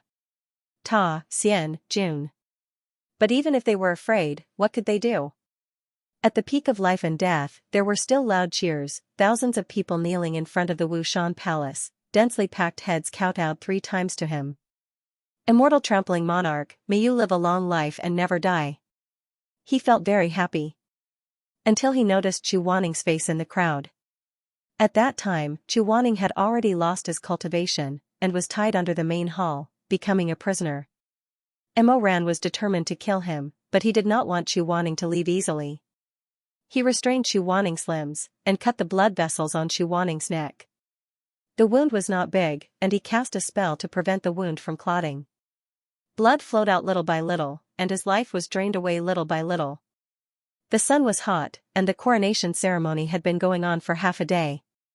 Chu Wanning's blood should have been drained. When this person died, Mo Ran would completely cut off his past, so he purposely arranged for Chu Wanning to bleed during his coronation ceremony. When he became the 3/9 supremes of the cultivation world, Chu Wanning would become a lifeless corpse. Everything that happened yesterday would disappear like smoke. It was great. But this person was about to die, so why was he still so indifferent? He was so handsome that he was somewhat fickle. His face was pale, but his expression was indifferent. When he looked at the Emperor Ta, there was neither praise nor fear. There was only disgust, disdain, and Mo Ran felt that he must be crazy. Either that, or Chu Wanning had gone mad. There was also a trace of pity. Chu Wanning pitied himself, a person who was about to die, a defeated opponent. He actually pitied a person who had reached the pinnacle of the human realm, an overlord who could call the wind and summon the rain. He actually would, he actually dared. The anger that had accumulated for more than 10 years made Mo Ran crazy. He was in the Dan Xian Palace, of course, at that time, it was called the Wu Mountain Palace. He suddenly stood up in front of several thousand people, and amidst those people's flattery and praises, his black robe billowed as he walked down the stairs. In front of everyone, he pinched Chu Wanning's chin. His face was distorted, and his smile was sweet and ferocious. "Master, today is your disciple's big day, why are you still unhappy?" The thousands of people were silent in an instant. Chu Wanning was neither servile nor overbearing. With a cold expression, he said, "I don't have a disciple like you." Mo Ran laughed unrestrainedly. His voice was like vultures circling the corridors of the Golden Palace Hall, frightening the wild geese. "Master, you're so heartless, it really makes my heart cold." He laughed and said loudly, "You don't have a disciple like me? Who taught me my mental cultivation method? Who taught me how to fight like this? Who taught me my cruelty and cold-bloodedness? I still have the whip all over my body. Let me ask you, who beat me?" He stopped laughing. His voice suddenly became fierce, and his eyes were cold. "Chu Wanning, do you think it's embarrassing to have a disciple like me? Am I cheap in my bones, or the filth in my blood can't be washed away? Let me ask you, Chu Wanning, let me ask you, what do you mean by bad character, hard to cultivate?" In the end, he was also a little crazy. He shouted with a distorted voice. "You've never treated me as a disciple, you've never looked up to me. But I used to, I really treated you as my master, I really respected you, I really loved you, and you treat me like this? Why are you never willing to praise me? Why is it that no matter what I do, I can't get half a good from you?" Chu Wanning's whole body shook. His face gradually paled. He opened his phoenix eyes slightly and looked at Mo Ran like that. His lips moved as if he wanted to say something, but in the end, he didn't say anything. At the peak of life and death, the only two people who were still in the same place faced each other like that. In this awkward silence, Mo Ran seemed to have finally calmed down. He closed his eyes. When he opened them again, there was that disgusting smile again. He was smiling, laughing, and making people tremble. He said gently and kindly, "Shizun, didn't you look down on me? Didn't you think I was lowly?" Pausing for a moment, his gaze swept over the heads of the thousands of people. Those people were all kneeling in front of his palace like dogs. They all acknowledged that he was the lord of the cultivation world, above the rolling world of mortals. Emoran smiled and said, "And now? Before you die, I'll ask you one more time. In this world, who is the lowly one, and who is the superior one? Who is the one who stepped on who, and who is the one who is the king? And who is the one who is the loser?" Chuaning lowered his eyes. He seemed to still be immersed in Emoran's confession and didn't come back to his senses. In the end, Emoran pinched his chin and forced him to raise his face. But when he forced him to look at himself, Emoran suddenly froze. For the first time, he saw an expression of regret on Chuaning's face. That expression was too unfamiliar. Emoran felt like he was suddenly scalded. He reflexively released the fingers that were pinching his face. "You." Chuaning's expression was very painful. He seemed to be enduring some kind of heart-wrenching pain. His voice was very soft, almost hoarse. It floated in the wind. Only Emoran heard it. He said, "I'm sorry, Emoran. It's Master's fault." In that instant, everything around him lost its sound. The sound of the wind, the sound of the grass, the fluttering of the robes, all returned to silence. Only Chuaning's face, which was staring at him, was the only clear thing in the world. It was the only thing he could see. At that time, he should have many thoughts. Happy, proud, ecstatic. But it wasn't. At that time, the thoughts were strange. Speaking of which, there was only one, he didn't know when, he was already so much taller than Chuaning. Time had really passed for a long time. Many things in the past had changed. Emoran's lips trembled. He murmured, "What did you say?" Chuaning smiled. Emoran was familiar with that smile, but at the same time, he was not familiar with it. Emoran saw his own twisted expression in that pair of phoenix eyes. Then, that pair of eyes slowly closed. Chuaning fell on his back. Emoran grabbed his shoulder almost at the moment he fell. He roared madly and angrily, like the sound of a wild beast breaking down. "Chuaning! Chuaning, what did you say? Say it again." The person in his arms didn't reply. His lips were pale like pear blossoms. That handsome face always had a cold expression, but before he died, it was frozen in a somewhat miserable smile. The corners of his mouth were slightly raised. In his memory, Emoran saw that face for the first time in front of the Tongtian Tower. It was a slight smile, somewhat gentle. "Chuaning." That gentleness shattered. The begonia flowers fell to the ground. He finally got what he wanted. He stepped on his master's life and reached the top of the human peak. But what was this? What was this? The bitterness and hatred in his heart continued to increase. What was this? Emoran condensed the faint black mist in his palm. His fingertips flew and quickly tapped a few of Chuaning's blood meridians, sealing the last meridian of his heart. "Do you want to die like this?" Emoran's eyes bulged. His face was ferocious. "It's not over. Chuaning, we haven't settled the debt between us. It's not over. It's not over. If you don't make it clear to me, I'll crush Shuemeng, Kunlun's treading in Snow Palace, and the last few people you want to protect. Tear them all to pieces. You better think it through." The ceremony didn't continue. He didn't care about the thousands of people kneeling there. He changed his mind. He didn't want Chuaning to die. He hated him. He wanted Chuaning to live, to live. He picked up the man who had lost too much blood. Using his lightness skill, he leaped onto the roof. His robes fluttered like the wings of a lone eagle. His figure quickly flew over layers of roofs and went straight to the south peak, straight to the Red Lotus Pavilion, the place where Chuaning used to live. The spiritual energy there was abundant, and there were many immortal herbs. He wanted to save Chuaning. One could only hate when one was alive. If one was dead, there wouldn't be any reason to hate. Was he crazy that he wanted to kill Chuaning with his own hands? If Chuaning died, then what was left of him in this world? Lying on the bed, he licked his memories alone. It was the middle of the night, but he couldn't sleep anymore. Emoran got up, washed his face, put on his clothes, and walked towards the Yama Hall with a wind lantern.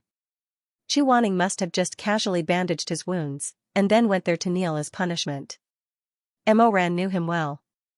He was smelly, stubborn, and inflexible. He never considered whether his body could take it or not. Even if Xue Meng wanted to stop him, he couldn't. Sure enough, when he arrived outside the Yama Hall, he saw a small green lantern burning in solitude. The candle's tears kept falling. Chu Wanning was kneeling with his back facing the door. His figure was tall and straight, as handsome as a pine tree. When he saw this figure, Mo Ran felt a little regret. It was the middle of the night, why did he go there? Looking for Chu Wanning? Was he crazy? But since he was already here, he felt very stupid to just turn around and leave. He thought for a while and came up with a compromise. He gently put the wind lantern by his feet. He didn't plan to leave, nor did he plan to go in. He just stood outside the window, with his elbows on the windowsill and his cheeks on his hands, looking at Chu Wanning from afar. The copper bells on the eaves gently swayed. The night was filled with the fragrance of flowers and plants. The two of them, one standing and one kneeling, were separated by the vermilion window and the empty and quiet hall. If it was before his rebirth, Mo Ran had enough power to barge into the hall and order Chu Wanning to end his reflection and go back to rest. If Chu Wanning was unwilling, he also had enough power to seal Chu Wanning's hands and feet, and violently carry him away. But now, he had neither the power nor the position. He wasn't even as tall as Chu Wanning. Mo Ran's mood was complicated. He looked at the person inside from outside the window, but the person inside didn't notice. He couldn't see Chu Wanning's face, and Chu Wanning also couldn't see his face. So the white cat knelt all night without turning back. So the silly dog also stood all night without going far. Hey, did you guys hear? Elder Yuhing broke the rules and will be punished to kneel in the Yama Hall for the next 3 days. The next morning, all the disciples gathered at the good and evil platform to cultivate and meditate. After all, they were all young people in their teens and 20s. They couldn't be as calm as still water. When their master wasn't paying attention, they would start whispering to each other. The news of Chu Wanning being punished quickly spread. The disciples who witnessed the punishment yesterday were not stingy with sharing the gossip with others. Wow, why did you guys only find out so late? Oh. So Elder Lutsuan brought you guys to the mountain to pick night dew flowers yesterday? Alright, then you guys missed out on too much. Yesterday evening, in the Green Heaven Hall, blood and flesh flew everywhere. It was too horrible to look at. Elder Yuhing was beaten more than 200 times. More than 200 times. The rod hit his vitals. Merciless. Every time that disciple said a sentence, he would put on a particularly exaggerated expression. Accompanied by the exclamations of the surrounding junior brothers and sisters, he was extremely proud. Do you guys know what happened to more than 200 times? Even a burly man was beaten to death, not to mention Elder Yuhing. At that time, he couldn't take it and fainted. This made our young master so anxious that he rushed up and fought with the disciplinary elder. No matter what, he wouldn't let anyone touch Elder Yuhing at all. That scene, his face wrinkled like a bun and winked for a while. In the end, he stretched out a finger and shook it left and right, concluding with 3 words. TSK, TSK, tisk. Immediately, a junior sister's face turned pale. What? Elder Yuhing fainted? Young master and the disciplinary elder fought? No wonder I didn't see Elder Yuhing in the morning class today. So pitiful. What did he break? I heard that he beat the client in a fit of anger. Such gossip floated into Xue Meng's ears from time to time. The young master's temper at the peak of life and death had completely inherited his master's. He was extremely irritable. Unfortunately, there was more than one person discussing this matter. The good and evil platforms were in groups of 3 to 5, and they were all muttering Elder Yuhing is being punished and so on. It made him feel very noisy, but there was nothing he could do. While the veins on Xue Meng's forehead were bulging, Mo Ran had not slept the entire night and kept yawning. Xue Meng had no one else to vent his anger on, so he turned to Mo Ran and scolded, a day's work depends on the morning. You dog, why are you being lazy so early in the morning? What did Shizun teach you? Ah? Mo Ran's eyes were still drowsy as he yawned again. Shui you're too free, aren't you? It's fine if Shizun scolds me, but who are you? I'm your cousin, so you better behave yourself when talking to your cousin. Don't be impolite. Shui said fiercely, my cousin is a dog. You can be his dog if you want. Mo Ran laughed.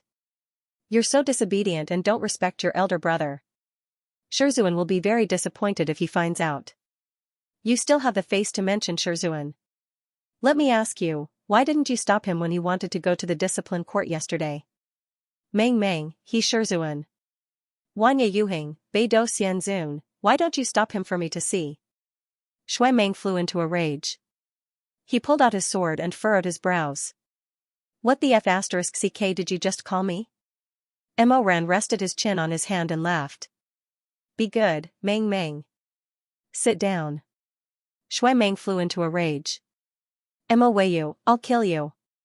Shermei was sandwiched between the two, listening to their daily bickering. He couldn't help but sigh. He silently held his forehead and tried to concentrate on reading his book. When the sun and moon pot is filled, when the spiritual core is first formed, the Tao of heaven cannot see through it, and life and death participate in the business. 3 days passed in the blink of an eye. Chu Wanning finished his reflection. According to the rules, he would be grounded for 3 months. During this time, he couldn't leave the peak of life and death. He also had to go to the Mangpa lobby to do odd jobs, clean the pillars of the Bridge of Helplessness, clean the steps in front of the mountain gate, and so on. The discipline elder was deeply worried. Elder Yu Heng, to be honest, I feel that you shouldn't do these things. You're a grandmaster. Doing things like washing dishes and wiping floors is really unfair. There was still half a sentence he didn't say. The main thing is that I really doubt whether you know how to sweep floors, cook, and wash clothes. Chu Wanning didn't doubt himself at all. He obediently reported to the Mangpa lobby. The Mangpa lobby, from the manager to the servants, were shocked to hear that Chu Wanning was coming to do odd jobs. They all turned pale with fright, as if they were facing a great enemy. Chu Wanning's white robes fluttered as he floated over. His handsome face was cold and calm, without any expression. If a cloud was added to his feet and a horsetail whisk was added to his arm, he probably wouldn't be any different from an immortal. The Mangpa lobby manager felt very ashamed and uneasy. He actually had to order such a handsome man to wash vegetables and cook. Chu Wanning didn't have the self-awareness of being a handsome man.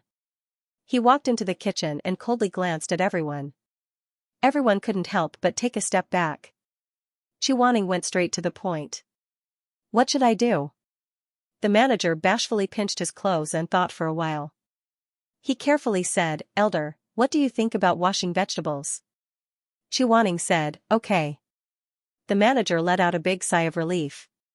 He originally thought that Chu Wanning's 10 fingers didn't do any household chores and might not be willing to do such a simple thing. However, other chores were either dirty or required some skill. He was worried that Chu Wanning wouldn't be able to do it well. Since Chu Wanning straightforwardly agreed to wash vegetables, he didn't need to worry anymore. Reality proved that the manager was really too naive. There was a clear stream in front of the Mangpa lobby. Chu Wanning carried a basket of dark green vegetables and came to the stream.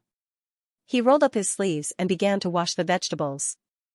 This area was under the jurisdiction of Elder Xuanji. Occasionally, there would be disciples of Xuanji who passed by. When they saw that Chu Wanning was actually washing vegetables, they were so scared that they couldn't speak a complete sentence. They rubbed their eyes 3 or 4 times to make sure that they didn't see wrongly. Only then did they say in shock, Elder Xuanji, morning. Chu Wanning looked up. Morning. Elder Xuanji's disciple trembled in fear as he fled. Chu Wanning was too lazy to be long-winded with them. He continued to peel the vegetables, wash them, and throw them back into the basket. He washed them very seriously. He peeled every single vegetable leaf and brushed them back and forth repeatedly. The result of this was that, it was already noon, but he still hadn't finished washing the basket of vegetables. The waiter in the kitchen was anxious from waiting. He kept walking back and forth in circles. What should we do? Why isn't the elder back yet? If he doesn't come back, then the vegetables won't come back. How should we cook beef with vegetables? The head steward looked at the son and said, "Forget it, let's not wait anymore. Let's change it to braised beef." Thus, when Chu Wanning returned, the beef from the main palabi was already out of the pot. It was stewed until it was tender and tender. There was no need for vegetables at all. Chu Wanning frowned. He hugged his vegetables and was rather unhappy. He said coldly, "Why don't you want the vegetables and make me wash them?" The head steward's hair stood on end. He wiped the cold sweat on his forehead with a handkerchief and said something that he regretted. "Isn't this because I hope that the elder will personally make a pot of stewed tofu with vegetables?" Chu Wanning didn't have any expression. He still hugged his vegetables and tilted his head in thought. The head steward hurriedly said, "If the elder is unwilling, then it's fine." Before he could say anything, Chu Wanning asked, "Where's the tofu?" The head steward was speechless. "Elder Yu Heng, do you know the way of the kitchen?" Chu Wanning said, "It's not that I don't know anything. I can give it a try." At noon that day, the disciples entered the main palabi happily as usual. They found seats in groups of 3 to 5 and went to the counter to get food and rice. The food at the Life and Death Summit was always sumptuous, and today was no exception. The braised beef had the right amount of fat and lean, the shredded pork was fresh and rich, the farmhouse meat was golden and crispy, and the fish with chopped chili was red and attractive. The disciples hurriedly fought for their favorite food, lining up all the way, asking the chef to add an extra spoonful of sweet and sour pork ribs, some gravy on the rice, or some oil and chili. The fastest ones were always the disciples of Elder Lutsuan. The little guy at the front of the line had a big pimple on his nose, but he was still thinking about the mapo tofu. He skillfully carried the wooden tray to the last counter and said without looking up, "Master, I want a bowl of tofu." The master's fingers were long and slender, and he handed him a plate full of tofu. However, it wasn't the mapo tofu he was familiar with. Instead, it was a plate of strange food that was black in color and the ingredients were indistinguishable. The disciple was shocked. "What is this?" "Boiled tofu with vegetables." The main palabi was noisy, so the disciple didn't pay attention to the person who answered. Instead, he angrily said, "Do you refine pills? How can this be boiled tofu with vegetables? I don't want it, take it back." As he scolded, he glared at the chef. In the end, when he saw the person standing behind the counter, the disciple was so frightened that he screamed and almost knocked over the tray. Elder Yu Heng." "Yes." The disciple was about to cry. "No, I didn't mean it like that. Since you don't want to eat it, take it back." Chu Wanning said expressionlessly, "Don't waste it." The disciple stiffly picked up the plate and stiffly handed it to Chu Wanning. Then, he left with the same hand and foot. After a while, everyone knew that the person standing in front of the last counter was Elder Yu Heng. Thus, the originally lively main palabi was instantly silenced. All the disciples were like puppies with fur. They obediently lined up, carried the dishes in a panic, and respectfully went to the last cupboard. They stuttered to greet the elder, and then staggered away. "Greetings, Elder Yu Heng." "Yes." "Greetings, Elder Yu Heng." "Greetings." "Thank you, Elder Yu Heng." The disciples were extremely well-behaved and extremely cautious. Thus, Chu Wanning accepted the nervous greetings of every disciple. However, no one dared to rashly try the boiled tofu with vegetables in his pot. Slowly, the line became shorter. The food in front of the other chefs was almost finished. Only Chu Wanning's front was still full. The pot of food was cold, but no one was interested. Chu Wanning's face was expressionless, but his heart was a bit complicated. In any case, he had bathed all morning. At this time, his 3 personal disciples came. Shui Meng was still wearing his silver blue light armor. He cleaned himself up very refreshingly. He excitedly moved over. "Shizun. How are you? Does your wound still hurt?" Chu Wanning was very calm. "It doesn't hurt." Shui Meng, that's good." Chu Wanning glanced at him and suddenly asked, "Do you eat tofu?" Shui Meng. In order to show his sincerity in front of his master, the young master prepared 3 plates of charred tofu and promised that he would not throw away a single piece. He would eat all of them. Chuaning was very satisfied and revealed a rare look of admiration. Mo Ran, who was following behind them, was unhappy when he saw this. The Emperor Ta had an inexplicable obsession with Chuaning's approval, so he immediately ordered 3 servings of tofu. Chuaning glanced at him. "Aren't you full after eating so much?" Mo Ran and Xue Meng said excitedly, "Even if you give me 3 more servings, I can still eat them, let alone 3. Chuaning said indifferently, "Okay." Then he gave Mo Ran 6 portions of tofu and said, "You too. Don't waste it." Mo Ran. Since the other 2 had already ordered, Shirmei was no exception. He smiled and said, "Then. Shizun, I want 3 plates too." Thus, on the first day after Elder Yu Heng's confinement ended, his 3 disciples all had stomachaches because they ate something bad. The next day, the disciplinary elder found Xu Wanning and tactfully expressed that the Meng Pahlavi did not lack helpers. He asked Xu Wanning to move to the Bridge of Helplessness and help sweep the fallen leaves and clean the pillars. The Bridge of Helplessness was a bridge that connected the main area of the Bridge of Life and Death to the disciples' resting area. It could allow 5 horse carriages to pass side by side. The pillars of the bridge had 9 white jade beasts, each representing the 9 sons of the dragon. There were also 360 short pillars with lion heads. Xu Wanning silently swept the floor. After he was done, he carefully wiped the jade beast. After working for most of the day, when the sky gradually darkened, it began to rain. After class, most of the disciples didn't bring their umbrellas, so they ran back to their residences while wading through the puddles. Raindrops splashed on the stone steps. Xu Wanning glanced from afar and saw the relaxed smiles on the faces of the boys and girls. They looked embarrassed and bright in the rain. Xu Wanning knew that if he let them see him, that kind of brightness and relaxation would disappear. Thus, he thought for a moment and went under the bridge. Some of the disciples running in front of him came to the bridge. When they saw the scene, they couldn't help but exclaim. "A barrier? Why is there a barrier on the Bridge of Helplessness?"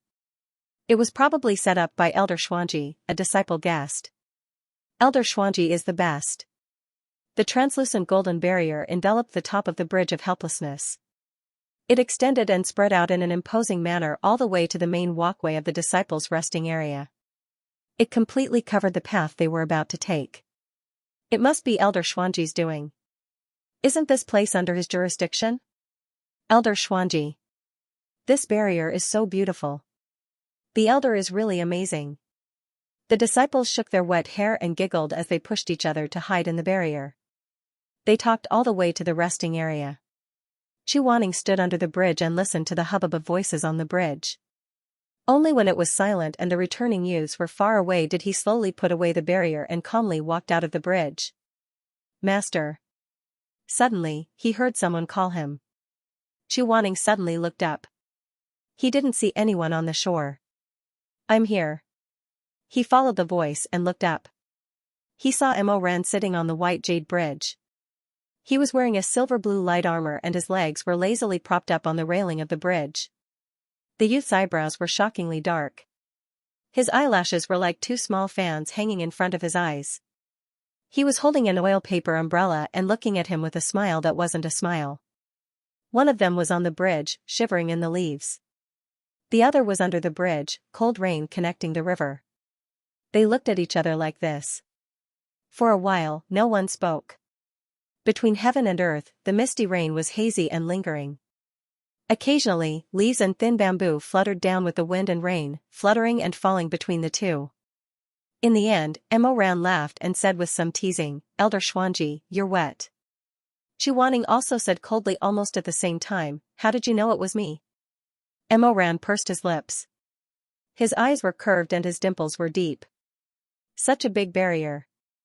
Elder Xuanji can't set it up, right? If it wasn't Master, who else could it be? Xu Wanning. Mo Ran knew that he was too lazy to cast a spell to protect himself from the rain. He had an idea and threw the umbrella down. "This is for you. Catch." The bright red oil paper umbrella fluttered down. Xu Wanning caught it. The green bamboo handle of the umbrella was still warm.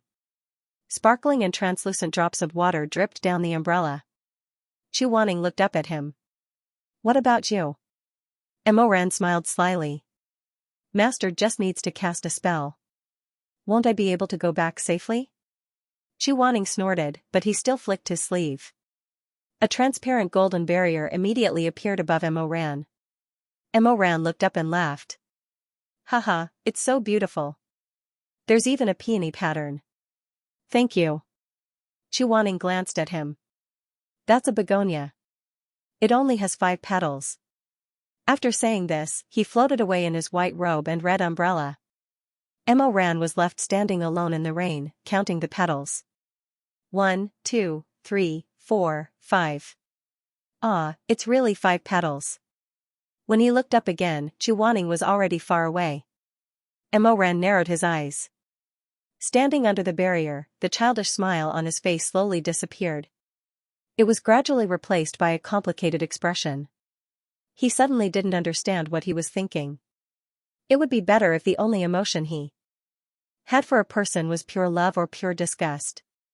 This rain lasted for 4 days before it stopped. When the clouds parted and the rain stopped, a group of horses and carriages stepped on puddles of water, crushing the sky in clouds. They stopped in front of the mountain gate of the Peak of Life and Death. The bamboo curtain was lifted. A folding fan with a bright red tassel appeared from inside. Immediately after, a pair of blue boots with silver edges stepped out. They stepped on the shaft of the carriage and landed heavily on the ground with a bang. Dust flew everywhere. This was a muscular man with thick eyebrows and big eyes. He was dressed in blue and silver light armor and had a neat beard. He looked to be around 40 years old.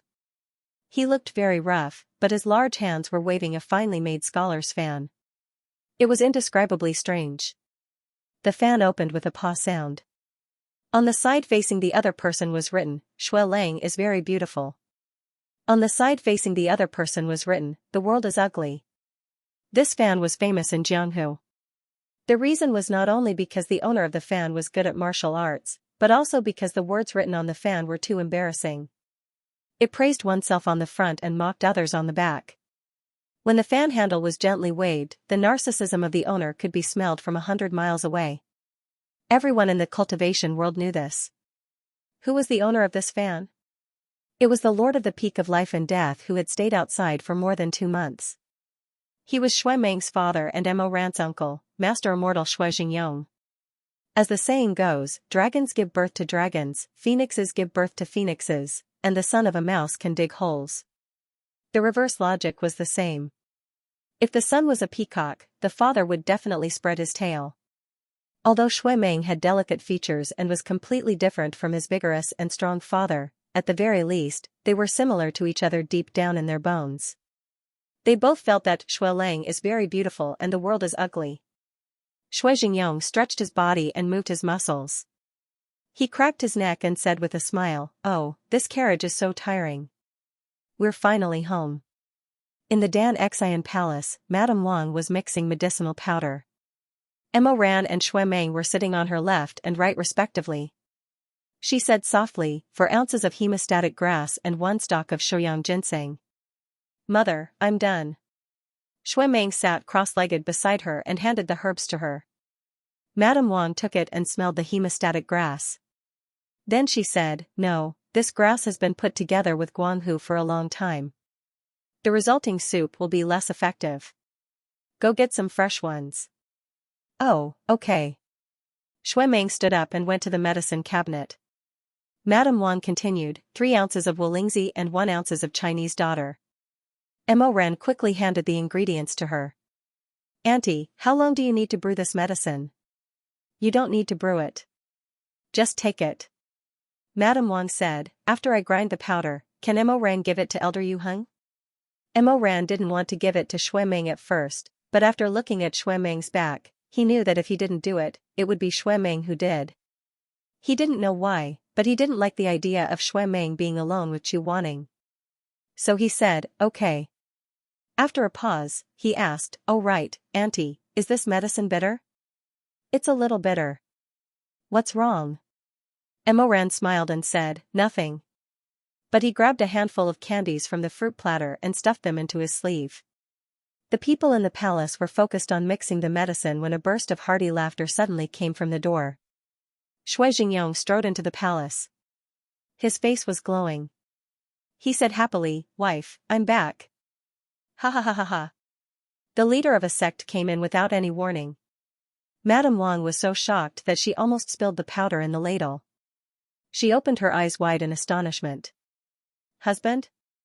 Mo Ran also stood up to welcome him. Uncle. Ah, Ranner is here too? Shui Jingyong was tall and sturdy, but his speech was very kind. He patted Mo Ran's shoulder. Good boy, I haven't seen you for a while. You seem to have grown a little taller. How was it? Did the trip to Colored Butterfly Town go smoothly? Mo Ran smiled. It went smoothly. Good, good, good. With you wanting there, I knew that there wouldn't be any problems. Ha ha ha ha, right, where's your master? Is he playing with his little toys in the mountains again? Mo Ran heard this and was a little embarrassed. Shizun, This uncle of his had a fiery temper and was easily impulsive. In his previous life, his uncle's death was largely due to this kind of personality. Mo Ran naturally didn't want to directly tell him that Chu Wanning suffered 200 blows and was grounded for 3 months. Just as he was thinking about how to tell him, an ah sound came from behind him. Shui Meng walked out in a daze with a pile of hemostatic grass. When he saw his father, he couldn't help but be happy. Father. Meng Mo Ran was secretly relieved. When this father and son met, they would definitely flatter each other and praise each other. He was thinking about how to tell them that Chu Wanning was punished. Sure enough, the peacock father and son were praising each other with their tails up. After not seeing you for 2 months, my son has become more handsome. You look more and more like your father. Shui Meng didn't look like his father at all. He only looked like his mother, but he agreed and said, Father's body has also become more sturdy. Shui Jingyong waved his hand and laughed. During this period of time in Kunlun's Treading in Snow Palace, I increasingly feel that all the young people in the world can't compare to my son and nephew. That group of sissy people really annoys me. Meng do you still remember Mei Han Chue? Shui Meng immediately showed a look of disdain. That little fatty who has been training in seclusion for more than 10 years. I heard that he's the Treading in Snow Palace's eldest martial brother. He's come out? Ha ha ha, my son's memory is really good. That's him. When he was young, he came to our house to stay for a while. He even slept with you. How could I not remember? He was as fat as a dog. He even kicked people in his sleep. I was kicked down by him many times. Father, did you see him? I saw him. Shui Jingyong twirled his beard as if he was reminiscing. Shui Meng was a proud son of the heavens. He was naturally competitive, so he impatiently asked, how was it? Shui Jingyong laughed. If I had to say, he's not as good as you. He's just a boy, but his master taught him to play the zither and dance. He even used lightness skill and threw flower petals. Your father is going to die from laughter. Ha ha ha ha. Shui Meng's nose twitched. He seemed to be disgusted. A little fatty with baby fat playing the zither, dancing, and throwing flower petals. Then what's his cultivation? After all, Mei Han Chue had been in seclusion for more than 10 years. He had just come out of seclusion a few months ago and had not shown his sword in Jianghu. Since appearance had already defeated him, Shui Meng wanted to compare cultivation. This time, Shui Jingyong did not immediately answer. He thought for a while and said, it's okay to see that he doesn't fight much. Anyway, when the Spiritual Mountain Sword Conference comes, I'll naturally have a chance to compete with him. Shui Meng's eyebrows twitched. Humph, that fatty. I don't even know if he'll have a chance to compete with me. Madame Wang had already added the last of the powder. She stood up and smiled as she patted Shui Meng's head. Meng don't be arrogant. You have to be humble and always have a heart of respect. Shui Meng said, what's the use of being humble? That's what incompetent people do. I want to be as straightforward as my father. Shui Jingyong laughed. See? How can a tiger father have a dog son? Madame Wang was displeased. You don't teach him the good things, but you teach him the bad things. What are you talking about? Xianxia saw the slight anger on her face and knew that she was indeed unhappy. He stopped smiling and scratched his head. My wife, I was wrong. I'll teach you whatever you say. You're always right. Don't be unhappy. Mo ran. Shuemeng. Madame Wang was Loman's disciple in her early years. It was said that she was kidnapped by Xianxia. No one knew if this rumor was true, but Mo Ran knew very well that his uncle was very affectionate towards his aunt. Madame Wang, on the other hand, was not that passionate towards her husband. She was an extremely gentle person, but she would always throw tantrums at Xianxia. After all these years of stumbling, anyone with a discerning eye could tell who was more devoted to the other between husband and wife. Shuemeng naturally could not be bothered to watch his parents flirt. He was a little disgusted. He clicked his tongue and impatiently turned to leave. Madame Wang was quite embarrassed. She quickly said, Meng-er? Shuemeng waved his hand and strode out. Mo Ran did not want to disturb the couple's reunion. He could also avoid his uncle's questioning. It was better to leave Chu Wanning's punishment to Madame Wang. He would not be able to handle it himself. Thus, he tidied up the medicine on the table and left with a smile. He even closed the door for them. Holding the medicine, he wobbled to the Red Lotus Pavilion. Chu Wanning was injured and his body was a little weak these few days. The barrier around the pavilion had been removed, so he did not know that someone had come. Thus, Mo Ran coincidentally saw the scene. Chu Wanning was currently bathing in the lotus pond. It was fine if he was bathing by himself, but the main thing was, there were actually 2 other people in the lotus pond used by Elder Yu Heng. Separated by layers of lotus leaves, Mo Ran felt like he was struck by lightning in an instant. He froze on the spot in shock. The bottle of mixed feelings in his heart shattered completely. His face was about to crack. Astonishment, anger, jealousy, and irritation exploded like fireworks. He moved his lips, but he was so angry that he couldn't say a word. He didn't realize what he was angry about. There was only one thought in his mind: how can you touch the person I've slept with? Chu Wanning, you extravagant and lascivious man. You actually. He didn't react at all. In this life, Chu Wanning didn't have the slightest emotional entanglement with him. In just an instant, the string in his head snapped. After all, more than 10 years, a lifetime, from birth to death. When he was awake, he could still do it with ease and pretend to be calm.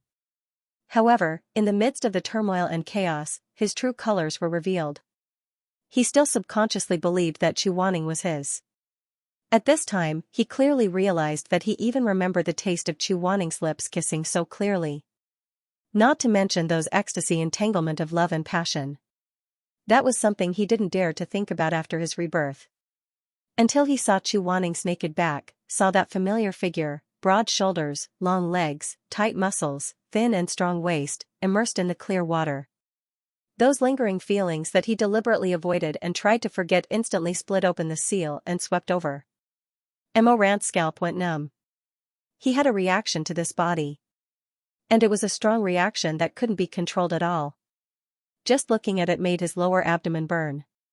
When he came back to his senses, he was already angrily shouting, Chu Wanning. Chu Wanning actually ignored him. Those 2 people were holding his shoulders, one on the left and one on the right. The mist in the lotus pond was rising, so he couldn't see the specific appearance of the 2 people. But they were very close, and the distance between them was very ambiguous. Mo Ran cursed inwardly. He actually jumped into the lotus pond with a splash and waded over to Chu Wanning. When he got closer, he discovered that those were actually 2 mechas made of metal and nanmu. What was worse was that they seemed to be using the immortal chi of the lotus pond to transfer spiritual energy to Chu Wanning. Mo Ran's brainless jump had completely broken the spiritual energy field. It was unknown what kind of formation Chu Wanning had used, but he was in an unconscious state. He was supported by the golden light coming from the 2 mechas' metal palms. The golden light kept surging upwards and converging on the wound on his shoulder and back. It was obvious that he was being treated. Mo Ran's intrusion caused the golden light to dissipate rapidly. What was even more unexpected was that the array would actually backfire. As the golden light dissipated, Chu Wanning's wounds began to rapidly erode away. He frowned, groaned, and coughed out a mouthful of blood. Then, the scars all over his body began to tear apart. His blood was like a mist, instantly soaking the flower pond. Mo Ran was stunned. This was Chu Wanning's flower soul sacrifice technique. He realized that he might have gotten himself into trouble. Chu Wanning's spiritual energy was dual element metal and wood. The metal spiritual energy was like Heaven's Inquisition, focusing on attack and defense. The wood spiritual energy was used for healing. The flower soul sacrifice technique was one of them. Chu Wanning could mobilize the spirits of 100 flowers to heal his wounds. However, during the process, no one could enter the array. Otherwise, the spirits of the plants would disperse. Not only would it not have any healing effect, it would also worsen the injury. In the worst case, Chu Wanning's spiritual energy core could be completely devoured by the spirits of the 100 flowers. Fortunately, Mo Ran had dabbled in the flower soul sacrifice technique in his previous life. He immediately cut off the spiritual energy flow. Chu Wanning, who had lost the support of the array, immediately collapsed. Mo Ran firmly supported him. The unconscious Shizun's face was pale, his lips were blue, and his body was as cold as ice. Mo Ran carried him to the shore. He didn't have time to look at him. He half carried and half dragged Chu Wanning back to the bedroom and placed him on the bed. Shizun? Shizun! He called out a few times, but Chu Wanning's eyelashes didn't even flutter.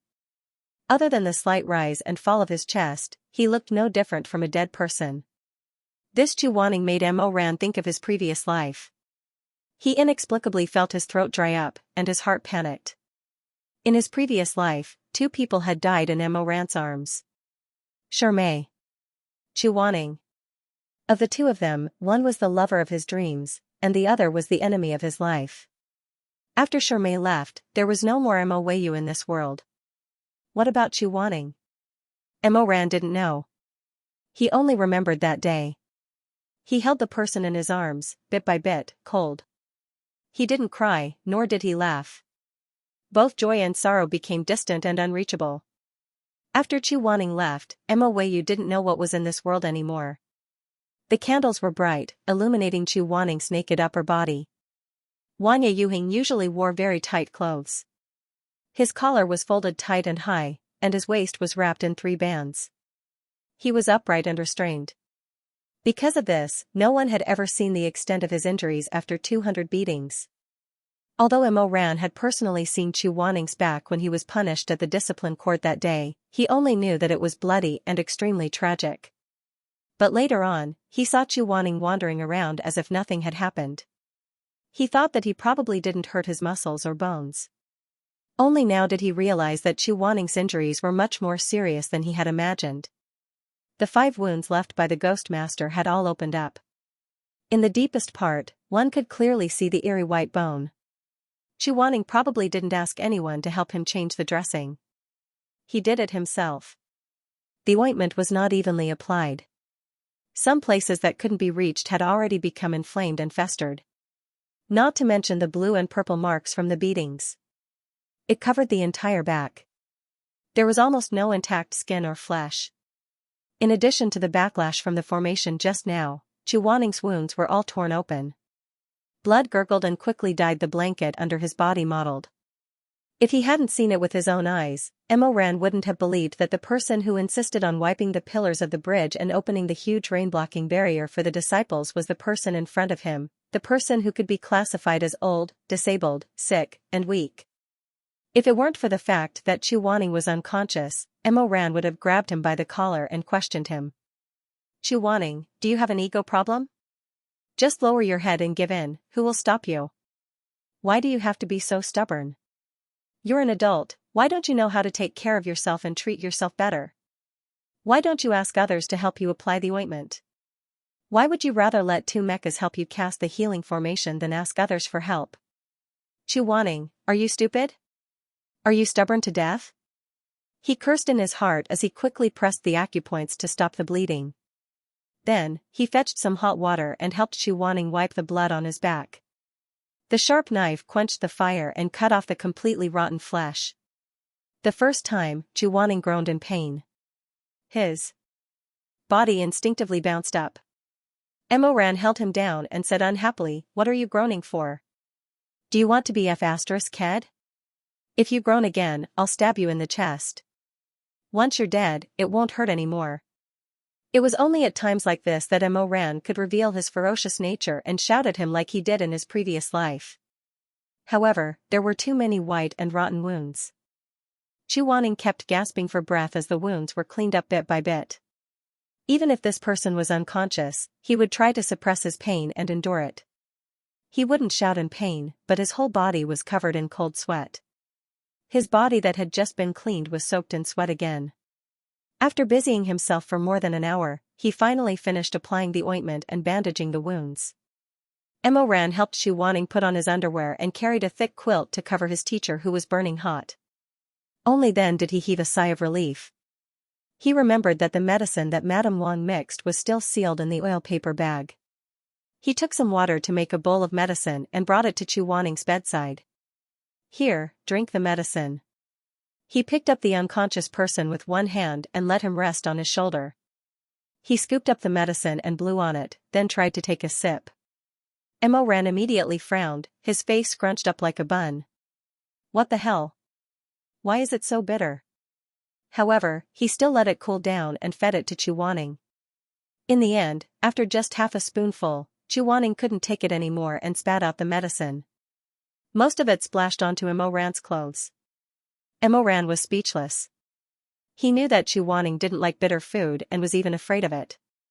However, if he was awake, the stubborn elder Yu Heng would definitely hold back his disgust and drink the medicine in one gulp. At most, he would put on a straight face and secretly eat a piece of candy afterwards. Unfortunately, Chuaning was currently unconscious. Emoran had no choice. He couldn't lose his temper at an unconscious person, so he could only be patient and feed him small mouthfuls. From time to time, he would use a handkerchief to wipe the medicine at the corner of his mouth. This wasn't a difficult task for Emoran. After all, in his previous life, there was a period of time when he fed Chuaning medicine every day.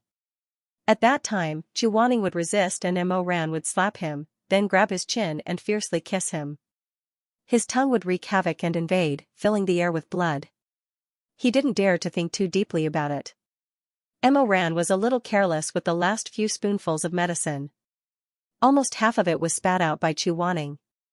Then, he put him on the bed and roughly twisted the blanket. "I'm doing my best. Don't kick the blanket away at night. You're already hot, if you accidentally catch a cold." Halfway through his rambling, he suddenly lost his temper and kicked the bed leg. "Forget it, what does it have to do with me whether you catch a cold or not? I can't wait for you to get worse and worse. It would be best if you died of illness." After he finished speaking, he turned and left. When he reached the door, he felt that his heart was hanging in the air, so he turned back. After thinking for a while, he helped him extinguish the candle. Then, he left again. This time, he walked to the Red Lotus Pond and looked at the water lilies that had become more beautiful after absorbing Chuaning's blood. The irritation in his chest only increased. He flew into a rage out of humiliation, but he returned to the bedroom with the same hand and foot. Like a rusty and old robot, he walked around the room in a circle. In the end, he reluctantly stood beside Chuaning's bed. The moonlight scattered through the bamboo window that was half open. The silver light soaked Chuaning's handsome face. His lips were light and his eyebrows were slightly furrowed. Emoran thought for a while, then closed the window for him. Sichuan was very humid. Sleeping with the window open at night was not good for people. After doing this, Emoran swore to himself, "I'm going to kill you." If he turned back from the door again, he would be a dog. However, when they reached the door, Chuaning kicked the blanket down with a bang. Emoran. So how could he change this person's habit of kicking the blanket when he sleeps? In order not to be a dog, the 16-year-old celestial trampling emperor had a backbone and endured it before leaving. He was a man of his word. He would never turn back from the door again. Therefore, after a while, the wise and mighty emperor opened the window and came in through it. Picking up the blanket on the floor, he covered Chuaning with it. Emoran listened to Chuaning's painful groans and his back twitching.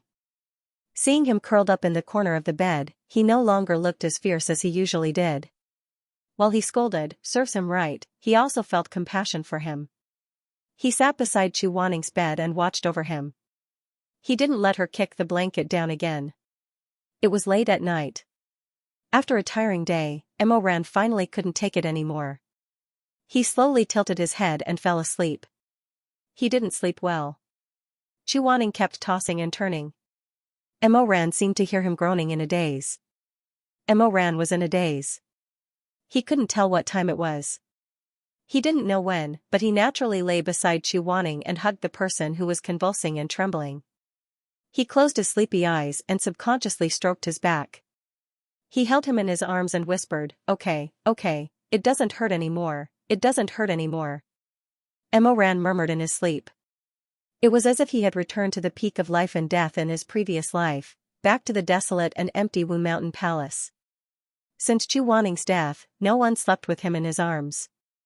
Even if it was because of hatred, in the cold day after day, it made his heart ache. He missed it so much that thousands of ants gnawed at his heart. But no matter how much he missed it, Chu Wanning couldn't come back. He lost the last flame in his life. That night, Mo Ran hugged Chu Wanning. Half asleep, half dreaming. Sometimes he knew that he had regained his life, and sometimes he knew that he was still in his past life. He suddenly didn't dare to open his eyes. He was afraid that when he woke up tomorrow, there would only be an empty pillow and a cold curtain. In a long life, he was the only one left. There was no doubt that he hated Chu Wanning. But when he hugged the person in his arms, the corners of his eyes were a little wet. That was the warmth that the 32-year-old Emperor Ta thought he would never find again. Wanning, it doesn't hurt anymore. His consciousness was hazy. Mo Ran stroked the hair of the person in his arms like he did before his rebirth. He murmured softly. An extremely gentle sentence, just like that, came out of his mouth. He was so sleepy that he didn't even realize what he had said. He didn't even think when he said those words. They just slipped naturally. Mo Ran's breathing became even and he fell deeper into his dream. Early the next morning, Chu Wanning's eyelashes fluttered and he slowly woke up. His cultivation level was high, and the fever he had last night had subsided. Chu Wanning sleepily opened his eyes. His consciousness was still a little hazy. When he was about to get up, he suddenly realized that someone was lying on the same bed as him. Mo Weiyu? This was a big shock. Chu Wanning's face instantly turned pale, but he couldn't remember what had happened last night. What was worse was that when he moved, he also woke up Mo Ran. The young man yawned. His smooth and delicate face had a healthy flush that was unique to sleeping soundly. He opened his eyes in a daze and glanced at Chu Wanning casually. He said vaguely, let me sleep for a while more. Since you're awake, go and cook me a bowl of egg drop and lean meat porridge to eat. Chu Wanning was speechless. What nonsense was that? Sleep talk? Mo Ran was still in a daze. Seeing that Chu Wanning didn't move, he didn't urge him to wake up and make porridge. Instead, he smiled lazily, stretched out his hand, and pulled Chu Wanning's face over, kissing him on the lips in a familiar manner. It's fine if you don't wake up. I just had a nightmare. In the dream, sigh, let's not talk about it. He sighed and hugged the man who was completely stiff. He rubbed his chin against the top of the man's head and muttered, Chu Wanning, let me hug you again. Chu Wanning's divine sense was shattered by the sudden kiss, so how could he still realize what Mo Ran was mumbling? He only felt that every word was buzzing, and his ears felt like it was raining. Mo Ran, on the other hand, was calm and collected. He mumbled a few words, then fell back into a deep sleep. Chu Wanning wanted to wake him up. However, the begonia tree outside the window of the bed was blooming just right. Just as Chu Wanning raised his hand, a pale pink begonia flower landed lightly on the tip of Mo Ran's nose. Mo Ran sniffled uncomfortably, but he was sleeping so soundly that he did not wake up. Thus, the hand that had reached out to push her changed direction. Chu Wanning plucked the begonia and pinched it between her fingers to examine it carefully. As he looked at the flower, he was lost in thought. Slowly, he more or less remembered. He vaguely remembered that yesterday, it was Mo Ran who cleaned his wounds and fed him medicine. After that, Emoran seemed to have hugged him, stroking his hair and back in the long night, and whispering in his ear. Chu Wanning was in a daze for a while. He thought that this should be his dream, right? The tip of his ears unconsciously turned crimson, like the begonia flower that stopped at the tip of his finger, the brilliant color of the flower. He forcefully swallowed the words of reprimand. He really didn't know what to say. Why are you sleeping here? It sounded like a young woman who had lost her footing. Get off the bed, who let you sleep here? It sounded like a shrew who had lost her footing. You dare to kiss me? In fact, it was just a brush of the lips. Compared to the time in the illusion, it really couldn't be considered a kiss. If he was calculative, it would be more obvious. Elder Yuheng didn't know what to do. He could only silently roll on the bed and bury his face in the blanket. His slender fingers grabbed the corner of the blanket, somewhat irritated and angry. In the end, he chose to pry open Emoran's arms and legs. He sat up, tidied himself up, and then shook the other person awake. Thus, when Emoran opened his sleepy eyes, he saw Elder Yuheng sitting by the bed with an unfathomable and cold expression. Cold sweat immediately poured down. Shizun, Chu Wanning said indifferently, you broke my flower soul enchantment yesterday? I didn't do it on purpose. Forget it. Chu Wanning was very cold, as if nothing had happened. You quickly get up. To go to your morning class. Emoran was on the verge of breaking down. He rubbed his hair anxiously. Why am I sleeping here? I'm tired. Chu Wanning was very calm. Looking at you, you must have been busy for a long time yesterday. As he spoke, he glanced at the medicine cup on the table and said, in the future, don't enter the Red Lotus Pavilion without permission. If you have any problems, report to me in advance. Yes, master. You may leave. The Emperor Ta felt that he had saved his life and hurriedly ran away.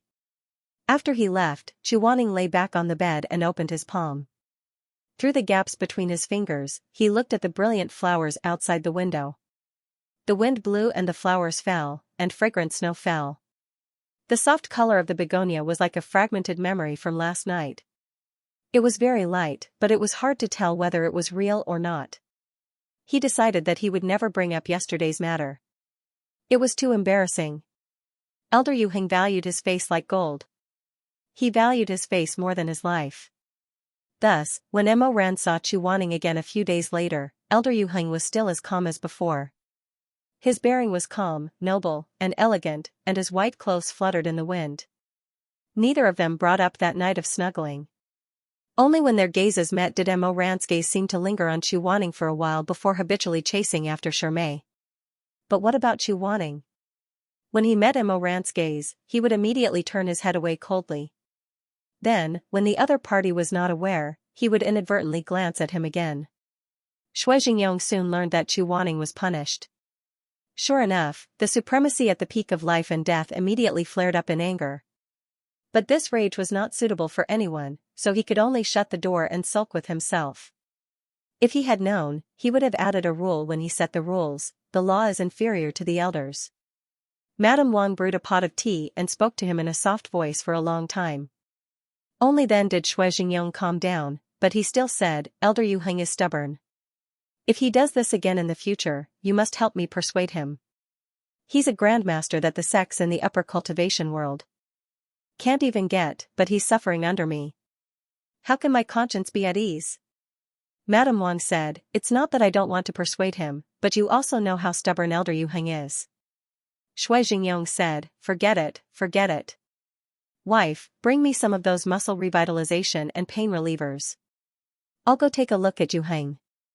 The white ones should be taken orally, the red ones should be applied externally. Madame Wang handed 2 small porcelain bottles to Shui Jingyong and said, I heard Ran Er say that Elder Yuheng has been cleaning lions at the Bridge of Helplessness for the past few days. You should be able to find him there. Shui Jingyong carried the porcelain bottles and sprinted to the vicinity of the Jade Bridge. Chu Wanning was there as expected.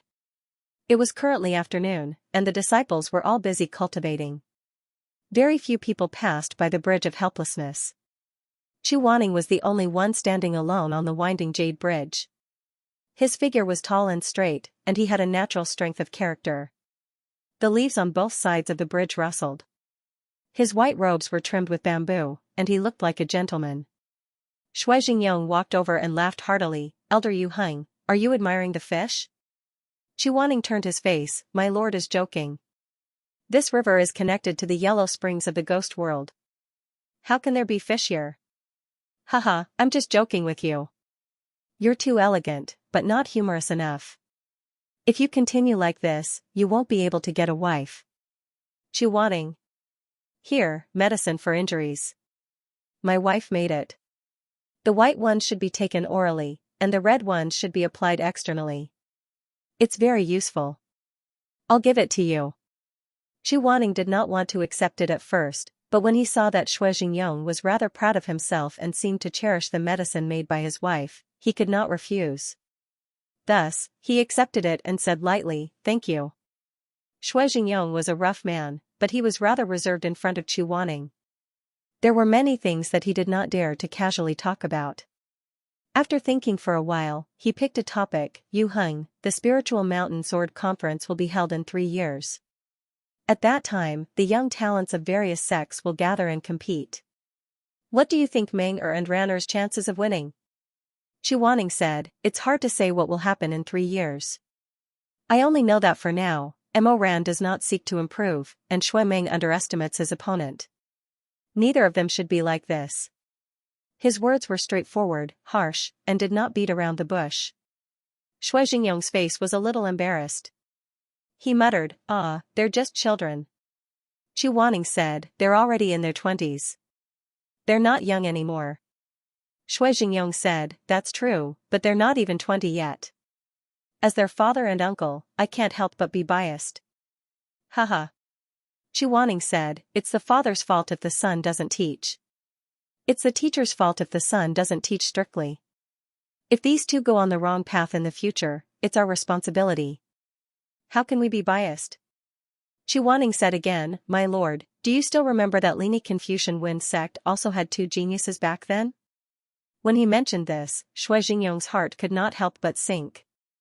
More than 20 years ago, Lini Confucian Wind sect, the biggest sect in the upper cultivation world, had a pair of brothers. Both of them were young and talented. They could subdue a 100-year-old demon on their own at the age of 10. At the age of 15, they could already create their own spells and establish their own sect. However, 2 tigers could not live on one mountain. Because both of them were outstanding, in the end, the brothers fought against each other. During the Spirited Mountain Sword Conference, the younger brother was despised by all sects and elders because he spied on his elder brother's spells and tantric Buddhism. After the conference, the younger brother was immediately punished by his father. He was proud and arrogant and could not take setbacks. From then on, he harbored hatred in his heart and specialized in the Tao of deceit. In the end, he degenerated into a deranged devil. Chu Wanning mentioned this old incident at this time undoubtedly to tell Shui Jingyong that although Shui Meng and Mo Ran were outstanding, their temperament was more important than spells. Unfortunately, Shui Jingyong was strict with himself and serious with his disciples, but he was muddle-headed with his son and nephew to the point of spoiling them. Therefore, he did not listen to Chu Wanning's words. He only laughed and said, with Elder Yu Heng's guidance, they won't walk the same path as those 2 brothers. Chu Wanning shook his head. Human nature is stubborn. If you don't make up your mind, it won't be easy to change. When he said this, Shui Jingyong couldn't help but feel uneasy. He didn't know if Chu Wanning was implying something. After hesitating for a while, he couldn't help but say, Yu Heng, aren't you a little, I said, don't be angry. Are you looking down on my nephew? Chu Wanning did not mean this. He didn't think that Shui Jingyong would misunderstand so much. He choked for a moment. Shui Jingyong said worriedly, actually, I don't really care if they can make a name for themselves in 3 years. Especially Ran Er.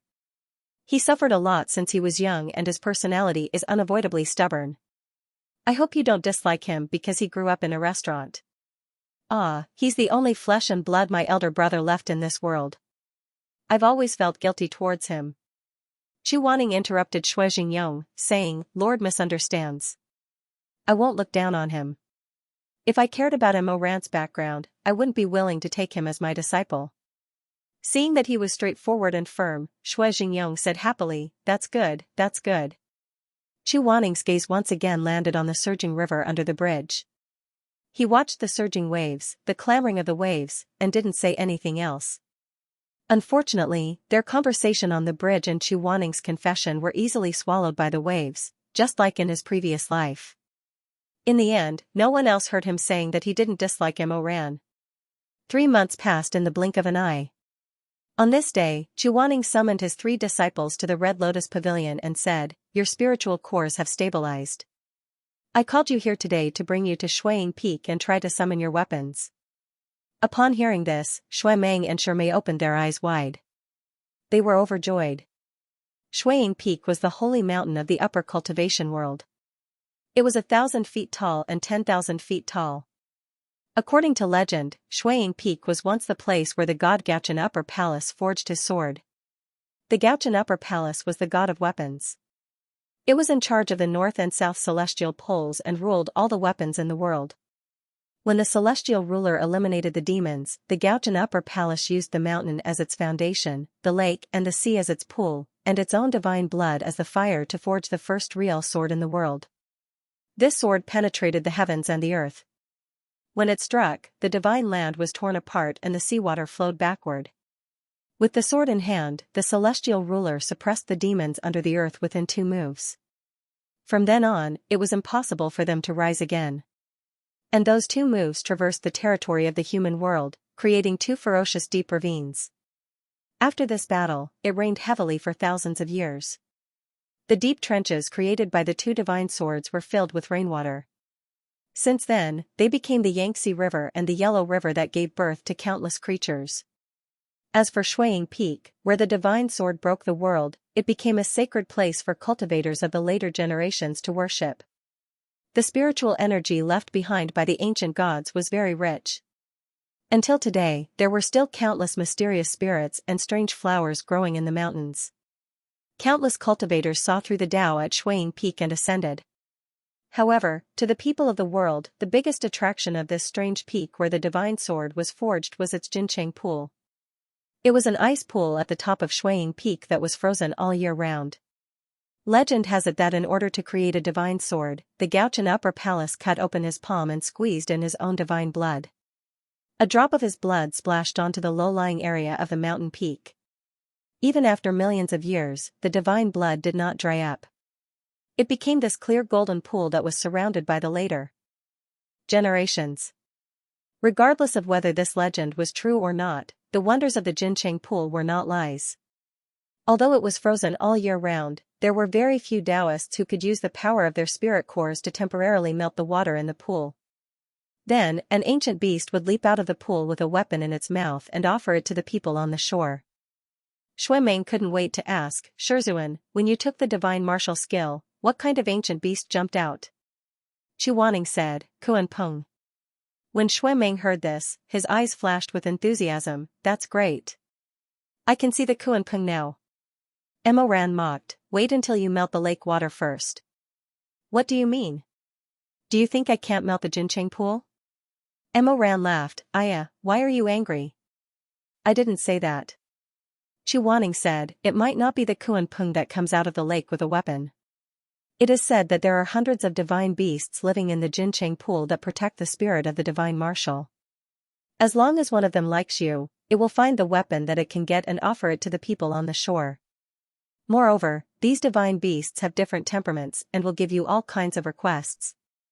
If you can't fulfill them, they will take the weapon and return to the bottom of the lake." Shui Meng asked curiously, "Is that so?" "Master, what did the Kuan Peng ask you for?" Chu Waning said, "It said it wanted to eat meat buns." The 3 disciples were stunned for a moment and then laughed. Shui Meng said, "I was scared to death, I thought it was something difficult." Chu Waning also smiled faintly and said, "I was just lucky. These mythological beasts have all kinds of strange requests. I once heard that someone summoned a Shishu, and that little rat asked that person to marry his wife to it. That person did not agree, so the Shishu took the weapon and left. From then on, that person never had the opportunity to obtain the divine martial skill." Shimei murmured, "That's such a pity." Chu Wanning looked at him and said, "What's so pitiful about it? I respect him as a gentleman." Shimei hurriedly said, "Master misunderstood, that's not what I meant. A wife can't be exchanged with any powerful weapon, I just feel that it's a pity that he missed out on such a divine weapon." Chu Wanning said, "This is just a rumor, it's a pity that I don't have the chance to meet such a person. Many years ago in the Jinqing Lake, I saw what it meant by the human heart is terrible, dirty my eyes." He paused, as if he remembered something, and there was a faint haze between his eyebrows. "Forget it, let's not talk about it. In these thousands of years, the Jinqing Lake has witnessed how many people's hearts haven't changed, and how many people's hearts have been exposed. In front of the divine marshal, how many people can give up the opportunity to become a celestial venerable and stick to their hearts without hesitation?" Hee hee. Chu Wanning sneered twice, as if something in his memory had touched his reverse scale. His expression gradually became indifferent, and his lips finally closed. He closed his mouth and didn't say anything. His sword-like eyebrows were slightly knitted. Looking at his expression, he seemed to be a little disgusted. "Master, it's said that the divine marshal of the Jinqing Lake each has its own temper. Did you use it well at the beginning?" Shui Meng saw that he was unhappy, so he changed the topic and asked. Chu Wanning raised his eyelids and said lightly, "I have 3 divine marshal, which one do you think?" Only Chu Wanning could calmly recite such a heaven-shaking, earth-shattering sentence. When the 3 disciples heard this, they all had different feelings in their hearts. Shui Meng's thoughts were the simplest. He only had one exclamation, "Ah." Emo Rant's thoughts were a little more complicated. He thought of something from his previous life. He pinched his chin and thought that he did not want to see Chu Wanning's 3rd weapon in this life. As for Shimei, he tilted his head. His pair of apricot eyes flashed with a faint light, as if he was admiring and fascinated. "Did you get Heaven's Inquisition from the Jincheng pool?" Chu Wanning, "Yes." "Then the other 2. Chu Wanning, "One is, the other isn't. Weapons are usually not too fierce and can be controlled. You don't have to worry too much." Shui Meng sighed with some envy. "I really want to see Shizun's other 2 divine weapons." Chu Wanning said, "Heaven's Inquisition is enough to deal with ordinary matters. As for the other 2, I would rather they never have a chance to use their skills." Shui Meng reluctantly agreed, but his eyes still flashed. Chu Wanning saw it and knew that Shui Meng's love for martial arts was hard to suppress. Fortunately, Shui Meng was not a bad person. With a little guidance, there was no need to worry too much. Emo Ran rubbed his chin at the side and smiled faintly. He knew that weapons were lethal weapons and saints had no choice but to use them. Chu Wanning, no matter in his previous life, he had lost because of his righteousness. It was written in the books that evil could not prevail over good, but this fool took it seriously. He deserved to be so talented and powerful, but he still became a prisoner and a skeleton in a grave. "Shizun." Shimei's voice interrupted Emo Rant's reverie. "I heard that every year, hundreds and thousands of people go to Sunrise Peak to learn martial arts, but only 1 or 2 people have the opportunity to melt the Jincheng pool. It has even been years since the pool has been frozen. Disciples' cultivation base is too shallow. It is truly impossible for me to meet a good match. Emo Ran, young master, and the others are all outstanding talents in the human realm. Why don't I stay here and practice more basic spells?" Chu Wanning. He didn't say anything. His porcelain-like face was shrouded in a thin layer of mist. He seemed to be pondering. In his previous life, Shimei had given up the opportunity to go to the Rising Sun Peak because of his low self-esteem. Seeing this, Emo Ran immediately smiled and said, "I'm just going to give it a try. If I don't succeed, I'll just treat it as a trip." "What are you doing all day at the peak of life and death? You should go out and see the world." Shimei became more and more anxious. "No, my cultivation base is too weak. There are so many people on the Rising Sun Peak. If I run into disciples from other sects and they want me to spar with them, I'm sure I won't be able to beat them. I'll only embarrass Master." Chu Wanning looked up and said, "Are you afraid of this?" His question was very strange. It sounded like a question, but also like a rhetorical question. The other 2 didn't feel anything, but Shimei felt a chill in his heart. He looked up and met Chu Wanning's cold and sharp gaze. "Master." Waning's expression didn't change. He said, you're majoring in healing, so you're not good at sparring with others. If someone pesters you, just refuse. It won't be embarrassing. Emoran also grinned. Sure May, don't be afraid. I'm here. So they packed up and the three of them went on their way. This time, they were going to the upper cultivation world. The journey was long and it was too tiring to ride a horse. Waning was still unwilling to fly on his sword, so the carriage traveled leisurely for more than 10 days before they finally arrived at a town next to the rising sun peak. The three disciples had already come out of the carriage. Only Waning was too lazy to move. He lifted the bamboo curtain of the carriage and said, let's rest here for a night. Tomorrow, we'll walk some more and we'll reach the rising sun peak. The city they were resting in was called Dai City. Although the city wasn't big, it was very rich and bustling. The women were dressed in jade, and the men were wearing brocade hats and silk clothes. It was even more luxurious than the richest place in the lower cultivation world. Meng spat, those bastards in the upper cultivation world. They're really a bunch of rich people. Wine and meat stink, and bones freeze to death on the road. Emoran also didn't like it, so he didn't refute Meng. Instead, he smiled sweetly and ridiculed the scene in front of him. Yeah, I'm so jealous. No wonder so many people are racking their brains to move to the upper cultivation world. Even if they don't cultivate and are just ordinary people, their lives are much better than those in the lower cultivation world. Waning took out a silver mask and put it on his face. He then slowly got off the carriage and looked at the bustling streets around him. No one knew what he was thinking.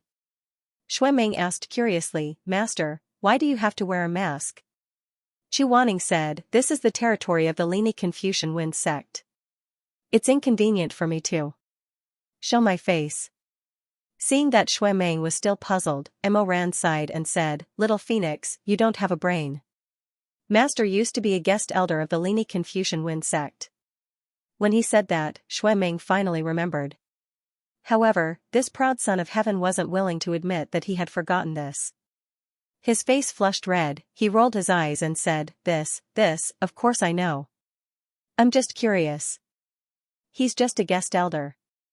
It's not like he was sold to them. They can't just leave whenever they want to. Don't tell me that the Confucian Wind sect's people would kidnap Master and bring him back if they saw him? Emoran said, You're really stupid. Haven't you heard? Ever since Master left, very few people in the upper cultivation world know his whereabouts after the Confucian Wind sect. When we go down the mountain to kill demons, if someone asks about our master, don't we just say that we're at the peak of life and death and never say who our master is? Meng was stunned for a moment. Only then did he realize, so Master's whereabouts are a mystery in the upper cultivation world? But if Master is so powerful, why would he hide his whereabouts? He didn't deliberately hide it, but he also didn't want to be disturbed. Waning said, Let's go and check in. Hey, the four immortals want to check in? The inn's waiter ran over with an oily face. Meng said, We want 4 of the best rooms. The waiter rubbed his hands and said with a smile, I'm really sorry, immortals. Dai City's guest rooms are a bit tight these days. We can't spare 4 rooms. How about we have to trouble the immortals to put together a room? How about 2 rooms? There was no other way. They could only make do with a place to stay. However, there was a small problem when they were assigning rooms. I want to share a room with Shermay. While Waning was paying the bill, the 3 disciples gathered together and Emoran firmly said. Meng couldn't accept it. Why should I? Emoran said curiously, Don't you like to stick to Master? Then I don't want to. He respected Waning very much, but the word reverence couldn't do without the word fear. He couldn't tell whether he liked or feared Waning more.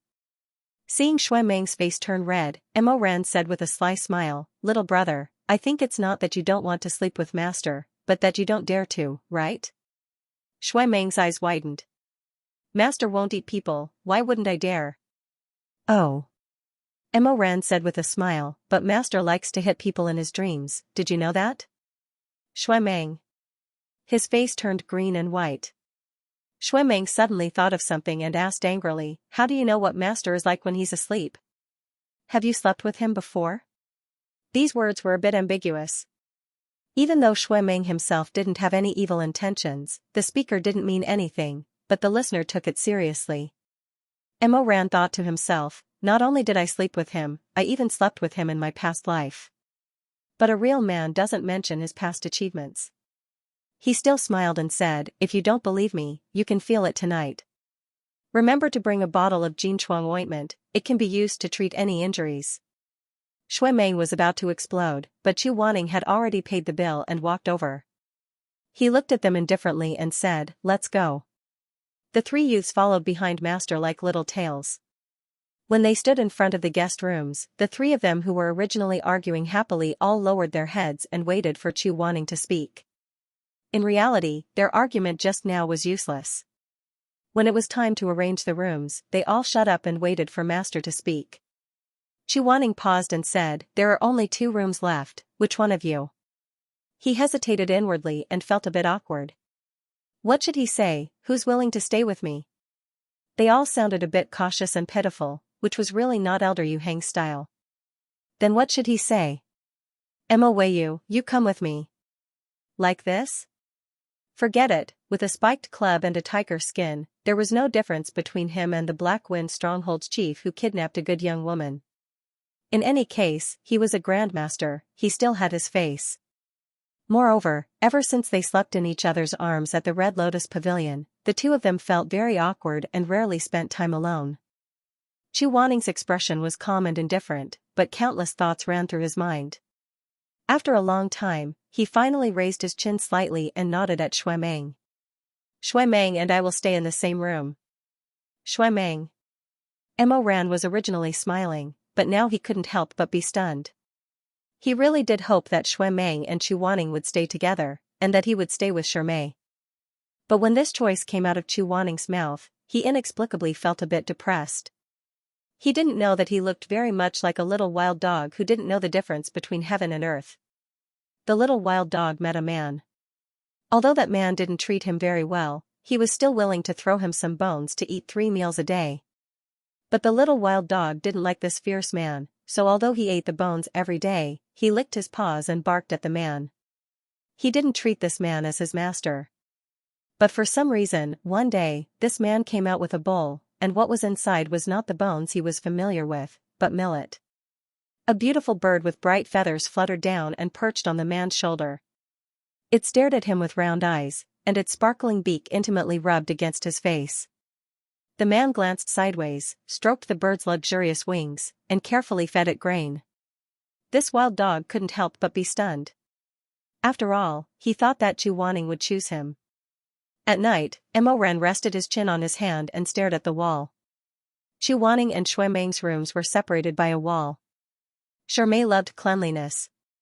His clean clothes were neatly folded on the bed, not even a crease could be seen. Then he went downstairs to ask the waiter to bring him hot water for a bath. The soundproofing in this inn was not particularly good. When the room was quiet, one could hear the faint sounds of movement next to them. Chu Wanning seemed to say something, but it wasn't clear. But then Shui Meng's voice sounded, it seems to be a little tight. Mo Ran's ears pricked up and moved. Little Phoenix next door said, Shizun, does it hurt? It's okay. You can continue. I'll be gentler. You can tell me if it hurts. So long-winded. If you want to do it, then do it. If you don't want to do it, then forget it. Mo Ran opened his eyes wide in horror. Although he knew that the two next door were impossible, what kind of conversation was this? What were they doing? The puppy's ears were almost pressed against the wall. He could hear the vague sound of clothes rubbing against each other. When he looked closer, he could even hear Chu Wanning's muffled groan. He had heard Chu Wanning make this sound many times in bed. When his Shizun was in great pleasure or pain, he didn't want to make a sound. He always bit his lower lip, and the corners of his eyes were wet and red. At this time, if he used more force, he could hear Chu Wanning's broken throat. Wait a minute. Chu Wanning's voice was hoarse as he said in a low voice, there, don't touch it. Okay. Shui Meng hesitated for a moment and said softly, Shizun, you do it yourself? Yes. Where? What kind of nonsense is this? Where can't I touch? What do you mean by doing it myself? What are these two doing? Emo Rant's face darkened. When he reacted, he had already knocked on the door next door. A series of hurried noises came from inside. Go's eyes' expression turned even worse. He took a deep breath and said, "Master, you." The door creaked open. Shui Meng was standing in the middle of the room, dressed immaculately. In his hand was a gauze stained with blood. He was squinting his eyes and staring at him with a puzzled expression. "What are you doing?" It was late at night. "Did you run into a ghost?" Emo Ran opened his mouth, then closed it stupidly. He looked past Shui Meng and saw Chu Wanning sitting by the table. There was a brand new bandage and medicine on the table. "You are..." Shui Meng glared at him. "Apply the medicine. Shizuan's shoulder injury hasn't completely healed yet. I haven't changed my dressing for a few days, and some of my wounds have been damaged by the suffocation." Emo Ran. He asked blankly, That's too tight." "Too tight?" Shui Meng frowned and thought for a while. "Oh, the gauze. It was too tight before. Some blood stuck to the wound. I almost couldn't get it off." Halfway through his sentence, he suddenly stopped and looked at Emo Ran suspiciously. "You were eavesdropping on us?" Emo Ran rolled his eyes and tried to keep his face in order. "The walls of this inn are so thin. Who could eavesdrop? If you don't believe me, you can go to the side and listen. If you stick to the wall, you can even hear the sound of breathing." "Oh, is that so?" Shui Meng nodded. After a while, he felt something was wrong. "Wait, how did you know? Did you stick to the wall and listen?" Emo Ran. Shui Meng was furious. "Emo Weiyu, you pervert." Emo Ran said angrily, "Who knows what you won't do to Shizuan?" Shui Meng was a pure person. He didn't know what Emo Ran was talking about and became even angrier. "What nonsense are you talking about?" He turned his head and said, "Shizuan, look at him." Chu Wanning put on her outer robe and pulled it together. She combed her hair as she walked over coldly. She sized Emo Ran up from head to toe. "What's the matter?" I heard from next door." Emo Ran stammered and braced himself. I thought Shui Meng was bullying you." "What?" Chu Wanning didn't understand. He narrowed his eyes. "Who bullied me?" Emo Ran wanted to slap himself. They were looking at each other awkwardly when Shirmei came up. "Emo Ran? Why are you in front of Shizuan's room?" Emo Ran was even more speechless. There was a misunderstanding." Shirmei smiled. "Then, has the misunderstanding been resolved?" It's resolved." Emo Ran said. "Shirmei, didn't you ask the waiter to bring hot water for you to bathe? Shizuan hasn't bathed yet, right? I'll go downstairs and ask them to bring more." Shirmei said, "No need." He took out 4 small wooden tokens made of nanju and smiled. "The waiter said that there's a natural hot spring next to this inn. The inn owner built a special bathhouse for it. You can take these tokens to bathe. I'll give one to each of you." Emo Ran felt that as a homosexual, he shouldn't be bathing with 3 other people. Shui Meng was one thing, but Shirmei was as holy as a god in his eyes. He didn't dare to think too much about it. But he knew about Chu Wanning. After his rebirth, he had a few intimate interactions with him. It was very likely that he would lose his mind if he saw him take off his clothes. Emo Ran immediately covered his face. "I'm not going." Shui Meng turned pale with fright. "You're going to sleep without bathing? It's so dirty." Emo Ran said, "I'll ask the waiter to bring hot water up." Shirmei was confused. "This inn doesn't boil hot water. All the guests bathe in the hot spring." Emo Ran had no choice but to take a change of clothes with them and bathe in the hot spring. This inn knew how to take advantage of the situation. They knew that most of the guests here were Taoists who went to the Jincheng pool to seek the sword. Thus, they simply named the bathhouse Jincheng Shuiying for luck. Emo Ran was afraid that he would faint, so he didn't dare to bump into the other 2. He hurriedly changed his clothes and wrapped a towel tightly around his waist. He first ran to the pool and found a quiet place to bathe. Because it was already very late, there weren't many people in the pool. They were scattered far away. Emoran had a white towel on his head. His entire body and half of his face were submerged in the water. When he exhaled, bubbles came out. After the first person finished changing, he walked out of the room with his long legs naked. Emoran stole a glance and let out a sigh of relief. Luckily, it was Shui Meng. Although Shui Meng was handsome, he wasn't Emperor Ta's cup of tea. The two looked at each other. Shui Meng pointed at him. You stay away from me. Why? Because you're dirty. Emoran, haha. The bathhouse was foggy. After a while, Shui Meng, who was wiping his body with a soap, suddenly said, Shizun, over here. Emoran's face was half submerged in the water. Hearing this, he almost choked. Although he knew that he shouldn't look, his eyes still couldn't help but look to the shore. This look really took his life. Emoran was caught off guard and immediately drank 2 mouthfuls of water. He didn't care about the disgust and quickly dived deeper. Only his eyes were above the water. He didn't expect that Chu Wanning and Shermei would come out together. 2 people. One was slender and beautiful, with long black hair and a towel wrapped around him. It was Shermei.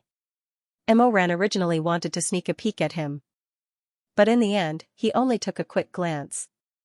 He really respected Shermei as much as the bright moon, so he didn't dare to stare at him in public. But the other one was tall and handsome, with wide shoulders and a narrow waist. His body was strong and his skin was tight. It was Chu Wanning. He had a high ponytail and was wearing a large white bathrobe. His whole body was covered, but the robe was too wide. The lapels of the robe were not pulled tight, revealing a large area of his smooth and tight chest. Emoran stared at him. He felt like he was going to be suffocated and cooked in the hot spring. He wanted to look away. But his eyes didn't listen. He couldn't move them away, and his ears slowly turned red. Separated by the dense fog, Chu Wanning seemed to be looking at him, but also didn't. He casually put up a waterproof barrier around himself and then stepped into the hot spring. His clothes floated, and when he moved, his legs could be seen. They were straight and slender. Emoran. He couldn't take it anymore. He closed his eyes and sank to the bottom of the water. Even with the protection of the towel around his waist, his reaction was too. Emoran felt very wronged. He really didn't like Chu Wanning. He hated Chu Wanning to the core. But his body remembered the clouds and rain in the past. He remembered those soulless entanglements that could erode iron bones into tenderness. He also remembered all the blushing and ridiculous things between them. His Adam's apple moved, and he was in a dilemma. In the end, Emoran was really anxious to the point of crying. He was afraid that for the first time, he would despise himself like this. Why was it like this? Shermei was still in front of him. What was the point of him being hysterical in front of Chu Wanning? Even if they were skin to skin in his previous life. It was all in the past. If he was so concerned about Chu Wanning's body, what would he do to his junior sister? How disrespectful, how bad. After suppressing his evil thoughts for a long time, Emoran finally suppressed the evil fire in his lower abdomen. Only then did he suddenly emerge from the water. He shook off the water droplets, wiped the water off his face with a towel, and opened a pair of misty eyes. He was looking right at Chu Wanning's face. And the water just now was splashed all over Chu Wanning's face. At this time, a drop of water was slowly dripping down. It suddenly seeped into his dark and sharp eyebrows, and then dripped down bit by bit, almost dripping into those beautiful phoenix eyes. Chu Wanning. Emoran. This was really too bad. He was holding his breath under the water just now and couldn't see the situation around him. Chu Wanning also didn't know that Emoran was hiding in this position. He came over on his own to get the incense box.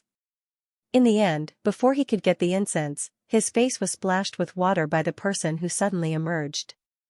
This hot spring was very deep, and the buoyancy was not small. Emoran was dizzy and prepared to retreat. In the end, he slipped and fell into Chu Wanning's arms. Ah!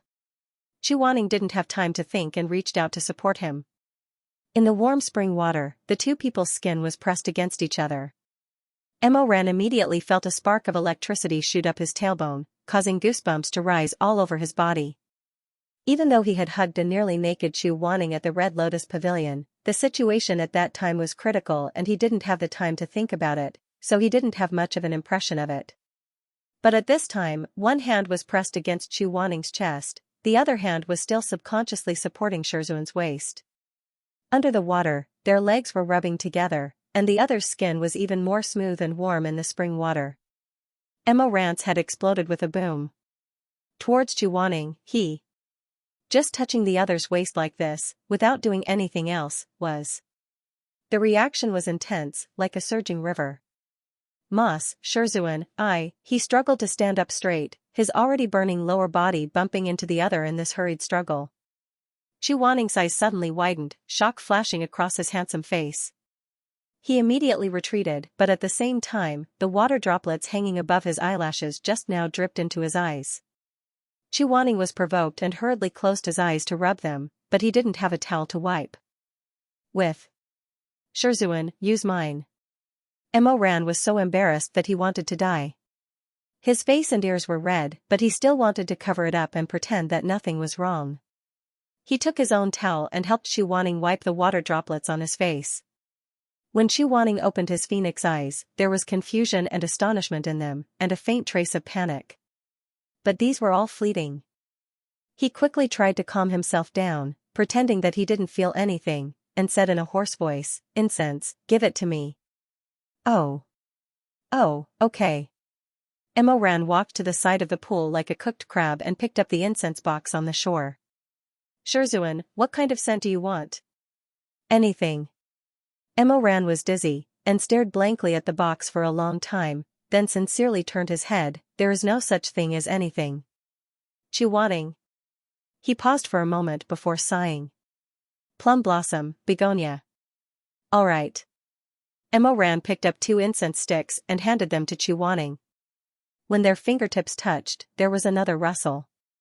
No matter how unwilling he was, he still couldn't get rid of those memories. If it was in the past, he would have long been entangled with him by the pool. He even imagined the scene of Chu Wanning half kneeling on the ground, enduring his own burning passion. His master's eyes were half closed and she couldn't stop trembling, yet she was still ked to climax by him. Mo Ran couldn't take it anymore. That kind of instinctive male desire made his eyes turn red. He didn't dare to look at Chu Wanning again. He felt that even if he looked at Shirmei now, it would be safer than looking at Chu Wanning. How could this be? How could this be? After hurriedly washing up, Mo Ran vaguely said that he was sleepy and went back to sleep while the other 3 were still soaking. He went back to his room and locked the door. Mo Ran couldn't take it anymore. He relieved his own desires. He didn't want to imagine Chu Wanning at this time. He'd rather imagine Shirmei in front of a beautiful woman. This would also make his conflicted heart feel better. But his body and thoughts were out of his control. All that flashed in front of his eyes were the scenes of him and Chu Wanning making love. Those bone-deep passions seemed to have been opened tonight. They crazily rushed back to his brain, accompanied by waves of tremors of destruction. He treated himself roughly, just like when he was entangled with that man. When he was on the verge of destruction, he raised his neck and panted unwillingly. His throat unconsciously spat out a name. Wanting. After saying these 2 words, he let out a muffled groan and trembled slightly. He released all of his power without holding back, and his palms became moist. After venting, Mo Ran pressed his forehead against the cold wall. His eyes were full of confusion. Shame, guilt, disgust, excitement. He didn't expect that after his rebirth, he would have such a strong reaction to Chu Wanning. He suddenly felt disgusted with himself. Although he didn't get Shirmei in his previous life, he spent all his energy on women. But that kind of promiscuity was actually nothing to him. After the candlelight was extinguished, it was just like any other person. Even Rongjiao, who was slightly moved, was just because he looked similar to Shirmei. But his feelings for Chu Wanning were completely different. He could clearly feel that it was just an imagination, not a real fusion. He could feel the strong pleasure that he couldn't feel from those little girls. It was not physical. And he didn't want to think about it. He loved Shirmei. It was in the past, and it will be in the future. It will never change. After repeating this to himself several times, Emoran slowly calmed his breathing. He frowned and closed his eyes. He was anxious and annoyed, but more than that, he felt sad and wronged. He didn't want to be like this. When the desire came, he couldn't help but think about Chu Wanning. After the desire retreated, he didn't want to think about anything related to Chu Wanning. Even if it was a strand of hair, a look in his eyes. He was almost paranoid that the one he liked, the one he loved deeply. It was Shermay. Grandmaster Chu's mind was also in a mess. After all, he directly and deeply felt Emoran's desire. The young man's body was very well developed, and was very shocking. When he was excited, it was hot like iron waiting to be fired. Although Chu Wanning quickly recovered his calmness and didn't mention it, that feeling made his scalp numb and he couldn't believe it. What made it even more difficult for him to say was that he also had a reaction at that time. Fortunately, he was shy. Even if he was in the hot spring, he was used to wearing a bathrobe. His whole body was well covered and no one saw it. Otherwise, he wouldn't have anywhere to put his face. But why would Emoran? At night, he lay on the bed and thought for a long time. He didn't dare to think, maybe Emoran also liked him. This idea was too crazy and too shameful. He only thought carefully, maybe Emoran also likes. Before the word himself could appear in his mind, Chu Wanning fiercely pinched himself. His pair of phoenix eyes were bright and clear, but they flashed and hid. He didn't even dare to complete this sentence. After all, he was fierce and liked to beat people. His mouth was poisonous and his temper was bad. He didn't look like Shermay, and he wasn't young. Even if Emoran liked men, he wouldn't be so blind to like him. He was so arrogant. In fact, because he had been ignored and feared by others for too long in his heart, he had gradually felt inferior to the dust in this long and lonely journey. The next day, he woke up. Emoran and Chu Wanning met in the corridor of the inn. Both of them had their own thoughts. They looked at each other but didn't speak first. In the end, Emoran pretended that nothing had happened. He smiled at Chu Wanning and said, "Master." Chu Wanning sighed in relief. He didn't know how to respond. Seeing that Emoran chose not to mention yesterday's matter, he just followed suit and nodded indifferently as usual. "Since you're awake, go and wake up Shermay. We'll make some preparations, then we can go to Sunrise Peak." Sunrise Peak was covered in snow all year round, so it was very cold. Even cultivators with strong physiques would find it hard to resist this kind of cold. Chu Wanning went to the tailor shop to buy cloaks and gloves for his disciples to wear when it was cold. The lady boss, who was smoking a water pipe, opened her big red mouth to attract people. She said to Emoran, "Little immortal master looks valiant and formidable. Look at the black background and the golden dragon under the banner of feng shui. This shoe embroidery is the best. Just the dragon's eyes alone were so delicate that it took me more than 3 months to finish." Emoran smiled embarrassedly and said, "Sister, you're so sweet. Unfortunately, I'm going up the mountain to ask for a sword. There's no need to dress so formally." Seeing that this didn't work, the lady boss pulled Shermay and said, "Oh, this immortal master is so beautiful. You're even prettier than the prettiest girl in Dai City. Immortal master, if you ask me, this red cloak with butterflies and peonies suits you best. Why don't you try it?" Shermay smiled bitterly and said, "Lady boss, that's for girls." Shui Meng didn't like to shop and look at clothes, so he didn't want to come over. He just stood there and waited. Chu Wanning chose a black cloak with purple edges for him. There was a circle of white rabbit fur around the eaves of the cloak. The lady boss said, "Immortal master, this cloak is a little too small for you. It's more suitable for a young man's figure." Chu Wanning said lightly, "I bought it for my disciple." Oh. The lady boss suddenly understood. She smiled and said, "You're such a good master." Perhaps it was the first time in his life that he was called a good master. Chu Wanning's body stiffened. Although his face didn't move, when he walked, his hands and feet trembled a few times. In the end, Emoran chose a greenish-gray cloak. Shermay chose a moon-white cloak. Chu Wanning chose a plain white cloak and a black one with purple edges. After paying the bill, he went to meet with Shui Meng. When Shui Meng saw his cloak, his eyes widened. Chu Wanning was confused. What's wrong? No, nothing. However, when Xu Wanning turned and walked away, Shui Meng thought that he couldn't hear him. He looked at the edge of the cloak with some disdain and muttered in a low voice, "Purple? I don't like purple." But unexpectedly, Xu Wanning's cold voice sounded, "You're so long-winded. If you don't wear it, then go up naked." Shui Meng. Taking a leisurely pace, the four of them finally arrived at the foot of Rising Sun Peak before the sky gradually darkened. Suing Peak was full of spiritual power and had many spiritual beasts and strange birds. Even if it was a Taoist priest, he would not dare to rashly climb the mountain. However, with Xu Wanning here, there was no need to worry about this. Xu Wanning condensed 3 begonia flowers out of thin air. They had the effect of expelling spiritual energy and exorcising evil spirits. He put them on the waists of his 3 disciples. Then he said, "Let's go."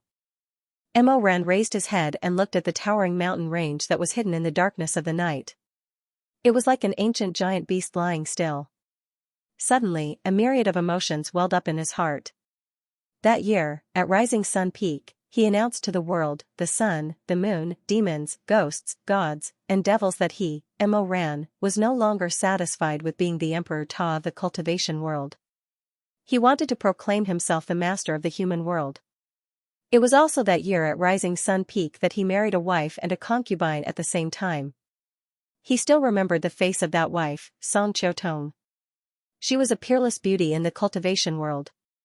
From a certain angle, her facial features looked very much like Shermai's.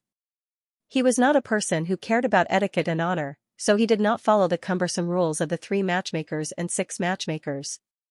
At that time, he held Song Qiutong's slender white hand and pulled the woman with the red handkerchief covering her hand up the stairs.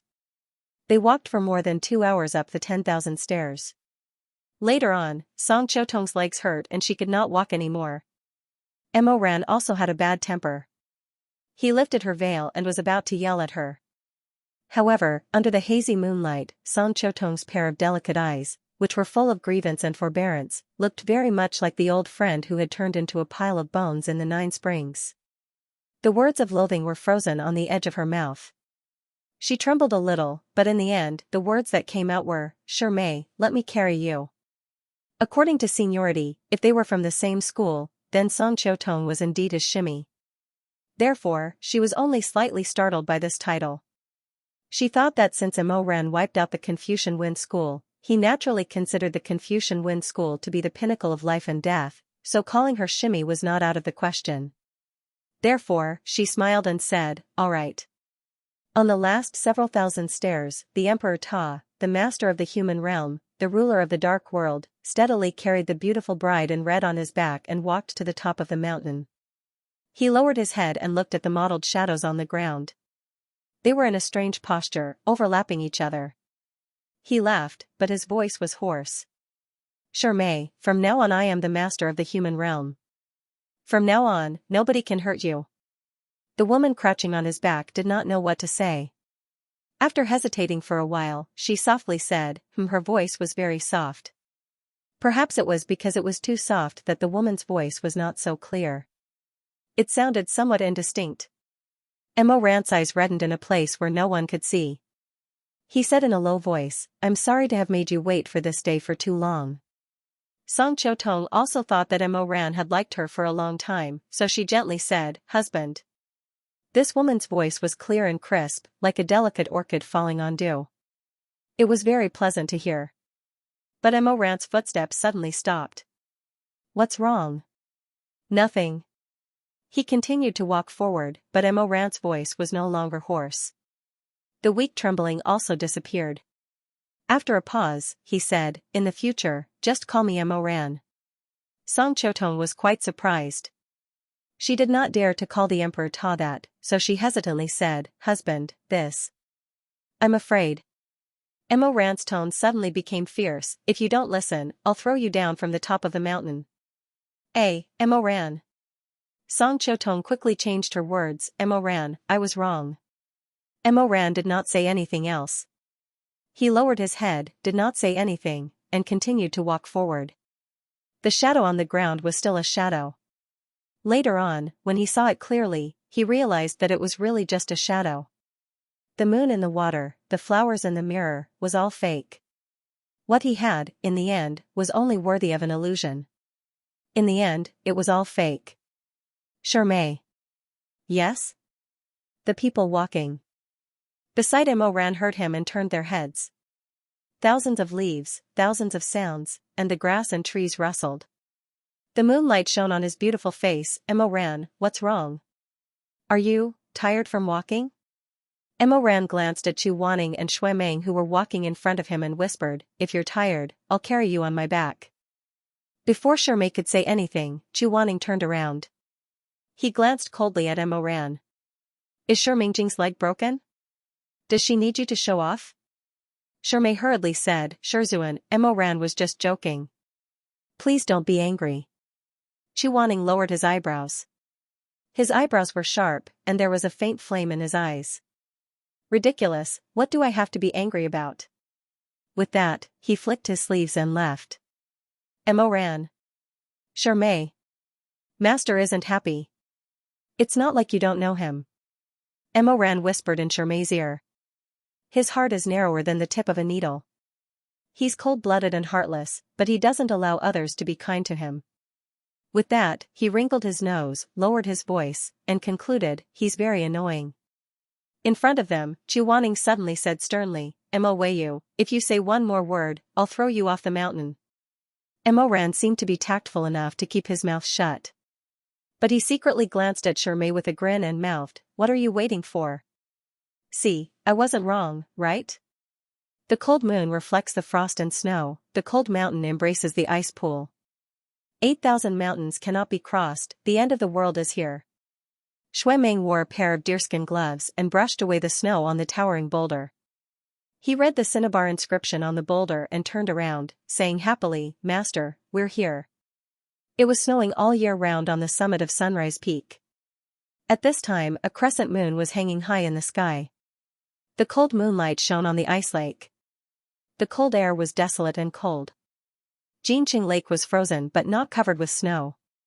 It was like a glass pearl that covered the heaven and earth. The Milky Way fell to the earth and the stars hung for thousands of li. It was truly magnificent. It was like walking to the end of the world, with white hair. A group of people came to the lakeside. The mirror-like surface of the lake overflowed with magnificent light. There was a stone embankment leading to the center of the lake. There was a stone tablet beside the embankment. The tablet was covered with frost and the stone was crisscrossed. Only the 4 seal characters, the road is difficult to walk, were vigorous and strong. After thousands of years, they were still clear and bright red, as if they were often painted. Chu Wanning stopped in front of the stone embankment and said, the Jinqing Lake is seeking a sword. Only one person can enter at a time. Who wants to go first? Shui Meng couldn't wait and said, Master, I'll go first. Chu Wanning looked at him, thought for a moment, and shook his head, you're too reckless. I'm not at ease. At this time, Shermay smiled and said, Master, I'll go first. Anyway, I probably won't be able to melt the ice pool. On the vast ice lake, Shermay walked slowly to the end of the stone embankment that could only allow one person to pass. He followed the rules and condensed a ball of wacken in his hand. Then he bent down and put his palm on the ice. Shermay's wacken flowed down the ice and a white light flashed in the distance. Ran held his breath and stood still. His 10 fingers unconsciously clenched and sank into his palm. Shermay tried for a long time, but the ice lake still didn't move. He smiled bitterly and walked back to Chu Wanning, saying, Master, I'm sorry. It doesn't matter. I'll try again after a few years of cultivation. Ran sighed slightly. He was even more disappointed than the two of them, but he still comforted Shermay, it's okay, there's still a chance. I'll come with you next time. Chu Wanning said, don't talk so much. Go forward, it's your turn. In his previous life, Ran had come to ask for a sword. He was a frivolous youth who had high hopes for the divine martial arts. However, in this life, he was only here to retrieve the sword. He already knew what was waiting for him, so he didn't have that kind of nervousness and anticipation. But there was the warmth of reuniting with an old friend. Walking on the stone. embankment, kneeling in front of the frozen lake. He bent down and touched the ice with his palm. Emoran closed his eyes. His sheathless Modeo. The simple blade that accompanied him to see all the flowers in the world and taste all the blood in the world. Opening his eyes, Emoran whispered to the lake, "No return, I'm here." As if it had sensed the call of its destined master, a huge black shadow suddenly rose from under the ice of the Jincheng lake. That black shadow circled under the ice, becoming clearer and clearer. Suddenly, the 1,000 feet of ice shattered. Emoran heard Shui Meng's cry of alarm from afar on the shore. His voice was so far away that it was almost inaudible. "The ice is melting." The waves surged, and the lake water soared to the sky. A dark green Jiao dragon soared out, each of its scales was 7 feet wide. In a split second, the surface of the Jincheng pool was surging with water mist. Under the moonlight, the Jiao dragon shone brilliantly and breathed out a mouthful of air. At the same time, an ancient enchantment fell down beside the lake, separating Chu Wanning and the others from Emoran. Inside the enchantment, a man and a Jiao dragon looked at each other. Emoran narrowed his eyes, facing the water that filled the sky, and looked up at the Jiao dragon. The Jiao dragon held a pitch-black Modeo in its mouth. There was no scabbard, and the simple blade was thick but sharp. It could cut through iron and cut through gold. The dragon turned the Modeo into a size suitable for mortals. It slowly bowed down its colorful body and placed the blade in front of Emoran. However, it did not immediately raise its head. Instead, it stared at the other party with its ginger-yellow eyes that were as tall as 2 adult men. The Jiao dragon's eyes were like 2 bronze mirrors, clearly reflecting Emoran's reflection. Emoran held his breath and waited for it to speak. If things did not change, then he only needed to go to the foot of the mountain to pick a plum blossom and give it to the Jiao dragon.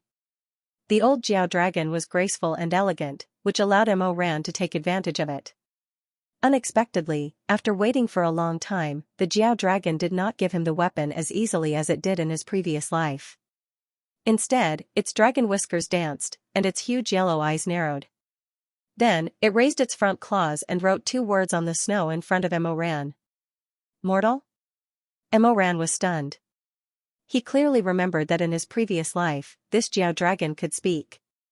Why was it mute in this life? After the mute dragon finished writing these 2 words, it immediately denied itself. It used its thick and fat claws to erase the words and wrote another string of words. "No, a mortal can't have such strong spiritual energy." "Then, are you a god?" Emoran. The old Jiao dragon thought for a moment, shook its head, and wrote again. "You're not a god. You have evil aura on you. Are you a ghost?" Emoran thought to himself, what a mess. "I'm just reborn, what's there to think about? Hurry up and give me my knife." The old Jiao dragon seemed to see through his eagerness to get the knife. It suddenly raised its ferocious claws and pressed the Emo knife under its claws. Its other claws erased the original marks, added a handful of snow, and continued to write. "Don't be offended. I saw 2 other shadows on your body. It's really rare to see them in my life. Are you a human or a ghost, a god or a demon?" Emoran raised his eyebrows and said, "Of course I'm a human. Do you even need to say that?" He was just a person who had died once. The old Jiao dragon paused and wrote again, "A person's soul is divided like this." He had never seen or heard of such a thing before. Emoran saw that it was shaking its head and wagging its tail, and could not help but laugh. "What's so strange about it? Senior, what will make you willing to give me your knife?" The old Jiao dragon sized him up for a while and wrote, "Then stand there and don't move. Let me cast a spell to take a look at your soul. I'll give you the knife, okay?" He did not expect it to make such a request. Emoran was slightly stunned and hesitated. He wondered what would happen if this old thing could see what happened in his previous life. However, the knife was right in front of him. The power of this Emo knife was fierce and ruthless. It was a rare divine weapon in the world. If he rejected it, it would be impossible to obtain it in the future. After hesitating for a moment, Emoran looked up and asked, "Yes, but senior, will you be willing to give me the knife no matter what you see on me?" The old Jiao dragon wrote, "This is the rule. I naturally won't go back on my word." regardless of whether I was good or evil in the past. The old Jiao dragon paused for a while and then wrote, even if you were evil in the past, I can't stop you. I only hope that you will be good in the future. Emoran rubbed his palms and said with a smile, all right, since Senior has said so, I naturally have nothing to refuse. Senior, please cast your spell and take a look. The old Jiao dragon raised its body slightly and arched its dragon body that was overflowing with light. It exhaled a breath, and then its eyes glowed with a bright red glow. Emoran looked up and found that the layer of red light was actually a thin layer of fog. The blood fog gradually deepened and gradually covered his reflection. After a long while, when the fog slowly dispersed, his standing figure reappeared in the old Jiao dragon's eyes. However, this time, Emoran suddenly realized that in addition to himself, two other blurry shadows were also reflected in the dragon's eyes. They were standing faintly behind him, one on the left and one on the right. Emoran was shocked and immediately turned his head to look, but there was nothing behind him. It was snowing. Where was the figure of the other people? When he turned his head again, the two people in the dragon's eyes became clearer and clearer. It was like something that was slowly rising from the bottom of the water. Emoran stared at them for a while and suddenly felt that the two shadows were very familiar. He couldn't help but take 2 steps forward. Unexpectedly, the two shadows in the dragon's eyes suddenly opened from their closed state. Shermay. Chuaning? He didn't expect that it would be them. Emoran was very shocked. He staggered 2 steps back and couldn't finish his sentence. How, this is, the 3 people in the old Jiao dragon's eyes stood quietly. Their faces were calm, without the slightest expression. They just peacefully stared into the distance. Emoran was extremely shocked. After a while, he saw the red blood fog rise again. The shadows in the dragon's eyes began to turn from clear to blurry, and finally disappeared. The old Jiao dragon exhaled, the dragon's whiskers trembled, and then quickly wrote, I can't see through it. In all my life, I have never seen a person's soul imprinted with the mark of 2 other people. It's very strange. My soul, has their mark? Yes. After the old Jiao dragon finished writing this word, he paused for a moment and wrote again, I don't know what happened to you. How deep is your obsession that you can entangle with other people in your soul? Emoran stared at the crooked words on the snow, as if he was choking. His face slowly turned red. His obsession with Shermay was deep in his bones.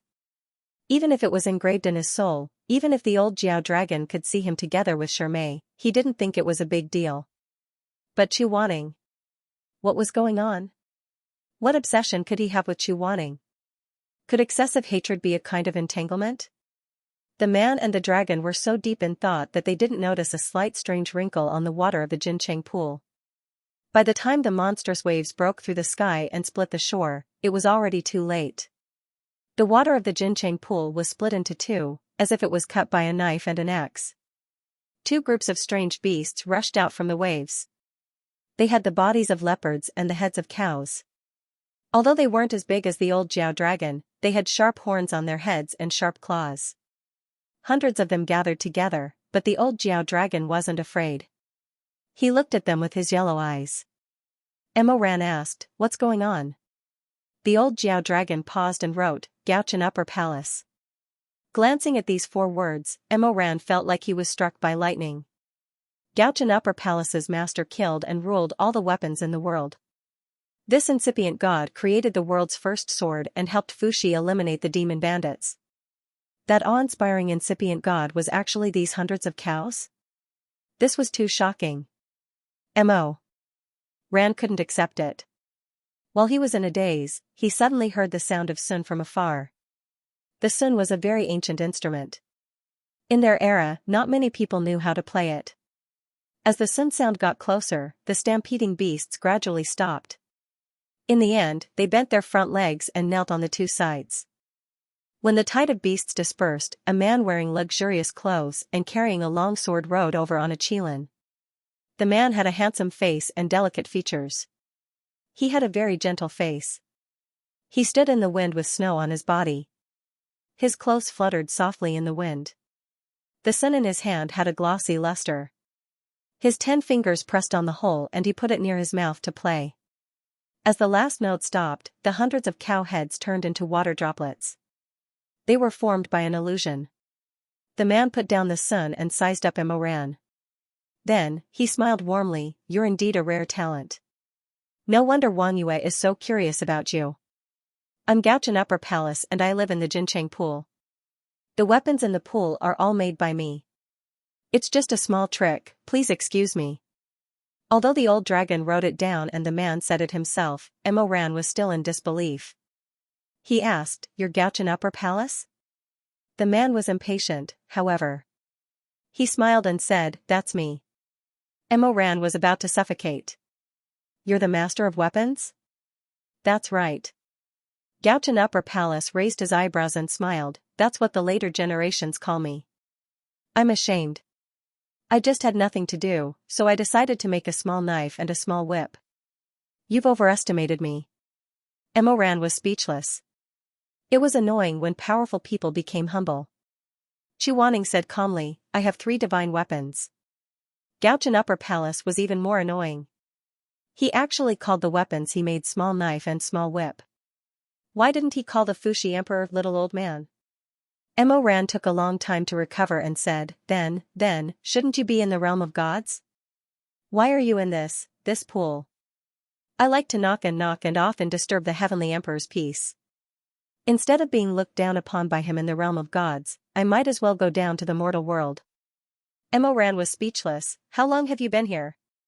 Gaochen Upper Palace thought for a while and smiled, "It's been a few hundred years." "A few hundred years," Emoran repeated and laughed dryly, "don't you think it's a little long?" Gaochen Shanggong smiled and waved his sleeves nonchalantly. "Not really. Moreover, after forging the sword for the heavenly emperor, I've used up a lot of my divine power. It's boring to stay in the realm of gods.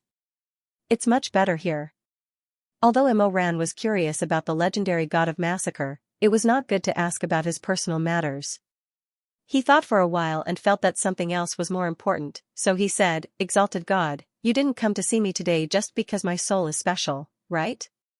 "Why not? Your spiritual power is rare, it's rare." Gaochen Upper Palace smiled, "It's a waste of your talent to only give you this modeo." Emoran said, "Haha, it's alright. I think this sword suits me well." At first glance, I thought so too. Gaochen Upper Palace smiled, "After careful observation, I realized that's not the case. Your talent is rare and I'm curious about it, so I came to invite you to the bottom of the lake for a chat. I want to see which of those thousands of weapons is most suitable for you." This was a huge shock. Even though the Emperor Ta was very knowledgeable, he was still stunned. The Master of Weapons actually invited him to pick a weapon? Gaochen Upper Palace saw that he did not speak and thought that he was afraid to go, so he said, "Don't worry. Although there are many demons in the water, they all listen to me and won't hurt you. Wang Yue can vouch for that." The old dragon did not say anything and slowly bowed his head. Emoran saw that he was sincerely inviting him and could not help but be moved. "If I go, can you grant me a request?" "What request?" "The person who asked for the sword just now is my close friend." As Emoran spoke, he pointed to the shore behind the enchantment and showed Shumi to him. "He asked for a sword but couldn't get one. So I thought, if I can fulfill the exalted god's wish, can the exalted god also fulfill my wish and give him a weapon? I thought it was something big, it's just a small matter." Gaochen Upper Palace smiled and suddenly waved his hand. The enchantment disappeared immediately. "This is very easy. Let the 3 of them come over. If there's a weapon that you like, just take it." Emoran was overjoyed. He didn't expect to find what he was looking for so effortlessly. Sure, Mo being able to obtain the divine martial weapon made him even more excited than him obtaining an even more powerful weapon. He immediately agreed to Gaochen Upper Palace. When Shermei and the rest arrived, he told them about the situation. Shermei and Shuemeng's eyes widened, even Xu Wanning was slightly moved. Gaochen Upper Palace looked at them from the side and suddenly seemed to realize something. He stared at Xu Wanning. "It's you?" Xu Wanning was neither servile nor overbearing even in front of a deity. He asked, "Exalted God, do you recognize me?" "How can I not recognize you?" Gaochen Shanggong smiled gently. Many years ago, you came to the Jincheng pool to ask for a sword. Your spiritual power was so profound and pure that I almost couldn't resist coming out to meet you. How is it? Are you comfortable with the weapon? Exalted God, which one are you referring to? Ah. Gaochen Shanggong was stunned for a moment before he smiled. Look at my memory, I forgot that I gave you two. Chu Wanning said, it's okay. Tianwen is good. Tianwen? That willow vine. Oh. I see. Gaochen Shanggong smiled. You named it Tianwen? What about the other one? What's it called? Chu Wanning said, Jyoga. How about Jyoga? The cold air is strong, it doesn't use much. Gaochen Shanggong sighed. It's a pity. After they finished talking, Gaochen Shanggong turned around and said, Wang Yue, I'll bring them down. The spiritual power on the water is thin, it's not good for your body. You should go back earlier. The old dragon nodded and created a huge wave. Its dragon scales shone as it entered the pool. At the same time, Chu Wanning placed a water-repelling talisman on the other three people. When Gaochen Shanggong saw this, he couldn't help but look at Chu Wanning a few more times. He thought to himself, among cultivators, it's rare to see someone as proficient in spells as him. I wonder who his master is. However, Chu Wanning seemed to be unwilling to talk to anyone. Gaochen Shanggong didn't want to ask for a rebuff. After everyone was ready, they waded into the cold Jincheng pool. Because of the talismans, Mo ran and the rest moved as if they were on land. As they reached the bottom, a vast and boundless underwater world gradually appeared in front of him. The bottom of the lake was covered with a large amount of fine and soft white sand, crisscrossed by crisscrossing paths, and floating aquatic plants. There were rows upon rows of exquisitely constructed houses. On the streets and alleys, spirit beasts and immortal demons of all shapes and sizes were walking back and forth. Some demons and monsters that would never be able to coexist peacefully in the mortal world could coexist peacefully here. Gaochen Shanggong said, Jincheng Lake is rich in spiritual energy, forming a grotto heaven. Creatures settled down here, and often, they wouldn't migrate for generations. As a result, there were many things that were different from the mortal world. If you're interested, you can look around. While they were talking, they saw a rabbit spirit with snow-white skin and red eyes riding on a white tiger with slanted eyes. The rabbit spirit was wearing a white robe. She was graceful and elegant, and her expression was proud. She kept scolding the tiger to walk faster. When he looked at the tiger again, its head was lowered and its eyebrows were lowered. It didn't look imposing at all. Everyone was speechless. Gaochen Shanggong brought them along the main path. The shops on both sides were crowded with demons and monsters. After walking for a while, they arrived at the downtown area. There were even more demons and monsters dancing around. It was a marvelous scene. Jincheng Lake is used to communicate with the outside world. Most of the items they need are exchanged here. Shuemeng said, rumors say that Jincheng Lake is formed by your blood. If that's the case, they are all supported by your spiritual energy. You must be the owner of this place, right? I'm not the owner. Gaochen Shanggong smiled faintly. Too much time has passed. I've left the God world for many years, and my spiritual energy isn't the same as before. Now that I think about it, what happened when the world was created is just like a dream. How much does it have to do with me now? Now, the person in front of you is just a little sword forger. While he was talking, he brought them to walk around the downtown area. The creatures at the bottom of the lake stayed with Gaochen Shanggong all the time, so they had forgotten about his identity as an incipient God realm expert. When they saw him, they didn't have any special reaction. They just continued to sell.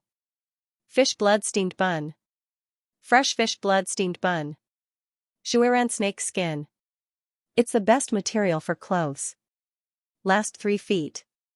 If I sell them all, I'll have to wait for the next one. Selling cuttlefish daiko.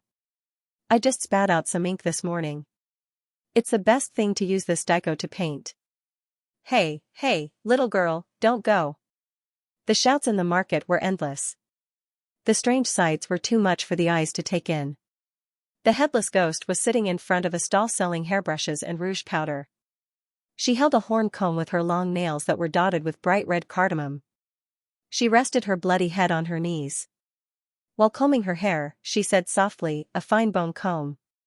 Please take one with you." Shui Meng opened her eyes wide and looked around. She saw a pharmacy on the side, in which there were many busy flood dragon humans. They were selling rare herbs that she had never seen before. Thinking of her mother's love for precious herbs, she was about to go closer to take a look when she suddenly heard a sharp, ear-piercing voice yelling from behind, "Excuse me, excuse me. Let me pass first." Shui Mei retracted his leg and turned his head to look. However, he could not see anyone. Gaochen Shanggong smiled. "It's under your feet. Take a closer look." As expected, when Shui Meng took a closer look, he actually saw a pile of small stones walking on his own. This is really eye-opening. Even stones can walk. Is it a rock spirit? Shui Meng muttered. Chu Wanning said, "Bye-bye." Fu Ban? Chu Wanning looked at him indifferently. "It's fine if Mo Ran doesn't pay attention in class, but why are you not paying attention as well?" Shui Meng was fully focused on practicing martial arts. However, he was not paying attention in literature and history. Due to Chu Wanning's prestige, he had to pretend to sit upright when he was teaching. However, in reality, everything went in one ear and out the other. Now that his master caught him red-handed, he immediately blushed. Mo Ran rubbed his hands and smiled. "Master, I'm not happy to hear you say that. I was really paying attention to this part." Shui Meng was not convinced. "Oh? Then tell me about it." Bai is a type of insect. It is very greedy. As long as it sees a beautiful stone, it will try to carry it. In the end, it will be crushed to death by the stone it picked up. Mo Ran looked at Chu Wanning with a smile. "Master, don't you think I'm right?" Chu Wanning nodded and said, "Bai is extinct in the human world. I didn't expect there to be one left here." When Gaochen Shanggong heard that, he said with a smile, "Well, it was only able to survive because of a small pharmacy. Look, it's right there." Little by little, Bayan laboriously moved to the steps of the pharmacy and suddenly shouted, "I can't take it anymore. Someone please come and save my life." A green dragon quickly swam out from inside. It was obvious that he had dealt with this situation countless times. He skillfully took a white porcelain bottle and poured some of the golden red liquid on Lao Ai's body. As he poured, he leisurely smiled and said, "You seem to have gained a lot today?" The Bayan that was called Foolish Old Man snorted. Its voice was lazy, and it was obviously very comfortable under the nourishment of the potion. "Humph, it's fine, it's fine. Tomorrow, I'll bring back another 100 stones, and then I'll have 485,617 stones in my house." Mo Ran. Chu Wanning. Shermay murmured, "You've already accumulated so many stones?" The green dragon sprinkled the potion on Lao Ai's body and said, "Remember to come here early tomorrow. I think if you're late, I'm afraid this potion won't work." I know. Come early, come early." Lao Ai answered perfunctorily. Suddenly, he saw a beautiful light yellow stone at the corner of the wall and shouted at the top of his voice, "Little Loach." "Oh, no, Dr. Jiao, that stone over there looks good. Please pick it up and put it on my back. Then I'll have 485,618 stones tomorrow." Shui Meng couldn't help but walk over and ask, "Why do you need so many stones? Are you building a house?" Lao Ai's arrogant voice came from under the stones, and he said in a high-pitched voice, "What? A mortal? Oh, I haven't seen a mortal for many years. You're asking me why I need stones? Of course, I'm not building a house. How can I be so boring?" Shermay couldn't help but be curious, "Then what do you need them for?" Lao Ai said confidently, "To count them." Everyone was speechless. After strolling around the city for a while, Gaochen Shanggong led them back to his residence. At the corner of the street, there was a huge shell erected, like a wall in the mortal world. After they entered the mansion, they saw that the mansion was divided into 6 sections. It was spacious and grand. There were rooms in the hall, corridors, and gardens. The bead curtains made of seaweed and pearl swayed gently with the waves. Some of the rooms were dark, while some were lit. There was a dim yellow candlelight inside, and the faint sound of kongho and harps could be heard. Just like the medicine shop, the servants in the mansion were also from the Flood Dragon clan. Some of the Flood Dragon clan people kept their tails, and some turned their tails into legs for convenience. However, they were still not used to wearing shoes, so they walked around barefooted. Gaochen Shanggong saw that the four of them had strange expressions on their faces, so he smiled faintly and said, "Everyone, please don't be surprised. I have a good relationship with Wang Yue, so we live together. He was once the Eastern Sea Crown Prince, and these servants followed him here after he settled down." Wang Yue was the Black Flood Dragon Elder. Mo Ran obtained God's martial spirit from the Black Flood Dragon in his previous life, so he was very close to it. When he heard what Gaochen Shanggong said, he couldn't help but laugh. Then where is he? Such a huge creature like him should have transformed after he returned to the bottom of the sea, right? Otherwise, this place won't be able to accommodate him. Gaochen Shanggong nodded and said cheerfully, "Of course.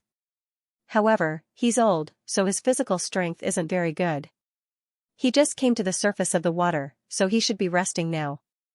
If you want to see him, you'll have to wait for him to wake up." While they were talking, a flood dragon person with long brown hair floated over.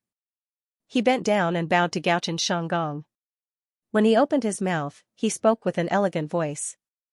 "You're back, exalted god. Prince Wang Yue has already told me what happened. Exalted god, are you going to bring the guests to the divine armory immediately?" Gaochen Shanggong didn't answer first. Instead, he looked at the guests warmly. Seeing that the four of them had no objections, he nodded, "That's good too. Also, please ask the kitchen to prepare some wine and dishes. We'll start the banquet when we return from the divine armory." The crowd walked through the courtyard and came to the last entrance. In the middle of the courtyard, there was a giant willow tree. Perhaps it was different from the ones in the mortal world. The trunk of this willow tree was so thick that it would take 10 grown men to hug it. The bark was old and strong, and the willow branches hung down like a green veil. Shui Ming's voice was dry. "Wow, how old is this tree?" Gaochen Shanggong said, "I've never measured it before, but it should be more than 100,000 years old." Shui Ming was shocked. "What kind of tree is it? How can it live for so long? Trees are usually older than humans. Moreover, it is nourished by the aura of Jinchengqi, so there's nothing strange about it. Everyone, please follow me closely. The entrance to the divine armory is in the hole of this willow tree," Gaochen Shanggong said. Suddenly, he stopped and looked at Shui Ming. "Try not to touch those hanging branches. This tree has already become a spirit, it will hurt." However, it was a little too late. Shui Ming had already plucked a leaf. He screamed, "Ah," and at the same time, there was a faint moan in the air. There seemed to be a hoarse voice sighing softly, "Ouch." Shui Ming looked like he was struck by lightning. He quickly threw the leaf away and said, "What's going on? Why is there blood here?" Indeed, there was blood flowing out from the broken willow branches. The leaf that he threw away seemed to have a life of its own. It spasmed on the ground and after a while, it gradually calmed down. It lay in the distance and quickly curled up and became charred. Gaochen Shanggong said helplessly, "I already said that it has already become a spirit. Why is little master still?" He shook his head and went forward to check on the broken branch. He urged his spiritual energy to calm the blood of the willow tree. Chu Wanning said, "Shui Ming, come to my side. Don't move anymore." "Yes, master." Shui Ming knew that he had made a mistake. He could only lower his head and go over. Fortunately, this small incident did not cause too much trouble. Chu Wanning apologized to Gaochen Shanggong. The other party was indeed an incipient god. He was magnanimous. He only smiled and said, "This little master's actions are too fast." Shui Ming's face turned red. He followed behind Chu Wanning and lowered his head. He did not utter a word. While they were talking, they passed through the lush willow trees and arrived in front of the thick tree trunk. When they looked closer, they realized that the willow tree was much bigger than it looked from afar. At first, they thought that 10 men could wrap their arms around it. Now that they looked closer, they realized that they had underestimated its thickness. There was a tree hole in the middle of the willow tree trunk. Instead of calling it a tree hole, it was more like a giant arch door. It was wide and tall enough for 3 strong men to pass through at the same time. There were many complicated barriers in front of the tree hole. Gaochen Shanggong dispelled them one by one. He then turned around and smiled. The Divine Martial Library is inside. It's a little small and messy. Please don't laugh at it. Emoran was curious. He followed behind Gaochen Shanggong and was about to enter when Xu Wanning casually pulled him behind him. He said faintly, "Slow down." He then walked in first. Emoran was very familiar with his actions. In his previous life, when the 4 of them were killing monsters, Xu Wanning always walked in front. At that time, he only knew that his master was impatient and arrogant. He did not want to fall behind the younger generation. However, Emoran was reborn. His thoughts were different from before. He looked at Xu Wanning's white robe disappearing into the darkness of the tree hole. He suddenly hesitated. This person walked in front. Was it really because he was impatient and arrogant? Inside the cave, there was a narrow passageway. They stepped on the steps made of slippery rocks at the bottom of the lake, the slippery feeling pervaded from the soles of their feet all the way to their hearts. After walking through the passageway, their eyes suddenly lit up. The Divine Martial Library that the Gaochen Upper Palace spoke of was completely different from what it was supposed to be. The ancient tree was extremely vast, but who would have thought that the cave inside was so big that it reached the clouds and looked down on the ground? The shelves were towering, and tens of thousands of weapons were laid out. Everyone looked up, but they couldn't see the dome. There were rows upon rows of pedestals with the world's most powerful weapons. It could be said to be majestic and lofty. In the middle of the Divine Martial Library, there was a smelting pool that was boiling with hot waves. The orange molten iron was flowing inside, and the weapons that had yet to be forged were immersed in the molten iron. The weapons made by the Gaochen Upper Palace were all better than the purple lightning cyan frost. The terrifying temperature was not able to destroy them at all, but instead caused the blades to become even more dazzling. The most amazing thing was that the various null division that were flying in the air were affected by the array inside the ancient tree, and were able to move freely. The small flower petals that were inlaid with jewels were like spirits, flying around in the sky, occasionally colliding and creating sparkling sparks that were pleasing to the ears. The Gaochen Upper Palace turned back and smiled. "This place is too small, right? Shermay. Shuemeng. Small? Then what is big?" Emoran. "I have something to say, but I don't know if I should say it." Xu Wanning. The Gaochen Upper Palace ordered Shuemeng and Shermay to pick whatever they wanted, and if there was anything that they liked, they could take one. As for Emoran, the Gaochen Upper Palace was interested in him, and gave him a few weapons, but none were satisfactory. Phoenix Cry Scorched Tail. The 14th weapon was handed over. The Gaochen Upper Palace was not discouraged. "Try this." Emoran, "This? I don't know music." "Don't worry, just a few strokes will do." Emoran did as he was told and played a few notes on the guqin, which had a shiny front end and a charred tail. Who would have thought that the strings would not stop vibrating and would produce a sharp note? Gaochen Shanggong immediately tossed Feng Ming aside. Fa Zhou returned to his original position with the guqin and switched to a jasper pipa. Emoran. Forget about that. He was a grown man. Why would he play the pipa like a sissy? Only the gigolos of the Kunlun treading snow palace would do such a thing. Gaochen Shanggong insisted, "Give it a try." "All right." Emoran couldn't refuse, so he could only take it and do as he was told. However, he seemed to be a little resentful, for he didn't even play twice before the string snapped. Gaochen Shanggong stared at the broken string and said after a long time, "Do you know what this string is made of?" Emoran said, "You don't want me to compensate you, do you?" "It's the white hair of goddess Wushan," Gaochen Shanggong muttered. "It can't be cut by swords or burned by fire. It's the essence of the earth spirit." You. Emoran turned around and said in horror, "Master. I don't have the money to compensate him." Xu Wanning. Gaochen Shanggong played the strings and muttered to himself, "Wood counters earth. You can destroy the essence of the earth spirit. Could it be that the most suitable weapon for you is the essence of the wood spirit?" "What? It shouldn't be." For some reason, Gauchen Shanggong glanced at Chu Wanning.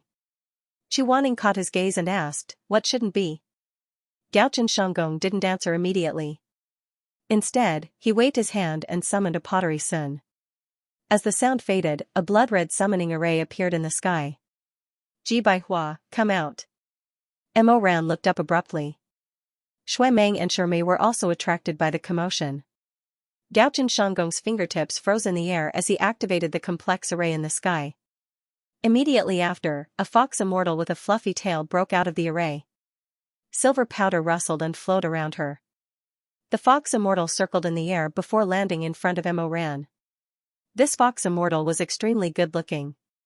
When he got closer, one would realize that he was a man. There was a red mark on his forehead, and his peach blossom eyes were slightly raised. He was wearing a luxurious brocade robe and was holding a golden brocade box in his hand. He glanced at Gauchen Shanggong and smiled, "Exalted God."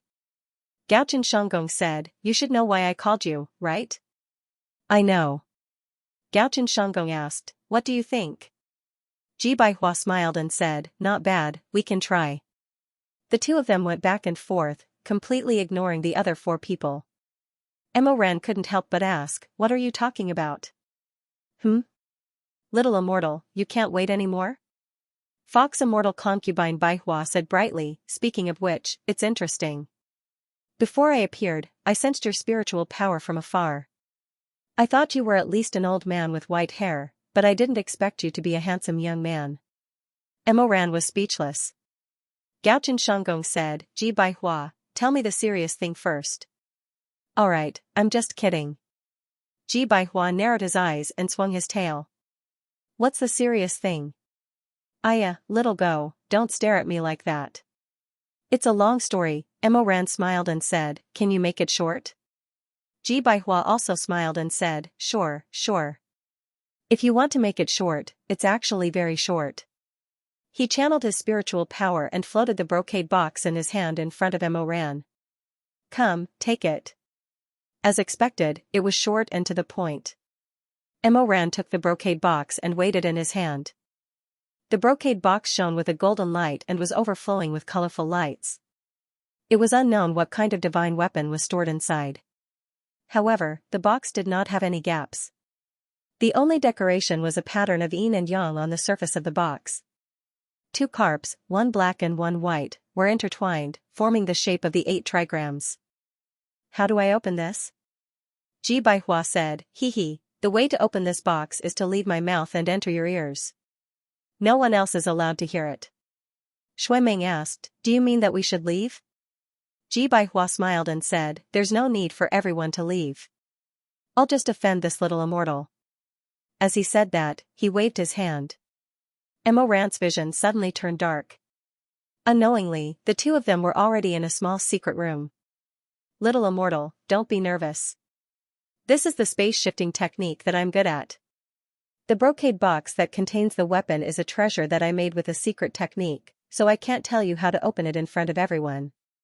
Please don't be offended." Mo Ran smiled and said, "It's fine. However, I'd like to ask, what kind of weapon is inside that needs to be stored in a brocade box?" "I can't tell you that," Ji Baihua said. Ji Baihua said, "Divine martial artists all have temperaments. This weapon doesn't want others to know what it looks like. If you provoke it, even if you open the box in the end, it won't recognize you as its master." Mo Ran was speechless for a moment. He could only smile bitterly and say, "What weapon is it? It has such a weird temper." Alright, tell me, how do I open this box?" Ji Baihua saw that Qin Mu did not force him to ask, so he had a good impression of him. He clapped his hands and said, "Since little immortal is straightforward, then I won't be vague either. This box is called Sauvignon Yearning. As you can see, it has no gaps. If you want to open it, you must fulfill 2 conditions."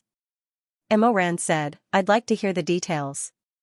Ji Baihua said, "My Fox Immortal clan believes in love and kindness the most. Therefore, first, in this world, only one person can open Sauvignon Yearning. This person is extremely important in your life.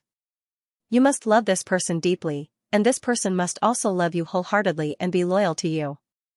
Mo Ran smiled and said, "I see." That's a strange request, but it's not difficult. He still believed in his friendship with Shermay. Ji Baihua heard this and slightly raised the corner of his lips. How is it not difficult? Since ancient times, people's hearts are the most difficult to predict. What you think may not be the truth. I've been wandering in this world for a long time and have seen too many people lose their hearts, not knowing who they love. In these thousands of years, there are very few people who can open Sauvignon yearning. It can be said that there are very few. Emoran asked curiously, why is that? Even if you get the wrong person, you can continue to search. At most, you can try everyone you know one by one. You can always find the so-called most important person in your life, right? Ji Baihua said, this is the second condition I want to tell you. Apart from you, Sauvignon yearning can only be touched by one person. In other words, you only have one chance. If you find the wrong person to open it, it will be closed forever, and no one will be able to open it again. Emoran smiled and said, no wonder you want to separate the others. If they heard what you said, it would be difficult for me to deal with it. If I hold the box and show it to someone, they will know who I like. How awkward would that be? He paused and played with the brocade box in his hand, then said, but this little thing is really interesting. It turns out that this is a keyhole that can only be used once. If you open it wrong, the box will be useless. Of course it can only be opened once. Otherwise, how many times do you want to open it? Ji Baihua glared at him. You mortals have been fooling around in the mortal world for dozens of years, yet you don't know how many good relationships you've wasted? You have to know that this Sauvignon yearning is the most affectionate thing in the world. If you make the wrong choice, it will be hard to turn back. Haha, great fox immortal, don't worry. Others may choose the wrong person, but I know very well. Emoran clasped his hands and bowed to him, then said with a smile, I won't let you down. Ji Baihua glanced at him and said in a low and gentle voice, which was extremely elegant and pleasant to listen to, little immortal, don't be too confident. In my opinion, you don't know the person in your life. Emoran was stunned. His smile was still frozen on his face. What do you mean? This handsome immortal who claimed to believe in love and kindness the most didn't want to say more. He only sighed faintly and said, not making Sauvignon yearning, breaking the willow branch. Sigh. Emoran wasn't very cultured, so he didn't understand what Ji Baihua was saying. However, he always felt that Fox Immortal was hinting at something in a roundabout way. Unfortunately, he was stupid and couldn't figure out the reason no matter how hard he racked his brain. Just as Emoran was about to ask again, Ji Baihua smiled faintly, indicating that his mission had been accomplished. He waved his sleeve and sent Emoran out of the secret room.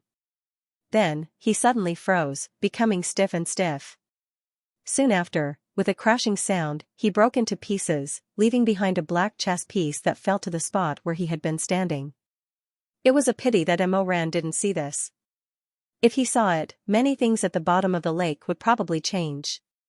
When Emoran came back to his senses, he found himself back in the Divine Martial Library with the Sauvignon yearning in his hand. The other 4 people were waiting for him in the library. Seeing him come back, Gao-Chen Shanggong grinned and said with a bright smile, that little fox is really interesting. She even has to be so mysterious when opening a box. How is it? Do you know how to open it? At this juncture, he didn't have time to think about it. Emoran thought about it and said with a smile, easy, easy. He walked to Shermay casually and said, the design of this lock is very interesting. I think you guys won't be able to figure it out even if you try to figure it out for 10 years. If you don't believe me, why don't you take a look? As he spoke, he passed the box in front of Shermay casually. The box was shining brightly in front of Shermay. The golden light shone on Shermay's gentle and beautiful eyes. Shermay, you try it first. Emoran wanted to act as if nothing had happened, but his heart was in a mess and his palms were sweating. This was a gamble on whether or not he would be able to obtain a new divine martial skill, so he should be extremely cautious. However, he also felt that he was already extremely cautious. He was someone who had died once, so how could he not know who he cared about the most? He wasn't stupid. Shermay hesitated for a moment, but in the end, he took the Sauvignon Blanc from Emoran's hands. Emoran's heart was in his throat. However, after staring for a long time, everything was normal and there was no sign of movement. Emoran was speechless. Shermay carefully held the box and looked at it carefully. His fingertips brushed the pattern of the yin and yang fish, and then he said curiously, "There's no gap at all. I can't see the chain eye anywhere." Why was there no reaction? Why was there no reaction from the Sauvignon Blanc when Shermay touched it? Could it be? Ah. Yes. It was the gloves. Emoran glanced at the deerskin gloves on Shermay's hands and was about to ask Sherquan to take them off and try again. Suddenly, without warning, a hand with slender fingers and well-proportioned bones reached over and steadily took the Sauvignon Blanc. Emoran looked like he was struck by lightning. He screamed, "Shizun!" Chuaning jumped in fright and almost dropped the box. However, this person's calmness was so deep that no one could see the chaos in his heart. Emoran wailed as if he had lost his beloved. "Shizun!" Shuimeng had goosebumps. Hey, hey, hey! Didn't I just take your box? What's wrong with you? You're screaming like someone stole your wife. Emoran was so angry that he almost fainted. He couldn't say it out loud, so he covered his face and howled, "Oh my God. Chuaning. Why aren't you wearing gloves? You're so afraid of the cold. We all wear gloves in the ice and snow, why are you the only one who doesn't?" Suddenly, Emoran was stunned. That's right. The exorcism begonia they wore had to be connected with Chuaning's spiritual power.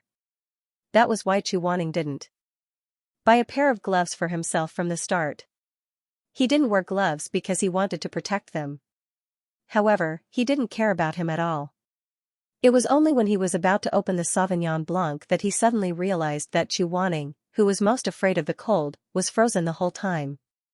Emoran wanted to cry, but no tears came out. He thought that he was really unlucky to have missed out on Shenwu just like that. Just as he was feeling stuffy in his chest, who would have thought that as Chuaning's fingertips gently touched the yin-yang fish, the two fish made of metal seemed to come alive. They actually began to nimbly coil around the box. There was a slight pause. With two crisp caw sounds, the yin and yang fish intertwined with each other. Finally, they protruded and turned into two handles. Chuaning turned the handles and the Sauvignon Blanc split into two, revealing the shiny golden object inside. Emoran was stunned. Ji Baihua's words were still ringing in his ears. Only one person can open the Sauvignon Blanc. This person is extremely important in your life. You need to love this person deeply, and this person must also love you wholeheartedly and be loyal to you. This person is Chuaning? How could it be Chuaning? Impossible, absolutely impossible. How could he love Chuaning so deeply, and how could Chuaning like him? What a joke. This must be a mistake. There must be something wrong with the box. This box is broken. However, this wave of shock was not over. When Chuaning picked up Shenwu from the Sauvignon Blanc, something even more shocking happened. This time, Emoran wasn't the only one who was shocked. The other three people, and even Chuaning, were slightly moved. Their eyes reflected the brilliance of the weapon, and a bunch of sparkling willow vines illuminated everyone's faces. Chuaning. Shuimeng. Shermay. These two words were stuck in Emoran's throat for a long time before he spat them out with difficulty. He was full of disbelief. Tianwen? The weapon in the Sauvignon yearning was Heaven's Inquisition. In other words, it was a bunch of golden willow vines that looked exactly the same as Heaven's Inquisition, from the patterns to the design. The Sauvignon yearning broke the willow branch. Chuaning's expression was uncertain as he passed the willow vine to Emoran.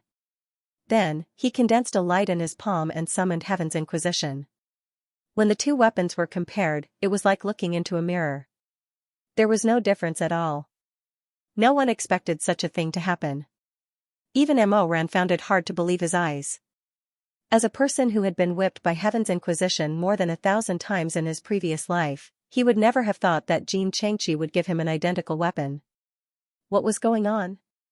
Everyone looked at the Gauchan Upper Gong who was standing at the side.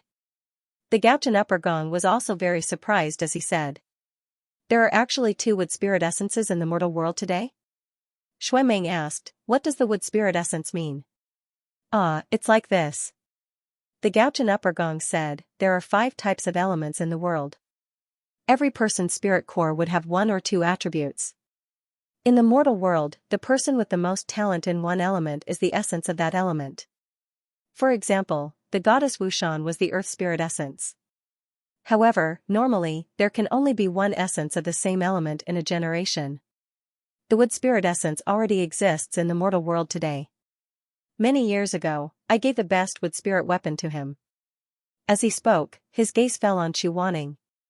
When I was forging the 5 top-notch divine weapons, I originally planned to only forge 1 of each element. The other 4 weapons did not have any problems during the forging process, but the wood spirit divine weapon actually broke into 2 in the furnace. I thought that it was the will of the heavens, so I made 2 weapons out of the 2 willow branches. However, I still thought that it was impossible for the 2 weapons to find an owner at the same time. Thus, I gave 1 of them to Ji Baihua and asked him to make a brocade box to prevent any evil people from coveting it. But I didn't expect. Gaochen Shanggong shook his head. Just as he was about to continue lamenting, the willow vine in Mo Rant's hand suddenly burst out a string of bright red sparks. The flowing golden luster started to change gradually and finally turned into a blazing red. Mo Rant's mind was in a mess. Without thinking, he opened his mouth and said, "Ah. Damn it." Chu Wanning wanted to stop him, but it was too late. Therefore, Gaochen Shanggong and Chu Wanning looked at Mo Ran with pity. Mo Ran soon knew why they had such expressions. In fact, he had already thought of it himself. When Shenwu shone with different colors for the first time, it meant that it had submitted to its owner and wanted its owner to give it a name. Unfortunately, it was too late. On the silver handle of the willow vine, 3 strong and powerful words slowly appeared. They were written in a picturesque style. Ah. Damn it. Ah. Damn it. Mo Ran. Aha. Although Shui Meng and Shimei did not know the rules of naming Shenwu, they understood after seeing the scene in front of them. Shui Meng held his stomach and laughed until tears almost flowed out of his eyes. Only you can come up with such a name. Ha ha ha ha, good name, good name. Master has Tian Wen, you have ah. Damn it, ah ha ha ha ha. Since Mo Ran had already obtained Shenwu, Shui Meng and Shimei each chose a weapon that they liked. Shui Meng chose a long sword while Shimei chose a short flute. However, both of their weapons did not shine with different colors. It was obvious that they had not been tamed and were not willing to submit to the 2 of them. However, this did not matter much. They could always think of a way. Therefore, they were in a good mood. At night, a banquet was held at the Spring Night Pavilion. Gaochen Shanggong had never brought mortals to the Jincheng pool before, so he invited them to stay for a night before leaving. This was his first time hosting mortals, so he naturally did his best. On the table, the guests and the host were slightly tipsy as they toasted each other. After the banquet, Gaochen Shanggong ordered the servants to bring the guests to their rooms so that they could rest for the night. The guests' rooms were next to the Shenwu warehouse. When he saw the huge tree, Mo Ran thought of the dammit that he had just obtained. Therefore, he could not help but summon the willow vine and look at it carefully. It did not make Xianxia break the willow branch. What exactly did that fox demon named Ji Baihua notice? Why did he say such a thing? And what exactly did he mean by that? He had drunk so much that his thoughts were not so clear. He only felt that it was extremely strange. If Sauvignon Blanc was not wrong, then how could Chu Wanning be able to unlock the box? Of course, he did not like Chu Wanning. As for Chu Wanning loving him deeply, it was a big joke. As he pondered, he looked back at his master. Unexpectedly, Chu Wanning was also looking at him from behind. When their eyes met, Mo Ran suddenly felt his heart tremble, as if it was pierced by something small and sharp. There was a subtle sweetness in it. Before he could think, he was already grinning at Chu Wanning. However, this feeling only lasted for a moment. He soon regretted it. He was so annoying, but why did he feel so peaceful and comfortable when he looked at him sometimes? Chu Wanning looked indifferent. However, when he saw Mo Ran summoning the damn thing, he thought for a moment and summoned Tianwen as well.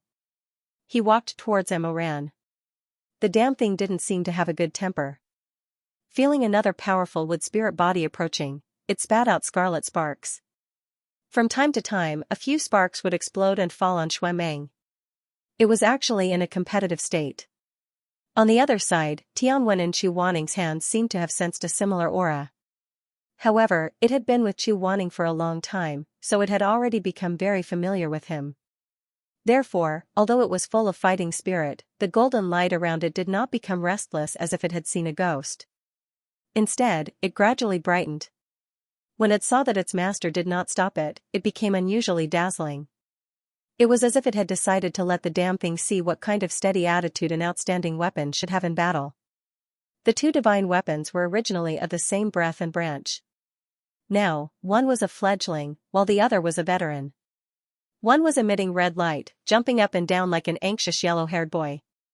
The other was overflowing with golden light, like a peerless grandmaster, reserved and arrogant. Chu Waning looked at the willow vine in his hand and pondered for a moment. His gaze passed through the secret room's long eyelashes and fell on the damn thing. He said, "Emoran. Shizun? Pick up your..." The word damn thing seemed to be a bit shameful. Chu Waning paused and said, "Pick up your willow vine and look at it with me." Emoran's brain was full of mush. He didn't know how to react. He pinched the space between his eyebrows and said with a bitter smile, "Shizun, don't joke around. Spare me. I'll give you 3 moves. I've never used the willow vine before. 10 moves." But, Chu Waning didn't waste any more words. With a wave of his hand, a dazzling golden light chopped down. Emoran was shocked. His fear of Heaven's Inquisition was deeply rooted in his bones. He immediately raised his hand and raised his branch, blocking with the damn thing. The 2 willow vines tore through the wind and snow and soared into the air like 2 dragons entangling each other. The friction burst out a string of golden and red sparks. Although he hadn't learned how to use this special weapon, perhaps because he had seen Chu Waning's moves for a long time, and Emoran was a gifted person, he was able to barely block Chu Waning's attack. The two fought for dozens of rounds in the cold lake. Although Chu Waning went easy on him, Emoran's response was outstanding, which was really beyond his expectations.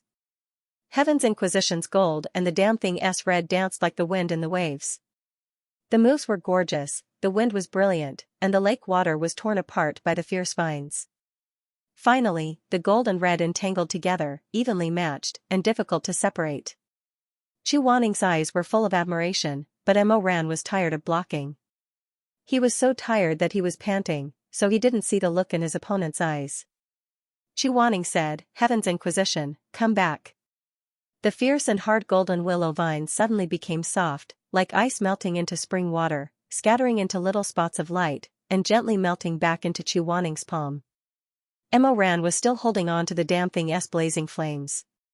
After a while, he simply sat down on the snow, and his eyes were full of grievance. "I don't want to play anymore, Shizun, you bully me," Chu Waning said. "I've already given you 10 moves. Emoran shouted roguishly, "How can 10 moves be enough? You should have given me 100 moves. Io, my hand, my arm, it's going to break. Shirmei, help me rub it." He said a bunch of words like a clown, accompanied by Shui Meng's ridicule and Shirmei's persuasion. Chu Waning didn't say anything more, and just looked at them quietly. Maybe it was an illusion, but in the icy azure lake, Chu Waning slightly rubbed the corners of his mouth, as if there was a trace of a gentle smile. But that was only for a moment, and then he turned his head, clasped his hands behind his back, and looked at the thousands of strings hanging down from the huge tree. No one knew what he was thinking. At night, Emoran sat in his own guest room. The room was covered with fine, soft, and pure white sand, and the walls were painted blue. With a spell cast, it reflected the clear and crystalline waves like the sea. The window was half open, and the pearl curtain hung gently in the evening wind. On the table was a lamp made of night pearls, and the room was warm and soothing. In the middle of the room, there was a very big shell, and the inside was covered with soft satin. The satin was very fine and soft. Emoran lay down comfortably on the bed, and then summoned the damn thing. He held it in his hand and looked at it carefully. But maybe he was too tired, and he didn't play with it for long before he fell into a deep sleep. The damn thing was pressed on his chest, flowing with a faint red light, as if it had fallen into a deep sleep with its master. He didn't know how long he slept, but when he woke up again, the first thing Mo Ran felt was a cold, and then there was an inexplicable strong pain on his wrist. He gasped, covered his head, and slowly sat up. The return of consciousness made the unfamiliar pain on his wrist more obvious. He was shocked to find that there was a cut on his wrist, and the blood had already solidified, forming a ferocious blood cocoon. What happened? Where is this? Mo Ran opened his eyes wide. As he gradually woke up, he found himself in a completely unfamiliar dark stone room. There was a small ventilation opening at the top of the stone room, and the cold light of the lake squeezed in through the small opening, barely illuminating this narrow room that was less than a foot long. The greenish-gray stone walls were wet and sticky, and they were glowing with a thin luster under the weak light. The layout of the stone room was clear at a glance. 3 sides were walls, one side was a fence with a red glow. There was only a simple stone bed covered with straw in the room. He was lying on the stone bed, his hands and feet were bound by iron chains. When he moved, the shackles would jingle. What was worse was that he found that his spiritual energy seemed to be restricted by some kind of magic. He could not release it at all. While he was filled with anxiety, he suddenly heard a creak sound. He turned his head and saw 2 flood dragon people enter. "You!" Mo Ran immediately shouted angrily, "You bunch of lunatics! What is going on? What are you doing? Where are my martial brothers? They are at the Gochin Palace. Hey! I am asking you a question." However, no matter how much Mo Ran yelled and cursed, the 2 flood dragons turned a deaf ear to him. The 2 of them, one in front and one behind, carried a piece of red fox fur hide. From the way it was rolled up, there seemed to be a person wrapped inside. They expressionlessly placed the person wrapped in red fox fur on the stone bed. Mo Ran said angrily, "You 2 little loaches, why are you being so noisy?" One of the flood dragon people finally spoke. His voice was filled with contempt, "You are the essence of the wood spirit. We won't mistreat you." The other flood dragon people sneered, "What do you mean we won't mistreat you? We're clearly benefiting you." Mo Ran was so angry that he wanted to vomit blood. "What do you want? Why did you lock me up here? What did you bring to this bed?" "What did we bring?" one of the flood dragon people asked. "Naturally, it's someone you like," the other flood dragon people said. Mo Ran's fingertips turned cold. He was extremely shocked. "Shermay?" The flood dragon people did not deny it. They sneered, "The night of spring is short. Since you have such a good affinity, I will let you have fun tonight. After it is done, you will know why the High God made such arrangements." After saying that, they left. The room was deathly silent. Mo Ran's hands and feet were restrained. He could not move. The passage of time became very blurry, and it was difficult for him to know how much time had passed. Even though he struggled with all his might, and his wrists and ankles were abraded, he was unable to break free from the clamp. Panting slightly, Mo Ran turned his head to look at the fox fur coat that was wrapped around a living person. That fur coat was tightly wrapped around the person from head to toe. Only a strand of long black hair was exposed from the edge of the blanket. Looking at it, Mo Ran was both moved and flustered. Even though he didn't know why that pervert from the North Star Palace made such an arrangement, if he could really have some fun with Shermay because of this. When he thought of this, he suddenly couldn't continue thinking about it. It was as if any more evil thoughts would be a blasphemy to that beautiful person. Mo Ran stared at the dome of the stone chamber. His breathing was heavy and stuffy, as if there was a heavy weight on his chest. It was something that he had longed for so long, but now that he had the chance to do it, he felt awkward and uncomfortable all over. Amidst these thoughts, the initial filthy excitement slowly faded, and he gradually calmed down. The North Star Palace's scheme was more ominous than auspicious. It would be fine if it was disadvantageous to him, but if it implicated Shermay for no reason, how could he bear it? Furthermore, this was forced by others, and Shermay wasn't willing to do it. Even though Mo Ran was a scumbag, he wanted to protect the person he liked. He didn't want to hurt her. Therefore, no matter what evil method the North Star Palace used, when Shermay woke up, he would definitely not bully her. After a long silence, he suddenly felt someone move slightly beside him. That person had finally woken up. Emo Ran quickly turned his head to look, and said in a hoarse voice, "Master." Before he could finish his sentence, he forcefully spun the words on the tip of his tongue and swallowed them back. After his Adam's apple moved violently, he spat out the second half of the word. "Supreme? Master?" A moment ago, immortal Mo, who had been determined, only felt that many of his high vantage points had collapsed when he saw the face under the fox fur coat. The defense line that he had built up with great difficulty in his heart was instantly razed to the ground and turned into pieces, crackling and shattering cleanly.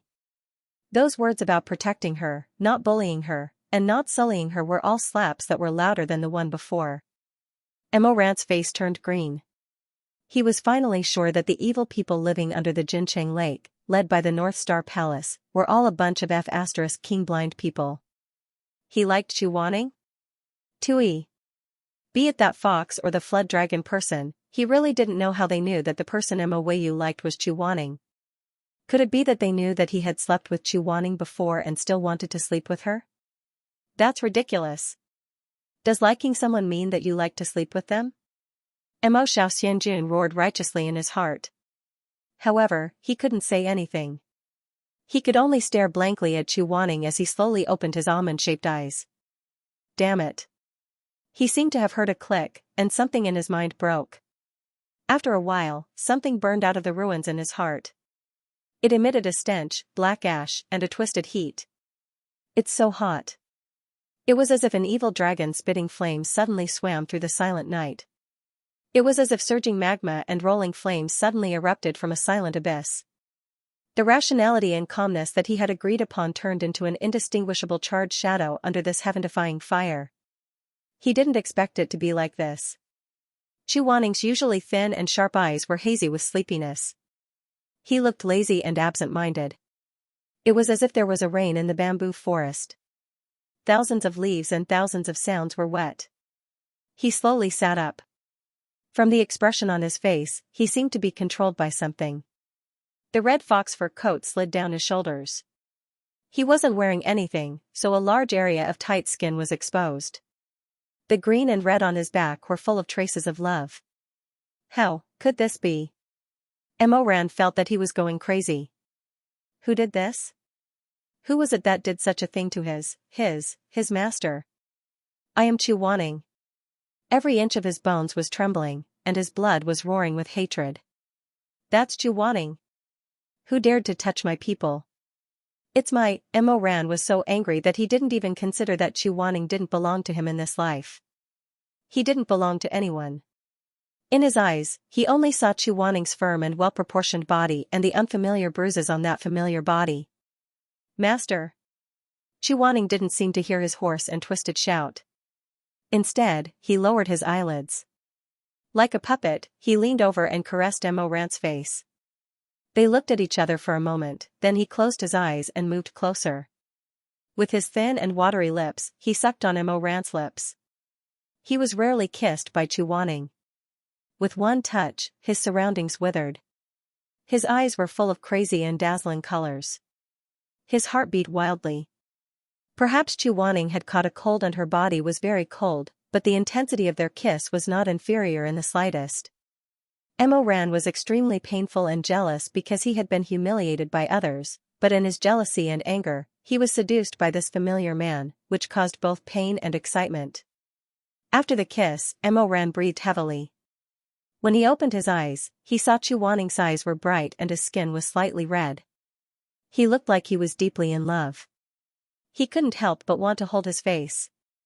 However, he was shackled and couldn't move his hands and feet. Chu Wanning looked at the iron chain and didn't say anything. He knelt down and wanted to ride it. Mo Ran's throat moved. He swallowed and looked at Chu Wanning. He saw that between Chu Wanning's long and slender legs, there was a sticky liquid that even men would understand flowing down slowly. His eyes immediately turned crimson red, his eyeballs almost popping out of their sockets. He tried to sit up, but was pulled back by the iron chains and fell heavily onto the bed. Who? Mo Ran couldn't hold it in anymore. He shouted like a caged beast. Who did this to you? I'll kill him. I'll kill him. He didn't care if he was the Gochin Shanggong or the Heavenly King. He was the Emperor Ta. Chu Wanning was the Emperor Ta's man. Even if he was trapped in this body of his youth, he was still the immortal emperor of the human realm. Who dared to touch him? F***ck your master. Who dared to touch his woman? He was Mo Weiyu. He was the Emperor Ta's man. Mo ran. Someone seemed to be calling him. But his endless anger made him dizzy. He seemed to hear it but also didn't. Mo ran. Kill them all. Intolerable. What about ghosts? Why did he lose his spiritual power? Why couldn't he summon ghosts? He was going crazy. This was a great humiliation. This was a great humiliation. This was a great humiliation. This was a great humiliation. Who dared to touch Chu Wanning? In his previous life, when he was together with Chu Wanning, even if someone looked at Wanya Yuhing, he would gouge that person's eyes out and make him eat them. At night, he would hug Chu Wanning and F***ck him until both of them were exhausted. But in this life, Mo Weiyu. Who was calling him? Why was he being so persistent? But this voice was so familiar. He seemed to have heard it somewhere before. No. He seemed to be able to hear it everywhere. The owner of this voice seemed to have accompanied him for countless years. Mo Weiyu, wake up. Are you crazy? What are you doing? Mo Ran suddenly opened his eyes. He followed the direction of the voice and saw that outside the cell, there was a figure dressed in white. Her eyes were sharp, and her expression was anxious. Between her brows, swords were drawn, and she was ready to kill. Who else could it be but Chu Wanning? Shizun. Mo Ran turned pale. Then the person on his bed was. When he turned his head, the face that was so close to him almost scared him to death. How was this Chu Wanning? It was clearly a dead monster with a human body and a fox face. Speaking of dead monster, this dead was not just an exaggeration. The one lying on top of him, the one he had just passionately kissed, was really a dead thing. This fox demon's eyes were empty and its skin was pale. There was no sign of life. When Mo Ran thought of how he had just kissed such a thing under the bewitchment of the illusion, he almost vomited. His expression was extremely bad. What is going on? Chu Wanning was outside the cell, holding a talisman between his fingers. When he saw that the dead fox demon was completely motionless, he knew that this talisman had been pulled out of the fox corpse by Chu Wanning in a moment of life and death. He made a decision, and a large amount of black-red blood suddenly gushed out of the talisman. Following a series of miserable shrieks, the talisman instantly turned into bits of charred ash. Chu Wanning opened his palm, and the charred ash slowly gathered in his hand, gradually condensing into a jet-black chess piece. He stared at the chess piece, and his expression became very unpleasant. It is indeed a Zhenlong chess game. Chu Wanning muttered. He suddenly looked up and stared at Mo Ran. When you were sick, what did Shi Mingjing cook for you the most? Tell me. Mo Ran had been shocked too many times in a short period of time. At this moment, his mind was in a mess. He said, why are you asking this? Chu Wanning said sternly, tell me now. My hands. Only then did Chu Wanning's expression soften slightly, but the space between his brows did not relax at all. He said, Mo Ran, listen up. That Gauchin Upper Palace is fake. It's not the god of weapons' true self. This person is good at using virtual images, and he has mastered one of the 3 great forbidden techniques, the Zhenlong chess game. Thus, I have to be careful. I am worried that you are also an illusion created by him. Mo Ran felt so wrong that he was about to cry. If I were an illusion, why would I be locked up? Chu Wanning said. I will save you now. Mo Ran nodded repeatedly, and asked, oh right, master, where are Shi Mei and Xue Meng? Like you, they were drugged by the wine and locked up somewhere else. Seeing Mo Ran's expression, Chu Wanning said, you don't have to worry. They are all fine now. However, this place is very dangerous, so I ordered them to wait outside. Once you get out, you will be able to see them. As for the Zhenlong chess game, Chu Wanning did not explain further, and there was no need to. It was one of the 3 great forbidden techniques, the strongest and most notorious in the cultivation world. As the name suggested, the Zhenlong chess game referred to using others as chess pieces to set up the game for oneself. The caster would not appear personally on the battlefield. Instead, he would stay in the dark and lay out the chessboard in front of him. He would control the bodies of the chess pieces, making the living, dead, walking, beasts, and birds of the world work for him. The living beings who were affected by the Zhenlong chess game would be loyal to the caster until they died. If they were dead, they would fight until their bones were broken. However, according to the caster's mana, the things that could be controlled would be different. The easiest to control was a person or animal that had just died. Then, it was the kind that had been dead for a long time. After that, it was the living beasts and birds. When one cultivated it to the highest level, he would be able to control a living person. In this world, there were very few people who could master the Zhenlong chess game to its peak. However, during the era when Mo Ran was called the Emperor, he had already mastered the Zhenlong chess game to the point of perfection. Back then, in the battle of life and death with Chu Wanning, he laid out a 100-foot-long scroll, splashed ink as a chessboard, and scattered beans to form soldiers. In that battle, hundreds of thousands of chess pieces were placed at the same time. As a result, sparrow feathers covered the sky, golden crows sank to the west, serpents broke through the water, and the sea churned. Mo Ran summoned countless beasts and birds, and controlled an endless army of living people. Such a scene would be difficult to see even in the Azura Hell. The fox corpse before him was obviously controlled by the Zhenlong chess game. However, other than the Zhenlong chess game, there was another layer of magic, the camouflage spell. According to legend, after the ancestor of the Green Hill Fox clan died, the fur he left behind was made into 49 pieces of fox skin magic treasures of different sizes. As long as someone's blood was taken, dripped on the fox skin, and used the fur to cover anything, even if it was wrapped in a piece of rotten wood, it could become the object of that person's desire. This fox corpse was wrapped in such a magic treasure. However, its changes could only be seen in the eyes of the owner of the blood. In the eyes of others, it was still the same. There would not be any changes. It did not take much effort to rescue Mo Ran. After successfully getting him out, Chu Wanning explained the situation to him clearly. Mo Ran's biggest confusion was, "Honored Master, how did you know that the Gochin Upper Palace was fake?" Chu Wanning said, "If it was the real Gochin Upper Palace, how could it only move dead objects and not living people? Although this person's magic power is not bad, it is definitely not on the same level as an incipient god." This made sense, but Mo Ran was still suspicious. Did Master only know that the person was an imposter when he saw this dead fox? Chu Wanning shook his head, "No." "Then how did you know?" Chu Wanning said, "Do you remember what this Gochin asked me when he appeared?" Mo Ran thought for a while. "I think he asked about your weapon?"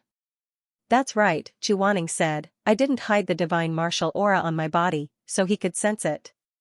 However, as the master of weapons, he didn't realize that I had 2 of Jin Chengqi's weapons, and I only had 1. At that time I was suspicious, but since it was related to the sword, I couldn't say much. However, I kept an eye on everything I did, so I didn't fall into his trap." "But," Mo Ran said, "if he wasn't the Gochin Upper Palace, how could he forge the divine martial?" First, the Gochin forging swords is only a rumor. No one really knows why there are so many weapons at the bottom of this lake, so the divine martial might not be made by the Gochin. Second, this person only took the weapons from the divine martial armory for you to choose from, so no one knows if those weapons are his or not. Also, I carefully looked at Xue Meng's and Shermei's weapons, they are fake."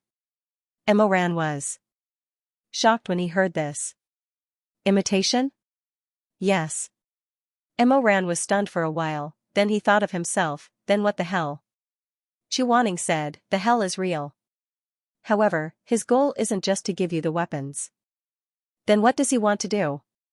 Mo Ran said as he looked at the strange fox corpse on the stone bed with disgust. "First, he put in so much effort to lock us in the secret room, then he made this thing to disgust us." "What are you after?" Chu Wanning said, "For you." "Ah? You were only half right just now. That Gauchin didn't go through so much trouble to lock us up." In the end, the one he wants is you.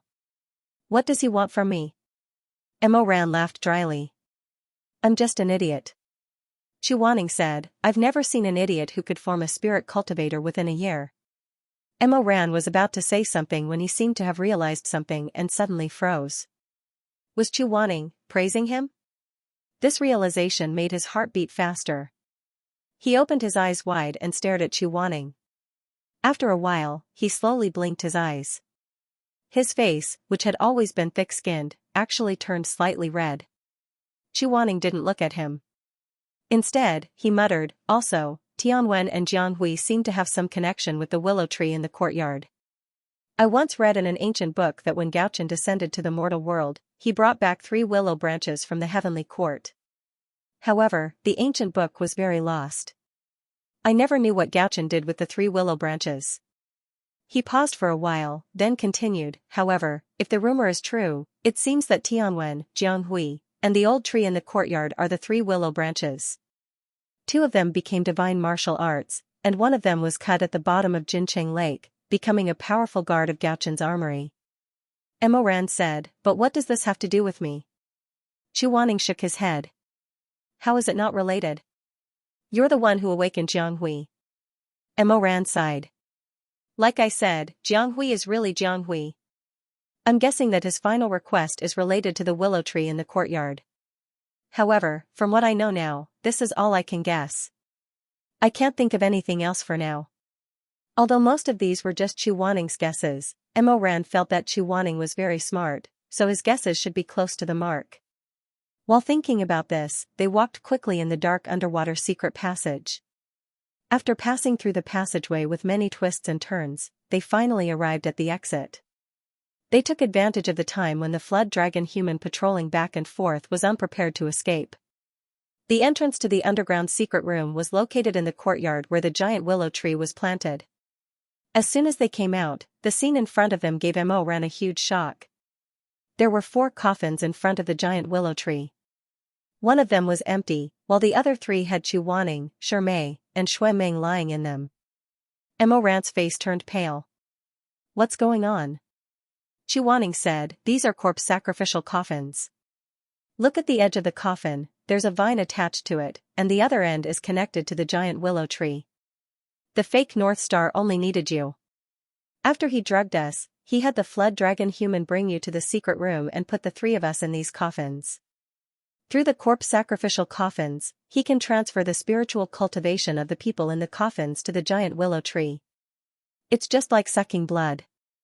Seeing Mo Ran's ugly expression, Chu Wanning said, don't worry, Shimei and Xue Meng are not injured. At that time I pretended to be unconscious and waited for an opportunity to get rid of the 3 flood dragon human guarding the coffins. The 3 people you see now are actually the corpses of those demons. His words were simple, but Mo Ran couldn't help but lift his eyelashes and sneak a glance at him. How deep was the cultivation of the flood dragon human in the Jincheng pool? Chu Wanning's so-called waiting for an opportunity to get rid of the flood dragon human meant that he had to quietly get rid of all 3 of them in one strike. How good was this person's skills? It had been too many years since he fought on par with Chu Wanning, so when Mo Ran heard this, he was momentarily dazed. It was as if the shocking figure of his previous life flashed before his eyes. His face was slightly tilted, and his eyes were like stars. Chu Wanning saw that he was in a daze, so he asked, what's wrong? Mo Ran was suddenly jolted awake, and hurriedly said, nothing. I just find it strange, how did Master turn the flood dragon human into this? Chu Wanning sneered and said, it's just a trick. Do you think I don't know the fake North Star Imperial Palace meeting? I left my fake body here to avoid being discovered by those loaches. As the saying goes, give them a taste of their own medicine. Mo Ran. This place was dangerous, so the 2 of them could not stay for long. After resting for a while, they immediately left. However, when they ran to the agreed location with Xue Meng, they saw that it was empty. There was not a single person there. Mo Ran's face turned pale, where's Shimei? Chu Wanning's expression changed slightly, but he did not answer. Instead, he lifted his ring finger, and a layer of golden light appeared on the tip of his finger. Before going to Shuiying Peak, He had pinned a begonia flower on each of his 3 disciples for tracking purposes. After a while, Chuaning cursed in a low voice and retracted the light. Something must have happened here as well. They must be trying to avoid the flood dragon humans patrolling the area. The 2 of them have already escaped from this mansion and are heading towards the market. Let's go and take a look. The 2 of them were extremely skilled, so they quickly avoided all the patrolling flood dragon human. They flew over the tall courtyard wall and headed to the market that the North Star Imperial Palace brought them to during the day. There should be no day or night under the water, but Xianxia was different from other places. He could sense the rising of the sun and the setting of the moon. At this time, the long night had broken, and the sun was rising from the east. Emoran saw that the market in Xianxia had already started in the morning. The market was bustling with activity, and he could not help but feel slightly relieved. It seemed that Xianxia and the rest were fine. Otherwise, this place would not be so peaceful. For some reason, Chuaning's expression was not particularly good, but he did not say anything. He silently pulled Emoran over. "Master? Come here. What's wrong? Don't go too far." Chuaning's voice seemed to be filled with self-blame, even though he was as cold as usual. "Shui Meng and Xianxia have already gone missing. I'm afraid that if I'm not careful, you'll also." Emoran saw that Chuaning's face was somewhat pale, as if he was worried about him. At first, he was stunned. Then, for some reason, his heart faintly moved, and he opened his mouth to comfort him. "I won't go missing. Let's go, Master. Let's quickly go find them." As he spoke, he walked forward, and at the same time, he turned his wrist and casually grabbed Chuaning's hand. Chuaning's fingertips seemed to tremble slightly in his palm. But that tremble was too quick and too light. Emoran was worried about Xianxia, so he did not pay much attention to it. He only thought that it was his own illusion. Fish blood mantu, freshly made fish blood mantu. The snake slew of the Ruran snake, the best material for clothing. Last 3 feet, if it's sold out, I'll have to wait for this servant to shed my skin next time. Selling cuttlefish daiko, this young master just spat out some ink this morning. It's perfect to use this daiko to draw. Hey, young lady, don't go. The sounds of hawking in the market did not stop, and the strange sights were too much for the eyes to take in. Emoran grinned as he pulled Chuaning 2 steps forward. Suddenly, he realized that something was wrong. He stopped abruptly, and his eyes widened in an instant.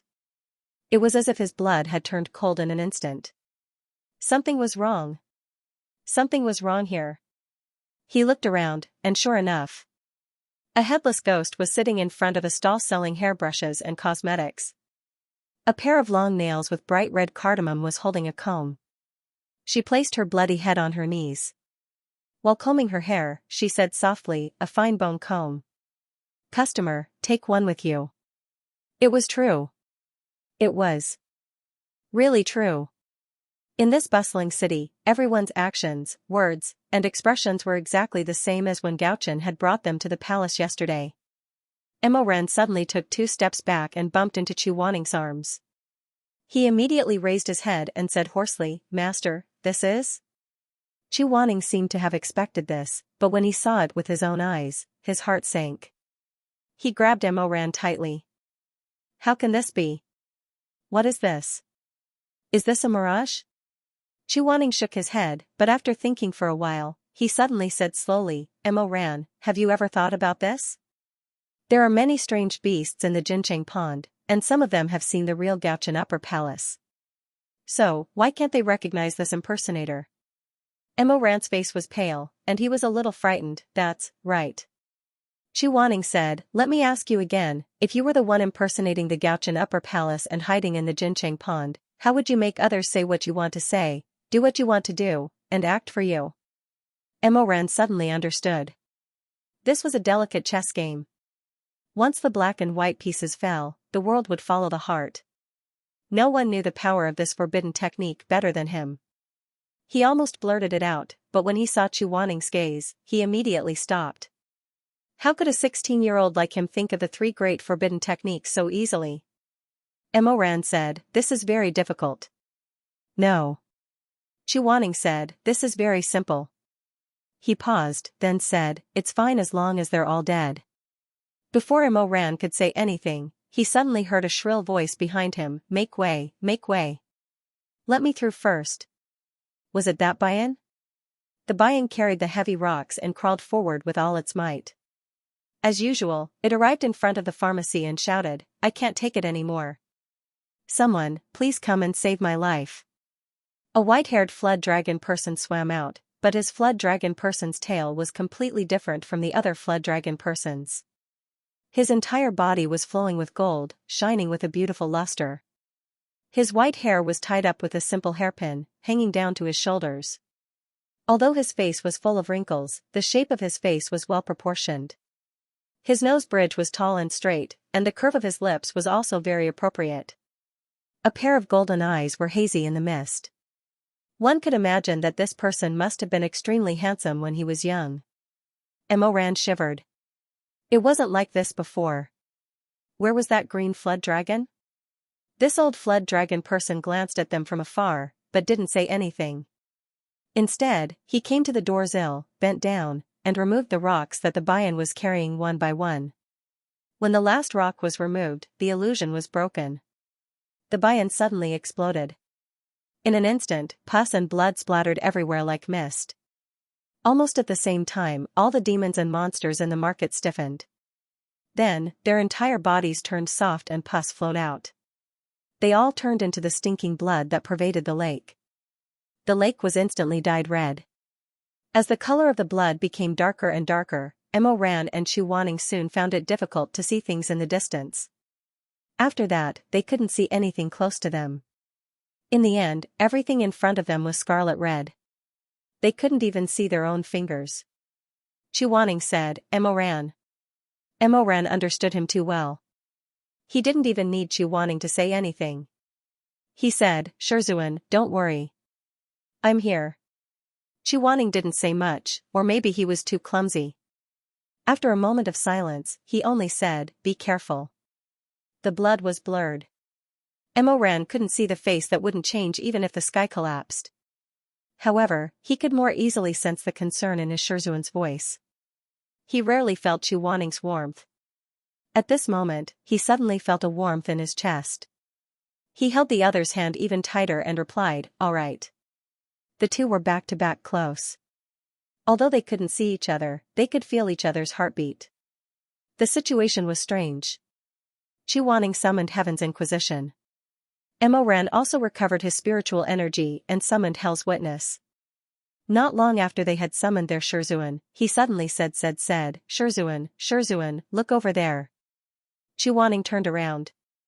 Right at the entrance of the pharmacy where the old flood dragon person was cleaning up the stones, dozens of white light spots of different sizes suddenly appeared on the ground. The two of them went hand in hand. When they got closer, they realized that the light spots were indeed the stones left behind by Bayan. These Shizun were neatly arranged in 3 rows by the said flood dragon person. Each Shizun was emitting a gentle radiance. Slowly, a figure gradually appeared in front of the Shizun. It seemed to be the white-haired flood dragon person from before. Imo Ran tried asking, "Who are you?" The person didn't answer. He looked at Chu Wanning, then looked at Imo Ran. Then, he silently raised his hand and pointed at the Shizun on the ground. Imo Ran asked, "You want us to pick up the Shizun?" The white-haired flood dragon person nodded, then extended a finger. "You mean, pick up one Shizun?" The white-haired flood dragon person nodded, then shook his head. He pointed at Imo Ran, then pointed at Chu Wanning. Imo Ran understood, "So, each of us pick up one Shizun?" This time, the white-haired flood dragon person nodded. Then, he stopped moving. He stared at the two with wide eyes. Imo Ran asked, "Shizun, do we listen to him?" "Let's do as he says. We don't have any other ideas for now anyway." Thus, the two of them picked up a Shizun each. Who would have thought that when their fingertips touched the Shizun, a dazzling radiance flashed before their eyes. The world spun, and a myriad of colors flowed past them. When everything returned to stillness, the boundless blood-red color suddenly disappeared. When they looked carefully, they were actually transported to the Divine Martial Storehouse. Shizun! Imo Ran! Shui Meng and Shermei were actually here too. When they saw Chu Wanning, the two of them were surprised and happy. They came over to welcome him. They didn't expect that the Shizun would actually have a teleportation spell attached to it. Chu Wanning was still slightly disgusted by the rapid rotation just now. He held his forehead with one hand, but the other hand was still tightly holding Mo Ran. In the blood lake, Mo Ran's hands were interlocked with his, never letting go. Because of Chu Wanning's identity, he rarely had the chance to hold Mo Ran's hand. Most of the time, he could only stand not far away and watch his disciples being intimate. Thus, the rare warmth in his palm made him feel a little cautious and cherish it. Shermei. However, the warmth that was extremely precious to him, in the eyes of another person, might be as light as a worn-out shoe, or not worth mentioning. More likely, they wouldn't even notice it. The moment he saw Shermei, Mo Ran naturally let go of his hand. Chu Wanning's fingertips moved slightly. For a moment, it seemed like he wanted to hold on to him. But what reason did he have? He already didn't have the courage to like others. He didn't want to lose even that little bit of pitiful pride. Seeing how happy Mo Ran was when he saw Shermei, and how naturally he hugged Shermei and rubbed his hair, Chu Wanning's fingertips hung down. He looked a little dazed and a little embarrassed. Fortunately, his face was always dull, and his emotions were not so obvious. Probably because he was old, and his body was stiff, after being in the transportation formation for so long, his heart was a little cold. But fortunately, there was still a little warmth in his fingertips. Relying on the remnant of warmth that would soon dissipate, he slowly straightened himself up, and straightened his expression and eyes, and put them back in order and tidied them up. Shizun, are you okay? Why is your face so pale? Chu Wanning nodded towards Shui Meng and said, no harm. After a pause, he asked, you were also sent here by that merman? Before Shui Meng could speak, he heard a gurgling sound of bubbles. Chu Wanning turned his head and suddenly saw half a bloody face. Then, with a whoosh, a person with a twisted figure jumped out of the boiling sword forging pool. This was definitely not a mortal, or definitely not a living person. No mortal could soak in burning molten iron and still live. On the other hand, although this person's skin was burnt and his flesh was mangled, it was obvious that he was still breathing. For chains shackled his 4 limbs, immobilizing him in the furnace and causing him to suffer great pain. He slowly opened his eyes and bowed to everyone. With a pleading look in his eyes, he asked them to gather by the sword forging pool. He didn't know how to speak, but it didn't mean that he didn't know how to express himself. He waved his arm that was made of white bones and flesh. The molten iron in the pool suddenly stirred up a small wave. The wave slowly twisted into a few lines of ancient characters in the air. Shui Meng said in shock, what are these words? Why can't I understand a single one? Chu Wanning said, it's the ancient book of Xianxia, I haven't taught you. Mo Ran said, then, what's written here? Chu Wanning went forward and said, he wants to ask for help. The ancient book of Xianxia was said to be written in the language of the heaven realm. Many of them were lost in the human world, and only a few people knew it. Even a grandmaster like Chu Wanning could not recognize all the characters. However, the general content was still easy to read. Chu Wanning looked carefully for a while and slowly translated. He said that he was the spirit of this willow tree. He was called the heart-picking willow. When he was still a seedling, he was brought to the human world by the North Star Palace from the 7 heavens of the God realm. After that, the North Star Palace left the world for some reason. The heart-picking willow never saw him again, and he did not know if he was dead or alive. However, regardless of whether the North Star Palace was still around, the heart-picking willow followed his instructions. For hundreds of thousands of years, he guarded the Jincheng Pool and the Divine Martial Library. Gradually, he was nourished by the spiritual energy and transformed into a human form. After that, everything was normal, until one day, there was a Chu Wanning suddenly stopped and did not continue reading. Mo Ran asked curiously, what's wrong? I don't recognize these 3 words. It seems to be a person's name. As Chu Wanning spoke, he raised his hand and pointed at the complicated words on the board. In short, this person came to the Jincheng Pool. His magic power was strong, and he was cruel and merciless. He killed all the living beings in the pool and controlled them with a delicate chess game. Even the heart-picking willow was not spared. Emoran immediately said, "This person is most likely the fake North Star Palace." When the heart-picking willow heard him say that, its eyes lit up, and it immediately nodded twice. "You guessed it right." Emoran laughed embarrassedly and scratched his head. "Haha, I didn't expect that I would be so smart." Chu Waning glanced at him and continued, "I'm not sure. All these years, the heart-picking willow has been in a state of insanity, and it has never been awake for half a day. Fortunately, the other two willow branches that were once connected to it, Tianwen and Gul, have both awakened. Using their power, the heart-picking willow temporarily regained its consciousness. Otherwise, I'm afraid that it would have lost control and killed everyone here." Everyone heard this, either in disbelief or fear. The three youths raised their heads and stared at the spiritual body in the sword-forging pool, not knowing how to interpret its self-narration. Emoran said, "Senior Willow." Xuemeng said, "Senior Willow? What else should I call you? Senior Plucker?" Emoran rolled his eyes at Xuemeng and continued, "Let me say something that you might not like to hear. Your words are a little hard to justify." Although the heart-picking willow could not speak, it could understand Emoran's words. It turned its head. Emoran said, "First, you said that you were bewitched by the fake North Star Palace, then you said that you regained your consciousness because of the spiritual energy after Tianwen and Gul woke up. But Gul was given to me by the fake North Star Palace. Didn't he know what the consequences would be?" The heart-picking willow shook its head, and the words in front of Chu Wanning changed. "I'm a tree in the realm of gods. He doesn't know much about me, so he doesn't know that Shenwu can affect my mind. He needs my power to study the three great forbidden techniques. In recent years, because I'm about to die, he's been very anxious and has been searching for a way to extend my life. But I don't want to live anymore. I'd rather die than be an accomplice to a villain. Unfortunately, I'm under his control and can't do as I please." Chu Wanning read until here and pondered, that's why he let Emoran come to the bottom of the pool. Emoran is the essence of the wood spirit. The fake North Star Palace probably wants to combine the spiritual energy of Emoran and Gul and sacrifice it to you.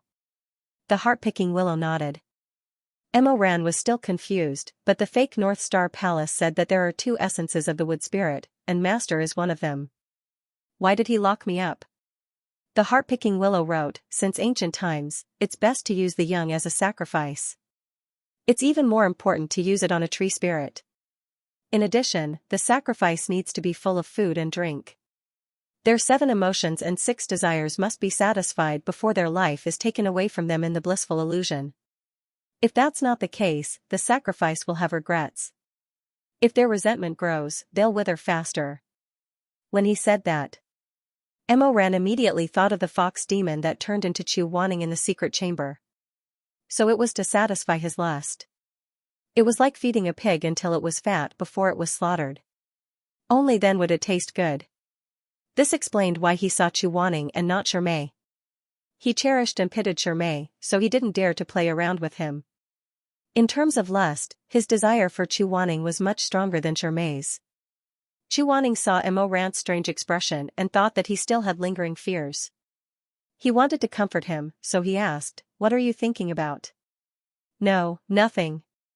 Seeing Emoran blushing, Chu Wanning was stunned for a moment. He suddenly understood and stopped talking. After a while, he turned his head in anger. How was this kid still having lingering fears?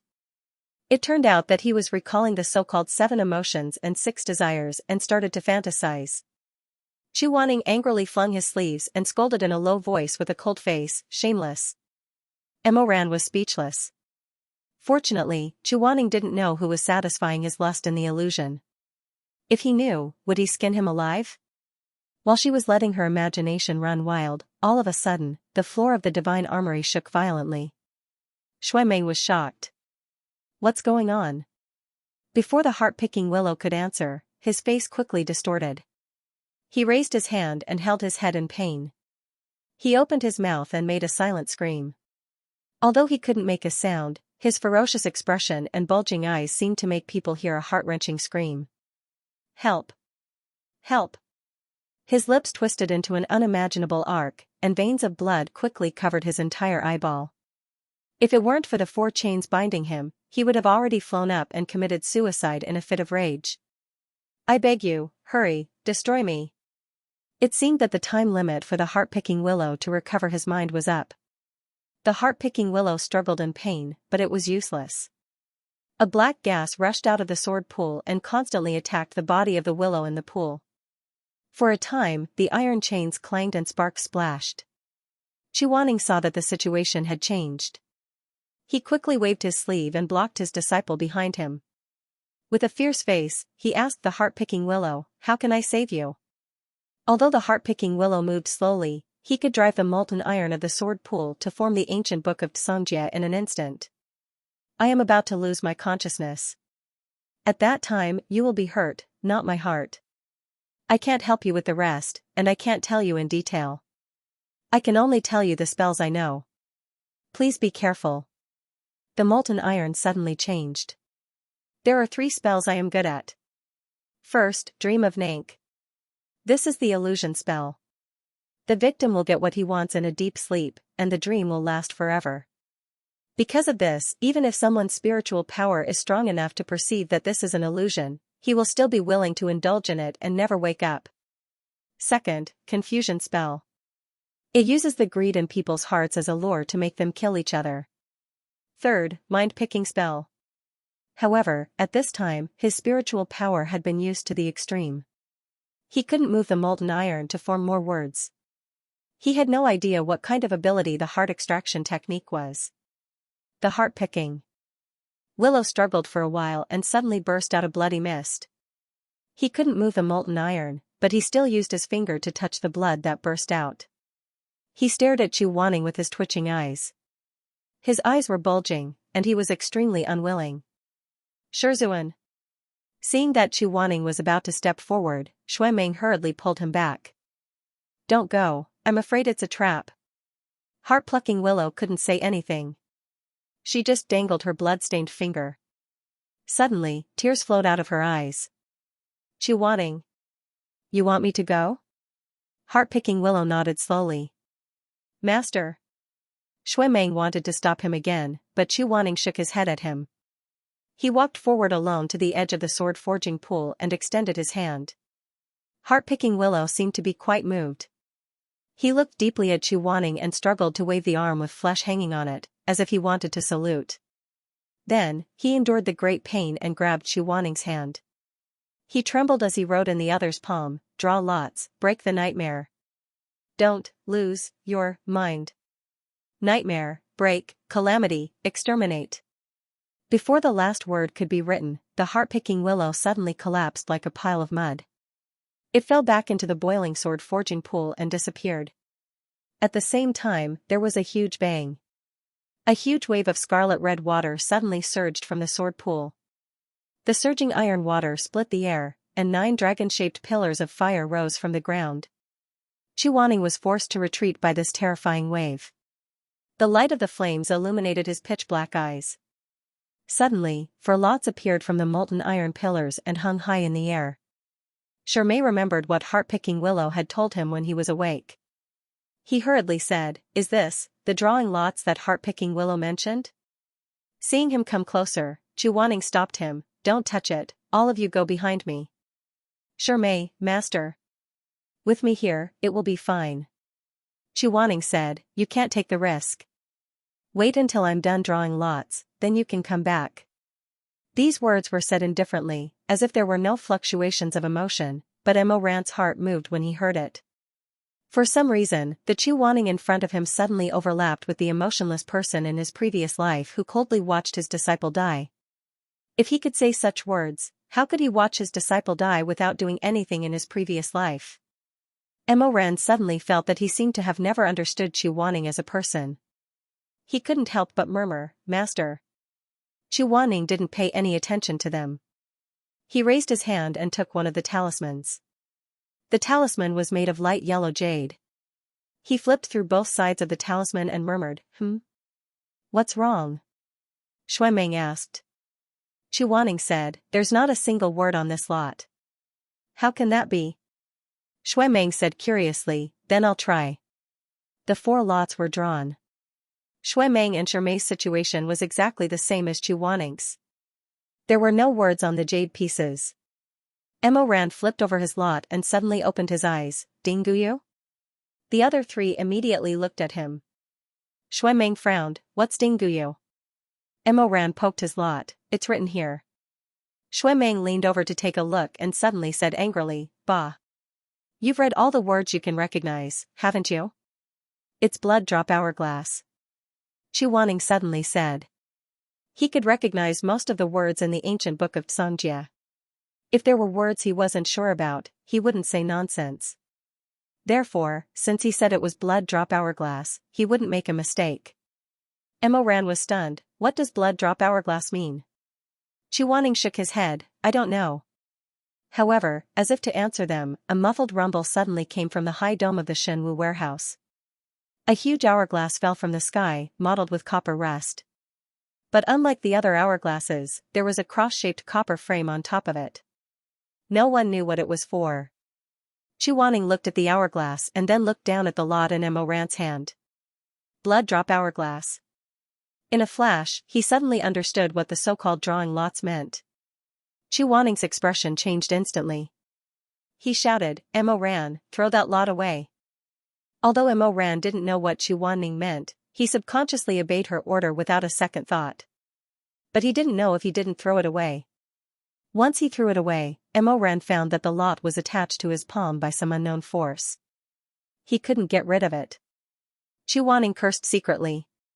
He rushed forward and was about to exchange his lot with Mo Ran's. Unexpectedly, the rusty copper hourglass suddenly stretched out dozens of sharp thorns and attacked Mo Ran. Get out of the way. Shizun. Shizun. In an instant, blood splattered everywhere. At the critical moment, Chu Wanning pushed Mo Ran away with his palm. The thorns were like arrows piercing through the forest, piercing Chu Wanning's flesh. Mo Ran was now in his youth form. Naturally, he couldn't withstand Chu Wanning's attack. He was pushed back and fell to the ground. But the sound of flesh tearing was so clear and terrifying. Shui Meng and Shermei's distorted voices were so sharp and piercing. It was impossible. How could it be? That was Chu Wanning. That was Chu Wanning who beat him and scolded him. That was Chu Wanning who, for his own power, cruelly watched as his disciple died in front of him. That was Chu Wanning who coldly said, bad character, hard to cultivate. That was. Mo Ran looked up. In the chaos, he saw that person's blood splattered 3 feet away. Sharp and dense thorns pierced through that person's back and came out from the front of his clothes. The thorns were precisely where he had received the ruthless blow from the ghost MC. Before the old injury healed, his fascia was torn again, and his flesh was mangled. That was Chu Wanning who used his own body to protect him in the coffin. Even when his body was pierced by sharp claws, he endured and didn't make a sound. That was Chu Wanning who hid under the stone bridge and secretly released a formation to shelter everyone from the wind and rain but didn't dare to show his face. That was Chu Wanning who, in his previous life, clumsily went to the kitchen to make sure May have the mood to eat after his death. That was the person he was most familiar with. That had a bad temper, a bad mouth, was afraid of bitter medicine, and coughed when eating spicy food. That was the person he often couldn't remember to care about. He gnashed his teeth in hatred, but he also felt that she was very pitiful. Chu Wanning. Wanning. Shizun. Mo Ran shouted hoarsely. He scrambled to get closer to Chu Wanning. Shizun. Your lot. Chu Wanning raised his trembling hand. His face was deathly pale, but his eyes were still fierce. Give it to me. In the palm he extended to Mo Ran, he spread out the blank lot he had drawn. Because of the pain, his arm trembled slightly, and he slowly raised it with difficulty. Chu Wanning's eyes were very bright, very determined, and covered with a layer of moisture. Quick, give it to me. Mo Ran didn't even have time to get up. He knelt and crawled to Chu Wanning. He looked at the horrifying wound that had flipped open his flesh and blood in bewilderment. No. Shizun. Shizun. Shui Meng and Shermei wanted to come over, but Chu Wanning seemed to have a resentful expression. He waved down a barrier, repelling the two of them. Then he shouted sternly, Heaven's Inquisition.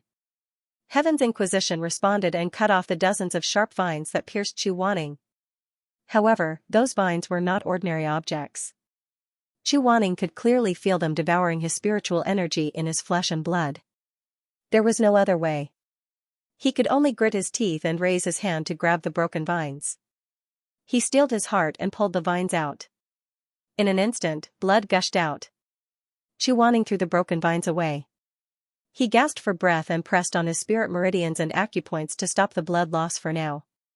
Then, he glared at Mo Ran with a pair of bright black eyes and said hoarsely, "Give it to me. Shizun. Give me your lot in exchange." "I'll give it to you," Chu Wanning said sternly. Mo Ran finally understood what the so-called blood-dripping hourglass meant. The ruthless method that the North Star set up 1,000,000 years ago was very similar to the method he used to torture Chu Wanning in his previous life. Sure enough, regardless of whether it was gods, devils, humans, or ghosts, when they were vicious, the idea of digging out one's heart was very similar. Blood-dripping hourglass. It was to use human blood to replace fine sand and flowing water, and pour it into the hourglass to measure time. When the human blood was drained, the time was up. In his previous life, when he was crowned as the Emperor Ta, didn't he use Chu Wanning as the hourglass? He wanted Chu Wanning to personally watch him step on the heads of the immortal sex, and wanted Chu Wanning's blood to run dry in front of him. However, in this life, before the North Star set up the blood-dripping hourglass, Chu Wanning was willing to take the initiative to exchange his lot for his own safety. He was willing to walk on the bronze rack for him. Mo Ran's heart was in chaos. He couldn't even think. How could this be? How could this be? The copper hourglass didn't hit its target and didn't bind its target. It waved its vines again, preparing for the second wave of attacks. Chu Wanning looked at him, and the light in his eyes trembled slightly. He was in so much pain that his face was pale. He panted slightly, "Mo Ran, you, listen to me. Hurry up and give it to me. Hurry up." Chu Wanning's face was as pale as fresh snow under the moon. "Don't tell me you want me to block the second wave of attacks for you? Master." The vines pounced on them again. Mo Ran raised his hand at that moment, and Chu Wanning reached out his hand without hesitation. Unexpectedly, just as their palms were about to touch, Mo Ran's eyes flashed with a bright light. He quickly retracted his hand and blocked the defenseless Chu Wanning behind him. At the same time, the second wave of vines arrived. Mo Ran met it head-on. The young man's body was instantly engulfed by the vines and pulled in front of the copper hourglass. Mo Ran. Dozens of willow vines coiled around him and tied him tightly to the cross. Mo Ran turned his face and glanced at Chu Wanning. His lips moved. Chu Wanning's eyes widened. Mo Ran's voice wasn't too loud, but he heard it clearly. There was no mistaking it. Mo Ran said, "Master, I'm really not. Bad habits are hard to change. So, can you not give up on me?" However, he couldn't say the second half of the sentence. In his previous life, he didn't say it. In this life, it was already too late. Whether Chu Wanning gave up on him or not, he didn't see it as important anymore. He just didn't want to owe this person anything. He was very stupid. He already couldn't figure out his feelings for Chu Wanning. He didn't want to be more confused because of this. In this life, Mo Ran thought, the only person he cared about was Shermay. The reason why he didn't want to exchange with Chu Wanning was because he didn't want to receive this person's kindness for no reason. He just didn't want. He didn't want to see Chu Wanning bleed dry again. He, Mo Wayu, wasn't a stubborn stone. The happiest thing in his life was that someone was willing to treat him well. If it was just a little bit better, he would be able to smile from ear to ear. If it was just a little bit better, then even if he had to die, he would be willing. In the midst of the dense vines, a dazzling sharp sword suddenly appeared. That sword looked like a divine weapon. Although it was simple and unadorned, there was a sense of heroism that hit the face. There were 2 ridges on the left and right. The teeth of the sword head were like thorns. The sword case was thin and narrow, inlaid with a relief sculpture of a bull's head and a dragon's body. The decorations were complex. The body of the sword flowed with a blue radiance. Mo Ran only had time to see the 2 words North Star on the sword. He didn't even have time to see the whole upper palace before this sword, which belonged to the god of weapons, pierced straight into his ribs. Blood flowed out in an instant, converging into an hourglass. At the same time, a curtain of water suddenly fell from the divine armory, separating Mo Ran and Chu Wanning from each other. Everyone was blocked by this sudden torrent. Shirmei shouted, "Mo Ran! Mo Ran!" The turbulent water veil obscured their vision, making it impossible for them to see Mo Ran's situation clearly. Chu Wanning tried to break through the water several times, but he was pushed back again and again by the violent current. In the end, his entire body was drenched. His dark brows pressed down on his anxious face, and his lips were pale and miserable. Chu Wanning said in a hoarse voice, "Mo Ran." His voice wasn't loud, but it was trembling badly. He didn't notice it himself, but Shirmei was suddenly shocked. He looked sideways at him, only to see that his usually calm and composed master was in a sorry state. His long and thick eyelashes were trembling, and there was a trace of uncontrollable concern in his expression. Seeing that he had called Tianwen over, his brows were full of ruthlessness, like a bowstring that was stretched to the limit. Shirmei felt uneasy. He pulled him back and shouted, "Shizun, don't go. You can't go in." Chu Wanning shook his hand and ignored him. His eyes were as sharp as a knife. He silently propped up a barrier and insisted on going forward. But the water curtain contained Xianxia's heaven and earth spiritual energy. Not only could it not be penetrated, but it was as sharp as 10,000 arrows, directly piercing into his muscles and bones. He was seriously injured before, and now he was hit by such a strong impact. He couldn't stand. Although he held his chest and tried to endure, he couldn't help it. He knelt down on one knee with a pale face. The wound on his back was torn, and bright red blood flowed out. Shirmei couldn't tell whether it was splashed water or tears on his face. He said miserably, "Shizun. Why did you do this?" "What do you mean, why did I do this?" "If the person behind the water curtain was you, or Shui Meng," Chu Wanning said sternly, "I would." He was in so much pain that he frowned and couldn't continue speaking. But at this time, a sword light suddenly came out from behind the water curtain. It tore the powerful barrier in half like cutting tofu. The sword light was unusually fierce, and the location was exactly where Shirmei was standing. Seeing that it was about to hit him, Chu Wanning suddenly waved his sleeves and used all his spiritual energy to set up a barrier to protect Shirmei. He used too much spiritual energy and coughed out a mouthful of blood. A high-pitched and clear male voice slowly rang out, reverberating in the divine martial library, "I am the god of war, Gochen Shanggong. You rascals trespassing into the Shen Wu forbidden area, how frivolous." Shui Meng shouted angrily at the sky, "Bullsh *T deity. Are your dog eyes blind? Are we trespassers? We were captured, take a good look." Shirmei said, "It's useless. This is his voice. He's not here. I think the fake Gauchen confused the heart-picking willow and made him think that we're trespassers with bad intentions." That voice continued, "In this world, those who are worthy of a divine weapon should understand what benevolence is, what tenacity is, what not to fall into illusions, and what not to lose one's mind. Since you're here, I'll test you. If you pass the test, you'll be fine, and the divine weapon will be presented to you. However, if you're selfish and don't have a strong mind, you're not fit to be the master of the divine weapon." Chu Wanning's bloody lips opened and closed as he said coldly, "What benevolence? Using people as blood drops, is this your so-called benevolence?" He knew that the Gauchen Shanggong couldn't hear him, but he was still angry.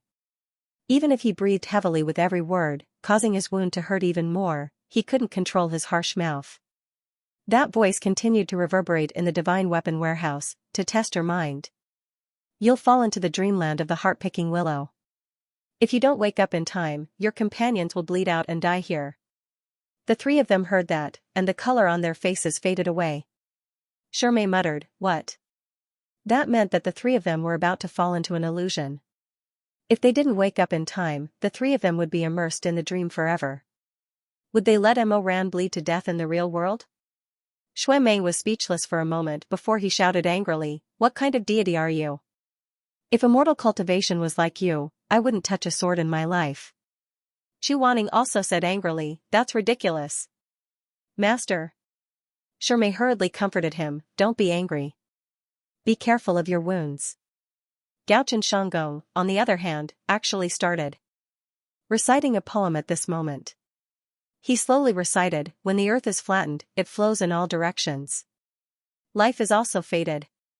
How can one sigh and sit back to worry and drink wine to ease one's self-loathing? It is difficult to raise a cup to break the song. If one's heart is not made of wood or stone, how can he not feel it? He swallowed his words and hesitated, not daring to speak. Shui Meng was about to faint from anger. What are you blabbering on about?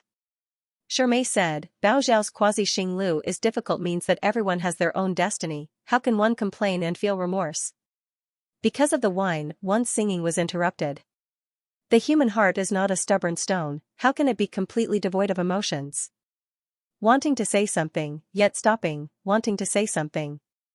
Gaochen Shanggong let out a long sigh and said, in this vast world, how many people are willing to give up their lifelong dreams just to help others? The world was filled with endless killing and wars. If Xinwu falls into the wrong hands, it will be my fault. How can I forgive myself for the sin of creating this weapon? All of a sudden, the divine armory dimmed. The fragments that were flying in the air also stopped moving. A layer of faint light slowly lit up on the dome.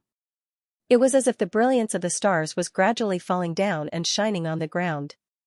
A voice murmured in the air, sleep.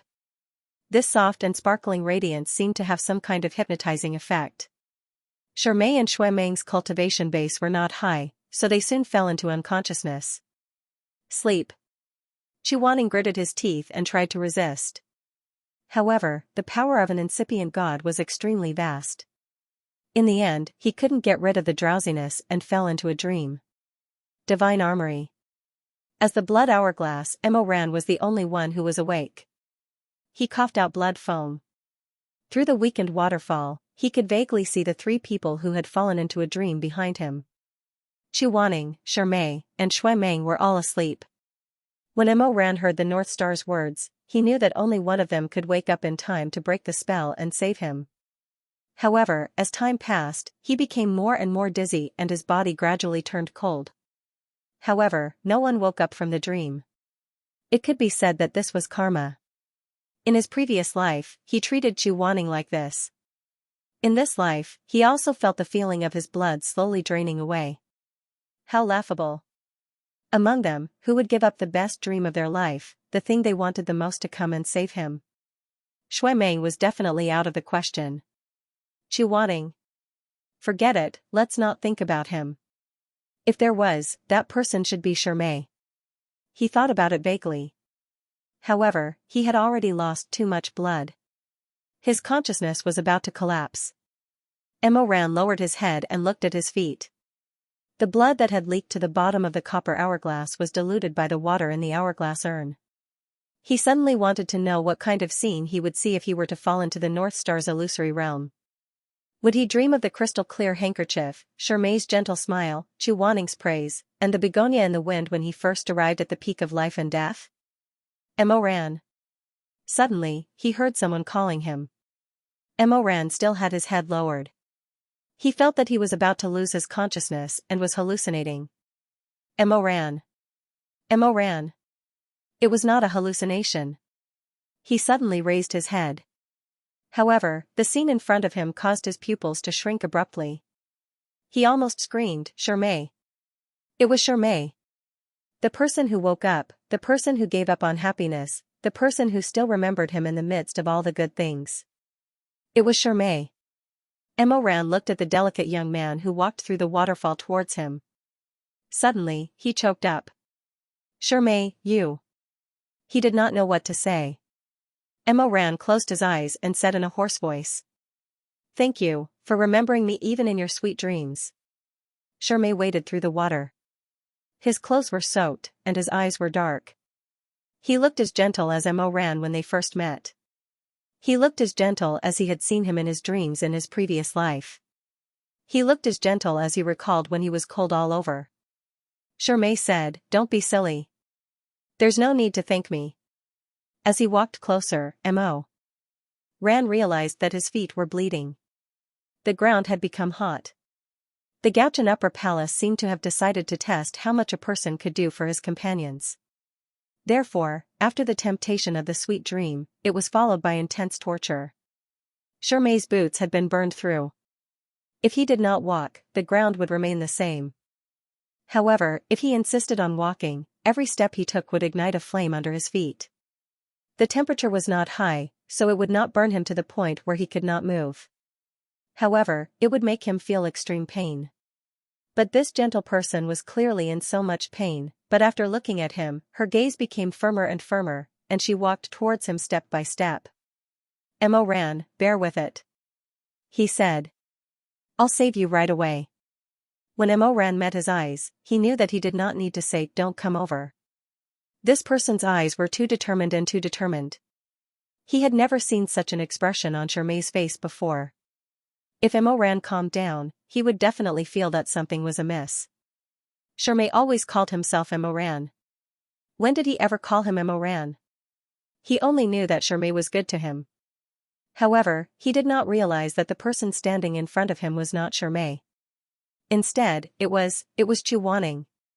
The last skill of the ancient willow was called heart plucking. The so-called heart plucking was the exchange of a person's soul. When Chu Wanning broke free from the dream and woke up, he realized that he had exchanged hearts with Shermei. Under the magic of the heart-plucking willow, his consciousness was transferred to Shermei's body. It was the same for Shermei. However, Shermei did not wake up. Therefore, he did not know that he had changed bodies. Chu Wanning did not have time to explain, and Mo ran, who did not know the truth, really thought that the person in front of him was Shermei. He felt that Shermei would definitely endure the pain and come over. It was just like how he could not forget Shermei's kindness even after experiencing death. People were very stubborn. But it was too cruel.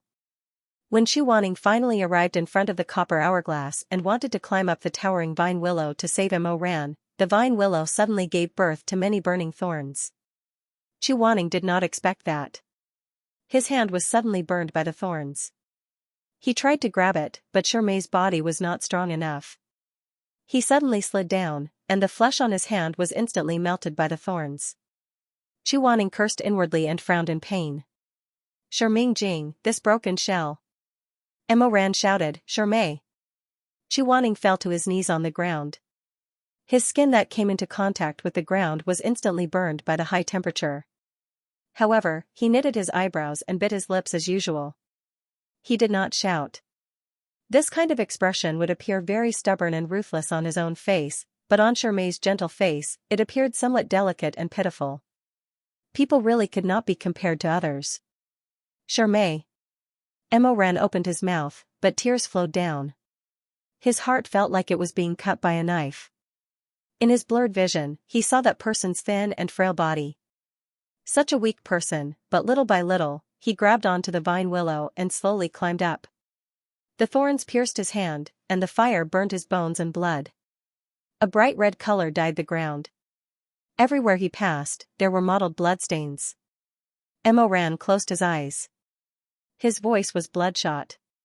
He said with a trembling voice, Shermei. Shermei. That person was very close. Mo ran saw a flash of pain in his eyes. He seemed to be in extreme pain. Even Mo ran's voice was a kind of torture to him. Therefore, although the person in front of him had a stubborn expression, his gaze could almost be called pleading. Don't call me again. Mo ran, wait a little longer. I'll save you now. Almost at the instant his voice fell, a tenacious light appeared in his eyes. It was like an unsheathed sharp blade. On that gentle face, it was indescribably beautiful. Chu Wanning's robes billowed as he leaped onto the copper hourglass. His face was already like a sheet of gold. He was tottering and on the verge of collapse. Besides still breathing, he was no different from a dead person. At that moment, Mo ran. Felt that it would be better for him to bleed out and die than to let him suffer like this. His throat was full of broken words, I'm sorry. Chu Wanning knew that this apology was not meant for him. He wanted to explain, but he glanced at the silver-blue Gaochen Shanggong sword. It was pierced between Mo ran's ribs. The spiritual energy of the vine vein might have come from this sword. He was worried that Mo ran would be shocked and hurt even more. Therefore, in front of Shermay, he asked, Mo Ran, do you trust me? I trust you. Without hesitation. Chuaning raised his eyelids and looked at him. He held the sword hilt. This sword was close to the heart. If something went wrong, Mo Ran would lose his life. Chuaning's hand was trembling. He held the sword but did not move. Mo Ran's eyes were still red, but he suddenly smiled. Shermay. Yes. Mo Ran said. Am I going to die? No. If I'm going to die, can you let me hug you? When he said this, he was very careful. His eyes were shining with moist light. Chuaning's heart softened. However, when he thought about how Mo Ran was looking at another person, this softness immediately froze. He suddenly felt like he was an insignificant clown on the stage. He was hidden behind the beautiful young man in green. No one noticed him. In this touching song, he was superfluous.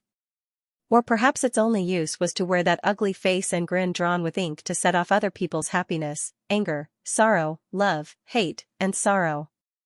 How ridiculous. Mo Ran did not know this.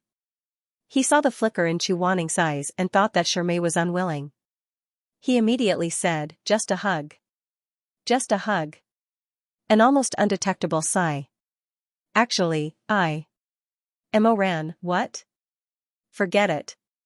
Chuaning said, it's nothing. He leaned over.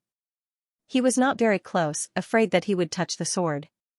Then he reached out and gently held Mo Ran's shoulder. He heard Mo Ran say in his ear, Shermay, thank you for waking up. Thank you for remembering me in your good dreams. Chuaning lowered his eyes. His eyelashes fluttered like butterflies. Then he smiled faintly, you're welcome. After a pause, he said, Mo Ran. Yes? Chuaning still felt like he was in a dream. He hugged him, stroked his hair, and sighed softly, do you know that if a dream is too good, it is often not real? After he finished speaking, his hug was like a dragonfly skimming the surface of the water. He left in an instant. Mo Ran looked up. He did not understand Shermay's meaning. He only knew that this small hug was the candy that Shermay gave him out of kindness. It was sweet and sour. When it rubbed against his tongue, there was a hint of bitterness. The moment the sword was pulled out, blood splattered like begonias that were blown away by a strong wind. Mo Ran felt a sharp pain in his heart. For a moment, he thought that he was going to die. His heart was filled with unwillingness. He suddenly blurted out, Shermay, I've always liked you very much. What about you? As the sword fell to the ground, the vines and willows scattered in an instant. The torrential waterfall from the sky stopped abruptly. The divine armory suddenly returned to silence. I've always liked you very much. What about you? His body had reached its limit. Mo Ran felt his vision suddenly turn black. The moment he fell, he was caught by a pair of hands stained with blood. He fell into Shermay's arms. Mo Ran did not know if it was an illusion, but he saw Shermay frown. He slowly closed his eyes. There seemed to be tears falling from his eyes. He seemed to hear Shermay say softly, me too. Mo Ran, exclamation point. It must be an illusion. Otherwise, why would Shermay still promise him when he looked so sad? I also, like you. His consciousness finally dissipated. Mo Ran fell into a coma. End of chapter 45. Don't forget to subscribe, like, and share the video to support the channel.